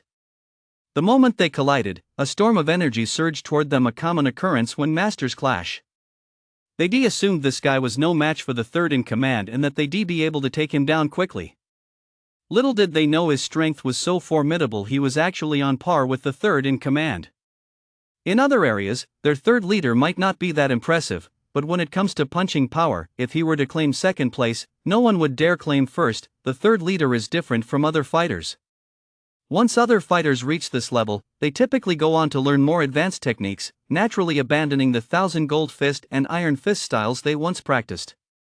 But the 3rd leader is not like that. He continues to train his iron fist. At first, many fighters said the 3rd in command was crazy. Why not learn better skills when he had the chance? They claimed he'd have no future if he stuck with this. But the 3rd in command refused to believe it. Later, when facing a high-ranking fighter, he managed to block the opponent's punch with his own bare fists. It was only then that everyone realized the path he'd chosen might actually be the right one. Their 1st in command is a mid-rank fighter currently pushing for senior fighter status, while the 3rd in command has only just reached mid-rank. The gap between them is obvious. Yet when their fists clashed, even the first in command found himself outmatched by the third in command. So after that exchange, even if this kid is skilled with his fists, he shouldn't stand a chance against the third in command. Everyone else just waiting to see him break an arm. Chapter 68, Forcing You Out. Unfortunately, the arm didn't get broken. Lou was still standing where he was, just loosening up his arm. As for their third in command, he had already stumbled back several steps and was barely able to stand, his entire body trembling. It looked like he'd taken quite a beating. The third in command's nickname was Iron Fist, and he was quite famous in these parts. Few dared to go head-to-head with him, but today Lou not only did just that, but also forced the third in command to retreat several steps, a massive humiliation for a fighter. When the third in command looked up at Lou, he was inwardly astonished. His entire arm felt numb, yet Lou seemed completely unfazed. This suggested that the earlier clash hadn't caused him any physical harm. Was this guy's body really made of iron? This clearly showed that the third in command was no match for Lou. The third in command flexed his arm. It had felt fine when still, but the moment he moved it, the problem became even worse. He had initially thought it was just numbness with no other issues, but the moment he moved it, the third in command felt a searing pain. From his fist to his shoulder, his entire arm felt as if it weren't his own. "Look at the third brother's arm!" One of the underlings shouted out, and everyone turned to look at once. The third in command's arm had already changed color, the muscles were sharply defined. This wasn't the result of training, it was clearly severe congestion in the arm. If not treated properly, it might burst open. The third in command hurriedly pulled out a bottle of healing potion, a high-end elixir worth over $1 million. He didn't have time to open it, he simply tossed it into his mouth, his teeth shattering the glass. After swallowing the potion, the third leader's arm recovered slightly, though its color remained terrifying. Still, he knew deep down that there was no longer any risk of it bursting. Had he not handled the situation properly just now, he might have been crippled for life. This kid was truly formidable to cripple the arm of a mid-tier fighter with a single all-out strike. Just how powerful was he, exactly? The third boss had seen his fair share over the years and wasn't unfamiliar with young prodigies, but compared to Ginny, most of them paled in comparison. Even those monstrously gifted prodigies likely wouldn't be this formidable, especially when it came to fists. The third boss even felt a bit ashamed. How could he still call himself Iron Fist in front of someone like this? Is the sparring over? Not satisfied yet? If you're not satisfied, then keep attacking. I can't guarantee my next punch won't kill you. I want to see the bald one, go get him here right now. Lou blared at the third in command, speaking each word with deliberate emphasis. At that moment, his demeanor had shifted, he looked as if he were about to devour someone. The third in command could sense it himself, if he dared to refuse, Lou would certainly charge at him. The third in command was a shrewd tactician. He knew there was no way to save Bald Head now. "Forget that you're the first in command's uncle, even if you were his father, we wouldn't be able to protect you." The third in command was the strongest man here, and he nearly had his arm crippled. The rest of the men were even weaker. If they tried to fight it out, they'd all likely die here. So, they had no choice but to hand over Bald Head. However, the third in command kept a back door open. He gave another order to one of his men, telling him to hurry and notify the first in command. That way, if anything went wrong, he could distance himself from the situation. The brothers below understood. "We'd already done our best, there was simply no way to stop this monster. Even the third in command's signature fists were useless. So what good could we possibly do? Besides, the bald guy isn't popular. Even though he is the first in command's uncle, hardly anyone in the gang cares about him. If it weren't for that connection, plenty of people in the gang would want to take him out. After all, who can stand that guy always ogling other men's wives?" "What are you doing? I've already sent someone to get you a drink. Can't you just wait a minute?" The third in command was deep in thought when Lou hurled a glass bottle across the room. It struck a fighter apprentice squarely in the head, knocking him unconscious instantly. Others might not have noticed, but the third in command was an expert. He could tell the guy had suffered a serious injury. It would take at least 3 months for him to recover his fighting ability. If he didn't get the right medical care, he might even end up with a concussion or something. Waiting is the one thing I hate most, so I'm going to put some pressure on you guys. Every 20 seconds, I'll throw a bottle. If the bald guy doesn't show up, I'll increase the frequency to 10 seconds after 5 minutes. It all depends on how many men you have left. If they all go down, then it's your turn. Don't think I'm afraid to take your life. Anyone who touches my family is dead. Lou leaned back in his chair, looking utterly relaxed, his head resting against the backrest as he stared at the ceiling. But as soon as he finished speaking, another bottle flew through the air. This time, it struck one of the ordinary henchmen. The guy didn't even make a sound. He went straight to meet the Grim Reaper. Anyway, I'm not killing the innocent. Who among you hasn't taken a life? Just think of this as avenging those people. The third in command's face was twisted with rage. He wanted to say something, but he knew his strength wasn't enough. If he drew this guy's attention to himself, it would likely cost him his life. His left arm hadn't fully healed yet, and fighting with just his right hand meant he couldn't perform at 100% of his combat strength. In truth, the third in command was just making excuses for himself. Even if his left arm weren't injured, he still wouldn't stand a chance against this guy. Whoosh!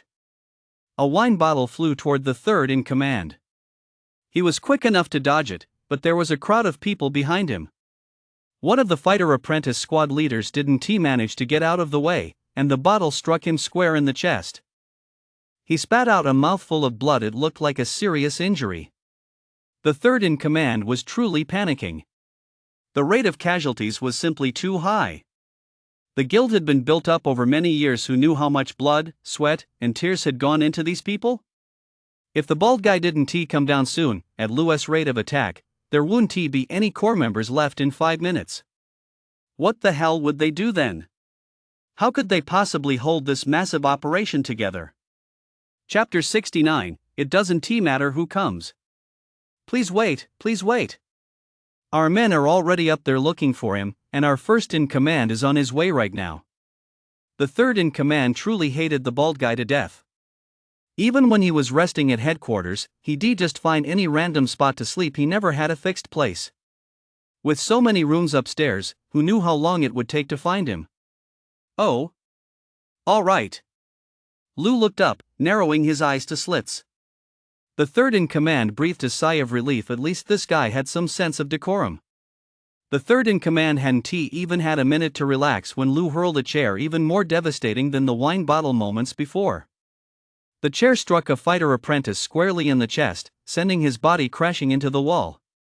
He was dead. The third in command craned his neck, unable to believe what he was seeing. He wished he'd never said a word. Just moments ago, it was merely serious injury. Now, people were being killed. The pressure Lou was under was immense. He didn't know how his family was faring.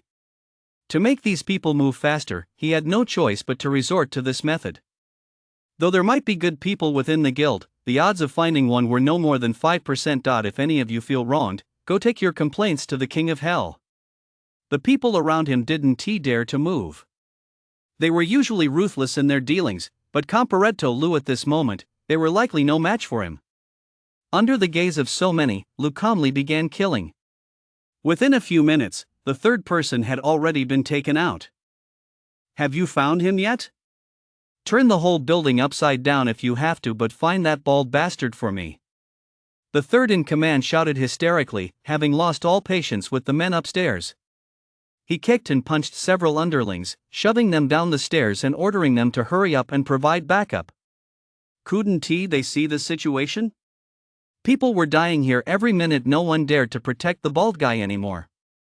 After Lou killed the seventh person, the bald guy finally emerged from the elevator. The guy was still dressed to the nines, showing not the slightest hint of impending doom. To him, this was his stronghold. No matter how formidable the enemy, none had ever succeeded here. Instead, they'd all been beaten up by the guild's henchmen and would go out of their way to avoid him in the future. I was wondering who it was. So it's you, kid. We had a deal earlier, but you ripped me off for 100,000. And now you have the nerve to show up here? You must think you've got a long life ahead of you. What are you bastards pushing me for? What are you standing around for? Get up there and beat this kid to death. Don't you care about the guild's reputation anymore? When this guy saw Lou, he was still grinning from ear to ear, showing no sign that today was his doomsday. When his henchmen behind him shoved him, he actually cursed them out instead. Who knows how this guy gets by? He has absolutely no ability to read the room, and didn't he notice for a second that something was different here today? Ha! After walking a few steps, he finally noticed something was off. There was so much red liquid on the ground it smelled like blood. Had this kid been beating people up here? The bald guy finally snapped out of it. Looking at all the corpses littering the ground, terror flashed in his eyes. Needless to say, these were all his guild's underlings. You don't attack your own people. Could this kid have done it? How could he be so powerful? The last time the bald man got beaten up, he never imagined Lou was capable of this. If he'd known Lou was this strong, he would have stayed far away. Hey, you there? Yeah, you. I'm talking to you. What are you still standing there for? Can't you see what your men have been reduced to? Get in there. You're always bragging about how powerful your fists are, how they're as big as punching bags and all that. Go on, knock him out. The bald man took 2 steps back. By now, he had spotted the third in command. In his mind, the third in command was incredibly formidable. He was sure to be able to subdue this kid. Hearing this guy's words, the third in command was itching to go up and beat him up himself. He hated it when people called him that guy. The bald man was about to say something else, but Lou had already stepped up beside him. The bald man gestured frantically, trying to get the people around him to come to his aid, but all he saw in their eyes was indifference. Lou had been standing there for ages. Did he think they were all idiots? If they could have dealt with him, they would have. So now he was on his own after all. He brought this on himself. Lou kicked the bald man hard, sending him flying into the liquor cabinet behind him. He knocked over many bottles, which crashed to the floor, leaving the guy covered in cuts and bruises. He was so terrified he was trembling. Although he was always causing trouble, he'd never been beaten up before, all thanks to his influential nephew. This was the first time something like this had ever happened to him. At any other time, everyone would have thought they were seeing things. After all, this was the guild headquarters, and this man was the guild leader's uncle. To be beaten like this at headquarters, how could anyone believe it unless they saw it with their own eyes? The third in command had completely given up. The guild was formidable, but the man before them was even more so. Many had come here looking for trouble in the past, but what had become of them? They'd all been carried out on stretchers. Yet today, with everyone mobilized except for the guild leader himself, none of them stood a chance against this man. So they could only stand by and wait for the guild leader to resolve the situation. You wait, my nephew won't let you off the hook. It took quite a while for the bald man to regain consciousness. The scene just now had been terrifying. Dozens of wine bottles had been hurled at him from above. His nose was broken, and he was injured all over, especially his face, which bore several gashes deep enough to expose the bone. Lou let out a cold laugh, then grabbed the man by the neck and lifted him straight up. The bald man wasn't very tall to begin with, and combined with Lou's immense strength, his feet left the ground. He kicked frantically, but with his neck in Lou's grip, he couldn't get enough air. He was in agony, as if he were being hanged. The bald man was babbling incoherently, and it didn't sound like anything good. Lou decided he'd have to make the guy suffer a bit, only then would he tell the truth. Otherwise, who knew how much more time he'd waste. Chapter 70, A Blood Feud. I'll tell you this once and only once, where are my family members? If anything happens to them, I'll never let you off the hook. I'll make sure you live for 30 years, torturing you thoroughly every single day. Whenever you get injured, I'll give you healing potions only to injure you again. New wounds will pile up day after day. Let us see if you can last 30 years. Lou held the man aloft as he spoke, his voice icy cold. Everyone below shuddered involuntarily. What kind of joke was this? We were all desperate criminals, ruthless in our deeds, but compared to this guy, there was simply no comparison. Beating someone nearly to death, then making them drink healing potions just as they were recovering, only to continue the beating. What kind of torture would that be? The very thought was terrifying. The bald man was now suffering from severe oxygen deprivation. His entire face had turned pale. The underlings below were growing worried. If he died right here, they wouldn't be able to explain it to the boss. They all had their eyes on the third in command, who was now in a bind. If they tried to save him, they didn't have the skills. If they didn't, they couldn't account for it to the boss. It was a truly agonizing dilemma. The third in command finally shook his head, signaling everyone not to act rashly. We've already done our best. We only revealed this guy's identity at the very last moment.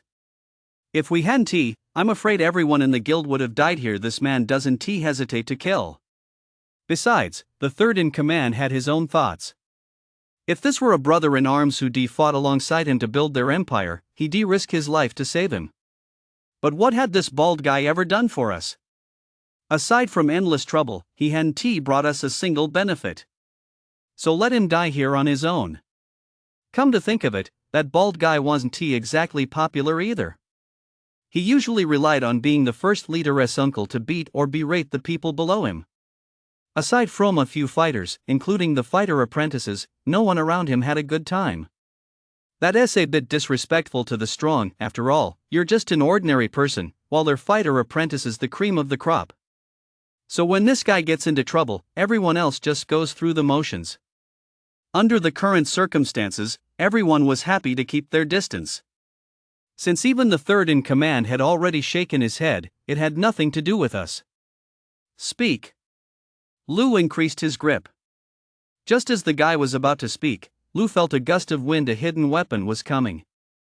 That gust was the sound of a projectile slicing through the air. Though Lou knew nothing about hidden weapons, he could tell from the air currents that this one carried immense force. If it hit him, he'd be in serious trouble. A master must have arrived. So Lou immediately pushed the bald man in front of him. If they truly didn't care about the bald man's life, they might as well just attack him directly. Just as Lou had anticipated, the moment he used the bald man as a human shield, even faster projectiles flew in from outside, knocking the previous ones off course. The projectiles clattered against the surrounding walls, forcing the henchmen to scramble for cover once more. Lou glanced sideways. This guy was indeed a master of throwing weapons. They all embedded themselves deep into the wall. This wasn't just any wall, it was reinforced concrete. For a projectile to penetrate it with just a single impact meant this guy possessed immense strength. In terms of combat prowess, he was at the peak of the intermediate fighter tier, just one step away from entering the senior fighter tier. Ouch! The henchman at the door was sent flying, and a fiery red man burst in from outside. This guy's hair was entirely red, as if he'd been possessed by a demon. This was the guild's boss, the ruler of this dark district. I'll give you one chance. Let him go and talk. Otherwise, you'll regret ever being born. Fire seemed to blaze in this guy's eyes, and his tone was utterly ruthless. Lou couldn't help but chuckle. Did he really think we were some naive country bumpkins? Your uncle's in my hands now. I hold all the cards. Who do you think you are to talk back? Go tell your good-for-nothing nephew how he should speak to me. Lou clamped his hand around the bald man's throat and applied a little pressure. The bald man's whole body began to convulse. He was just an ordinary guy. After being roughed up for so long and now having his throat squeezed, he'd already lost a significant amount of his vitality. Lou had another reason for not letting go of the bald man. After all, the guy was a master of hidden weapons. If Lou happened to miss a dodge, the bald man could easily become a human shield. Plus, with the bald man in his grasp, the guy wouldn't be able to freely unleash his special skills. You bastard, I'll say it one more time, let me go so I can talk, or I'll slaughter your entire family. The man roared loudly. To this gang leader, his uncle was his only family. Having lost both parents at birth, his uncle, though not much of a man himself, had given him everything he'd saved, ultimately raising him to adulthood. So no matter what wrongs his uncle had committed, he always took the blame. Today, on his own turf, seeing his uncle beaten into this state already made him feel deeply guilty. Now, with this man choking his uncle right in front of him, he could no longer hold back. Put. No sooner had he finished speaking than the bald man spat out a mouthful of blood. Lou wore a smile on his face, but the grip in his hand tightened. Dare to threaten my brother's family? Let us see just how much fight you've got left. If you don't have enough, you'll be the one collecting his body today. You should look around before you speak. If you don't have any leverage, you'd better not be so brazen. Lou was actually addressing the boss, but as he spoke, he slapped the bald man across the face repeatedly. The boss clenched his teeth fiercely. Everyone around could feel his rage. The last time he'd been this enraged, he'd beaten his opponent to a pulp. But this time was different. Last time, it was purely a turf war. This time, the boss's Achilles heel was in the other man's hands, so he couldn't strike back. The other side held all the cards. The bald man's throat emitted a series of similar sounds. His entire body had reached the limits of endurance. Lou had a top-grade healing potion ready in his hand. If the man really couldn't hold on, he would immediately make him drink a bottle. But he absolutely couldn't show any mercy now. If he did, all their efforts would be for naught. Chapter 71, Divine Finger Technique. Give me your assistant. Can't you see? He is nearly dead. He is just an ordinary person. He is not like us. His body isn't that strong. If he dies, you'll get nothing. Just tell me what you want. Although the bald man's voice remained firm, everyone could tell that this guy had already backed down. He was too concerned about his uncle's life. The third in command shook his head from the side. At this point, whoever gave in first would likely be subdued by the other side. How on earth had this kid honed his resolve? He looked no older than a teenager, yet he actually defeated their first in command, a seasoned veteran of the underworld. Do you understand the terms of the negotiation now? Fine. I'll give you this chance: send my mother and wife home, and have them contact me using the equipment at home. Once I'm certain they're safe, I'll naturally release your uncle. Lou's greatest concern was his family. In fact, he wanted to bring it up earlier, but he had to suppress the urge. If the other side sensed his anxiety, the big boss would have turned this into a contest of wills. Now that the big boss's composure had crumbled, Lou could certainly make his demands. The boss glanced to his side. A man immediately leaned in close to his ear and recounted the entire sequence of events. The boss closed his eyes. Another one of these damn messes. In the past, I've only ever crossed paths with nobodies, but today I've managed to provoke someone this formidable. My uncle deserves to suffer a bit for this. With a single glance from the big boss, his men knew exactly what to do and rushed off to rescue the hostages. After the bald man had captured Lou's family, he had them taken to his own residence.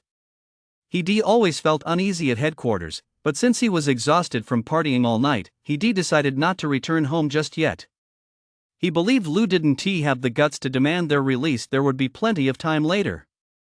Little did he know that this very assumption would be his downfall. Not only was there no later, but his life was now in someone else's hands, and he could be finished at any moment. Did you see that? I've already sent someone to handle it. Loosen your grip on him and let him breathe, or he'll suffer lasting damage. He is just an ordinary man. He doesn't have that kind of constitution. The boss pointed at the two henchmen who had run off. At that moment, the bald man was indeed in a semi-conscious state. Earlier, he'd been able to make some sounds, but now he couldn't utter a word, his eyes filled with nothing but confusion. Of course I know he is an ordinary person. If he were a fighter apprentice, I'd be using even more force just like I did earlier. Don't pressure me here, go pressure your own men instead. As soon as I receive word from home, I'll release your uncle immediately. It's a race against time now. If you're too slow, he might just die right here. Facing the boss, Lou maintained the same attitude as before. As Lou spoke, his hand didn't budge an inch from the bald man's throat. Lou had been observing the boss all along. The man had reached for the hidden weapons at his waist several times. If Lou's hand strayed even slightly, the boss would likely strike. A master of hidden weapons can take your life at any moment. At this moment, the bald man still had a sliver of consciousness left. If he'd known this day would come, he would never have dared to provoke Lou's family. His house was quite far from here. Had he known things would turn out this way, he never would have let them get so far away. Little did he expect that he'd be the one to suffer the consequences. The bald man felt his life force draining away bit by bit. As he stared at the ceiling, everything grew increasingly blurry. Just as he felt he was about to die, a message finally came through on Lou's phone. The henchman had rushed Lou's family inside as quickly as possible, urging them to message Lou immediately. Only then did Lou loosen his grip, allowing the bald man to take a breath of air before clamping down again. The entire process took less than half a second. It was as if those 0.5 seconds had given the bald man an infinite lease on life. His complexion improved slightly. He thought to himself that he could finally let go once he was safe. His nephew would surely beat this guy to a pulp. That's enough. Your family is safe now. I've done exactly as you asked. Let him go immediately. He hasn't had any oxygen for a long time. If he suffers any lasting effects, I won't let this slide. The boss spoke with great indignation. It was always these people who didn't keep their word, and now Lou was acting the same way. The hostage had already been returned to him, yet Lou still showed no sign of letting go. The others sensed something was wrong. They all drew their weapons, waiting for the boss's signal. If he ordered them to attack together, they might have to join in the brawl for the sake of their own futures. Besides, they all understood that the moment they let the bald man go would be the moment they had to charge in. This kid was so arrogant. If they let him walk out that gate, how would the number pack ever survive?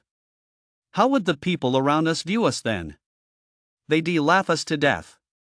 In this dark underworld, there would be no place for the guild to stand. You really care about your uncle's life, but I'm afraid you're going to be disappointed. This man has provoked my family time and again. He has already crossed my line. Besides, we both know that whether he lives or dies, we're going to fight to the death. Since that's the case, why not let him go first? Let him scout the path for us on the road to the underworld, and then the two of us can fight until one of us falls. As soon as Lou finished speaking, the boss lunged forward. He had sensed that Lou had already set his sights on killing him. Unfortunately, the boss was still a step too slow. By the time Lou finished speaking, the bald man's soul had already left his body. The bald man stared wide-eyed, utterly unable to believe it. We've done everything exactly as you demanded. Why are you still going back on your word? For gang members, doing things like this is just par for the course, but if you were to do it, they'd consider it an unforgivable crime. Chapter 72, Dissolving the Guild. The guild leader's eyes widened as he dropped to his knees on the floor in front of him. He couldn't believe this was happening, but his uncle was indeed dead. His head lolling at an impossible angle, his neck snapped by Lou. He was as dead as could be. No potion in the world could bring him back to life. You killed him, you killed him, you killed him. The boss kept repeating these words, tears streaming down his face. Lou remained completely unmoved. You're the boss of a gang. Who knows how many people you've killed with your own hands, or how many people have said these very words to you? Now you finally understand. If someone had merely crossed him, Lou might not have calculated things so precisely, nor would he have exterminated them so thoroughly. But if they dared to target his family, that was absolutely unforgivable. And this was the second time it had happened. If he hadn't acted quickly, who knows what the outcome would have been? For people like this, Lou would show absolutely no mercy. Only a dead man stops causing trouble. As for the guild, Lou has his own plans. Today, he is going to rid the world of this scourge and wipe out the guild. What are you standing around for? Kill everyone in this guy's family. Anyone connected to him, friends or relatives, chop them all to pieces. I'll make him regret everything he did today. Even in his grief, the boss hadn't forgotten to wipe out the entire family, a common tactic for the gang. But his men didn't move. They investigated the kid and found he had no relatives or friends, just his mother and wife. But now, his mother and wife were already at the entrance of a high-end gated community, surrounded by armed guards. If our rabble went there, we'd likely be wiped out by those guards. Besides, the place is covered in surveillance cameras. They wouldn't dare approach openly after all, they're all wanted criminals. Seeing that none of his men were moving, the boss regained a shred of reason. He knew this wasn't a job for his underlings, but shouldn't they go up and chop Lou to pieces? Earlier, in his rage, the boss hadn't looked closely, but now, surveying the surroundings, he realized it wasn't that they didn't want to go in, it was that they simply didn't dare. That little demon had just killed too many people here. You bastard, you actually dared to deceive me. There's no way you're walking out of here today. Seal off every exit. The boss finally stood up. Today, besides avenging his uncle, he had to take this guy down. So many of his brothers had died around him. Though he didn't really care about their lives, the boss had to make a stand, otherwise, no one would follow him in the future. You're right. I never intended to let him go from the start. He is a man who deserves to die. There is no need for further words now. Let us settle this once and for all. You fight for your family, and I fight for mine. We'll see which of us is stronger. Only one of us will walk out of here alive. The moment Lou stepped into this neighborhood, the moment he realized this matter was connected to Bald Lou, he stopped caring about the man's life. No matter how difficult it got, he was determined to take this guy down. Otherwise, he'd remain a constant threat. In a post-apocalyptic world like this, showing mercy only brings trouble to yourself and your family. Lou knew the big boss's strength. That was clear from his earlier dart throw. This guy was just a step away from being a senior fighter, and he was the strongest opponent Lou had ever faced, so he had to give it his all. Lou stretched his limbs. He hadn't pushed himself to his absolute limit out in the wilderness, so now he was fired up. The big boss standing before him was the perfect sparring partner to test just how far he could go. Beep. Detected the hidden weapon divine skill finger of destiny. Do you wish to replicate it? Copy price, 1 million. When this prompt appeared, Lou was taken aback. Usually, the system would notify him of martial arts techniques or regular skills, but this was the first time it had alerted him to a divine skill. No wonder that guy was so formidable. Earlier even Lou had sensed danger. It turned out he'd actually learned an incredibly powerful skill. Without a second thought, Lou chose to copy it. The system was surprisingly accommodating this time, perhaps sensing that Lou was about to engage in battle. It didn't cause any trouble. For just 1 million, he successfully acquired the divine finger technique. Beep. Battle support system activated. All-seeing eye observation mode activated. Charges 20,000 yuan per minute. Due to the appearance of the hidden weapon expert, the infinite copy system had actually activated a subsystem, something Lou hadn't anticipated. But this system was downright exploitative. It was now charging by the minute, demanding 20,000 yuan per minute. If he fought for an entire afternoon, wouldn't the money be flowing out like water? However, the moment Lou sensed the system, he immediately realized the money was well spent. A 3D map instantly appeared in his mind, displaying the entire surrounding situation, including optimal evasion routes and attack paths. This system was indeed quite impressive. No wonder it cost 20,000 yuan per minute. Less than 5 seconds after the system activated, the boss's attack came flying at him. The boss was undoubtedly a master of hidden weapons, and his henchmen knew it well. That's why they all found a sturdy spot to hide in, otherwise, they'd be dead for sure. When the boss attacks, he doesn't give a damn about whether they live or die. At this moment, Lou was secretly amazed. Without this combat assistance system, he felt he might already be injured by now. When the boss fired his hidden weapons, he didn't aim them directly at you. He also targeted other areas such as your retreat route or the path you were dodging along. Hidden weapons were everywhere. Thankfully, the combat support system was there, otherwise, Lou would have really been in trouble. Even so, several strands of Lou's hair had been sliced off, something that had never happened before. As the battle grew more intense, the boss began to feel a sense of astonishment. Where on earth had this kid come from? How could he possess such exquisite footwork?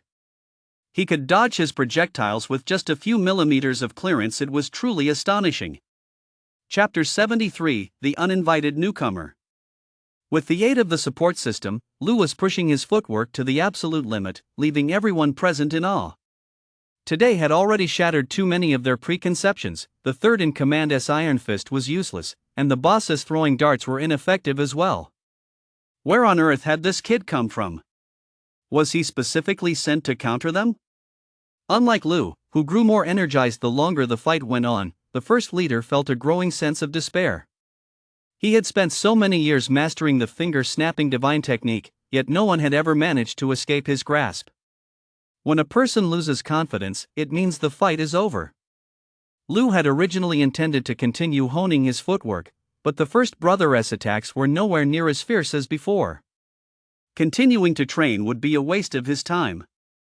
The boss had already fired more than half of his hidden weapons. In his previous battle against that high-ranking fighter, victory had been within reach at this point. But now, this guy showed no signs of weakening. On the contrary, he grew more fierce as the fight went on. Once he ran out of hidden weapons, that would mean his defeat was imminent. Lou had no intention of continuing the fight. The boss prepared to deliver a fatal blow, his final move, but before he could execute it, he suddenly saw a dart flying toward him with even greater force than his own. Could it be someone of his senior master's caliber? The boss struggled to dodge it, his shirt torn open across his chest. It wasn't a senior from his own sect after all. It was a projectile fired by this guy. No wonder he couldn't hit the kid. It turned out he was a master of projectiles himself. Another projectile. Before the boss could react, yet another dart flew toward him. He recognized this one. It was the very dart he'd just thrown. The kid was using his own weapon to fight back. Did this kid not have any darts of his own? Or perhaps no other projectiles? What kind of master of hidden weapons would he be if he didn't have his own arsenal? This time it came too fast. The boss couldn't dodge it.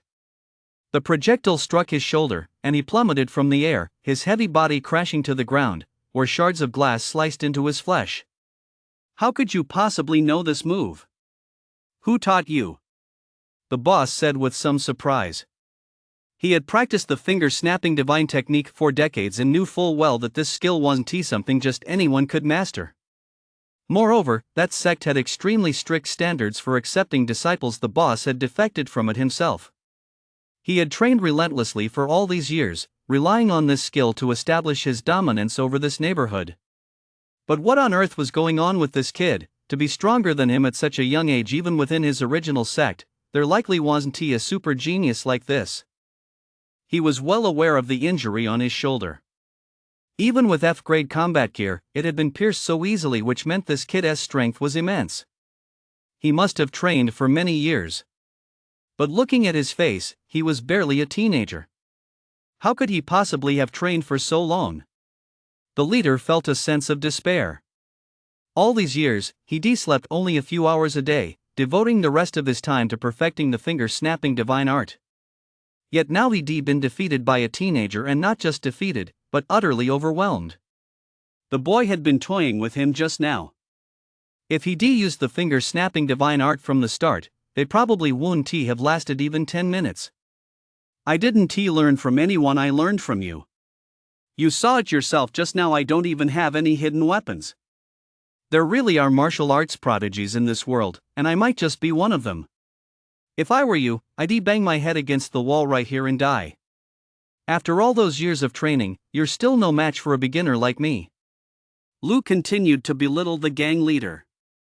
Although the gang leader was injured, he surely had other lethal moves up his sleeve, so Lou had to break his confidence right then and there.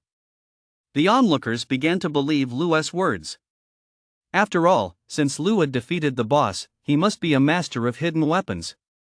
But if he were truly a master, he should have his own equipment. They rarely use others' gear, as size and fit require precise calibration. The boss was magnanimous in every other respect, but not in this one. After hearing Lou's words, he spat out a mouthful of blood. Just as Zhuge Liang had once infuriated Zhou Yu, the boss could not believe that such a prodigious genius existed in this world.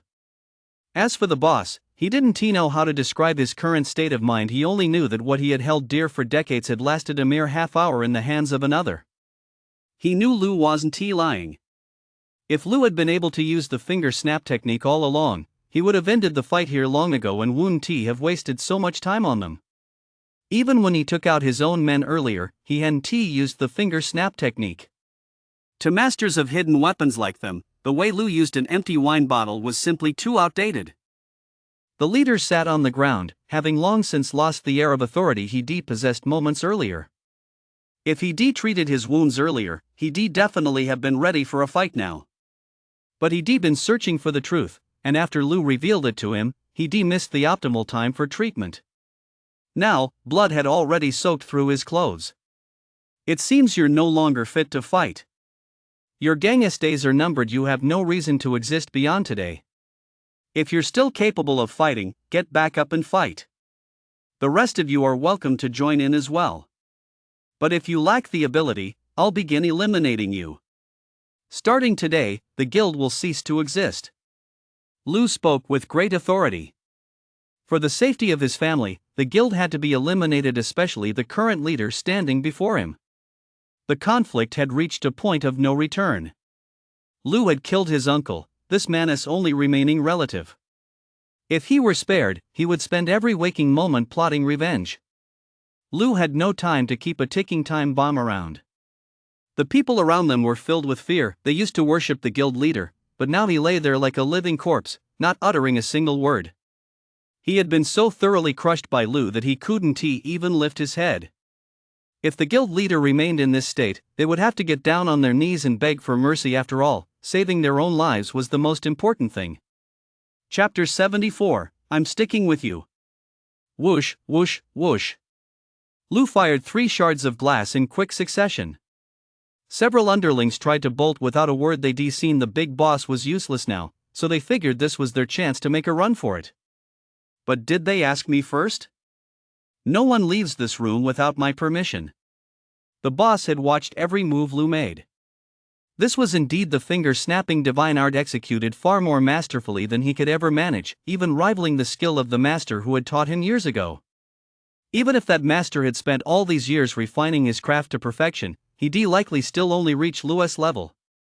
Losing to someone like this was truly no injustice. He could only blame his uncle for provoking the wrong person. The boss knew that natural talent was crucial for mastering the finger-snapping technique. Back then, everyone had told him he lacked talent, which was why he had rebelled in the first place.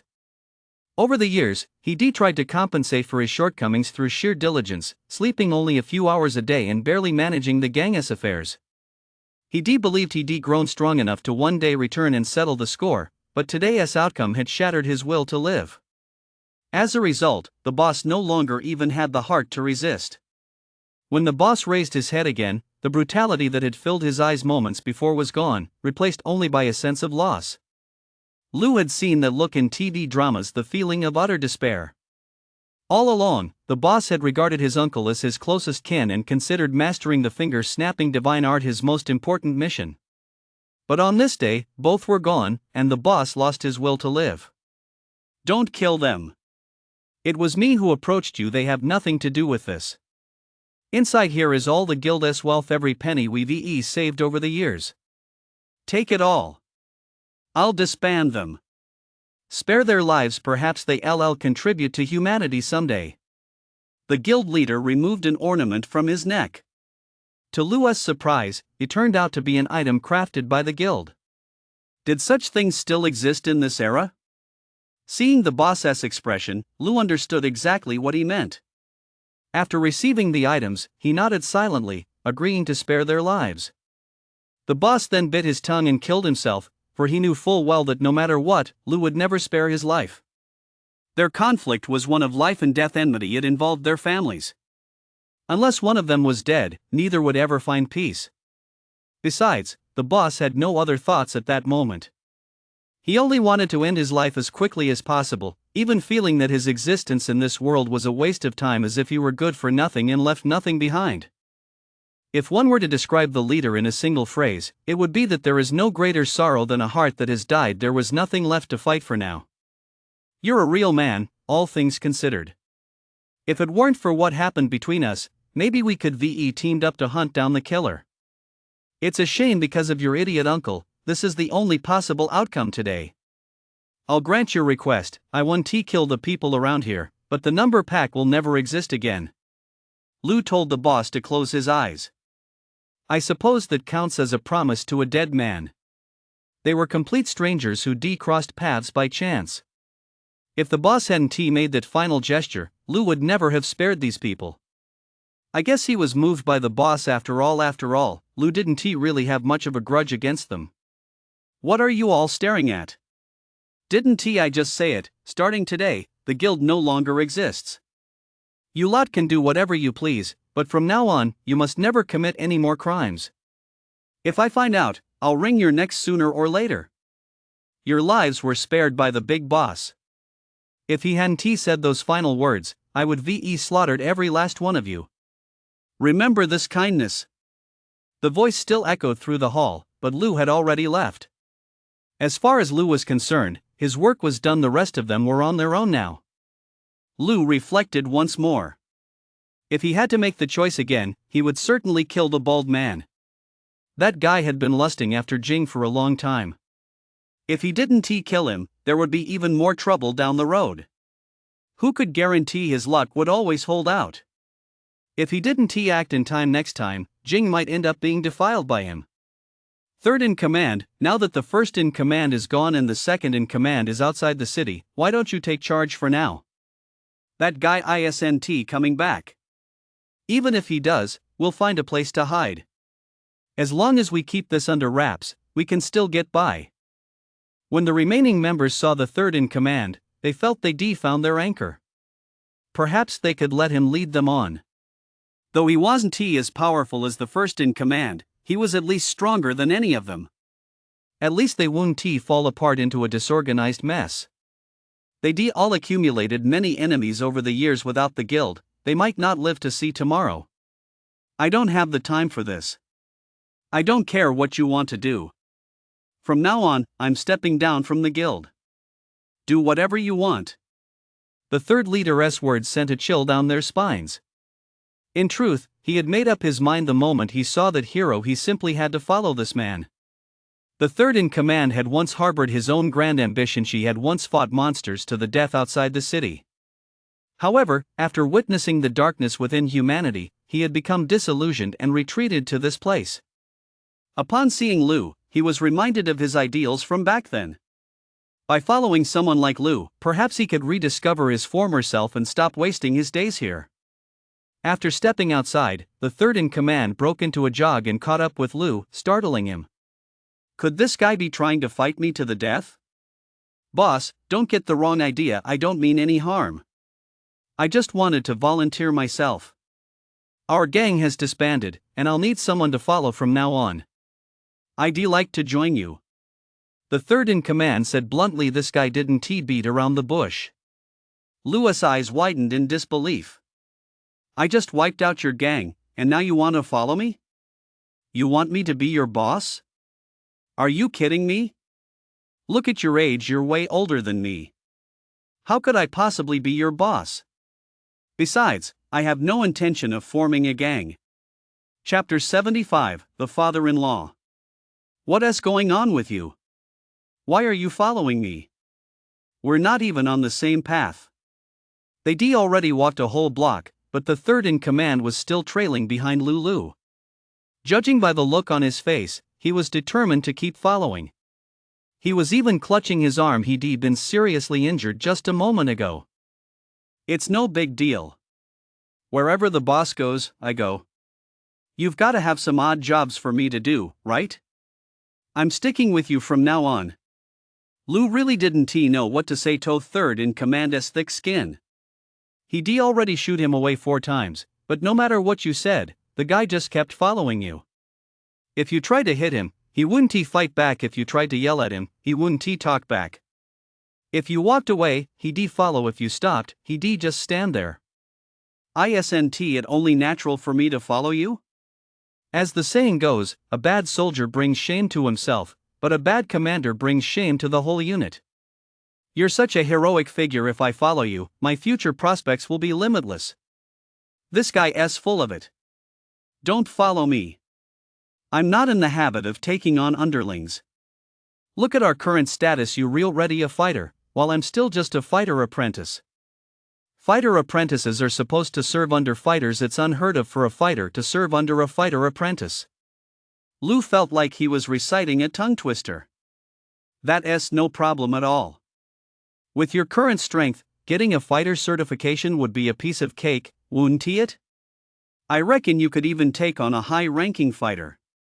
Besides, even if you're just a fighter apprentice, I'd still be happy to follow you. I'll take care of myself. You don't need to worry about me. Just give me a shout if you need anything. His attitude couldn't have been better. Lu didn't even know what to say. I'm not here to strut around the city. When I have free time, I go outside the city to hunt monsters. Lu had assumed this guy was afraid to leave the city, which was why he joined the guild in the first place, so he planned to use those words to kick him out. Then that's even better. I've been to every area outside the city. Judging by your age, boss, you probably haven't been there. If you want any information, just ask me. I've been on plenty of hunting parties before. I know the outside world like the back of my hand.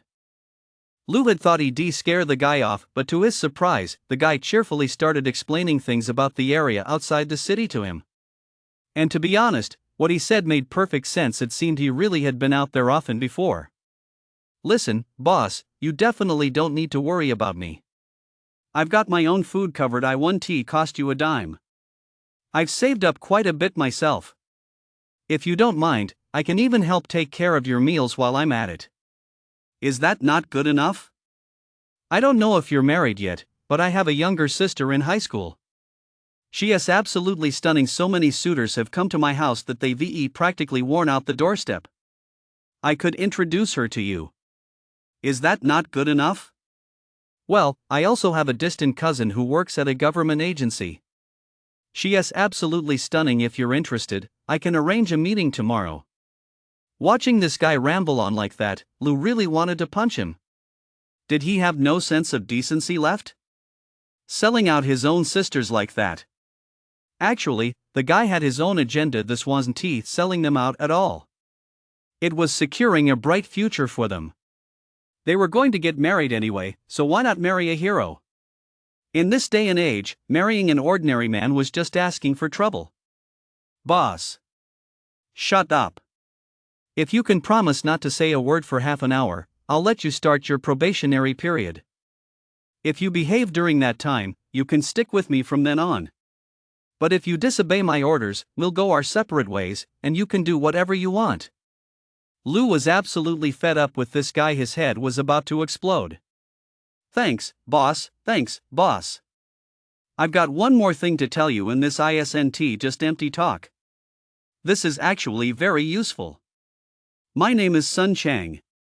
You can call me that from now on. Lu was about to lose his temper, but upon hearing this, he swallowed his anger. It was the only thing that worked. Everything else was useless, nothing but nonsense.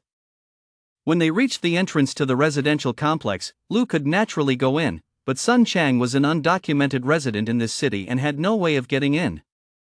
Don't worry, boss. I'll get myself a household registration right away. I've got the connections for that. I used to know some people in that line of work. As soon as it's sorted, I'll come straight here to take up my post. Here is my contact info. If you need anything, just give me a shout.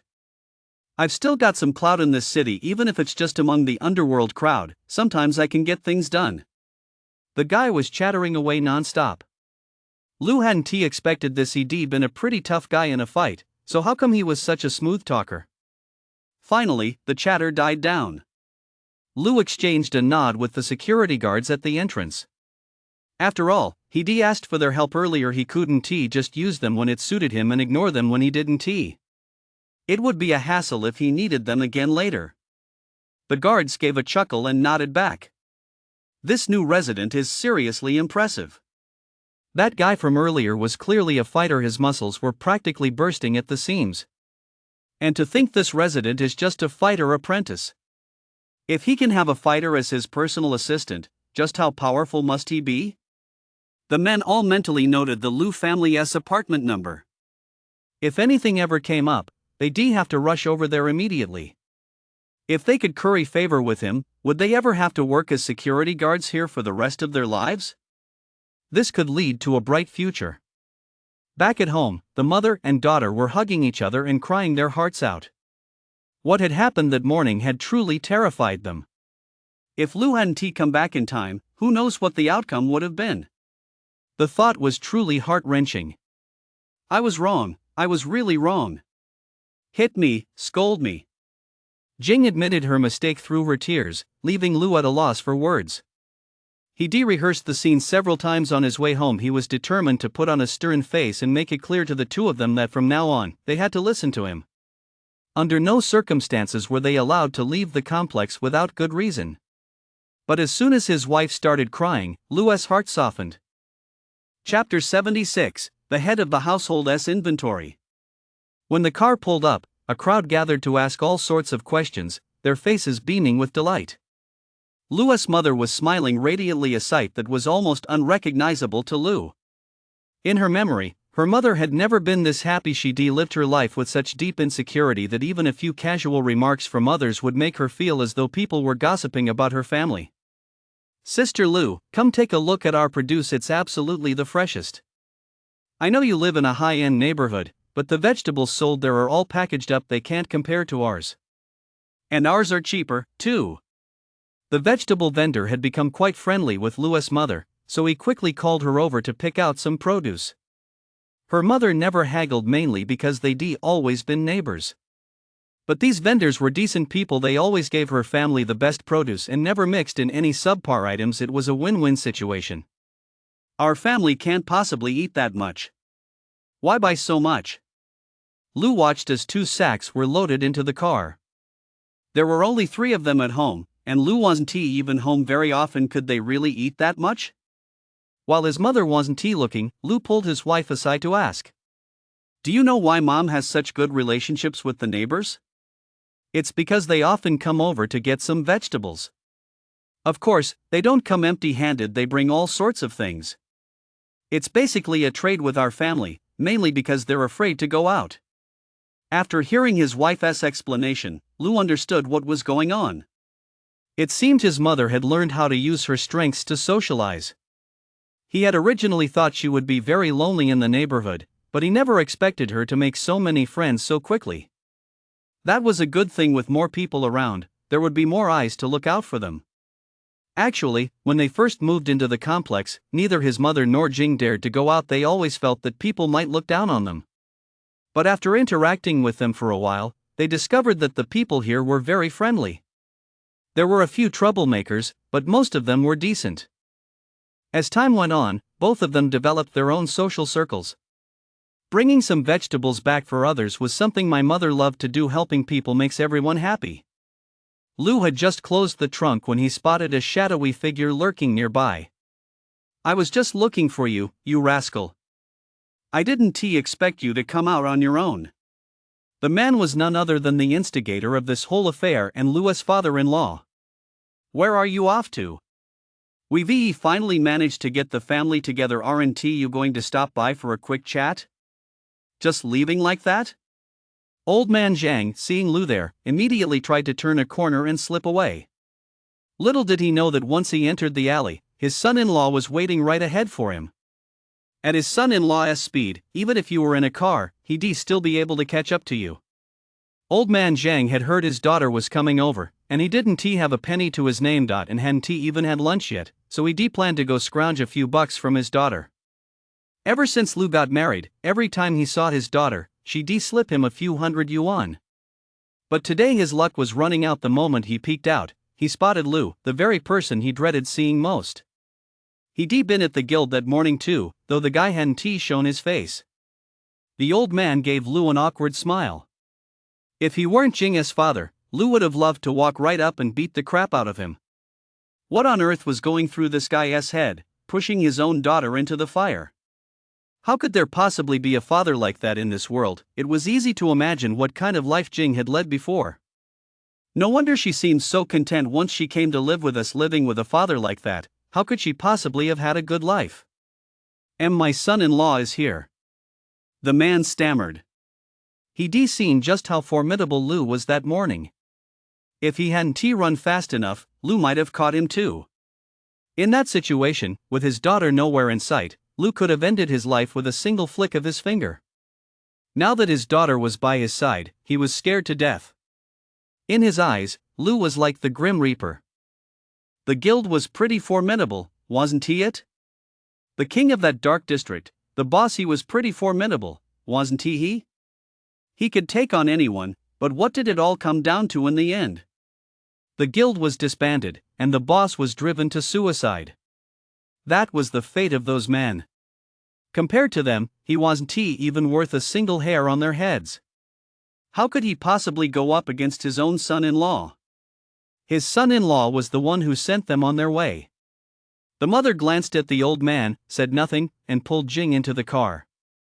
Lou watched the man without speaking. After a moment's thought, he immediately arranged a new life for him, the factory where his mother used to work.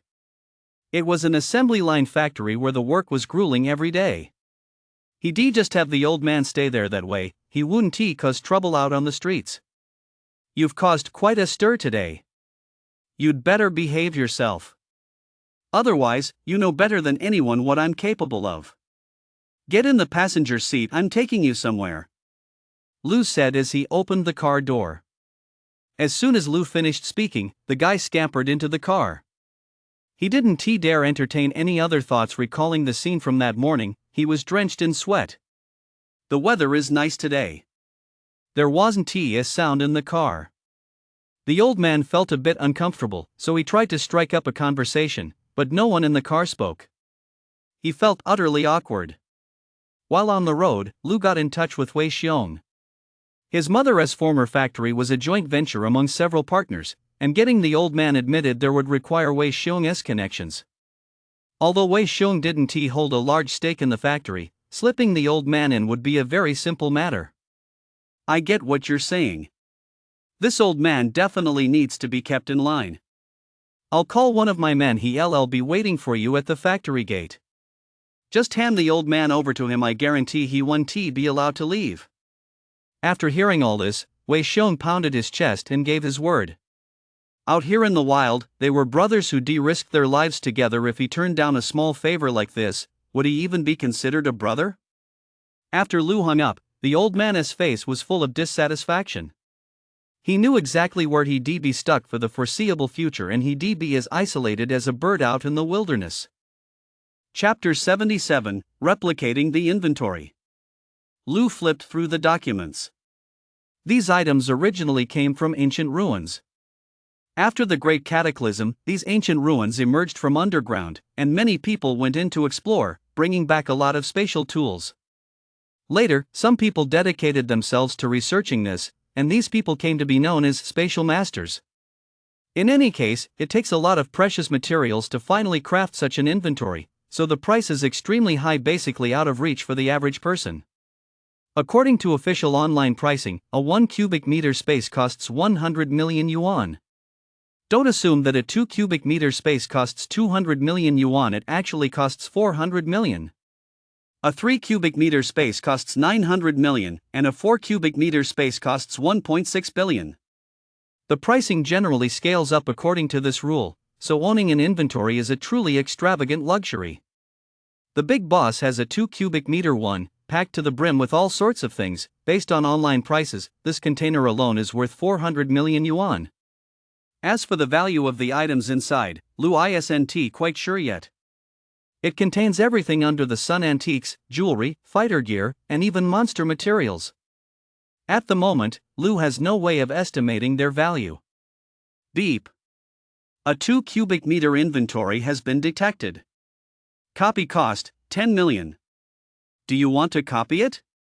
When the notification sound went off, Lou felt like giving the system a piece of his mind. Isn't this notification a little late?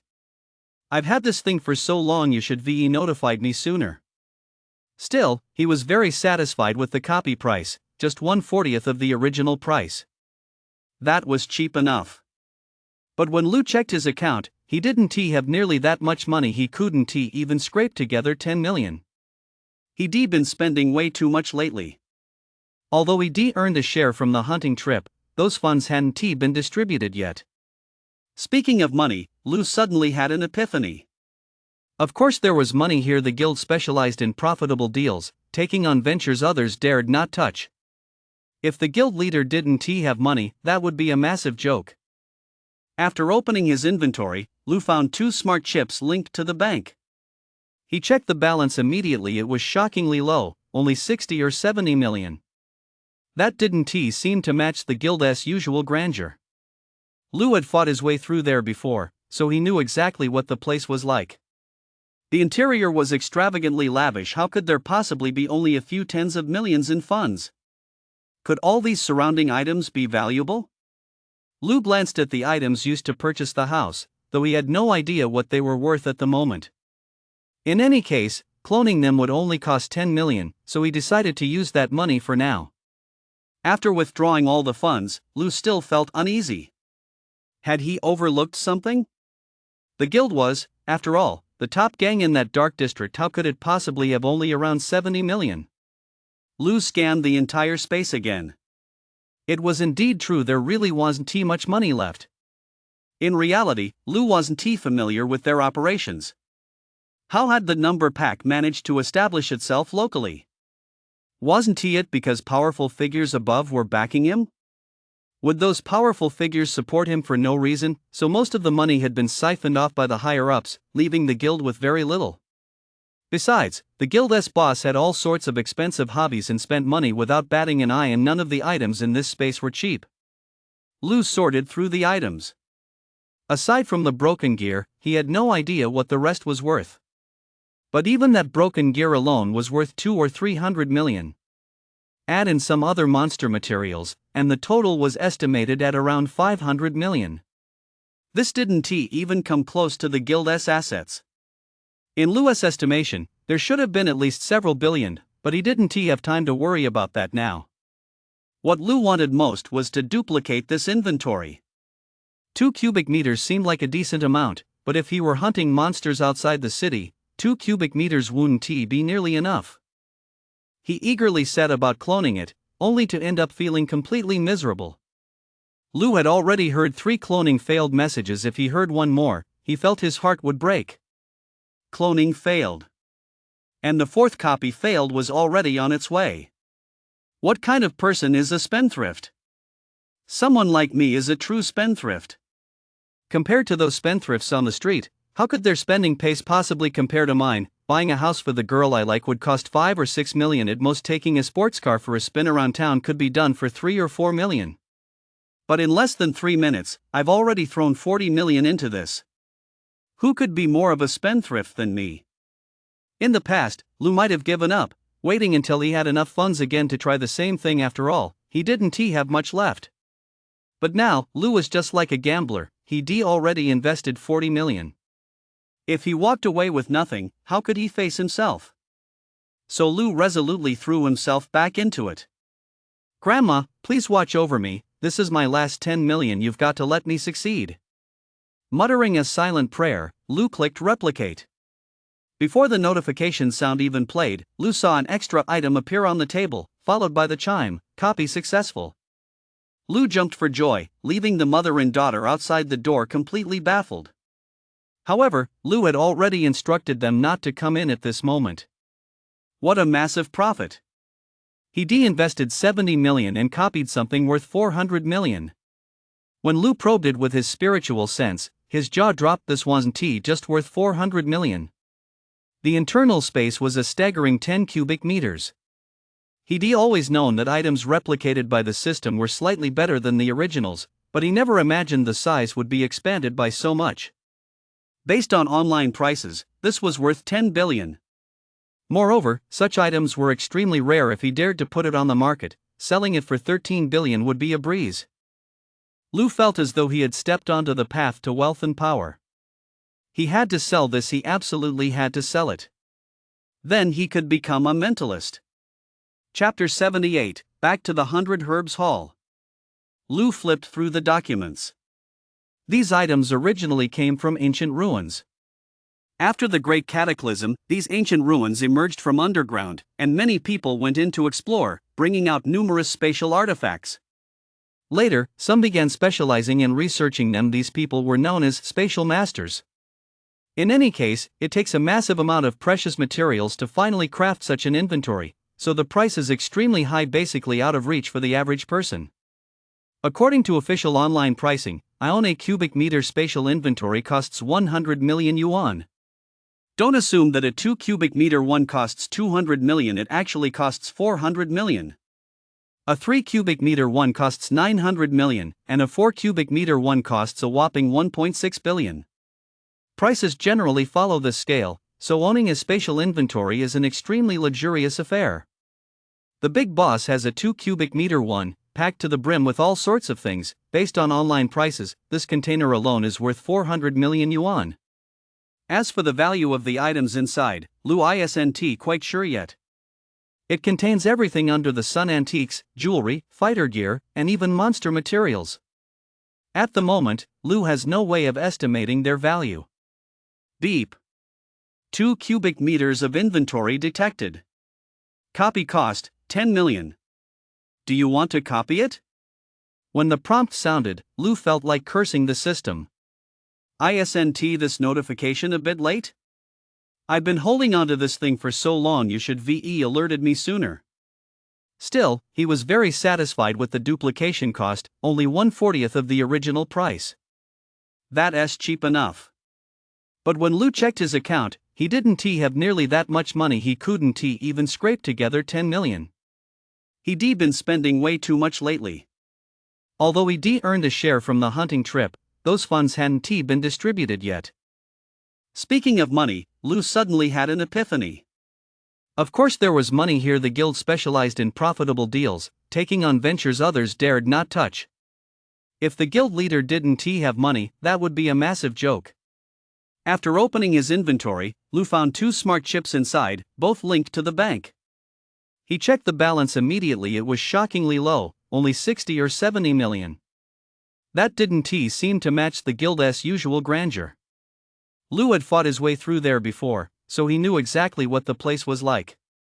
The interior was extravagantly lavish. How could there possibly be only a few tens of millions in funds? Could all these surrounding items be valuable? Lu glanced at the items used to purchase the house, though he had no idea what they were worth at the moment. In any case, cloning them would only cost 10 million, so he decided to use that money for now. After withdrawing all the funds, Lu still felt uneasy. Had he overlooked something? The guild was, after all, the top gang in that dark district. How could it possibly have only around 70 million? Lu scanned the entire space again. It was indeed true, there really wasn't much money left. In reality, Lu wasn't familiar with their operations. How could the number pack have established itself locally? Wasn't it because powerful figures above were backing them? Would those powerful figures back you for no reason? So most of the money had been siphoned off by the higher-ups, leaving the guild with very little. Besides, the guild's boss had all sorts of expensive hobbies and was known to spend money without batting an eye, and none of the items in this space were cheap. Lu sorted through the items. Aside from the broken gear, he had no idea what the rest was worth. But even that broken gear alone was worth 200 or 300 million. Add in some other rare materials, and the total was estimated at around 500 million. This didn't even come close to matching the guild's assets. In Lu's estimation, there should have been at least several billion, but he didn't have time to worry about that now. What Lu wanted most was to clone this inventory. 2 cubic meters seemed like a decent amount, but if he were hunting monsters outside the city, 2 cubic meters wouldn't be nearly enough. He eagerly set about cloning it, only to end up feeling completely miserable. Lu had already heard 3 cloning failed messages. If he heard one more, he felt his heart would break. Cloning failed. And the 4th copy failed was already on its way. What kind of person is a spendthrift? Someone like me is a true spendthrift. Compared to those spendthrifts on the street, how could their spending pace possibly compare to mine? Buying a house for a girl I like would cost 5 or 6 million at most. Taking a sports car for a spin around town could be done for 3 or 4 million. But here, in less than 3 minutes, I've already thrown 40 million down the drain. Who could be more of a spendthrift than me? In the past, Lu might have given up, waiting until he had enough funds again to try the same thing. After all, he didn't have much left. But now, Lou was just like a gambler, he'd already invested 40 million. If he didn't get anything out of it, how could he face himself? So Lou resolutely threw himself back into it. Ancestors, please protect me. This is my last 10 million, you must let me succeed. Muttering a silent prayer, Lou clicked replicate. Before the notification sound even played, Lou saw an extra item appear on the table, and only then did he hear the prompt, copy successful. Lou jumped for joy, leaving the mother and daughter outside completely baffled, though Lou had already instructed them not to come in at that moment. What a huge profit! With an investment of 70 million, he replicated something worth 400 million. When Lou delved his divine sense into it, his jaw dropped. This wasn't just worth 400 million. The interior space was a staggering 10 cubic meters. He'd always known that items replicated by the system were slightly better than the originals, but he never imagined the size would be expanded by so much. Based on online prices, this was worth 10 billion, and such items were rare and hard to come by. If he dared to put it on the market, selling it for 13 billion would be a breeze. Lou felt as though he had stepped onto the path to wealth and power. He had to sell this, he absolutely had to sell it. Then he could become a mentalist. Chapter 79, a waste of a precious resource. Actually, in Lou's opinion, Miss Bai didn't need to go out at all, she could just stay here and watch. He'd just been annoyed by those guys earlier, they were all as stiff as planks, yet they still wanted to observe the process. Why should they be allowed to stay here? But if there was a beautiful woman present, that would be a different story. Maybe our work efficiency would even pick up a bit. Lou glanced at the materials on the table. The herbs prepared this time were much better than last time, and there were over 10 sets of them. Of course, Lou couldn't possibly prepare them all. In reality, the two groups had different ideas. Miss Bai and her people thought Lou might need to practice a bit if he failed. They prepared so many batches that he could take his time choosing. Lou, however, had a different idea. He was certain his potions would never fail. If he were to brew them all, they'd have to find a huge barrel to store them, and that would cause prices to plummet. In reality, Lou was overthinking it. Even if he produced a massive vatful, the 100 Herbs Hall had more than enough capacity to sell it all. The global market is vast, and they're the ones with the distribution channels. Even if they couldn't sell it all right away, this stuff is in high demand. They could easily store it in their own warehouse. It doesn't expire for a year or two, and if sealed properly, it can be stored for years without issue. They can release it in batches later. There is no shortage of people wanting to buy this. I just wonder if this gentleman has what it takes. If the yield isn't as high as last time, Miss Bai shouldn't get too worried. Su Chao, the city's deputy general manager, was not on the same page as Miss Bai. Moreover, since he was related by marriage to the Shui family, he opposed this matter. It was he who had taken the initiative to confront Miss Bai last time as well. Su Chao, your behavior just now has already made Mr. Lu uncomfortable. If something like this happens again, I won't care who's backing you, you'll pay the price.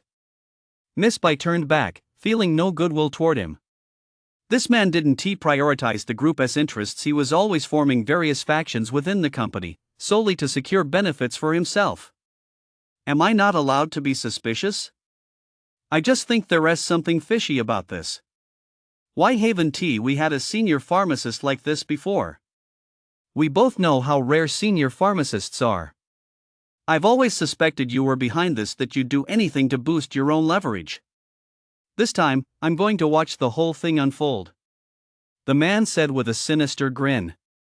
In his view, the Bai family's board meeting was imminent, and the young person he supported was not dismissed by standing before him. He hadn't come here to help Miss Bai achieve success. His sole purpose was to undermine her. Originally, thanks to his efforts, Miss Bai had virtually no hope left. But who would have thought a senior pharmacist would suddenly appear here? How could that be possible? Although he had carefully inquired about resources from the previous time, he still couldn't believe a senior pharmacist could be so young. So this time, he was waiting here the whole time. He had even chosen this room himself, and the people around him were his subordinates. He just wanted to see what the outcome would be. Then you'd better keep your eyes wide open, Miss Bai said with a cold laugh. Last time, he watched the entire process. Lu hadn't brought anything in. Unless Lu had a storage space on his person.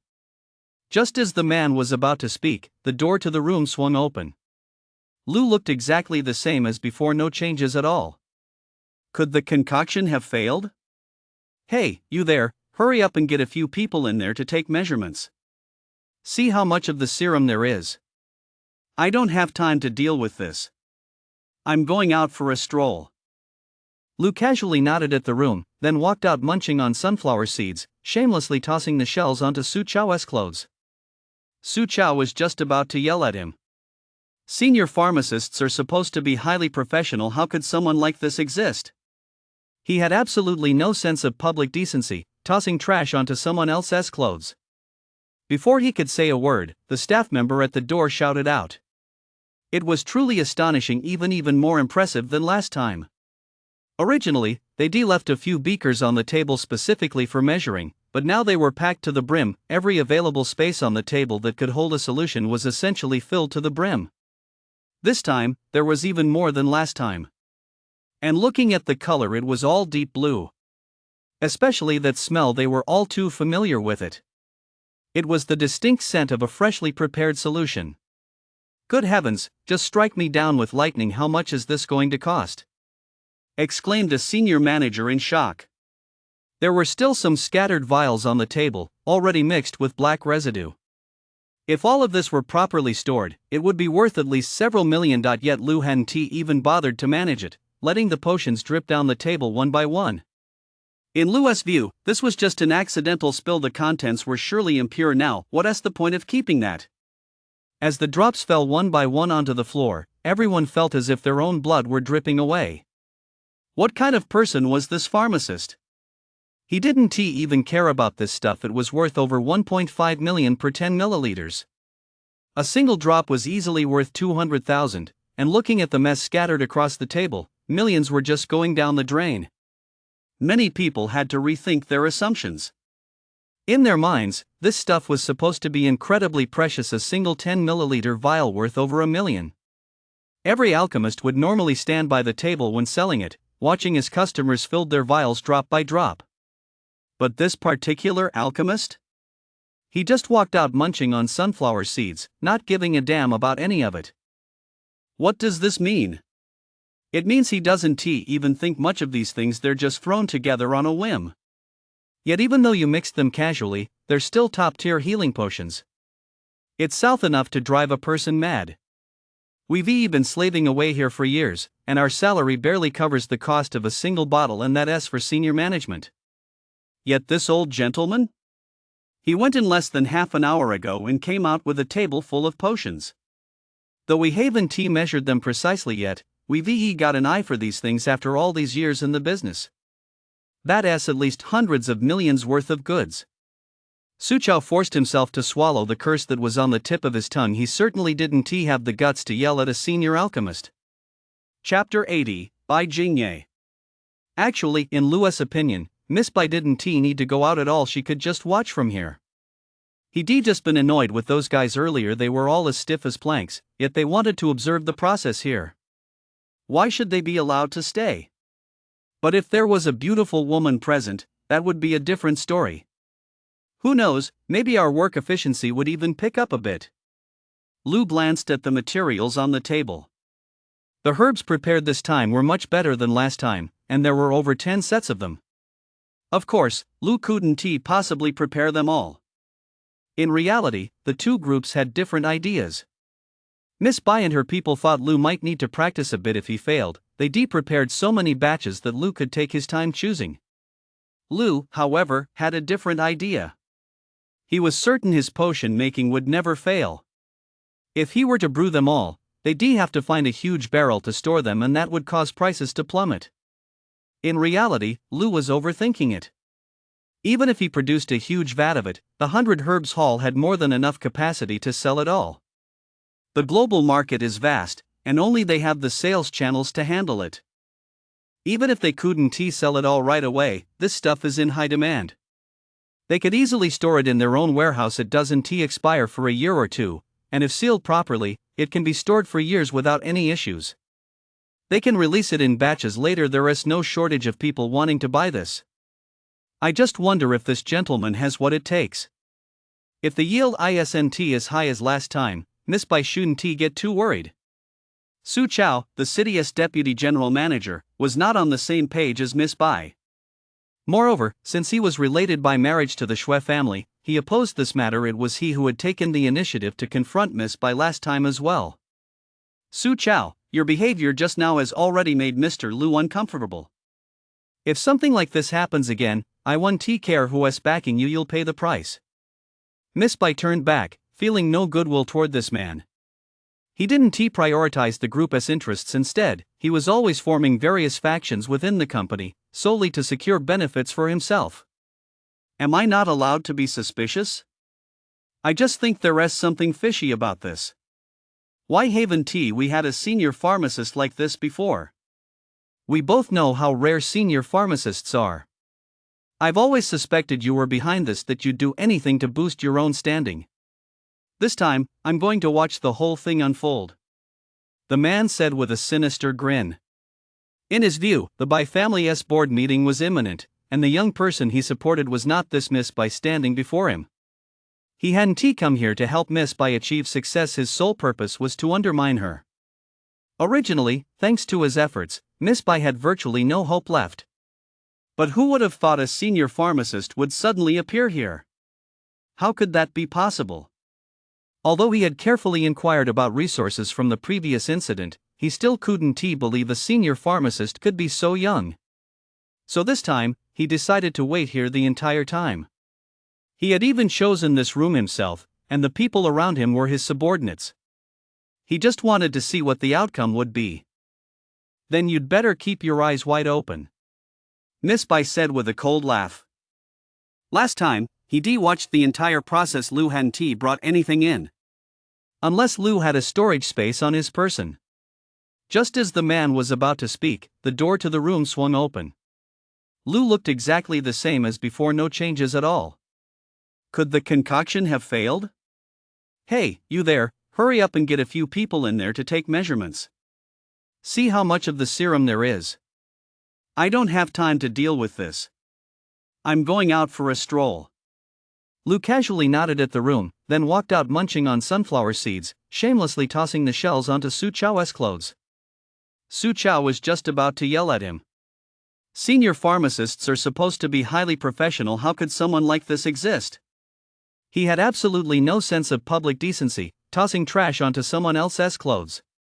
Before he could say a word, the staff member at the door shouted out. It was truly astonishing, even more impressive than last time. Originally, they left a few beakers on the table specifically for measuring, but now they were packed to the brim. Every available space on the table that could hold a solution was essentially filled to the brim. This time, there was even more than last time. And looking at the color, it was all deep blue. Especially that smell, they were all too familiar with it. It was the distinct scent of a freshly prepared solution. Oh my god, just strike me dead with a bolt of lightning. How much is this going to cost? A senior executive exclaimed in shock. There were still some scattered potions on the table, mixed with black residue. If all of this were properly stored, it would be worth at least several million yuan. Yet Lu hadn't even bothered to stop them, letting the potions drip down the table one by one. In Lu's view, since they'd been accidentally spilled, they were surely impure now. What's the point of keeping that? As the drops fell one by one onto the floor, everyone felt as if their own blood were dripping away. What kind of person was this pharmacist? He didn't even care about this stuff. It was worth over 1.5 million per 10 milliliters. A single drop was easily worth 200,000, and looking at the mess scattered across the table, millions were just going down the drain. Many people had to rethink their assumptions. In their minds, this stuff was supposed to be incredibly precious, a single 10 milliliter vial worth over $1 million. Every alchemist had to stand by the table when selling it, watching as customers filled their vials drop by drop. But this particular alchemist?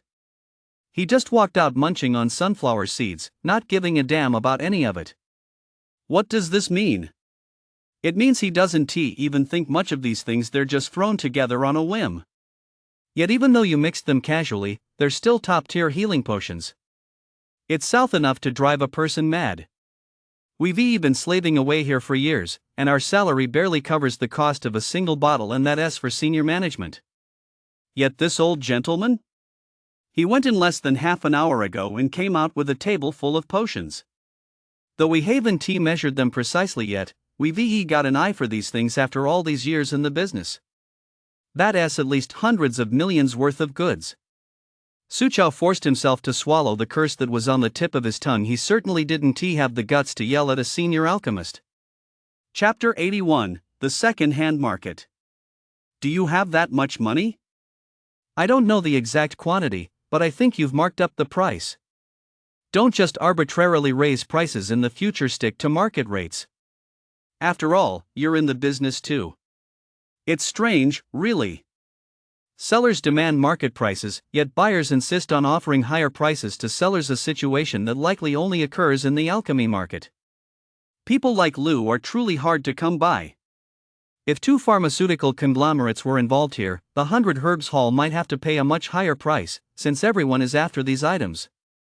Rest assured, Mr. Lu, we won't lose out on this. If you have any other potions, you're welcome to sell them through us as well. We'll offer you a price that satisfies you. As a businesswoman, Miss Bai had thought everything through Tortain Lu. Besides, she wasn't losing money herself. Offering him a 10% markup was only reasonable. Seeing how decisive they were, Lu actually felt a twinge of regret. If he'd known, he would have had the remaining batches of herbs prepared as well. Judging by their attitude, they'd take as much as they could get. He mistakenly thought they wouldn't be able to handle that much. Don't worry about it. I really like the way you do business, but there are some people I don't care for. That fellow over there has been staring at me non-stop. Is there dust on my face or something? Lu walked over to Suchao. Suchao had already received orders from above to win Lu over at all costs, so he kept winking and making faces at Lu only to end up annoying him. Of course not, Mr. Lu, I'm just joking. As the deputy general manager here, I simply wanted to express our gratitude to you. I wonder if you have time. We could grab a simple meal together just to build some rapport. In the future, when Miss Bai isn't around, I can host you myself. Suchao tried his best to appear friendly, but he was simply a terrible actor. You could tell just by looking at that forced smile on his face. Lu couldn't be bothered to waste his time chatting with this guy. No need for a meal. My mom has already cooked dinner at home. You all go ahead. Next time, I'll contact Miss Bai in advance. If she is not available, I'll just wait a little longer. Lu headed downstairs without even looking back. Just those few simple sentences were enough to move Miss Bai to the point of tears. The meaning behind those words was crystal clear: he would only collaborate with Miss Bai. As for the rest of them, they likely won't get the chance. Suchao wanted to say something, but when he saw the murderous glare in Miss Bai's eyes, he had no choice but to shut his mouth. Miss Bai was the general manager here, not him. Even with the Crown Prince backing him, he couldn't push it too far. As he walked out the door, Lu glanced back at the opulent hall of the 100 Herbs Pavilion. There had been struggles here too, but Lu still remembered what had happened that day. It was Miss Bai who had helped him. Without Miss Bai's help, who knows how things would have turned out that day. As the saying goes, one should repay a drop of kindness with a gushing spring. Lu understood this principle all too well. Besides, Miss Bai was straightforward with him. If he had to work with someone else, Lu didn't think he could have adapted. Seeing that it was still early, Lu decided not to go home just yet. There were still some other items in his inventory, so it seemed he should pay a visit to the city's flea market. He'd see if he could find a middleman there to help him offload all of them. He didn't like those things anyway. Keeping them here would be a waste. It would be better to find them new owners and make a little money in the process. Lu had learned online that there were two trading markets in the city. One was an official market, established under Garrison's supervision, where all items were sold at fixed prices.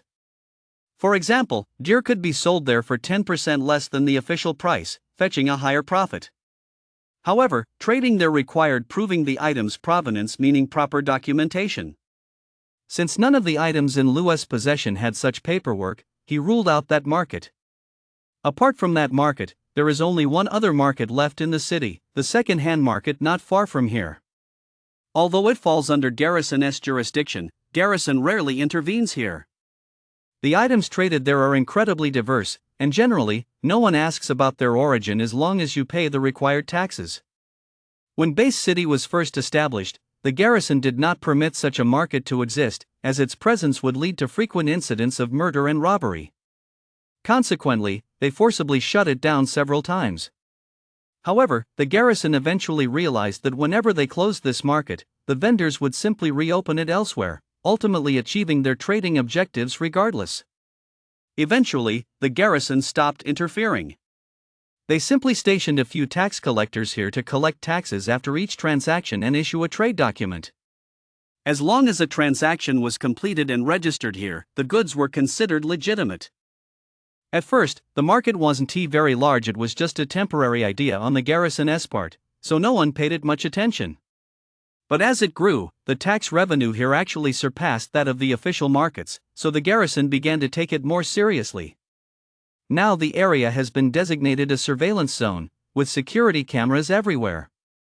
Fighting or criminal activity is strictly prohibited, and taxes must be paid in full every time, otherwise, Garrison won't tolerate it. Lu followed his GPS to this location and was astonished by the scene before him. The place was absolutely packed with people. The parking garage had over a dozen levels, each capable of holding hundreds of cars. But now they were all completely packed. Lu only managed to find a parking spot on the very bottom level, which shows just how booming business is here. In Base City, with its population of over 100 million, this is the hottest trading market. Lu kept all his belongings on him. Although online sources claimed that areas with surveillance were safe, who could say for certain that such a massive building was completely secure?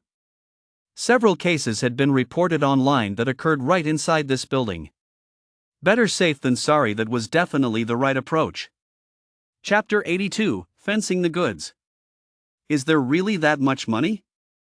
I don't know the exact amount, but I think you've marked up the price. Don't just arbitrarily raise prices in the future, stick to market rates. After all, you're in business too. It's strange, really. Sellers demand market prices, yet buyers insist on paying more, a situation that likely only occurs in the pharmaceutical market. People like Lu are truly hard to come by. If two pharmaceutical conglomerates were involved here, the 100 Herbs Hall might have to pay a much higher price, since everyone is after these goods. Rest assured, Mr. Lu, we won't lose out on this. If you have any other potions, you're welcome to sell them through us as well. We'll offer you a price that satisfies you.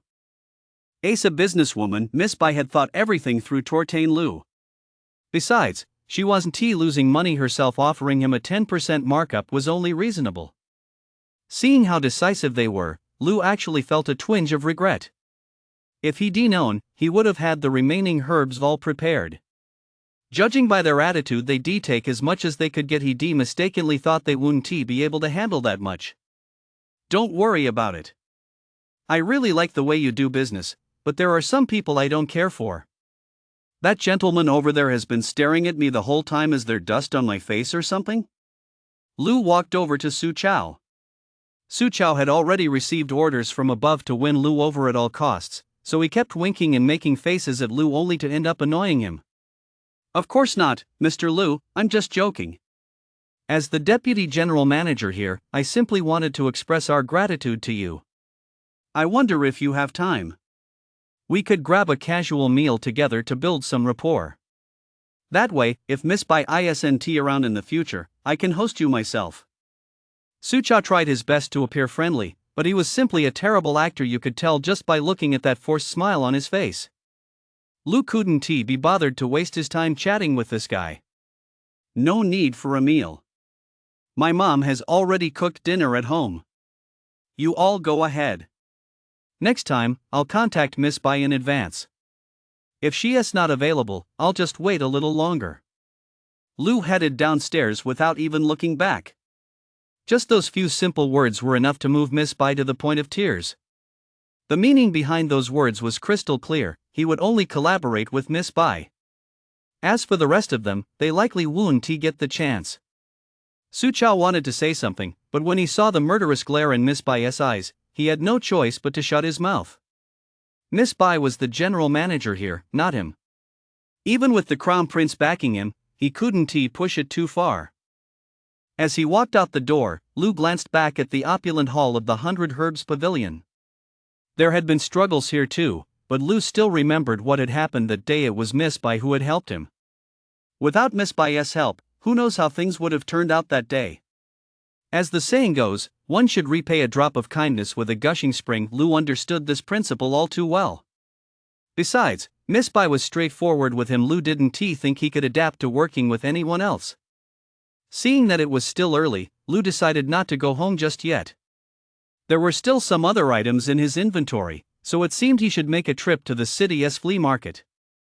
He'd see if he could find a middleman there to help him offload all of them. He didn't like those things anyway. Keeping them here would be a waste. It would be better to find them new owners and make a little money in the process. Lu had learned online that there were 2 trading markets in the city. One was a formal market, established under garrison's arrangement, where everything was sold at clearly marked prices. For example, when it comes to gear and such, the selling price can be 10% lower than the official price, allowing him to make more money.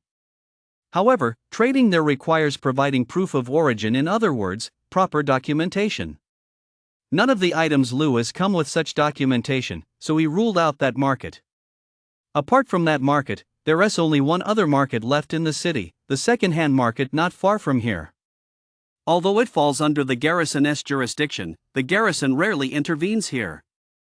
The goods traded there are incredibly diverse, and generally, no one asks about their origin as long as you pay the required taxes. When Base City was first established, the garrison did not permit such a market to exist, as its presence would lead to frequent incidents of murder and robbery. Consequently, they forcibly shut it down several times. However, the garrison eventually realized that whenever they closed the market, the vendors would simply reopen it elsewhere, ultimately achieving their trading objectives regardless. Eventually, the garrison stopped interfering. They simply stationed a few tax collectors here to collect taxes after each transaction and issue a trade document. As long as a transaction was completed and registered here, the goods were considered legitimate. At first, the market wasn't very large. It was just a temporary idea by the garrison, so no one paid it much attention. But as it grew, the tax revenue here actually surpassed that of the official markets, so the garrison began to take it more seriously. Now the area has been designated a surveillance zone, with security cameras everywhere. Fighting or criminal activity is strictly prohibited, and taxes must be paid in full every time, otherwise, garrison will not tolerate it. Lu followed the navigation to this location and was astonished by the scene before him. The place was absolutely packed with people. The parking garage had over a dozen levels, each capable of holding hundreds of cars. But now they were all completely packed. Lu only managed to find a parking spot on the very bottom level, which shows just how booming business is here. In Base City, with its population of over 100 million, this is the hottest trading market. Lu kept all his belongings on him. Although online sources claimed that areas with surveillance were safe, who could say for certain that a building this massive was completely secure? Several cases had been reported online that occurred right inside this building. Better safe than sorry, that was definitely the right approach. Chapter 83, All Genuine Goods. After coming up from the underground level, Lu saw many people arriving on foot. Of course, these folks were trading in cheap goods. If they had anything valuable, how could they possibly not have a car? Following the crowd, Lu walked through the main entrance. He saw many people heading straight for the elevators, but those required showing some form of identification like old-time merchants and the like. Since Lu had nothing of the sort, he went to the front desk to ask. The receptionist told him that the first floor was only for transactions of around 50,000 yuan. Of course, this floor also had the heaviest foot traffic. After all, there weren't that many wealthy people around. Lu saw that the elevator was only 50 meters away, but walking there would be quite a hassle, so he decided to stroll around while making his way there. Wow, they're even selling meat here. The very first stall he saw gave Lou quite a shock. Of course, this wasn't ordinary meat, it was all monster meat. Monster meat contains a wealth of energy, so it's much more expensive than regular meat. For the low-level monsters you see all the time, it's at most a little over 100 yuan per pound. But for slightly higher level ones, it can reach 500 or 600 yuan. Even higher level ones can sell for several thousand yuan, and for those very rare monsters, over 10,000 yuan per pound is quite normal. It all depends on the monster's level. Lou was puzzled. What kind of people would go to the trouble of bringing this meat back? When they hunted monsters in the wild, they never bothered with the meat. In reality, this was simply a result of Lou's limited knowledge. In the wild, aside from hunting parties, there was another type of group known as search parties. Their objective is very clear: they composed of fighter apprentices. They don't leave the city to hunt monsters, they go out specifically to collect these items, all sorts of things others don't want. After a fighter takes down a monster, no one chooses to carry it back, because monster meat isn't particularly valuable, at least not to those fighters. But for fighter apprentices, these items are quite valuable. Each monster weighs several hundred pounds. Even at 100 yuan per pound, that amounts to tens of thousands of yuan. They have their own unique means of transportation and can easily haul all this back. If they happen to come across one or two particularly valuable ones, the price could be even higher.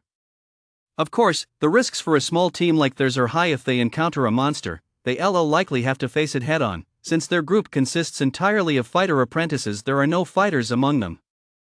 Just like the black-horned ants Lou killed outside the city last time, Lou only kept the valuable items and left the meat behind, donating it all to the gathering point. In the end, it still sold for tens of thousands of yuan. After weaving through the crowd, Lou finally made his way to the stairs leading to the second floor. From the customer notice board nearby, he learned that the second floor was for transactions between 50,000 and 150,000 credits, a higher tier than the first floor. Consequently, there were far fewer people on the second floor, at most 20% of the first floor's crowd. Please wait, sir. Access to the second floor is restricted.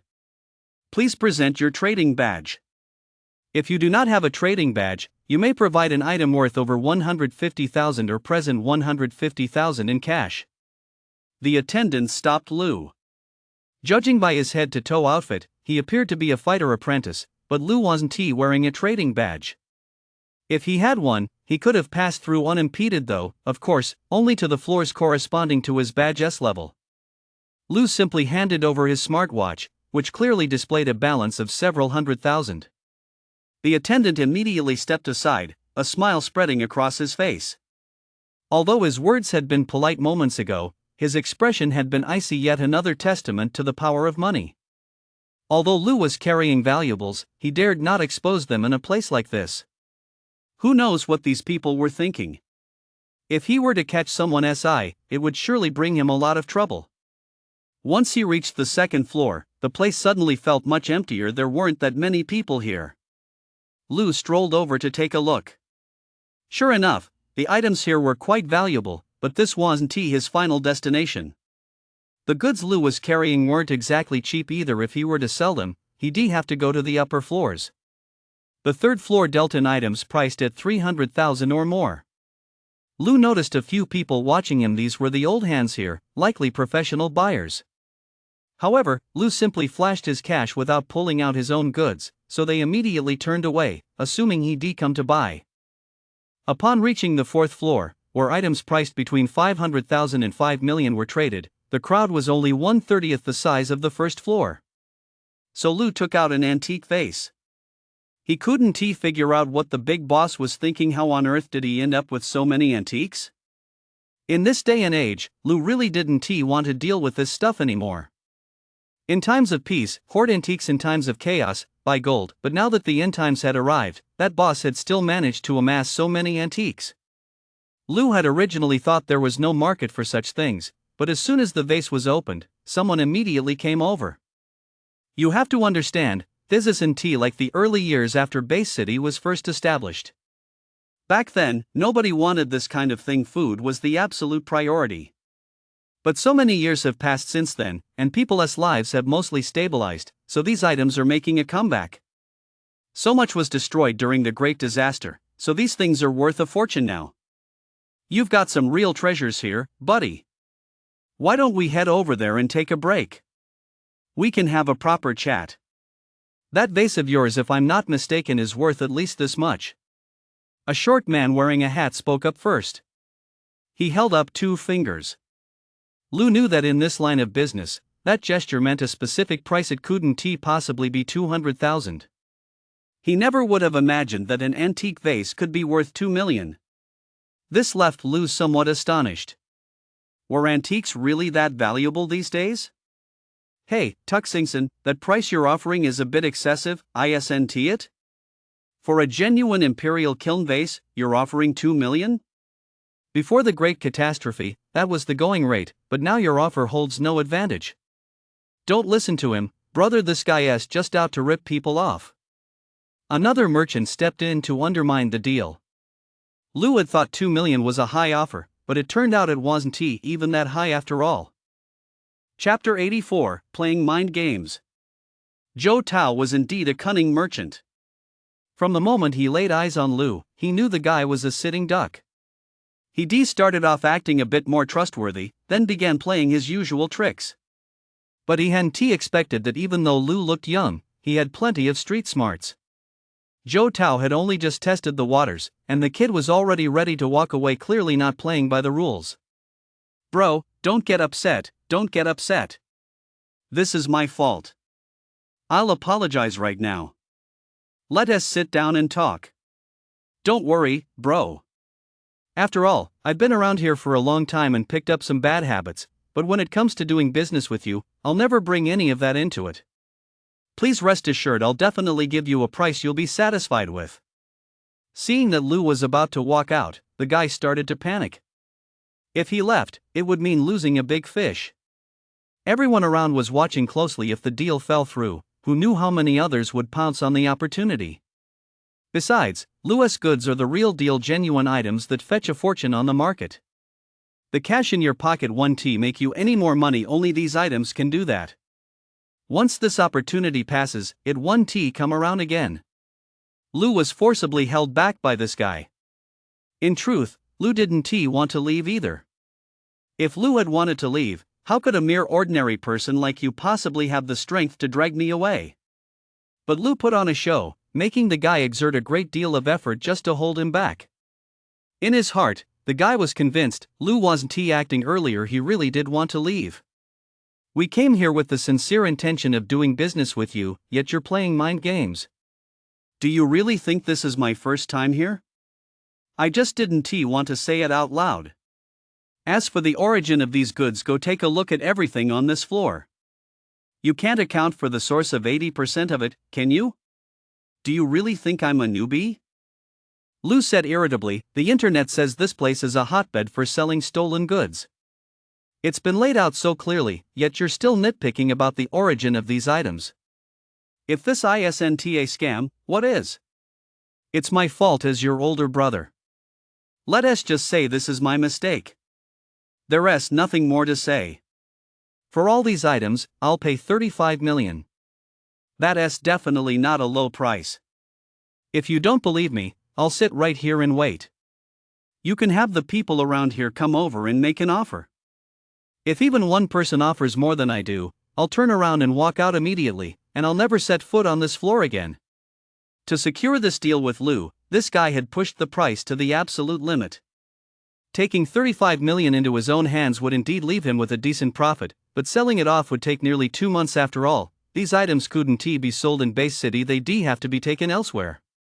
This was the highest price he could possibly offer. Lou didn't know the market value of these items, but he was observing the people around him. When he quoted 35 million, everyone in the vicinity instinctively lowered their heads, a clear sign they couldn't match that price. Lou smiled and nodded. Let us seal the deal at that price, then. I thought the big boss had left behind a pile of junk, but I never expected these items to be so valuable. Just these few pieces alone have brought in nearly 40 million, and there is plenty more of this stuff in that inventory. Bro, aren't you satisfied with this price? I really can't go any higher, since we hit it off right away. I'll throw in another 2 million. That's truly my absolute limit. That 2 million is my own profit margin. I'm down to my last 2 months, and if I can make over 1 million in profit, that'd be more than enough. Lou was thinking about the items in the inventory, but who knew that would scare the guy half to death? He thought Lou wasn't planning to sell them anymore, so he threw in another 2 million. He absolutely had to grit his teeth to throw in that 2 million. His own profit margin was around 5 million. After covering all the necessary expenses, he'd end up with about 3 million. After giving Lou that 2 million, he'd have practically nothing left. It was essentially an investment in building a relationship with the client. In business, you've got to be practical. It's not like I'm asking you to make no profit, but you're adding another 1 million on top of that. The entire deal is closed at 36 million. We're in this for the long haul. It's not just about this one transaction. Lou's response also delighted the man. In fact, Lou had thought it through. He might have many matters to handle in the future, and he couldn't possibly come all the way here every time. After all, this place was crowded and full of prying eyes. While Lou himself wasn't afraid of being targeted, his family still needed to live comfortably. If he could get to know this man, they could arrange to meet elsewhere in the future. Bro, you're truly a man of honor. I won't say another word. I'll transfer the money to you right away. I'll keep these items here for now. This guy was absolutely overjoyed. He'd never imagined things would turn out like this. The seller had voluntarily knocked 1 million off the price. It was a sign they were thinking long term. In fact, even if the deal fell through, as long as they could become friends, he'd feel today's trip was well worth it. Shall we go handle the paperwork? He said ingratiatingly. Since the price was already so high, they'd have to pay some taxes on this transaction. Of course, Lou didn't need to worry about the tax details. Those people would handle it all. After paying the taxes, on the surface, these goods would be ready for the open market.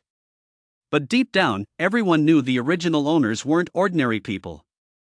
If you tried to sell them openly on the market, you might end up on their radar. No one wanted to invite trouble, so the best approach was to ship them to their base cities.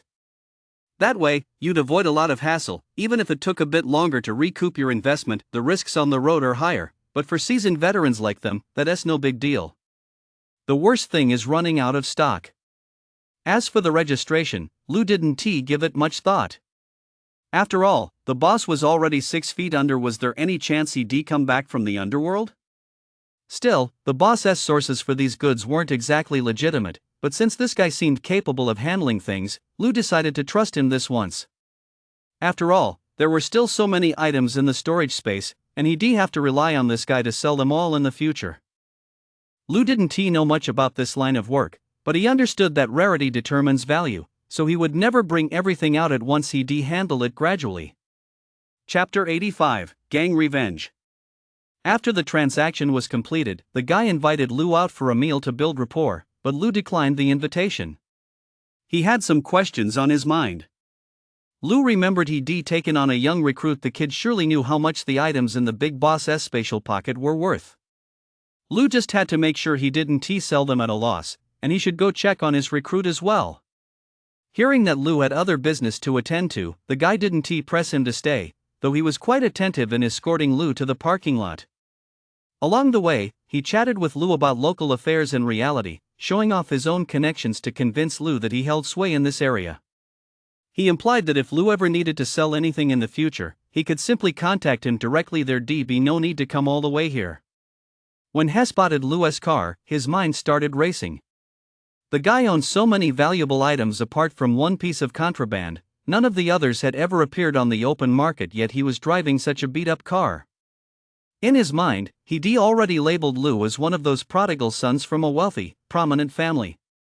Lou himself didn't even realize that, without fully understanding it, he'd been mistaken for a scion of a prominent family twice. Only this time, the characterization was slightly different. Lou must be someone without inheritance rights within his family. In other words, a son born out of wedlock. People like that, living within a prominent family, are usually well provided for in terms of food and clothing, but are likely bullied constantly. So Zhou Tao surmised that Lu must be just such a person, someone who had stolen these items from home and was planning to sell them for cash, so that once his old man was gone, he could live a bit more comfortably on his own. That must be the case.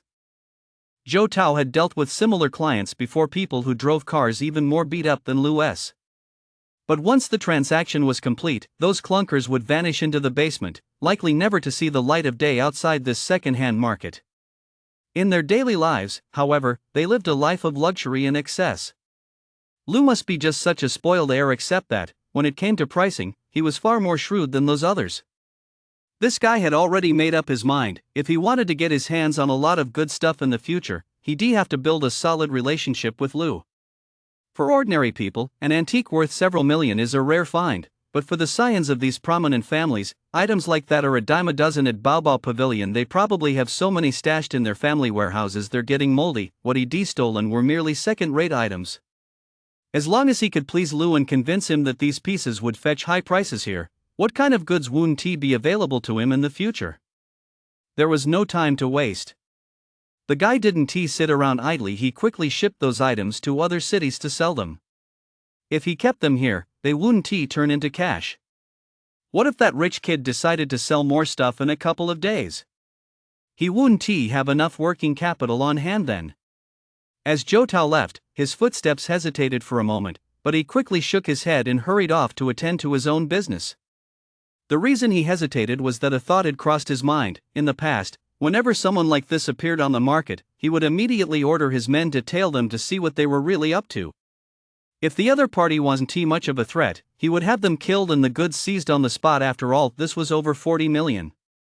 But considering Lu's behavior just now, and the items he produced, this was clearly the scion of a prominent family. Treating such a person was entirely different from dealing with an ordinary person. If you dared to lay a hand on them, you'd never be able to survive in this line of work again. It was precisely because Zhou Tao abandoned that thought in time that this guy managed to save his life. If he acted the way he used to, he'd likely be in big trouble right now. After coming out, Lu circled the area a few times, afraid someone might be following him. Lu himself wasn't afraid. Of course he was most worried about his family. While circling, he also reached out to Sun Chang to see what the guy had been up to lately. Didn't he say he could get an identity sorted out as soon as he got back? It's been quite a while now, and I haven't seen you bring that identity back yet. Huh? The person on the other end of the line spoke only briefly, saying he was in danger and telling Lu not to come over yet. He'd contact Lu once things were settled. Lu hung up the phone, somewhat taken aback. Then he thought about Sun Chang's past connections. Now that the guild had disbanded, those people were bound to come looking for revenge. Lu shook his head in exasperation. Was he the type to back down from a fight? Although he wasn't entirely sure what kind of person Sun Chang was, since he was now his subordinate, Lu felt he had to go check things out. He turned the car around and sped toward the residential complex where Sun Chang lived. Sun Chang's neighborhood wasn't much to speak of, just like the one Lu used to live in. It was one of those low-end complexes. That was only to be expected. Although Sun Chang had been wealthy in the past, he didn't have proper legal status, so he couldn't afford to live in a high-end neighborhood.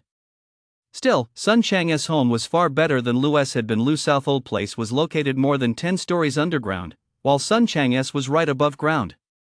As soon as he got out of the car, Lu understood what was going on. A dozen or so people had surrounded Sun Chang, and standing behind him was a young girl, likely the younger sister Sun Chang had mentioned before. From where Lu stood, she certainly looked just as Sun Chang had described, a true beauty in the making, every bit as stunning as someone like Sophie. There was no need to ask questions in this situation. It was clearly Sun Chang's old enemies coming to settle a score. Sun Chang spotted Lu as well, but he didn't acknowledge him. The situation was far from simple. There were 3 fighters here, and Sun Chang knew he couldn't take them on alone. Even with Lu's help, it would be a tough fight. Moreover, these weren't ordinary people. They were members of the city's most powerful gang, the Axe Gang. Sun Chang didn't want to drag Lu into this, so he gave him a subtle signal to leave. Lu, however, didn't think like most people. If Sun Chang had shouted for help earlier and dragged him into the mess, Lu would have hopped in the car and left immediately, proving that Sun Chang wasn't a true leader. But now that Sun Chang was telling him to leave, could he really just walk away? When a subordinate is in danger, it's the boss's duty to resolve the problem for him. If he walked away now, he'd likely lose his men for good. A boss like that isn't worth following. Lu simply walked into the station with his hands in his pockets, completely ignoring the people around him. Chapter 86, The Axe Gang.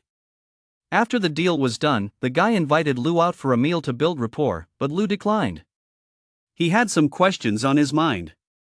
Lu remembered he'd taken on a new underling. The guy surely knew how much the items in the boss's storage were worth. As long as he hadn't sold them at a loss, it was time to go check on that underling. Hearing that Lu had other business to attend to, the guy didn't press him to stay, but he was very attentive in escorting Lu to the parking lot. Along the way, he told Lu about some local affairs. In reality, he was showing off his own connections to convince Lu that he had influence in this area. He implied that if Lu ever needed to sell anything in the future, he could just contact him directly. There would be no need to come all the way here. When he spotted Lu's car, his mind started racing. The guy owned so many valuable items. Apart from one piece of contraband, none of them had ever appeared on the open market, yet he was driving such a beat-up car. In his mind, he'd already labeled Lu as one of those prodigal sons from a wealthy, aristocratic family. Lu himself didn't even realize that, without fully understanding it, he'd been mistaken for a scion of a prominent family twice. Only this time, the label was slightly different. Lu must be someone without inheritance rights in his family. In other words, a son born out of wedlock. People like that, living within a prominent family, are usually well-fed and clothed but otherwise constantly bullied. So Zhou Tao surmised that Lu must be just such a person, someone who had stolen these items from home and was planning to sell them for cash. That way, once his old man was gone, he could live a bit more comfortably on his own. It had to be exactly like that. Zhou Tao had dealt with similar clients before, people who drove cars even more beat up than Lu's. But once the transaction was complete, those clunkers would be parked in the basement, likely never to see the light of day outside this second-hand market. In their daily lives, however, they lived a life of luxury and excess. Lu must be just another one of those spoiled rich kids, except he is far more savvy when it comes to haggling. This guy had already made up his mind. If he wanted to get his hands on a lot of good stuff in the future, he'd have to build a good relationship with Lu. For ordinary people, an antique worth several million is a rare find, but for the scions of these prominent families, items like that are a dime a dozen. At Baobao Pavilion, they probably have so many sitting in their family warehouses they're getting moldy. What he'd stolen were merely second-rate items. As long as he could please Lu and convince him that these pieces would fetch high prices here, what kind of goods wouldn't be available to him in the future?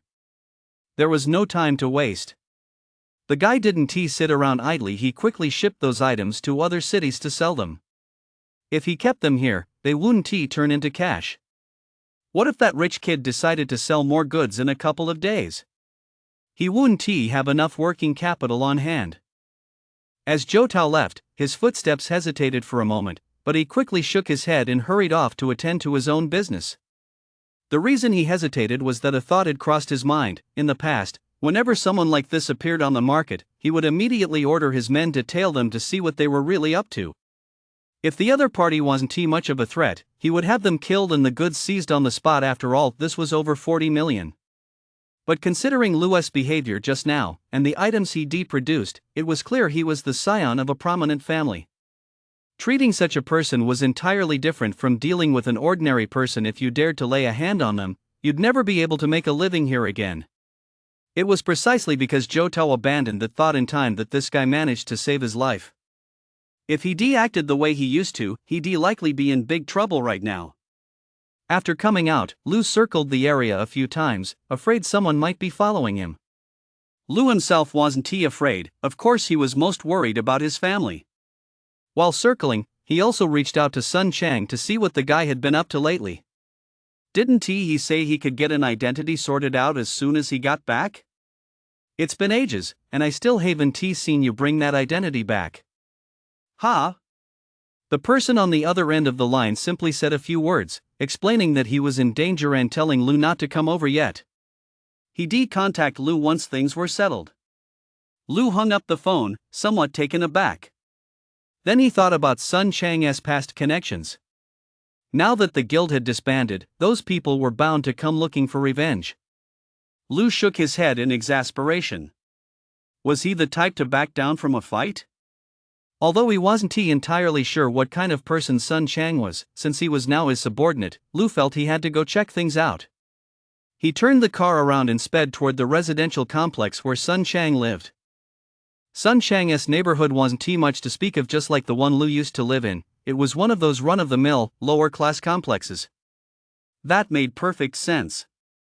Even though Sun Chang had been wealthy in the past, he didn't have proper legal status, so he couldn't afford to live in a high-end neighborhood.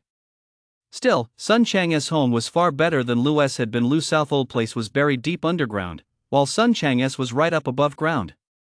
As soon as he got out of the car, Lu understood what was going on. A dozen or so people had surrounded Sun Chang, and standing behind him was a young girl, likely the younger sister Sun Chang had mentioned before. From where Lu stood, she certainly looked just as Sun Chang had described, a true beauty in the making, every bit as stunning as someone like Sophie. There was no need to ask questions. This was clearly Sun Chang's old enemies coming to settle a score. Sun Chang spotted Lu as well, but he didn't acknowledge him. The situation was far from simple. There were 3 fighters here, and Sun Chang knew he couldn't take them on alone. Even with Lu's help, it would be a tough fight. Moreover, these weren't ordinary people, they were members of the city's most powerful gang, the Axe Gang. Sun Chang didn't want to drag Lu into this, so he gave him a subtle signal to leave. Lu, however, didn't think like most people. If Sun Chang had shouted for help earlier and dragged him into the mess, Lu would have hopped in the car and left immediately, proving that Sun Chang wasn't a true leader. But now that Sun Chang was telling him to leave, could he really just walk away? When a subordinate is in danger, it's the boss's duty to resolve the problem for him. If he walked away now, he'd likely lose his men for good. A boss like that isn't worth following. Lu simply walked into the station with his hands in his pockets, completely ignoring the people around him. Chapter 87, The 13 Protectors. The way Lu looked, it was as if he were just out for a stroll. He didn't give these people a second thought. Sun Chang, however, felt a pang of emotion. Even in the face of danger, the boss had come without hesitation. Are you an idiot? Finally, someone was willing to address Lu, which made him feel his protagonist aura had weakened considerably. But if you're going to insult me, well. Before the guy could make a move, Lu slapped him across the face. He is just a fighter apprentice. Who gave him the right to be so cocky? The blow sent him flying, and he slammed into a car parked nearby. The car's owner was about to take a hit. That car was clearly a write-off. Everyone's jaws dropped. They thought this kid was mentally unstable for getting involved in something like this, but it turned out he was a trained fighter. With a single move, he'd taken down a fighter apprentice. Could this really be an ordinary person? You're the fool. Lu called out to the person not far away, then turned to face the others. Originally, they formed a circular formation, surrounding Sun Chang, but now they shifted their positions, rushing to stand opposite Lu. Sun Chang finally saw his chance. He pulled his sister over to stand beside Lu. Sun Chang wasn't afraid to fight to the death. After all, he'd been through thick and thin, and he knew the drill: bleed, sweat, but never shed a tear. But when his sister was involved, he wasn't quite as willing to risk it all. That was why he'd taken a slash earlier. Luckily, it wasn't deep. Look at the pathetic state you're in. Don't even think about calling yourself my man anymore. Getting bullied like this by a bunch of nobodies? I can't afford to lose face by sticking with you. It's time to settle this. Get the kid in the car and drive off. You can't even handle a little problem, and now I've had to come all this way. Lu tossed Sun Chang a bottle of special serum, which instantly stunned the people across from him. Are you kidding me? That's over $1,000,000 yuan. What kind of person is that generous? They'd never seen anyone like that before. These guys were all from the Axe Gang. The Axe Gang was the largest gang in the entire base. They used to have major conflicts with the guild, but now that the guild had disbanded, they naturally intended to clean up the guild's remnants. If Sun Chang knew what was good for him, he'd join the Axe Gang, but since Sun Chang was following Lu, there was no way he'd get mixed up with them. So the Axe Gang sent a few members of the 13 Tigers to teach Sun Chang a lesson. Although Lu's tone was stern, Sun Chang found it incredibly comforting. He decided not to stand on ceremony with the boss for the moment and downed the bottle of healing potion. His injuries began to subside. Lu pulled the car over onto the main road, a surveillance zone. No matter how bold these men were, they likely wouldn't dare cause trouble in a monitored area. If you dare take a single step, I'll chop both you and your sister to pieces today. A guy weighing at least 200 pounds, carrying a huge machete, shouted. But Sun Chang didn't take the threat seriously. He kept pulling his sister toward the car. Damn it, you really don't respect us Axe Gang members. I'm going to chop you up right now. This guy possessed the strength of a junior fighter and was a well-known figure among the Axe Gang's 13 Tigers. He swung directly at Sun Chang's head. With the help of the combat system, Lu had already spotted this guy's weakness.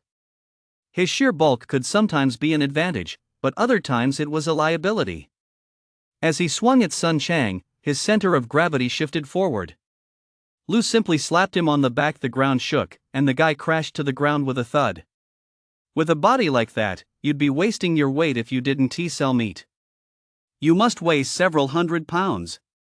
But from now on, pay closer attention. Don't shift your center of gravity so carelessly. It makes it easy for others to find your weak spot. Don't you agree? Lu stood on the man's back, pressing down rhythmically. To an outside observer, it didn't look like he was applying much force, but the man was coughing up blood in time with the rhythm, proving that Lu's attack was far from superficial. The crowd watched in horror. The fat man's greatest strength was his defense, yet it seemed utterly useless against Lu. The pool of blood on the ground was proof enough. What are you dawdling for? Hurry up and get the kid into the car. Let us see who dares to move now. Lu urged Sun Chang on. Sun Chang nodded, realizing my sister wouldn't be of much use here. He forced her into Lu's car and rushed back as fast as he could. Although Lu might not need him, he wasn't the type to be afraid of death. Lu's opinion of Sun Chang had improved. Although the guy came from a gang, he still had a sense of brotherly loyalty. In a situation like this, he didn't run off on his own. That took a certain kind of character. It took even more courage. The dozens of people surrounding us weren't just fighter apprentices. There were several full-fledged fighters among them. If it really came to a fight, we might not necessarily come out on top. To be honest, if Lu hadn't intervened, they would swarmed him long ago. But now, one of the 13 Tigers was lying at Lu's feet, coughing up blood, and the rest of them truly dared not make a move. Although some of them were stronger than this fat man, their defense couldn't keep up with his. His thick layer of fat could absorb so many attacks, but what's the situation now? It seems that fat isn't doing him any good at all. Hey, buddy, don't take this too far. We're from the Axe Gang. My brother suffered enough. Just now, when your brother was helping people onto the car, none of us lifted a finger. In exchange, you need to let my brother go. A one-eyed man stepped forward. The guy spoke with such conviction that Lu almost laughed. You didn't move? You were simply too scared to move. Scared stiff by my buddy's strength, weren't you? Why the hell should I let your brother go? You don't have the strength to make me do it. If you were confident enough, you wouldn't be wasting my time right now. Don't try to pass yourselves off as good guys. Look at your flashy outfits. Do good guys dress like that? Lu glanced around. These people had lit several bonfires nearby, completely ignoring the local residents. They were anything but good people. Lu had always despised the scum of the city. While it was certainly despicable for monsters to hunt humans, compared to people like you, monsters were far better. After all, there's only one planet, and both monsters and humans are fighting for their right to survive. But what's the deal with you oppressing humans? Chapter 88, Household Registration. Don't get too cocky. We're from the Axe Gang. Seeing that Lu wasn't phased, One Eye immediately played his trump card, a tactic commonly used by gang members. If he couldn't overpower you himself, he'd remind you that his gang was a force to be reckoned with. Exactly. Don't think you're all that. The Axe Gang isn't something to mess with. We've got bases in every district across the city. If you know what's good for you, drop this today. Otherwise, you'll regret it. You won't even be able to walk the streets anymore. A fighter apprentice standing nearby spoke recklessly. He'd encountered rival fighters before. Whenever he mentioned the Axe Gang's name, those fighters would back off immediately. After all, the Axe Gang was a formidable force. He thought that by stepping forward today, he could win the boss's favor and secure a chance to rise through the ranks. But a small pebble struck him squarely in the head, exiting through the back of his skull. Just moments ago, the others had been lamenting that this kid had snatched the chance to show off. Why hadn't they thought of it themselves? Now, all they felt was relief. Thank goodness they hadn't gone out to show off. Show off and get struck by lightning. You've perfectly illustrated that saying, kid. Finger snap divine power. One-Eyed Dragon recognized this move. The reason he hadn't been able to wipe out the guild before was precisely because the guild's leader knew this technique. He never expected to see it again. What's the connection between this kid and that leader? Looks like you've got some knowledge after all. What's the matter? Want to test if your skulls are hard enough? Lou nonchalantly picked up a few small stones. When his gaze swept over the crowd, no one dared meet his eyes. The finger of divine power was simply too terrifying. He could take a life with ease, all while chatting and laughing. These men were all wondering to themselves, the guild had disbanded, and the former leader had been killed by an unknown young man. Could it be the young man standing right in front of them? They all assumed today's mission would be easy, just beat up Sun Chang, and he'd naturally become the Axe Gang's enforcer. They never expected this kid to be here. This was turning out to be quite a hassle. What exactly do you want? Let me make this clear, whatever grudge you have against Sun Chang, I'll take full responsibility for it today. If you've got what it takes, let us settle this with real blows. If you don't, then get the hell out of here. A man needs his dignity, just as a tree needs its bark. If you can't take down Sun Chang today, don't ever bother him again. Otherwise, I'll storm the Axe Gang to seek justice, just like how I wiped out the number pack. It all depends on whether you've got the guts. Lou played with the small stone in his hand. Hearing such domineering words, everyone was stunned. Although that Axe Gang was stronger than the guild, they knew full well just how capable the guild was. After all, a mere child had wiped them out. If Sun Chang weren't here, they certainly wouldn't believe it, but Sun Chang was extremely respectful toward Lou. What did that mean? It meant that everything Lou said was true. Iron Fist Sun Chang was famous even outside these walls. How could he possibly be so deferential to a child? Yet this was the reality before them, which could only mean that this child was even more terrifying. How do you plan to make amends? We, the 13 tigers of the Axe Gang, are as close as brothers. Sun Chang killed 2 of our men. Now, unless he joins the Axe Gang, we'll take this kid's head to honor our fallen brothers. The One-Eyed Dragon was terrified inside. He had to stand his ground now. With so many brothers watching, if he backed down like this, the boss wouldn't let him off the hook when they got back. Plus, if his reputation went to the dogs, how could he ever expect any underlings to follow him? Lou looked at Sun Chang and saw him nod. So it was true after all. The 13 guardians were all fighter-level fighters, and the fact that Sun Chang had taken out 2 of them proved he was no slouch. It seemed Lou wouldn't be losing out by taking this kid on as a subordinate. What you're saying makes sense. As long as you've got the strength, my brother will stand right here. Go ahead and take his life. I won't lift a finger. But let me make one thing clear, you'd better have the guts to actually go through with it. I can't guarantee my little stones won't go wild. They've been in a real mood lately. They don't want to stay in my hand anymore. They're itching to take a bath, and they want it to be in that red liquid. As soon as Lou finished speaking, the small stones in his hand shot out at lightning speed, all embedding themselves into the ground before them. The power in his hand was simply too great. Several black holes appeared before their eyes, their depths impossible to gauge. Beads of sweat formed on the men's foreheads. This was clearly a threat. Do you even need to lift a finger?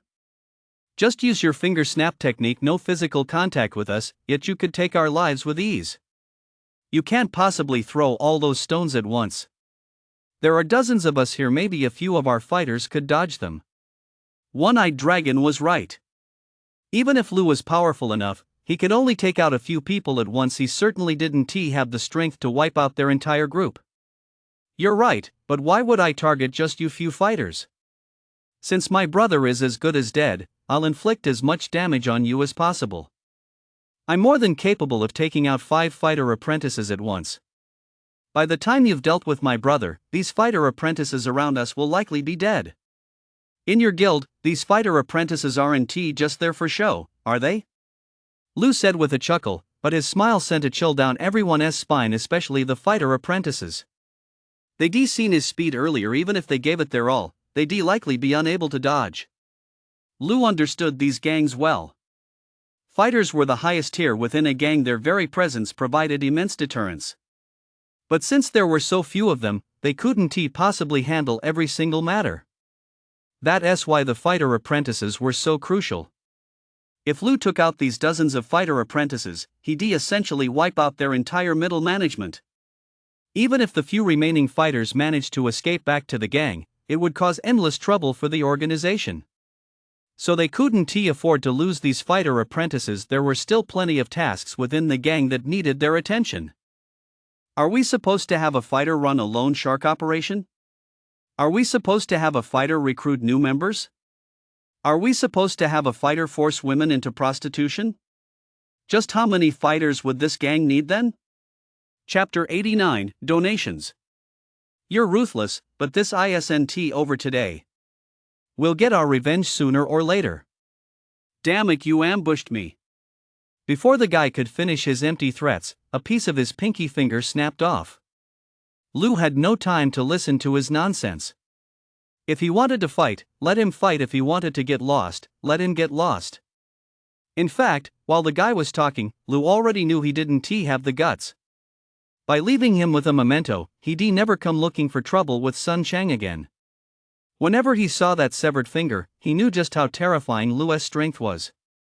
While he was talking just now, the one-eyed man had actually been keeping a close eye on Lu, afraid that Lu might strike suddenly. He'd watched Lu take down fighter apprentice with his own 2 eyes, so he'd figured that even if he couldn't beat Lu, he could at least guard against a sneak attack. But now, his severed pinky tells the whole story. What Lu showed earlier wasn't his true strength. His real power comes out when he is actually fighting you and you won't even have a chance to see it coming. Of course, this doesn't mean that's the full extent of Lu's power. It just means he is stronger than you. If you keep blabbering on here, you'll end up with more than just an injured pinky finger. This guy had once fought the guild's leader and naturally knew what level that man's strength was at. He could still manage to circle around that leader a couple of times, but against Lu, he wouldn't even make it a single lap. If he ever wanted to harm Sun Chang in the future, he likely wouldn't get the chance. If Sun Chang could live so comfortably under that leader's rule, he'd surely live even more comfortably under this guy's. With that in mind, the men had nothing more to say. They couldn't get their revenge, and their lives were still under threat.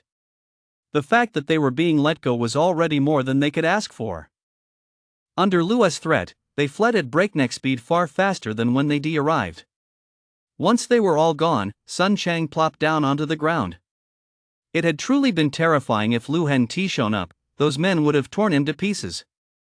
Lu had heard of the Axe Gang as well. The reason he hadn't made a blood feud with them was that he didn't want to be constantly dealing with such matters in the future. There were plenty of shadowy underworld groups out there. One couldn't possibly eradicate every single one. Until he had the strength to do so, it was best not to harbor so many unrealistic fantasies. From now on, my life belongs to you. If you hadn't been here today, I would have died at their hands. My death doesn't matter. I'm no good person to begin with, but my sister is a good person. If it weren't for you, she would have suffered terribly today. As Sun Chang spoke, he felt as though he'd escaped death itself. His greatest fear was that his sister would fall into their hands. The Axe Gang was capable of any atrocity, no matter how heinous. Of course your life belongs to me. Now hurry up and check your injuries. Lu said impatiently. Do you think I wasn't nervous just now? If I'd handled this even slightly wrong, I might have made another enemy. I'm not that tough right now. If everyone around me is an enemy, my family won't even be able to go out for a walk. We can't just stay cooped up in the neighborhood forever. After checking his injuries, they were basically fine. Sun Chang was a veteran of many battles and had plenty of experience with situations like this. However, Sun Chang's sister had never seen anything like this before. As soon as the car door opened, she threw herself into Sun Chang's arms. The two siblings had relied on each other for years. Hey, kid, what's with that look? I just saved your life, I'm not a bad guy. Lu looked at himself with some confusion. He was clearly a good guy, so why was this girl giving him that look? It was simply because Lu had been so terrifying just now. He'd taken out a man in a matter of seconds, and his expression hadn't changed at all. Don't be afraid. This is my older brother's boss. From now on, I'll be working for him. He can keep us safe. In this city, no one can beat him. You saw that yourself just now. Sun Chang tried to reassure his sister. Though his words sounded reassuring, she didn't believe a word of it and clung tightly to his clothes. Sun Chang looked troubled. If only he hadn't taken this path back then. If he'd chosen an honest life elsewhere, maybe his sister wouldn't be like this now. Over the years, there was only one thing Sun Chang feared, that his sister might go down the wrong path. Lu was counting on Sun Chang to accompany him on hunting trips outside the city in the future, so it seemed he had to find a good home for this little girl. If he couldn't settle her in properly, he wouldn't be able to carry out his other plans. Lu thought of his own home. The security in his neighborhood was decent enough. Why not let the little girl go back and keep his mother company?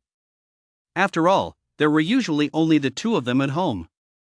However, to live there, she would need proper identification. Last time, Sun Chang hadn't had the proper paperwork, so the security guard at the gate had simply refused to let him in. Didn't you say last time you were going to get proper ID? Any progress? Lu lit 2 cigarettes, one for each of them. It wasn't a big deal originally, just a matter of spending some money to get it done. But now that I've crossed the Axe Gang, how could they possibly let me get it sorted? These guys are all scraping by in the underworld who would risk offending the Axe Gang for my sake? So that was the reason.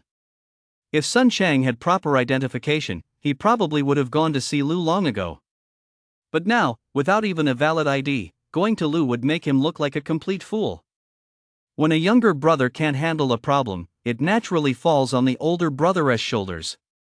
Lu thought about his friends. Wei Xiong and the others definitely wouldn't be able to help. They didn't have enough connections in high places.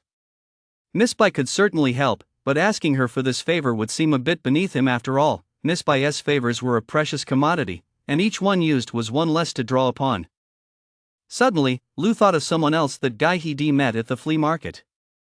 Zhou Tao. That guy knew people from all walks of life. Asking him to handle this would definitely work out. When Zhou Tao received the call, he immediately took the job. Lu was right. People who hang out in the second-hand market know all kinds of people. If anyone else had asked him for a favor, he wouldn't have bothered, but this was Lu. That was a whole different story. Lu was a major client, and if he could keep him happy, who knows how much money he could make. The two agreed to meet at the household registration office. Chapter 90, Settling Sun Min. By the time Lu Qinghua arrived in his car, the guy had already been waiting there for quite a while. He had different approaches for different clients. For a client like Lu Qinghua, a top-tier client, he would drop everything else to handle Lu Qinghua's matter first. Don't worry, brother Lu. I've handled similar situations many times before. These 2 forms are the documents I picked up at the household registration office. First, we need a collection point to process their paperwork. Once that location can stamp the forms, we'll come back here, slip some cash to the officials in charge of household registration, and the matter will essentially be settled.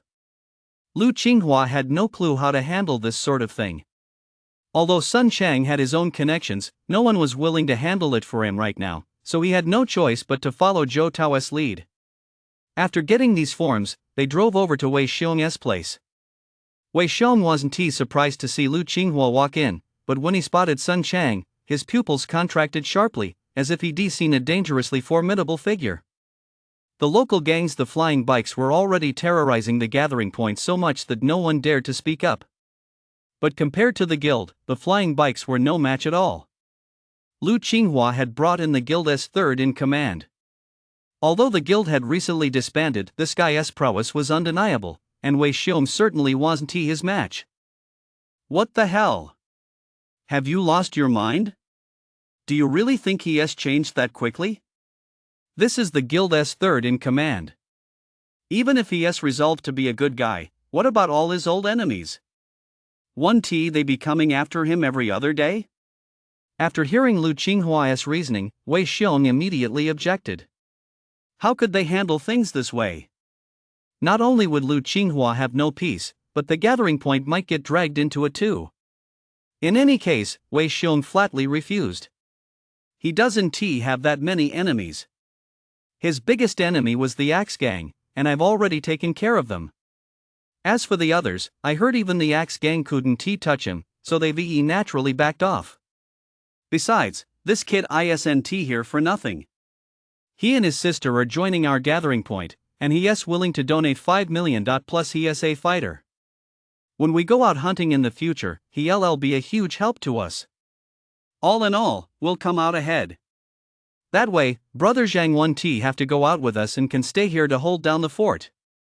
Naturally, not many gathering points would want someone like Sun Chang. At first, Wei Xiong kept shaking his head, but when he heard about the 5 million donation, things started to look up.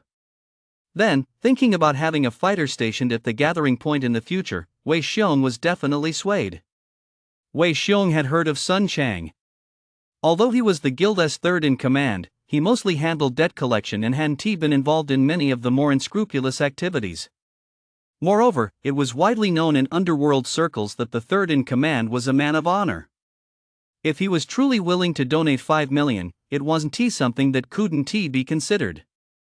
You brought this guy here, so if anything happens to him in the future, you'll be fully responsible.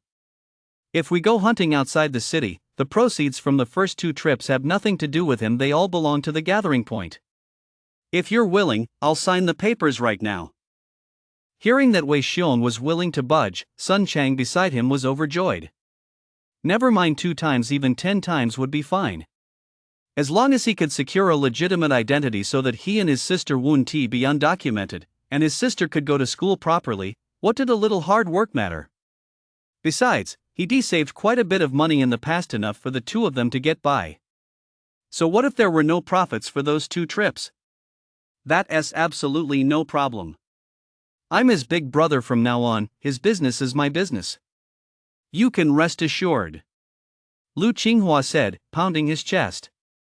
Wei Xiong rolled his eyes at him from the side. You're just a 16-year-old high school student, how on earth do you expect to be someone's big brother? You talk so brazenly.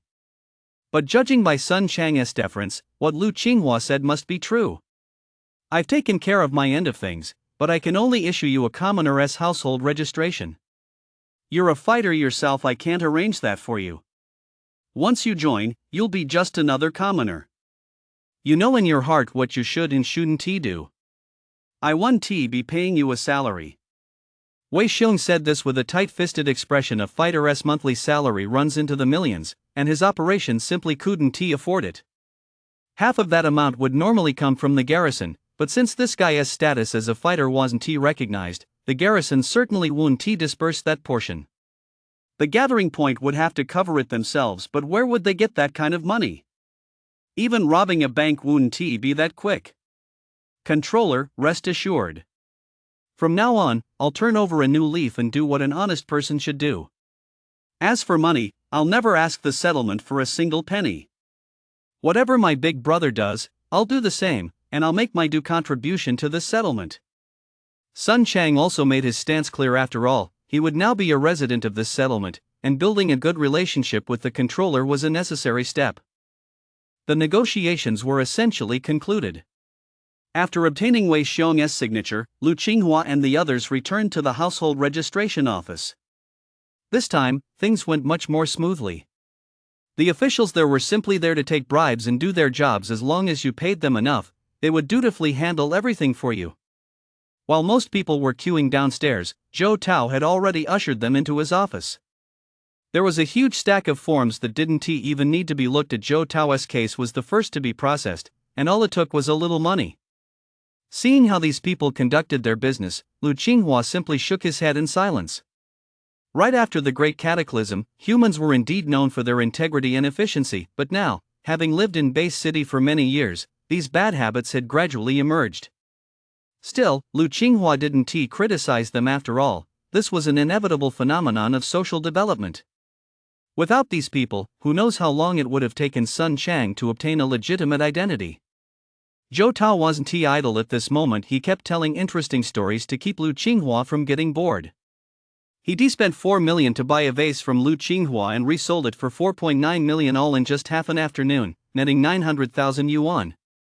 What kind of business could turn a profit that quickly? The main reason was that Lu Qinghua's items were genuine, and anyone with a discerning eye could tell at a glance. While the profit margin on such items was small, they sold the fastest and didn't tie up capital. Chapter 91, A Man with a Story. Thanks for helping me out today. To be honest, I have other friends who could handled this, but if I'd asked them, I'd have owed them a favor. It's not good to owe those guys favors. Do a good job for me from now on, and I won't let you down. If anyone else had spoken to Zhou Tao like that, he would slap them right across the face. Don't try to act all high and mighty in front of me. Do you really think you're that capable? But the speaker was Lu. Having just made a hefty profit selling so many antiques through him, Zhou Tao believed Lu had plenty of good stuff on hand. From the moment Lu arrived, he already figured it out. Sun Chang was a fighter, and a particularly formidable one at that. People like him were all Lu's underlings. Lu must come from a very wealthy family, otherwise, why would a fighter be following a fighter's apprentice? Then there was Sun Chang's sister, so young, yet already strikingly beautiful. A playboy like Lu loved this sort of thing, buying pretty girls from the slums and then sorting out their legal status. This kind of thing isn't exactly proper. In prominent families, such matters must be kept under wraps. No wonder he couldn't reach his usual contacts. Zhou Tao felt immensely relieved.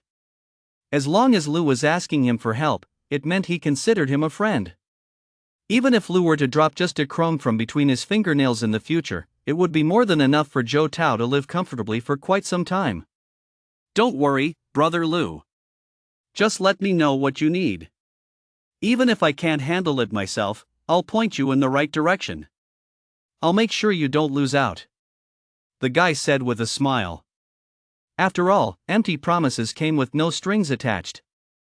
If Lu came to him next time, he'd have to see what the matter was first, but saying this still made Lu feel quite at ease. Earlier, while handling the matter, Lu had seen that this guy was meticulous in his work. He handed out generous red envelopes to everyone, including the clerks. Although this was the garrison's civil affairs hall, this guy could strike up a conversation with anyone. Just this network of connections alone wasn't something an ordinary person could possess. It showed that he'd been coming here frequently in the past. Alright, I'll head back for today. I need to help them settle in. I'll definitely need your help down the line. We'll stay in touch. With everything settled, Lu didn't linger any longer. Upstairs earlier, he already felt a bit uneasy. Seeing how matter-of-factly these staff members accepted the red envelopes, he realized exactly how they made ends meet day to day. Zhou Tao had explained to Lu earlier that these people were all college graduates. After being assigned here, they only made a few thousand yuan a month. While it seemed slightly better than the patrol squad, their expenses were just as high, so they had to find ways to make ends meet. Brother Lu, what are you saying? If you have any tasks for me to handle, it would be my absolute pleasure. You have my contact information, feel free to reach out anytime. Lu's car had already driven off, yet this guy was still standing right there. That's what it means to know how to handle people and get things done. Sun Chang gained a deeper understanding of Lu. He originally thought getting a household registration would be simple, but it had cost him so much trouble. Now, with just a single phone call, everything was resolved. The entire process required no extra words, just a few signatures. It involved several offices, yet not a single minute was wasted.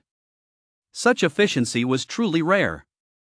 Now that you have your residency, you'll have to come with me on hunting trips outside the city. You can stay at my mother's place, the security there is decent. Once the paperwork is all sorted out, you'll go back to school and behave yourself. As for Sun Chang, you can just stay at my old place. It's a bit chaotic there, but looking at you, there aren't many people who could actually pick a fight with you. While driving, Lu made arrangements for the brother and sister. Lu had originally thought Sun Chang could stay with them as well, but then he suddenly remembered Sun Chang's old enemies. If anything were to happen, he himself wouldn't be afraid, but his mother and wife wouldn't be able to handle it. Having his sister stay there would at least spare them any worries. Sun Chang was very satisfied with Lu's arrangement, but his sister had never left his side, so she was somewhat reluctant. Sun Chang tried to persuade her for a long time, but his sister still wouldn't agree. You little brat, stop making a fuss. My mother won't treat you badly. If you stay there and something like today happens again, do you want your brother to get stabbed a couple more times? If you hadn't been with him, how could your brother have stood up to those men? And how could those men have been a match for your brother? Lu spoke with great severity. The young girl had never met anyone so formidable before. After Lu finished speaking, the girl actually shut her mouth, a development that even Sun Chang found surprising. Sun Chang had never been able to control his younger sister since she was a child. Even though she seemed very obedient now, she was notoriously willful at home. He never expected that Lu could rein her in with just a few words. It was truly astonishing. A thought crossed Sun Chang's mind. Could it be that the boss was the true dragon destined for his sister? They were about the same age. Although Lu was already married, in this day and age, there were plenty of men who took multiple wives. As long as you had the means and could support them, who would care how many wives you took? As Sun Chang daydreamed, the car kept moving forward. When they arrived at the destination, Sun Chang surveyed the security of the entire neighborhood. It was exactly as Lu had described. No one could cause trouble in a neighborhood like this, not even the Axe Gang. Unless they could stand up to Garrison's forces, such a gang simply didn't exist. While there were some shadowy areas in the city, they were all under Garrison's surveillance. If these people dared to defy Garrison, they'd likely be wiped out in a single night. After meeting the old lady and Lu's wife, Sun Chang knew they were all good people, so he didn't have to worry about his sister being mistreated. He followed Lu out, feeling as if a huge weight had been lifted off his shoulders. From now on, no matter where he went, he could act freely, unlike before, when his sister was his Achilles heel and he had to constantly worry about her safety. Once they were back in the car, Lu's first question was about these antiques. They were all collected by the guild's leader, and he had no idea what the story behind them was. As the third in command, Sun Chang felt he ought to know at least a little about them. Chapter 92, The Manor Lord. You mean those old pots and pans? I don't know why the first brother liked them back then. Anyway, none of them came from legitimate sources. I've heard some of them are worth a fortune, even hundreds of millions, but I don't know anything about them. An old man once gave me a painting. He said it was worth over 90 million back then, and now it's worth 200 million. After hearing Lu's question, Sun Chang replied nonchalantly. Lu nearly drove the car into a ditch. In the first leader's pet space, an entire cubic meter was filled with these items. If a single painting could be worth 200 million, it seemed that what he'd been selling were mere bargains. No wonder those items weren't packaged. It was the packaged ones that were the true masterpieces. Lu nodded. He basically understood the situation now. From now on, when selling items, he would use this standard for valuation. Unpackaged items would be priced one way, and packaged items another. If the big boss knew Lu was calculating things this way, who knows if he'd be so enraged in the underworld that he'd spit blood. The life's savings he'd hoarded were worth nothing in others' eyes. Let us put that aside for now. We need to talk about the future. As I mentioned earlier, what are your thoughts on hunting monsters outside the city? If you really don't want to, I won't force you. Lu thought about the road ahead. No matter what, he had to get the other person to agree voluntarily. He couldn't just drag them out of the city by force. The young girl had lived her whole life within the city walls. Perhaps Sun Chang wasn't willing to take the risk. You don't need to consult me on this. Since I've accepted you as my big brother, you're in charge of everything, including my life. Besides, I've been idle for so long, I'm actually eager to go out into the world and make a name for myself. Sun Chang was clearly no stranger to life outside the city, but why had he become a gangster inside it? Lu was genuinely puzzled by this. It seems Sun Chang was a man with a story. From the time Lu first met Sun Chang until now, he hadn't found anything particularly evil about him. On the contrary, he discovered many good qualities. This made Lu very curious about Sun Chang's past. What on earth had driven a man like this to join a gang? Something must have happened. If men want to chat, the natural place to go is a bar. Lu ordered 2 drinks and found a secluded spot. If it's possible, I'd love to hear about your past. Of course, I'm not forcing you if you don't want to talk about it, just pretend I never mentioned it. Let us have a good drink tonight. We can consider this our first time drinking together as brothers. After hearing Lu's words, Sun Chang fell into deep thought. To be honest, he really didn't want to think back on the past. It was a very dark chapter in his life. Sun Chang had once been an upstanding person. The reason he had fallen so low was due to the darkness within humanity. Speaking of the past, I've almost forgotten it all. But if you'd like to hear it, boss, I'll tell you the whole story. Just so you know, though, it's not a pleasant tale. It might shake up some of your beliefs. Sun Chang knew Lu fairly well. Despite Lu's formidable strength, he remained unaware of certain realities, especially the dark side of humanity. He had no idea just how despicable people could be these days, so Sun Chang felt it necessary to prepare him. After all, Lu still lived in the light of day. Though he'd taken down a few gangs, those groups were practically innocent compared to the people he was about to hear about. Sun Chang wasn't originally from this base city. He fled here for his life along with his entire family. Sun Chang's father and older brother were also warriors. With the combined efforts of the 3 men, they escaped from another base, but only Sun Chang and his younger sister survived. The rest perished in the wilderness because they offended the local base city's lord, leaving them unable to use transportation and forcing them to make the journey on foot. Lu was a bit puzzled. A family producing 3 fighters, such a family would be highly prominent anywhere, at the very least in a larger settlement. Sun Chang continued his story slowly. It turned out he was a very ambitious young man. After becoming a fighter, he went out hunting with others and, one day, brought back a large haul of game. This should have been a joyous occasion. Once they returned to the city, they could have divided the spoils fairly. But, unfortunately, things didn't go as planned. As they neared the city, they encountered the son of the garrison lord, a complete scoundrel. The brat refused to hunt monsters and instead sought to hunt humans. Such a person could no longer be called human. His personal guard was exceptionally formidable, and Sun Chang's group stood no chance against them.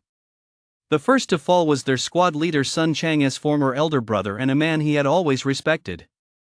After enduring immense hardship, Sun Chang managed to escape this tragedy. Those men weren't fools. Naturally, they wouldn't let this matter leak out.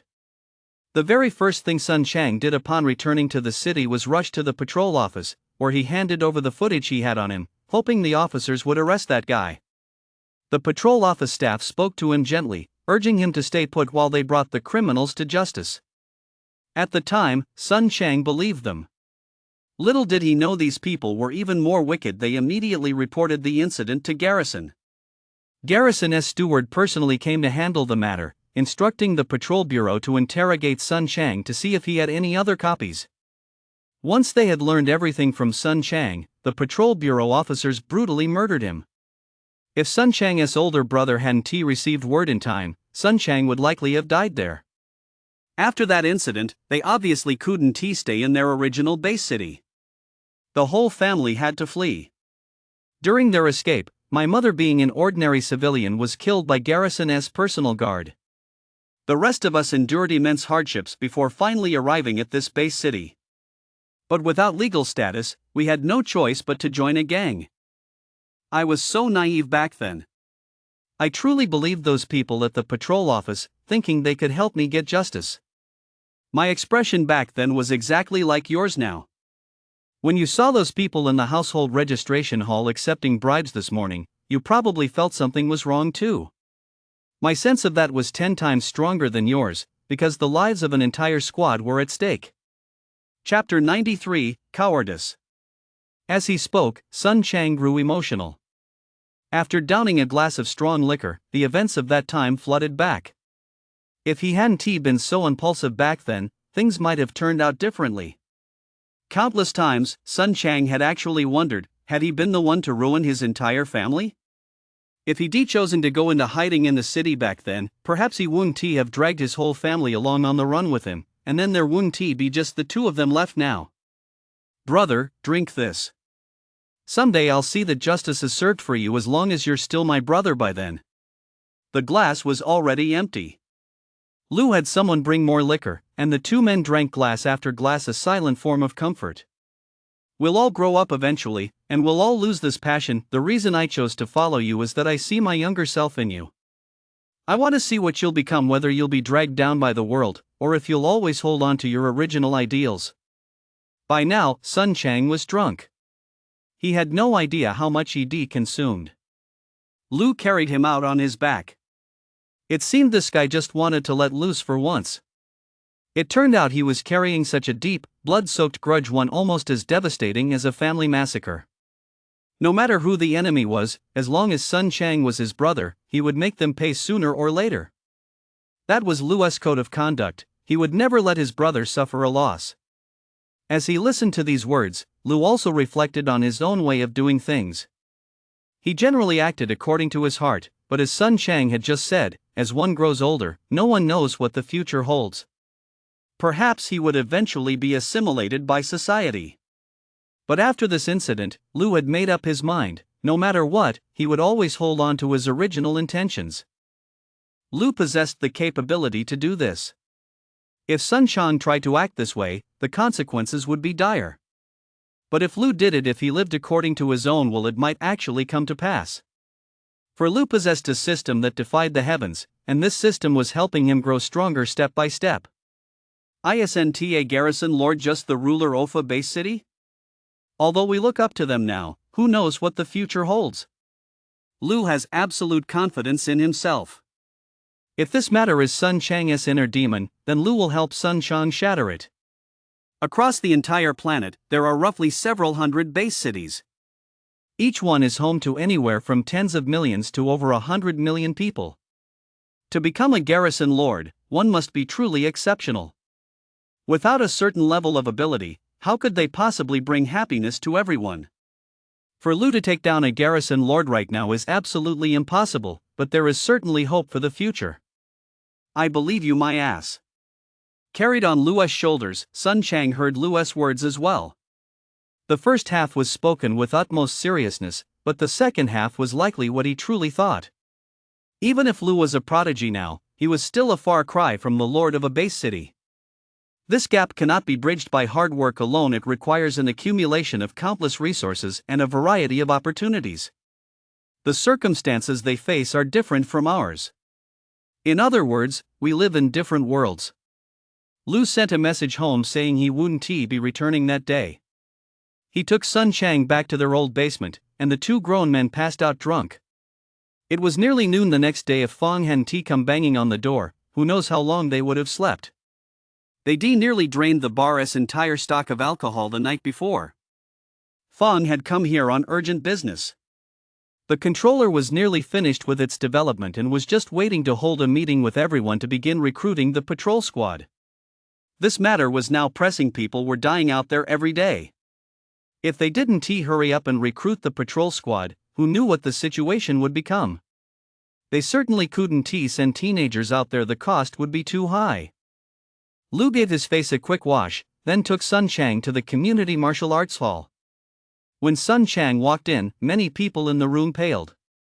They heard rumors about the guild's third in command nicknamed Iron Fist, who was known for settling fights with a single punch and was quite ruthless. But we're a long way from the guild. Even if they're collecting protection money, surely they wouldn't come all the way out here, would they? Wei Xiong realized this and slapped his forehead. He'd forgotten to announce this to everyone. After Wei Xiong finished speaking, the men showed no outward reaction, but their expressions gave them away. They didn't really trust Sun Chang. Who knew what trouble this guy might bring in the future? Still, they didn't dare say it outright. Setting aside Sun Chang's strength, Lu's influence alone wouldn't allow them to voice such thoughts. Brothers, if I've ever done anything to offend you in the past, please just let it go. From now on, I'm just the boss's right-hand man. You don't need to treat me like a fighter, just treat me like an ordinary citizen. I thank you in advance. Sun Chang's words were smooth, but the people around him remained somewhat reserved. Don't treat you as a fighter, treat you as an ordinary citizen. How could that be possible? Would we dare to give an ordinary citizen the cold shoulder? Would we dare to treat you that way? We'd just end up getting beaten to a pulp by you. Lu could see right through their thoughts, but he didn't bother explaining. What you lot think doesn't matter. I've already taken you under my wing, so if anything goes wrong in the future, I'll be the one to clean it up as the boss. Wei Xiong tapped the table, signaling the start of today's meeting. He felt a surge of excitement for the first time in his life. He was leading so many fighter apprentices, all from the 2 original gathering points. Of course, with so many people came a heavier burden that if he had previously hired 1 patrol squad, he now needed to hire 2. Thinking of the money that would cost, the joy vanished from Wei Xiong's face, replaced by a sense of pain. The defensive line, which had originally been only 100 meters long, now stretched 200 meters. With the dangers lurking outside the city at every moment, he had no idea how much it would cost. At this thought, Wei Xiong's expression darkened. He acted on impulse when he chose to help Zhang Chu, and now he had to pay the price for that decision. Fortunately, after the merger, the other party's resources had also been combined. Perhaps that could be considered some compensation. Chapter 94, Hunting and Patrols. In stark contrast to Wei Xiong's expression, Zhang Chu was actually quite pleased. After all, his gathering point had been preserved. Although he lost the position of controller, he remained the second in command of this gathering point. By all accounts, he hadn't come out on the losing end. Moreover, the heavy burden no longer rested on his shoulders. He simply had to follow Wei Xiong's orders, leaving all the headaches to Wei Xiong. Everyone, look this way. Don't pay attention to those useless things. Wei Xiong noticed everyone was staring at Sun Chang. In a scene like this, they felt it was inappropriate. Lu was sitting to Wei Xiong's right, while Sun Chang stood behind Lu. Lu was still just a fighter apprentice, whereas Sun Chang was a bona fide fighter. How should one explain this situation? It wasn't that they hadn't assigned Sun Chang a seat. A spot behind Lu had been set aside for him long ago. Although he joined later, Sun Chang was, after all, a fighter, and they had to show him the respect a fighter deserved. But Sun Chang simply refused to sit down, insisting that a subordinate should have a subordinate's place. How could he possibly sit alongside the boss? Hearing this, the others were at a loss for words. How on earth had Lu pulled this off? He was the kid who'd been cast aside at school, yet suddenly he'd become so powerful. And now he brought in a fighter as his underling, a fighter whose combat prowess was on par with that of a controller. Everyone was left with a head full of question marks. Wei Xiong had tried to persuade him several times, but since Sun Chang was determined not to sit down, Wei Xiong decided to let it go. After all, they had more important matters to attend to, and they needed to wait for everyone to vote on the issue. Let us officially begin the meeting. I called everyone here today to discuss the recruitment ratio. We plan to hire 60% of the patrol squad, while the remaining 40% will be recruited from our gathering point. Within that 60%, we'll include 6 fighter apprentices. This decision takes our actual circumstances into account. If we were to hire everyone from outside, we likely wouldn't have enough funds. I hope everyone can understand. Originally, they had planned to hire 100% of the force, but after a series of calculations, they realized that such a hiring model wouldn't be sustainable for long. Moreover, if members were killed, they'd have to recruit replacements from outside, and the cost of that was simply too high, something they couldn't afford at the moment. So they devised a compromise, recruiting only 40% of the original quota. This was already the absolute limit of what they could manage. Reducing the numbers further would likely require even more funds. Wei Xiong thought about money even in his dreams, but unfortunately, money is something that comes when you least expect it. They sold off the goods that came back a few days ago, and there was some money in the Gathering Point's coffers, but if they recruited at 100% capacity, that money wouldn't last long. They needed to give everyone some time to adjust. During this period, Wei Xiong planned to head out on a trip. Any extra money he could make would be a bonus. I have no objections. Let us proceed with this plan. Zhang Chu was the first to voice his support, and the others quickly raised their hands as well. In truth, there wasn't much to discuss. How much money the Gathering Point had wasn't a secret, and they needed to ensure sustainable development. If they poured all their funds into this first venture, how could they be sure future hunting expeditions would be just as easy? If things turned out to be difficult, that money would be their last, and the two Gathering Points would inevitably face dissolution. The dangers outside the city were simply too great. Just like the last time they returned, if it hadn't been for Lu's quick thinking to impersonate a wealthy young master, the entire group might have been wiped out. The people at the Gathering Point would have had no hope left and would eventually be dragged out by others. At that point, they'd be nothing more than cannon fodder. Everyone would have to join the patrol squad, regardless of age, strength, or disability, as long as they could press the alarm button. We have no objections to this plan, but if we recruit 6 fighter apprentices, that might leave us short on some. How are we supposed to handle our own people? One of them spoke up from below. Wei Xiong understood exactly what they were thinking. If so many fighter apprentices were to be freed up, could they be allowed to rest at home?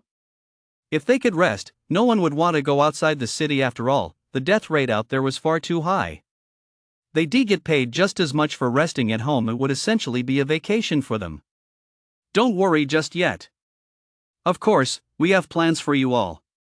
To ensure the long-term sustainability of our hiring program, we need to form a hunting party. The fighter apprentices will have to accompany us outside the city to hunt. On one hand, we don't want to let the benefits go to outsiders. On the other hand, it's good training. That way, during future patrols, you won't be killed in a single blow by a monster. When Wei Xiong finished speaking, most of the fighter apprentices looked terrified. They were truly reluctant to go to the area 5 kilometers outside the city. It was simply too dangerous. If given a choice, they'd much rather patrol outside the city walls, where the annual fatality rate was only 10%. But if they went 5 kilometers outside the city, the fatality rate soared to over 30% every time. In that area, fighter apprentices wouldn't stand a chance. As Wei Xiong spoke, Zhang Chu nodded in agreement. He really wanted to scold these cowardly fighter apprentices. We established this mercenary program specifically to protect the next generation of the settlement. As fighter apprentices of the settlement and among its strongest members, you shouldn't be thinking about how to contribute to the settlement, but instead about how to get a free ride. I really don't know what you people are thinking. You lot need to get your act together. Even though we have this mercenary program, it has nothing to do with you. You're getting paid by the settlement. Don't you want to go out and do your jobs? If that is the case, then what use are you to us? We might as well pack your things and send you to another settlement. Let us see if you can even rest in the city there, and let us see how the people of that settlement view you. Cowards have no place anywhere. The speaker was Zhang Chu. The one who just asked the question was a fighter apprentice from his side. Zhang Chu felt utterly humiliated. After the two Gathering Points merged, instead of trying to bring honor to our side, he actually asked such an embarrassing question. If they hadn't merged, Zhang Chu would slapped him right then and there. But since Wei Xiong was in charge now, Zhang Chu didn't dare do that. Chapter 95, Increasing the Recruitment Ratio. After being scolded by Zhang Chu, these men realized just how out of line they'd been. So they all hung their heads in submission to the orders from above. If we're told to patrol, we'll patrol. If we're told to hunt, we'll hunt. Of course, most of them still had their own ulterior motives. They all hoped to be assigned to patrol the city walls, where the mortality rate was slightly lower. 5 kilometers outside the city, a fighter apprentice was essentially equivalent to a patrol squad stationed at the base of the walls. Out there, they had virtually no ability to defend themselves, whereas at the base of the walls, they were at least somewhat useful. Everyone had thought they wouldn't have to patrol anymore and were looking forward to resting inside the city, but now patrolling has actually become a desirable assignment. Hold on a moment. Let me explain something first. I'm looking for volunteers to join us on a hunting trip 5 kilometers outside the city. While it's a bit more dangerous there, you'll learn a lot of combat skills.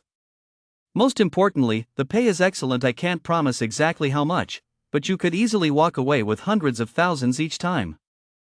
Wei Xiong scanned the crowd below, hoping someone would step forward voluntarily that would make his job easier. If he had to call out names, it might not look so good. Let me add one more thing. Whether you're stationed at home or on patrol, the monthly salary is 20,000 yuan.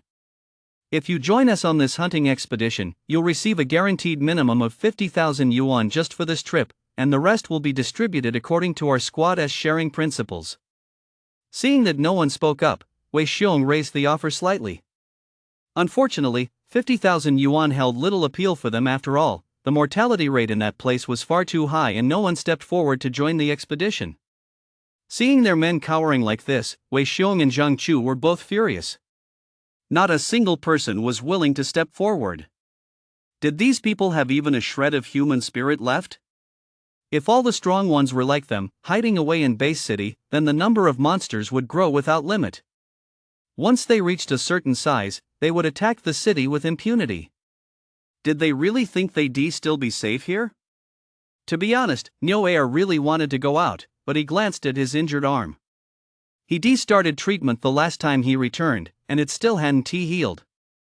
As long as he followed Liu, Niu Air felt certain everything would be fine. That kid lives by such defiant rules, there's no way he'd let anything happen to me. Last time I came back, I got a decent share of the loot, but unfortunately, Wei Xiong left me out of it this time. With that arm of yours, if you come out with us now, are we hunting monsters?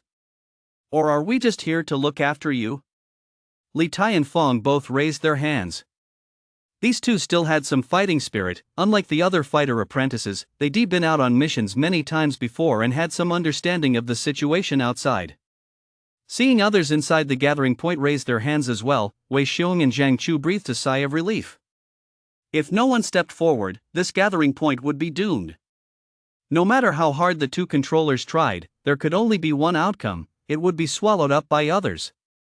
Without this spirit of sacrifice, even with countless strong warriors, the gathering point likely wouldn't survive. And that is an ironclad law. You idiots, do you really think you're safe in the city? You'll have to go out into the world eventually anyway, so you might as well gain some experience now. If you don't follow us in the future, no one else will look out for you. You'll lose your lives out there. You'll need to buy all sorts of things for your cultivation, and what can you possibly afford on your measly 20,000 yuan salary? How are you ever going to improve your abilities? Don't you have even a shred of guts? Seeing that the people below remained unmoved, Wei Xiong was truly furious. But no matter what Wei Xiong said, these people seemed as stubborn as a mule. They were dead set on not raising their hands. No matter how you put it, they simply weren't willing to go out. To each his own. Unless you force us to go, we won't. In that case, why don't we just hire a service team? Those teams are highly professional. If we're not better suited for fieldwork than they are, why force them to do it? The situation reached a stalemate, and Sun Chang, who had remained silent until then, spoke up. His suggestion was actually a pretty good one. In wilderness combat, fighters usually serve as the main force, with fighter apprentices assisting from the sidelines. So-called service squads are essentially composed entirely of fighter apprentices. They rarely participate in combat in the wild. Their task is to help fighters carry supplies and quickly dissect various monsters. They do not share in the team's spoils, but they must be paid a fixed salary. If someone dies, the team must also pay higher funeral expenses. After hearing Sun Chang's words, everyone began doing the math. Each fighter apprentice wage is 50,000 yuan, so 6 of them would cost 300,000 yuan. With a little extra money, they could hire a support squad, though not an elite one, of course. Hiring an elite support squad would cost at least 2 million yuan, of course. They're highly professional and won't expose you to all sorts of dangers. After all, you get what you pay for. The mercenary guild has their profiles. It's up to you to choose. That's actually a pretty good idea, one fighter apprentice agreed on the spot. As long as he didn't have to go outside the city, he'd agree to anything, but unfortunately, Zhang Chu immediately spat in his face. You idiot, are you really that cowardly? You won't even go hunting outside the city. Do you plan to stay a fighter apprentice your whole life? If you want to improve, you have to walk the line between life and death? Aside from your family, don't you have any ambitions of your own? Right now, I'm in charge of taking you out, so I can still look out for you to some extent. But when you're on your own later, who knows who you'll end up following? You might get used as cannon fodder, and you won't necessarily make much money then either. Zhang Chu spoke with great indignation. He couldn't fathom how these men under him had managed to get by. They couldn't even grasp such a simple truth. While the gathering point still had the resources, they should naturally go out to broaden their horizons. Even if they didn't gain anything, it would still be better than following others. Would anyone else even care about your life? Zhang Chu's words were crystal clear. He had effectively shot down Sun Chang's suggestion. On the other hand, going out was a chance for fighter apprentices to gain experience too. There was no need to hand this opportunity over to outsiders. Chapter 96, Gift Giving. You're all a bunch of cowards. From now on, you'd better squat when you take a piss. Brother Zhang's suggestion was so good, yet you lot just brush it off. Since that's the case, I won't be so lenient with you anymore. I've made my decision. I'm going to enforce this quota. All 6 of you will be selected from our gathering point. If anyone refuses to go, then get the hell out, leave this gathering point, and take your whole family with you. Wei Xiong was furious. When dealing with the patrol squad, we could take a hard line, but when it came to the fighter apprentices, we always tried to save face for them, always hoping they'd join voluntarily. We didn't want to drive them away. If we did, our numbers of fighter apprentices would drop again. But after this incident, Wei Xiong no longer cared much. This was the moment the gathering point needed them most, yet here they were, making every excuse to avoid it. If they couldn't be relied on when needed most, why keep them around at all? So off they should go, the farther, the better. They weren't contributing anything to the gathering point anyway. On top of that, Wei Xiong had another concern. He'd been burned once in the wild by those bandits. He feared that among the fighter apprentices he recruited, there might very well be bandit informants. If they were targeted by those bandits, it could spell disaster for the entire group. We can't count on luck every single time. Don't think this is a joke. This has already been exposed online.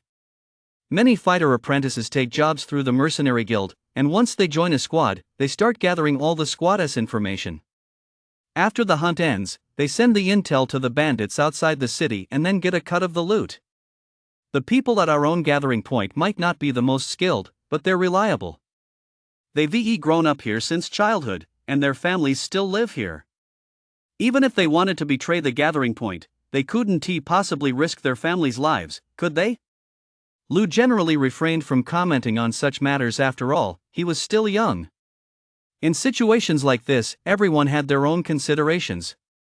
As someone who had been reborn from another place, Lu hadn't yet figured out many things. Unless the controller asked him directly, Lu would never say a single word. If he ended up making a fool of himself, it might just land him in a lot of trouble. It was better to just listen here. Although these people looked dissatisfied, Wei Xiong had already made his decision, so they dared not say anything. They all hurried back to prepare. What Wei Xiong was about to discuss next was recruitment. Aside from the few fighter apprentices who had left, everyone else would have to help with this. Wei Xiong had already completed the paperwork with the garrison. According to garrison regulations, patrol squads must consist entirely of members from the local settlement. However, some settlements later began paying to hire outsiders. Although the garrison had strictly prohibited this practice, an increasing number of settlements were doing it. If they weren't given this opportunity, they wouldn't be able to complete their garrison assignments, so the garrison eventually relaxed the rules, and now, you can hire people, but you must take full responsibility for them, and everyone must be registered. A whole morning had passed. They were conducting the recruitment with great fanfare, but very few people showed up, only a handful, in fact. This was not what anyone had expected. Wei Xiong and Zhang Chu could no longer sit idly by. How could this be happening? The two left others to watch over the site and hurried out to gather intelligence. Looking at the empty recruitment area, Lu was puzzled as well. The salary offered was certainly not low, it was even slightly higher than the official rate. Could it be that no one was making any money? About half an hour later, the two returned. It was clear from their expressions that they hadn't brought any good news. In fact, it was likely a barrage of bad news. I've gathered enough information. The reason no one is here is that there aren't many people left in the entire city. The last beast tide dealt devastating losses to surrounding patrol squads. Right now, 8 out of 10 gathering points in the area are hiring, and their rates have skyrocketed. At our original price, even if we set up shop here until next year, it's unlikely anyone would apply. When Zhang Chu finished speaking, everyone looked stunned. None of them had imagined the damage would be so severe. They had all thought the impact of the tide had passed, but now it was clear the impact was far from over. This had become a disaster sweeping across the entire base. After all, nearly 200,000 casualties in a single day was no small number. For every gathering point, this was a massive blow. It seemed everyone shared our thinking. To protect the next generation of the gathering points, the strongest were going out to fight, and then hiring patrol squads. Now that the two settlements have merged, the total number of patrol squad members exceeds 500. Even if we hire just 60% of them, that's nearly 300 people. Yet today's results? Less than 40 people. Compared to what we originally expected, the gap is simply too wide.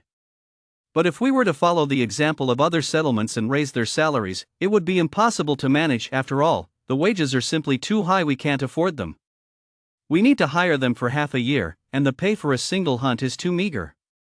Lu did a quick calculation. The monthly expenses would be nearly 5 million. The money we earned last time probably won't last very long.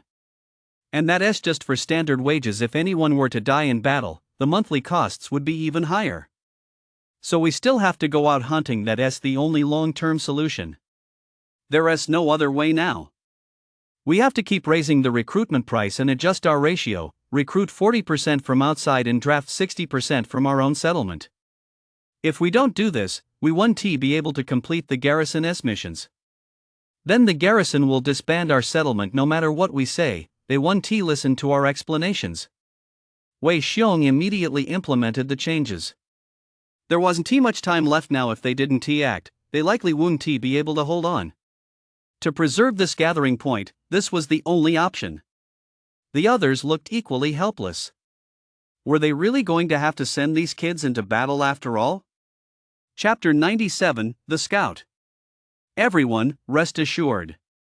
I'll organize this hunting expedition immediately. Once we return, we'll adjust the ratio. Please also go back and reassure the people below, don't let them panic too much. I absolutely will not send the children out on patrol. Seeing the panic on everyone's faces, Wei Xiong quickly explained. If that were the case, it would still be acceptable. After all, a single hunt lasts only 24 hours, and they'd only be filling in temporarily. Even so, many would likely lose their lives, but this was the only option left. Speak up now if you have any objections. If not, get down there immediately and make the necessary arrangements. Follow my orders, and we'll return as soon as possible. After a moment, seeing that no one spoke up, Wei Xiong issued his orders. As the controller, he held supreme authority here. Once everyone had left, Wei Xiong looked at the powerful figures in the room with a sense of guilt. After all, they had only just returned, and now he was sending them out again. Wei Xiong really couldn't bring himself to say it. They deserved some time to rest. Out in the wild, it was a life or death struggle. If they didn't take the time to enjoy themselves after earning their money, they'd truly be missing out. The hunting squads outside were no different. Every time they returned from the wilderness, they needed at least a fortnight's rest. No one would venture out at such a high frequency. Didn't they fight for their lives out there precisely to earn a period of peace and quiet? Yet now, for the sake of this gathering point and the city's transformation, they had to keep going out to fight. Brother Wei, 3 days should be enough. Let us set out in 3 days. We don't need much time, the brothers need to get ready. I think that's the absolute minimum. Sun Chang and I only need 3 days. Seeing that Wei Xiong hadn't spoken for a while, Lu broke the silence. Wei Xiong shot Lu a grateful look. Wei Xiong knew no one wanted to be the bad guy. Lu had stepped up to play the villain. With only 3 days to prepare, everyone felt the time was tight. But given the current situation, staying even 1 day longer could lead to trouble, so no one objected. Old Zhang, with Sun Chang joining us this time, you should stay back and hold down the fort. You've seen the situation at the gathering point. If we all head out, the guys on the ground might not know what's going on if trouble breaks out. I'll have to be the one to keep an eye on things here. Besides, with over 30,000 people here, who knows what kind of trouble could erupt if there isn't a fighter holding the fort? The gangs in the area aren't to be messed with. We'll be back in 24 hours. Keeping watch here is a heavy responsibility. Wei Xiong patted Zhang Chu on the shoulder. He thought the same thing earlier. The reason he brought Sun Chang in was precisely because this guy possessed exceptional combat prowess, allowing Zhang Chu to hold the fort. In the past, when they went out, the place was left wide open. They'd been lucky that no one came to cause trouble, but that didn't mean their luck would always hold. If someone really did come to stir up trouble, none of them would end up well. That one do. You're all out there fighting for our lives, and I'm the only one sitting back and relaxing at home? That's not right. You should stay here. You're the hub of this operation. I'll lead them out. I have some experience in the field, though not as much as you. I want to lead them into a trap. Once we merge our forces, I'll be the one leading the charge, and you'll be the one holding down the fort. Zhang Chu shook his head vigorously. After the two bases merged, Wei Xiong's side would be doing most of the heavy lifting, including Lu, whose men were all exceptionally capable. Zhang Chu's side had no one capable of shouldering the burden. He certainly couldn't send Li Tai out to carry the load. Therefore, Zhang Chu had to go. Old Zhang, when it comes to wilderness experience, I really do have more than you. But when it comes to management experience, you have more than me. We have to use people where they're best suited. We can't just leave this place unguarded. For the sake of these 30,000 plus civilians, you'd better stay here and keep watch. Wei Xiong spoke with genuine sincerity and, of course, he was telling the truth. If it came to leading the expedition, Wei Xiong was undoubtedly the best choice, just as Zhang Chu was the best choice to hold the fort. If both of you guys are willing to go out, then I might as well stay home. Just give me a temporary controller so I can enjoy myself too. With power in my hands, I can do whatever I please, though I wonder what state our hangout will be in by the time you guys get back. Lu said jokingly. If anyone else had said that, it would definitely have been considered taboo, but Lu didn't care. Everyone knew he was just a kid. With Lu's interruption, the two stopped passing the buck and decided to go with Wei Xiong's plan. After leaving, everyone was supposed to go their separate ways, but who knew Lu would follow Wei Xiong all the way to the office? Why aren't you hurrying home to get ready? What are you following me for? Wei Xiong asked, a bit puzzled. I'm here to give you a gift. To solidify my position as the second in command at the gathering point. If I don't give controller a gift, who knows when I might get fired. This is a full set of F-grade gear. It's from Sun Chang's stock. He told me to get it for you. Just take it and use it for now. There are so many dangers out there. Your life is worth far more than mine. Lu pulled out a set of duplicate gear. He'd been looking for an excuse to give it to Wei Xiong for a while. He genuinely admired someone so dedicated to the cause, but he never found the right opportunity. Now that Sun Chang had joined, and since the guy was the guild's third in command, it made perfect sense for him to have some nice gear. This explanation would hold water. Wei Xiong's eyes welled up with tears. What did it mean to be the second in command of a gathering point? That was a complete joke. Who would want to come to our gathering point? Never mind a genius like Lu, even ordinary people wouldn't want to stay here. Wei Xiong's gear was a hodgepodge. He couldn't even put together a complete set. While it offered some protection, it certainly wasn't as effective as a full set when outside the city. Wei Xiong understood this, but he spent all his money on the gathering point. Where would he find the funds to buy gear? Even brothers should keep their accounts clear. I'll take the gear, but consider the money a debt I owe you. Once this hunt is over, I'll pay you back. If you don't want the money, I won't take the gear either. We need to agree on this first. Wei Xiong accepted the gear, but he would never take advantage of his brother. That was Wei Xiong's code of conduct. Chapter 98, The Peculiar Relative. Lu nodded in agreement with Wei Xiong's words. Most fighters have their own sense of dignity. If he forced the gear on Wei Xiong, it might have solved an immediate problem, but Wei Xiong would have felt indebted. Besides, Wei Xiong was quite capable of earning his own money as long as the gear boosted his defense in the wild. The cost didn't matter. There's one more thing. I'm not giving you this gear for free. Besides this, you'll have to do me a favor. Sun Chang's younger sister is old enough to start school, but my community can't accept her, so she'll have to attend the school in our community. Lu thought about this again. The girl wasn't very old, she couldn't just sit around at home all day. If that happened, she wouldn't have any means of making a living in the future. She had to go to school properly, just like before. That wasn't a problem as long as she had official status. Getting her into school would be as easy as Wei Xiong saying the word. After all, that school was run in cooperation with several nearby settlements. That's not a problem. Speaking of school, that reminds me of something else. Do you remember your old teacher? Lu was just about to leave when Wei Xiong pulled him back. Of course, Lu remembered his old teacher very clearly. The man had been quite kind to him. If you have time, go pay him a visit. He has been sick, emotionally sick. His son died out in the wilderness yesterday. Wei Xiong said with a heavy heart. So many people had died this time. The teacher's son was also a member of the patrol squad. To most people, this might not mean much, but for the teacher, who had only one son, it was a tragedy of a parent burying their own child. No wonder he'd fallen ill. Even when he was injured, he never missed a single class at our school.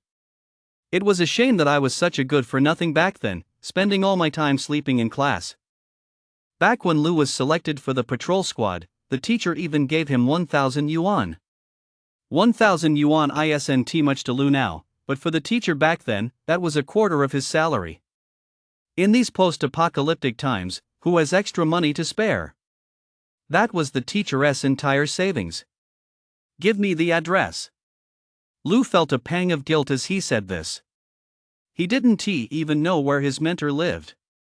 It was true that after the apocalypse, some relatives had cut ties, let alone a teacher. Wei Xiong didn't hold it against Lu, though after all, society had grown rather cold and indifferent.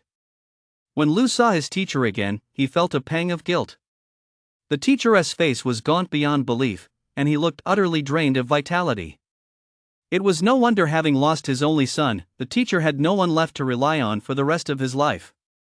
His wife had passed away long ago, leaving him and his son to rely solely on each other. Now that his son was gone, the house felt lifeless. When Lu entered, the teacher slowly opened his eyes. The door wasn't even locked. Of course, he wasn't worried about burglars. The house was practically empty. Genoa, come sit down. I thought you resented me and would never come see me again in your lifetime. There's water on the table over there.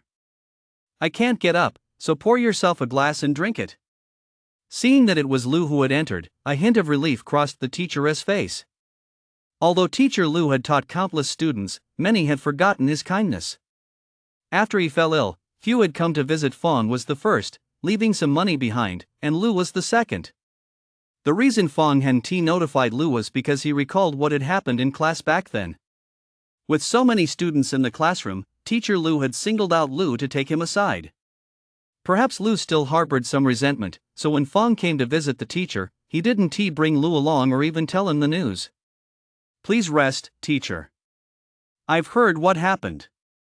Please take care of yourself. That's what matters most right now. Lu had thought of countless things to say, but in the end, none of them came out. Instead, these were the words that slipped out. A hint of sadness flashed across the teacher's face. Lu berated himself for being so tongue-tied, for not knowing how to say something comforting, and for causing the teacher more pain. But in truth, kind words were of no use. Her only family member was gone, a feeling no one else could truly understand. Every little thing reminded her of that loved one, and the once joyful laughter in the home had turned into a gloomy, sorrowful atmosphere. Don't worry about me. I'm still strong. I've seen so many students come and go, and so many have died. Isn't the one who died just my son? So many people have given their lives for humanity, what couldn't he have given? He died gloriously, fighting a monster to the end. Hearing the teacher's words, Lou felt a surge of emotion wash over him. The teacher was a person of noble character. Lou had never doubted that. Even with his own son gone, he could still speak such words. Where could one find such a person? Lou had been puzzled before. The monsters were so much stronger than humans, yet we humans were still able to hold our ground on this planet. What was the reason for that? Lou hadn't been able to find the answer before, but now he found it in his teacher. It was the human spirit, a willingness to sacrifice one's own life for the sake of survival and the future of the entire race. As long as there were still people like this among humanity, we would be able to endure, continuing through the ages without end. Let us not dwell on such sad matters. Tell me about yourself. I've heard a lot from Sun Chang. I hear you are on your way to becoming a provisional fighter? The teacher said with a smile. Every teacher wants to see their students succeed, but success is not so simple. Among teacher Lou's countless students, Lou is likely the one who has fared the best. The most important thing was Lou's dedication. Even though he was now the second in command at the gathering point, he still hadn't forgotten his teacher.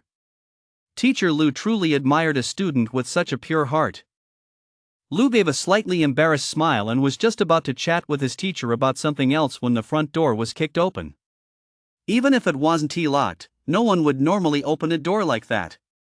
Lou turned around to see several people dressed in strange attire walking in. They looked to be about his age, along with an adult woman. We've got visitors today. No matter who they are, you're signing this contract today.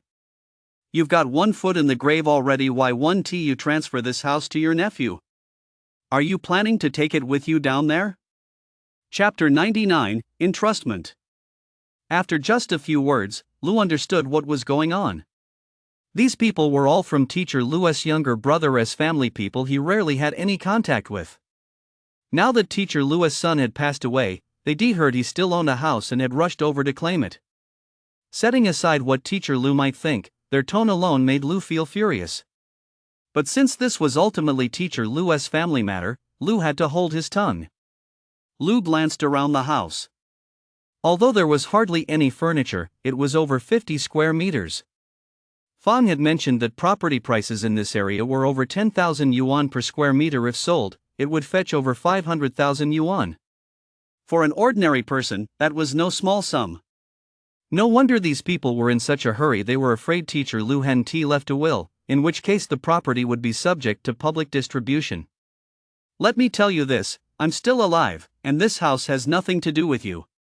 Even if I were to die, I'd donate this house to the community center. It will absolutely never end up in your hands.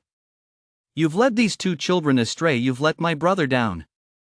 They aren't part of the Lou family. Teacher Lou said this with great anger. His younger brother had also been a member of the patrol squad.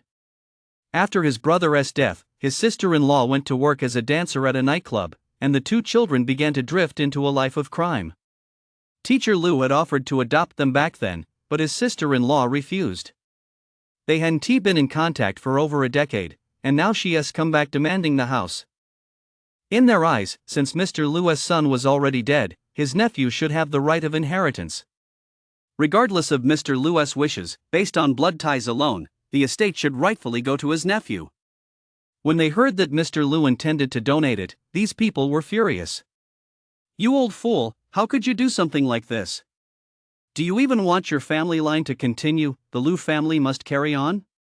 Without this house, where will your nephew get married? If he can't get married, the Lou family line will die out. Have you thought about that? I'll make this clear, if you dare donate this house, you'll be nothing but a wandering ghost after you die. I absolutely won't let these 2 children hold your funeral just right here. The woman stood in the middle of the room, hands on her hips, acting like a shrew. The others paid no attention to Mr. Lu's condition. Instead, they rummaged through the drawers, hoping to find something of value. But Mr. Lu had spent all his money supporting his students over the years. How could he possibly have any savings left? This made the group curse under their breath, their words devoid of any respect. Why are you here again? Uncle told you not to come. Second aunt, I beg you, don't come here. Last time you came, it made Uncle's condition even worse. Just then, a girl in her 20s walked in through the door. This must be Teacher Lu's niece. Dressed in a business suit, she must work at some office. She was quite attractive. The few thugs second aunt had brought with her started whistling at her, scaring the girl into rushing over to Mr. Lu's side. But Mr. Lu was too weak to move. All he could do was grab her hand and squeeze it tightly. I said I wouldn't leave the house to your nephew. So you were planning to leave it to this little brat? Let me make this clear, if you dare leave the house to this little brat, I'll have her sold into a brothel right this minute, where she'll never be able to escape. Don't call me auntie, your uncle is long dead. Last time I set you up with such a good match, and you actually ran away. Do you even consider me your aunt? This middle-aged woman was a real firecracker. She'd pick a fight with anyone she saw. Hearing about the previous incident, Teacher Lu was so enraged she started coughing, and fresh blood appeared on her handkerchief. Giving your niece to some old man as a concubine, is that the match you arranged? You scared my niece so badly she couldn't rest for days. Her parents may be gone, but her uncle is still here. It's not up to you, her aunt, to make these decisions. Don't slander me. I never wanted this house. I just want to live a good life with my uncle. He is my only family left, and I want to use the money I earned to take good care of him. The little girl clutched Teacher Lu's hand tightly, terrified that he might suddenly leave her. After her parents passed away, Teacher Lu had taken her in, and they relied on each other for survival. Now that her cousin was gone, if anything were to happen to Teacher Lu, she truly didn't know how she'd go on living. Lu watched from the side. The little girl's eyes were clear as she spoke. There was no ulterior motive. It was these people. On the other hand, you could tell from their eyes that not a single one of them was decent. Filial piety, my ass. Can't you see he is on his deathbed? Take this chance to transfer the house to me. I'll find you a good family to marry into. You can't stay single forever. I'll get some dowry money to live on, and once this old man dies, I'll be your sole guardian. I'll do whatever I please. The middle-aged woman spat out the words viciously, looking every bit the she-devil. Hearing this, Teacher Lu was so enraged he could barely speak. Lu quickly helped him to his feet so he could catch his breath. Stop putting on an act here. You've been faking it for ages and still haven't died. The middle-aged woman was about to launch into another tirade, but a single glance from Lu sent a cold sweat down her back. How could this kid's gaze be so piercing? Who was he? She'd never seen him before. Could he be this girl's lover? I'm warning you, if I cough just one more time, I'll knock out one of your teeth. I don't care how powerful you are. Once you're in my teacher's house, if you can speak politely, then speak politely. If you can't, I'll just nod my head, and I'll throw you right out of here. Lu finally couldn't hold back any longer. Although this was a family matter for Teacher Lu, these people were going too far. If he didn't step in now, what kind of person would he be? Where did you little brat crawl out from? This is the Lu family's business. Don't tell me you're having an affair with this girl. Let me tell you, don't count on getting a share of this house. It belongs to the Lu family. Don't go around here thinking a toad can eat a swan. This woman really has no filter. Lu was about to teach her a lesson, but who knew that Mr. Lu had been so enraged he coughed up blood again. Chapter 100, The House or the Person. Don't talk nonsense and ruin Hui's reputation. This is the first time me student has met Hui, and yet you've painted her in such a terrible light. You're her elder, after all. Is this any way for an elder to speak? Teacher Lu struggled to his feet. After speaking these words, he began coughing uncontrollably. In addition to the injuries left by Monster last time, this bout of overwhelming grief had shaken the very foundations of his body. Enough with the child nonsense. She is a grown woman now. It's only because you've kept her cooped up at home all these years. Otherwise, she'd have been married off long ago. I have no idea what you're thinking. Are you afraid I'll split the dowry? I suspect you're the one who wants that money for yourself. I introduce one, you push one, so today you brought your student here. Kid, how much dowry is your teacher asking for? Lou really didn't know what to say to this woman's wild imagination. In her eyes, everything could be measured in money, but to others, there was something far more precious in this world: family bonds. Xiao Wu, your little sister's really a looker. Want to come hang out with us guys? A few small-time thugs appeared at the door. They were likely friends of teacher Lu's nephew, judging by the way they were dressed. Not a single one of them was any good. Get lost, all of you.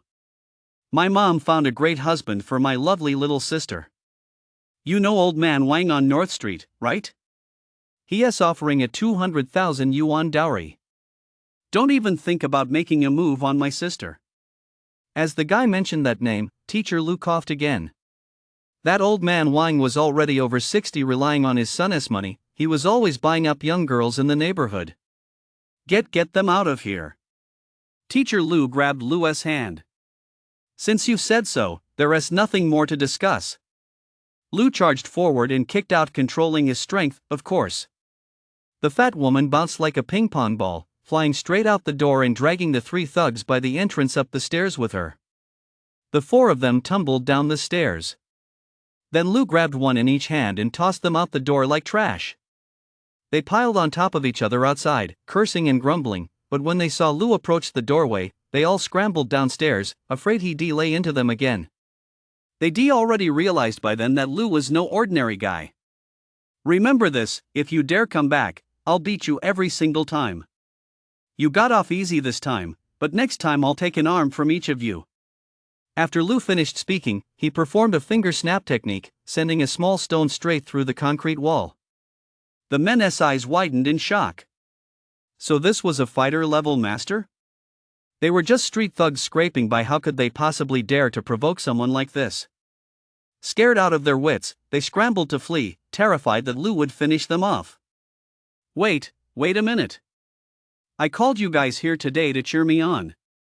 Teacher Lu's nephew still wasn't ready to give up. Fuck you, just you wait. See you on the playground tomorrow. I'll beat the shit out of you, you little bastard. Teacher Lu's nephew was livid. He'd come today intending to claim the house, but then a master fighter showed up and beat up his little brothers, some of whom were even higher ranked than him. It seemed he wouldn't be able to let this slide without giving these guys a thorough beating on the playground tomorrow. Bunch of good-for-nothings. Next time I come back, I'll beat you all to death. Lu clapped his hands and turned to go inside. With his niece's help, he managed to take a sip of water. With relatives like these, it was no wonder his health hadn't improved. Lu had finally figured out the reason. Silly child, stop crying. Your uncle is still alive. I've got your situation on my mind. I won't let those people make decisions for you. When it came to this matter, teacher Lu truly felt powerless. Back when he was in good health, these people couldn't do much to him, but now that he couldn't even stand up, if they resorted to force, he simply wouldn't be able to stop them. Lu sighed. His own wife had gone through something similar. She'd nearly been sold off to an old man by her father. He never imagined things would turn out this way again. After such a catastrophe, with so many people having lost their loved ones, some elders were making reckless decisions. It was simply unavoidable. You really are a prospective fighter. Your physical strength has grown. Among all my students, you're the only one with this kind of ability. Teacher Lu looked deeply guilty at he shouldn't have dragged Lu into this, but those people had gone too far just now. If he let them keep talking, who knew what other vile things they might have said? He had no choice but to rely on Lu's strength. After hearing teacher Lu's explanation, the girl suddenly remembered there were other people in the room. Her face was a mess from crying, so she hurried to the bathroom to wash up. When she stood up just now, Lu got a free show with a figure like that. She was definitely top tier. No wonder those men had such thoughts. Actually, I've been itching to take action for a while now. But since these are your family members, I felt it wouldn't be quite appropriate. If you'd given the order earlier, I guarantee I would ve beaten them so badly they wouldn't know which way was north. Lu was speaking the truth. Hearing this, Teacher Lu smiled to himself. His students certainly knew when to hold back. Looking at Lu before him, Teacher Lu suddenly remembered something. That old man from North Street he mentioned earlier was quite influential in the area. If he were to insist on marrying his niece, there was absolutely no way Teacher Lu, in his current state, could stop him. But Lu was a different story. Already a prospective fighter at such a young age. If he were to betroth his niece to Lu, that old man wouldn't dare compete with Lu for a bride, even if he were beaten to death. Although he'd long known Lu was married, during wartime, a man could take up to 4 wives. Besides, Lu was someone he'd watched grow up, a good-hearted soul with no ill intentions. If his niece were to marry Lu, it would be a match made in heaven. It's almost dinner time. Why don't we eat here today? You can try my niece's cooking. I've even saved a bottle of good wine. Let us have a couple of glasses together. With this in mind, Teacher Lu naturally wanted the two of them to spend a little more time together. Lu hadn't planned on leaving anyway, but upon hearing they'd be eating there, he quickly offered to go out and buy some prepared food so the teacher could rest at home first. At Teacher Lu's age, and without a son of his own, he truly hoped some young people would keep him company. The current situation made him very happy. Though he had no son, he still had his students and his niece. It felt like a spark of vitality had been reignited. Chapter 101, A Teacher's Grace. The young girl was also quick on her feet. In no time, the table was nearly set with a full spread. Lu had brought back a few plates of prepared food, so everyone ate with a sense of contentment. I haven't had monster meat in ages. I'm really grateful to you for this today. Teacher Lu happily ate a piece of meat. It was cut from a monster, and costs over 200 yuan per pound. Even though it's a low-grade monster, it's still much better than ordinary poultry meat. After the Great Cataclysm, every household had to follow strict breeding protocols, for fear that the animals might ingest viruses and mutate, which would have been a real disaster. That's why the meat isn't very tasty. Just take your time, teacher. It's really no big deal. From now on, I'll take care of you. As long as I have a bite to eat, I'll make sure you never go hungry. Lu spoke from the heart. Although he and his teacher were not related by blood, Lu had learned a great deal from him, lessons that guided him in the right direction. For that alone, taking care of his teacher in his old age was only natural. Before the Great Cataclysm, everyone understood the hierarchy of heaven, earth, sovereign, parents, and teacher. After the Great Cataclysm, these sentiments had grown increasingly faint. Hearing Lu's words, Teacher Lu was deeply moved. Having taught so many students, Lu was likely the only one who would ever say such a thing. Teacher Lu became even more convinced that he must entrust his niece to Lu's care. His body could no longer hold out, and he knew his time was nearly up. I haven't introduced you yet.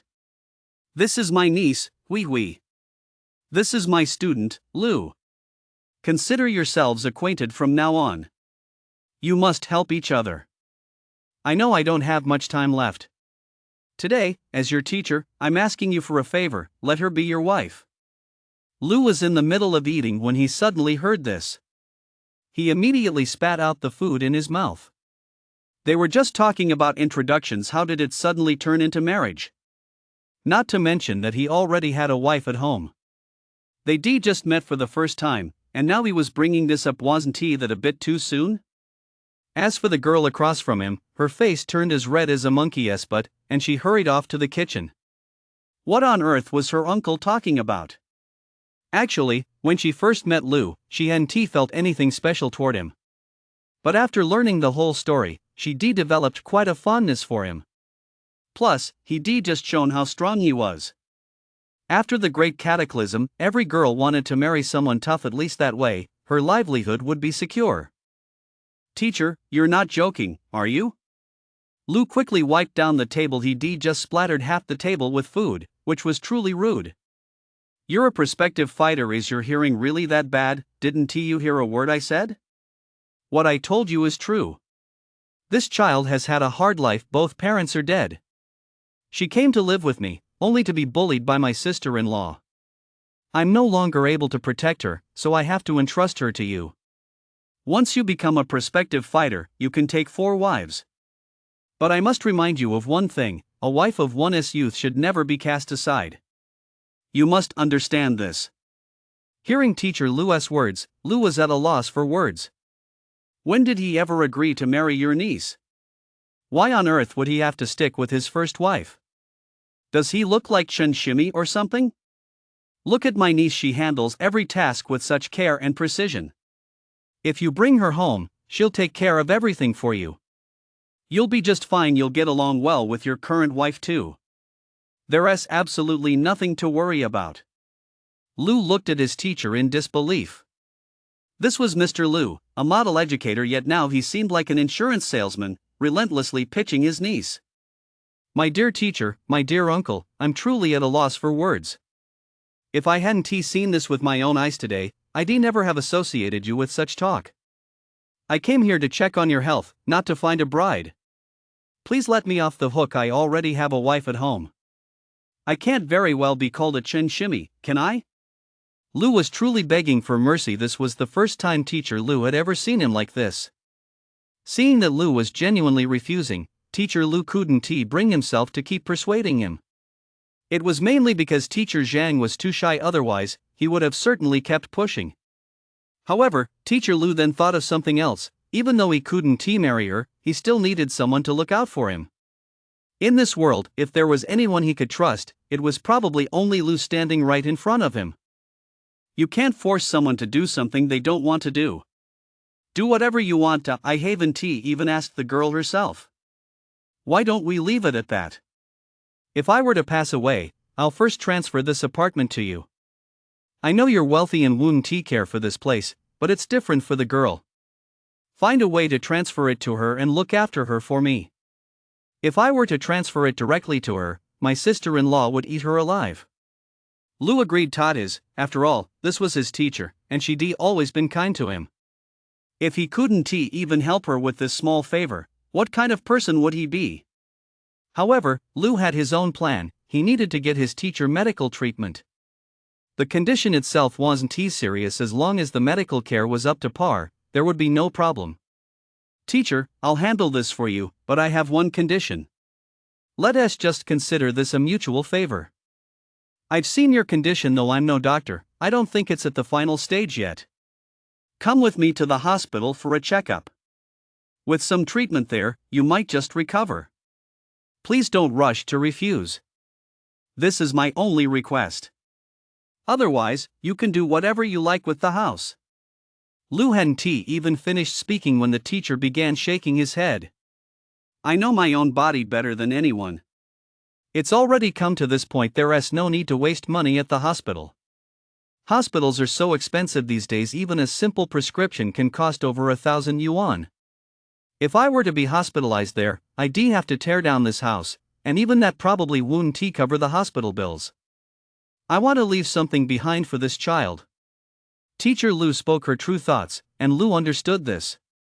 Teacher, what do you think we're living for? If it were a choice between a house and you, a living, breathing person, what do you think that little girl would choose? Do you think she'd pick the house? Besides, I'll figure out a way to cover the medical bills. You don't need to worry about that.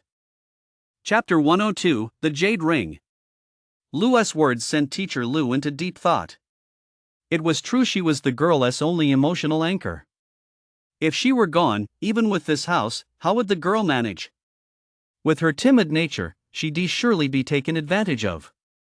Thinking of her own relatives, Teacher Lu was persuaded perhaps she really should go to the hospital for a checkup. Teacher, I've actually observed you. Your condition isn't that serious. It seems you're just a little weak. The hospital has its own treatment protocols, and with a little help from nutritional supplements, your health should recover. As long as you're alive, this girl will have a pillar of strength, and your family won't fall apart. If you really just leave like this, she won't have much time left. Lu finally understood what Teacher Lu was thinking. He had been worried about his niece all along. I'll tell you what, kid. Back in school, you used to stutter when answering questions. How come after spending some time outside the city, your whole mindset has changed, and you become so eloquent? Teacher Lu was puzzled himself.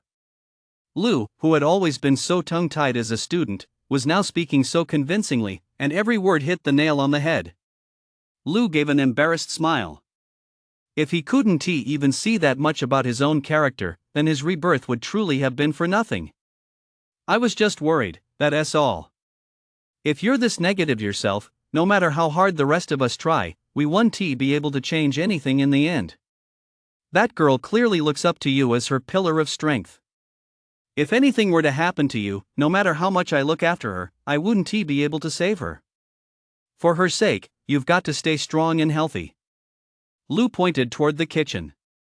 Teacher Lu followed his gaze, her eyes brimming with tenderness. Lu knew the matter was settled. All that remained was to rush to the hospital without delay. There was no time to waste here. This illness was the result of years of overwork. If they lingered any longer, even a divine being couldn't save him. Ah, well, you're right. But I don't have the money to go to the hospital. I'll put this house up as collateral with you. If I can pay it back, I'll redeem the house. If I can't, the house will be yours. Being alive is better than anything else. If you want to take it, I'll just sit here and wait to die. Teacher Lu was a stubborn man. He spent his whole life helping others, but accepting help from others was harder than climbing to the heavens. Even now, though his home was bare, he didn't want to take advantage of Lu. Lu nodded in agreement.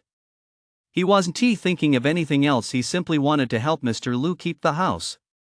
He had no intention of taking ownership of it himself. If anything were to happen to Mr. Lu, his relatives wouldn't let the matter rest. With the house in his name, he could guarantee that Mr. Lu would always have it. And if those people didn't know their place, he'd let them feel the power of his fists. Let us see whose face is tougher, yours or my fists. My teacher, you really do know how to draw the line.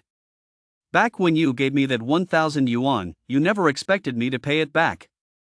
To be honest, in my whole life, aside from my mama's money, yours is the second most important to me. Lu was speaking the truth. Of course, there was a third person, Sophia's money, and Lu kept that in mind as well. Teacher Lu smiled. Every time a student graduated, he would give them 1,000 yuan. Although his salary wasn't high, and although this 1,000 yuan couldn't offer them much help, Teacher Lu did it for peace of mind. After all, they all worked hard together. They couldn't possibly walk away with nothing. It's just a shame that so few people want to repay a kindness these days. After sending so many students out into the world, now that Teacher Lu is in trouble, only Fang has come forward with 10,000 yuan. Lu came here to help, to ease Teacher Lu's worries. As for the others, they've probably long forgotten the kindness shown to them back then. Now that the biggest hurdle had been cleared, Lu didn't want to waste any more time here. Teacher Lu's condition was already very serious. Getting him to the hospital as soon as possible would be the best outcome for everyone. Lu called Zhou Tao, a seasoned veteran of the underworld, and arranging a hospital room was no problem for him at all. 10 minutes later, Zhou Tao was already waiting downstairs at Lu's address. His efficiency was nothing short of lightning fast. No wonder Zhou Tao was so eager to help. Although he'd taken in plenty of other goods, those items were all a bit off in one way or another. The antiques Lu had brought out, however, were a different story. These were all genuine, top-tier pieces. Anyone could tell at a glance. The price had skyrocketed. He'd originally planned to hold on to them for a couple of months, but as they say, you can't put a price on a true passion. A discerning buyer snapped them up immediately, and he made several million off the deal. Brother Lu, over here, over here. This is the hospital in our district. It's the best around. You could go to the city center in Base City, but that's a bit far from here, and I think it would be inconvenient for the family to visit. Although this place is a bit older, the doctors and equipment are all top-notch. Zhou Tao was a real smooth operator. He knew exactly what Lu was after. A fancy, high-end hospital would be too flashy, and the daily costs would be astronomical. This condition wasn't that serious. Any community hospital would do, as long as there was a doctor on the books to back it up. With that, the whole thing would be wrapped up perfectly.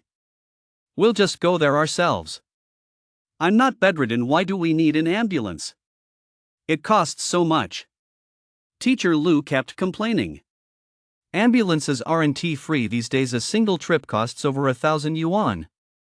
Teacher Lou was used to living frugally, so he wasn't too comfortable with such expenses. Don't worry, sir. I'm friends with Brother Lou, and this ambulance belongs to a buddy of mine. It won't cost you a penny. Whatever Brother Lou needs is my business. If you ever need anything in the future, just give me a shout. There is nothing we can't handle in his base city. Joe Tao could tell that Lou held the old man in high regard, so he quickly moved closer. Glancing at Hui Hui beside him, Joe Tao realized just how much this rich kid was willing to spend to pick up girls. He was even taking care of her family. Regardless of the reason, all he had to do was handle his own business. Lou was a man of principle. As long as he handled things properly, who knows what Lou might sell him next time? A huge profit was right around the corner. Chapter 103, Sky High Price.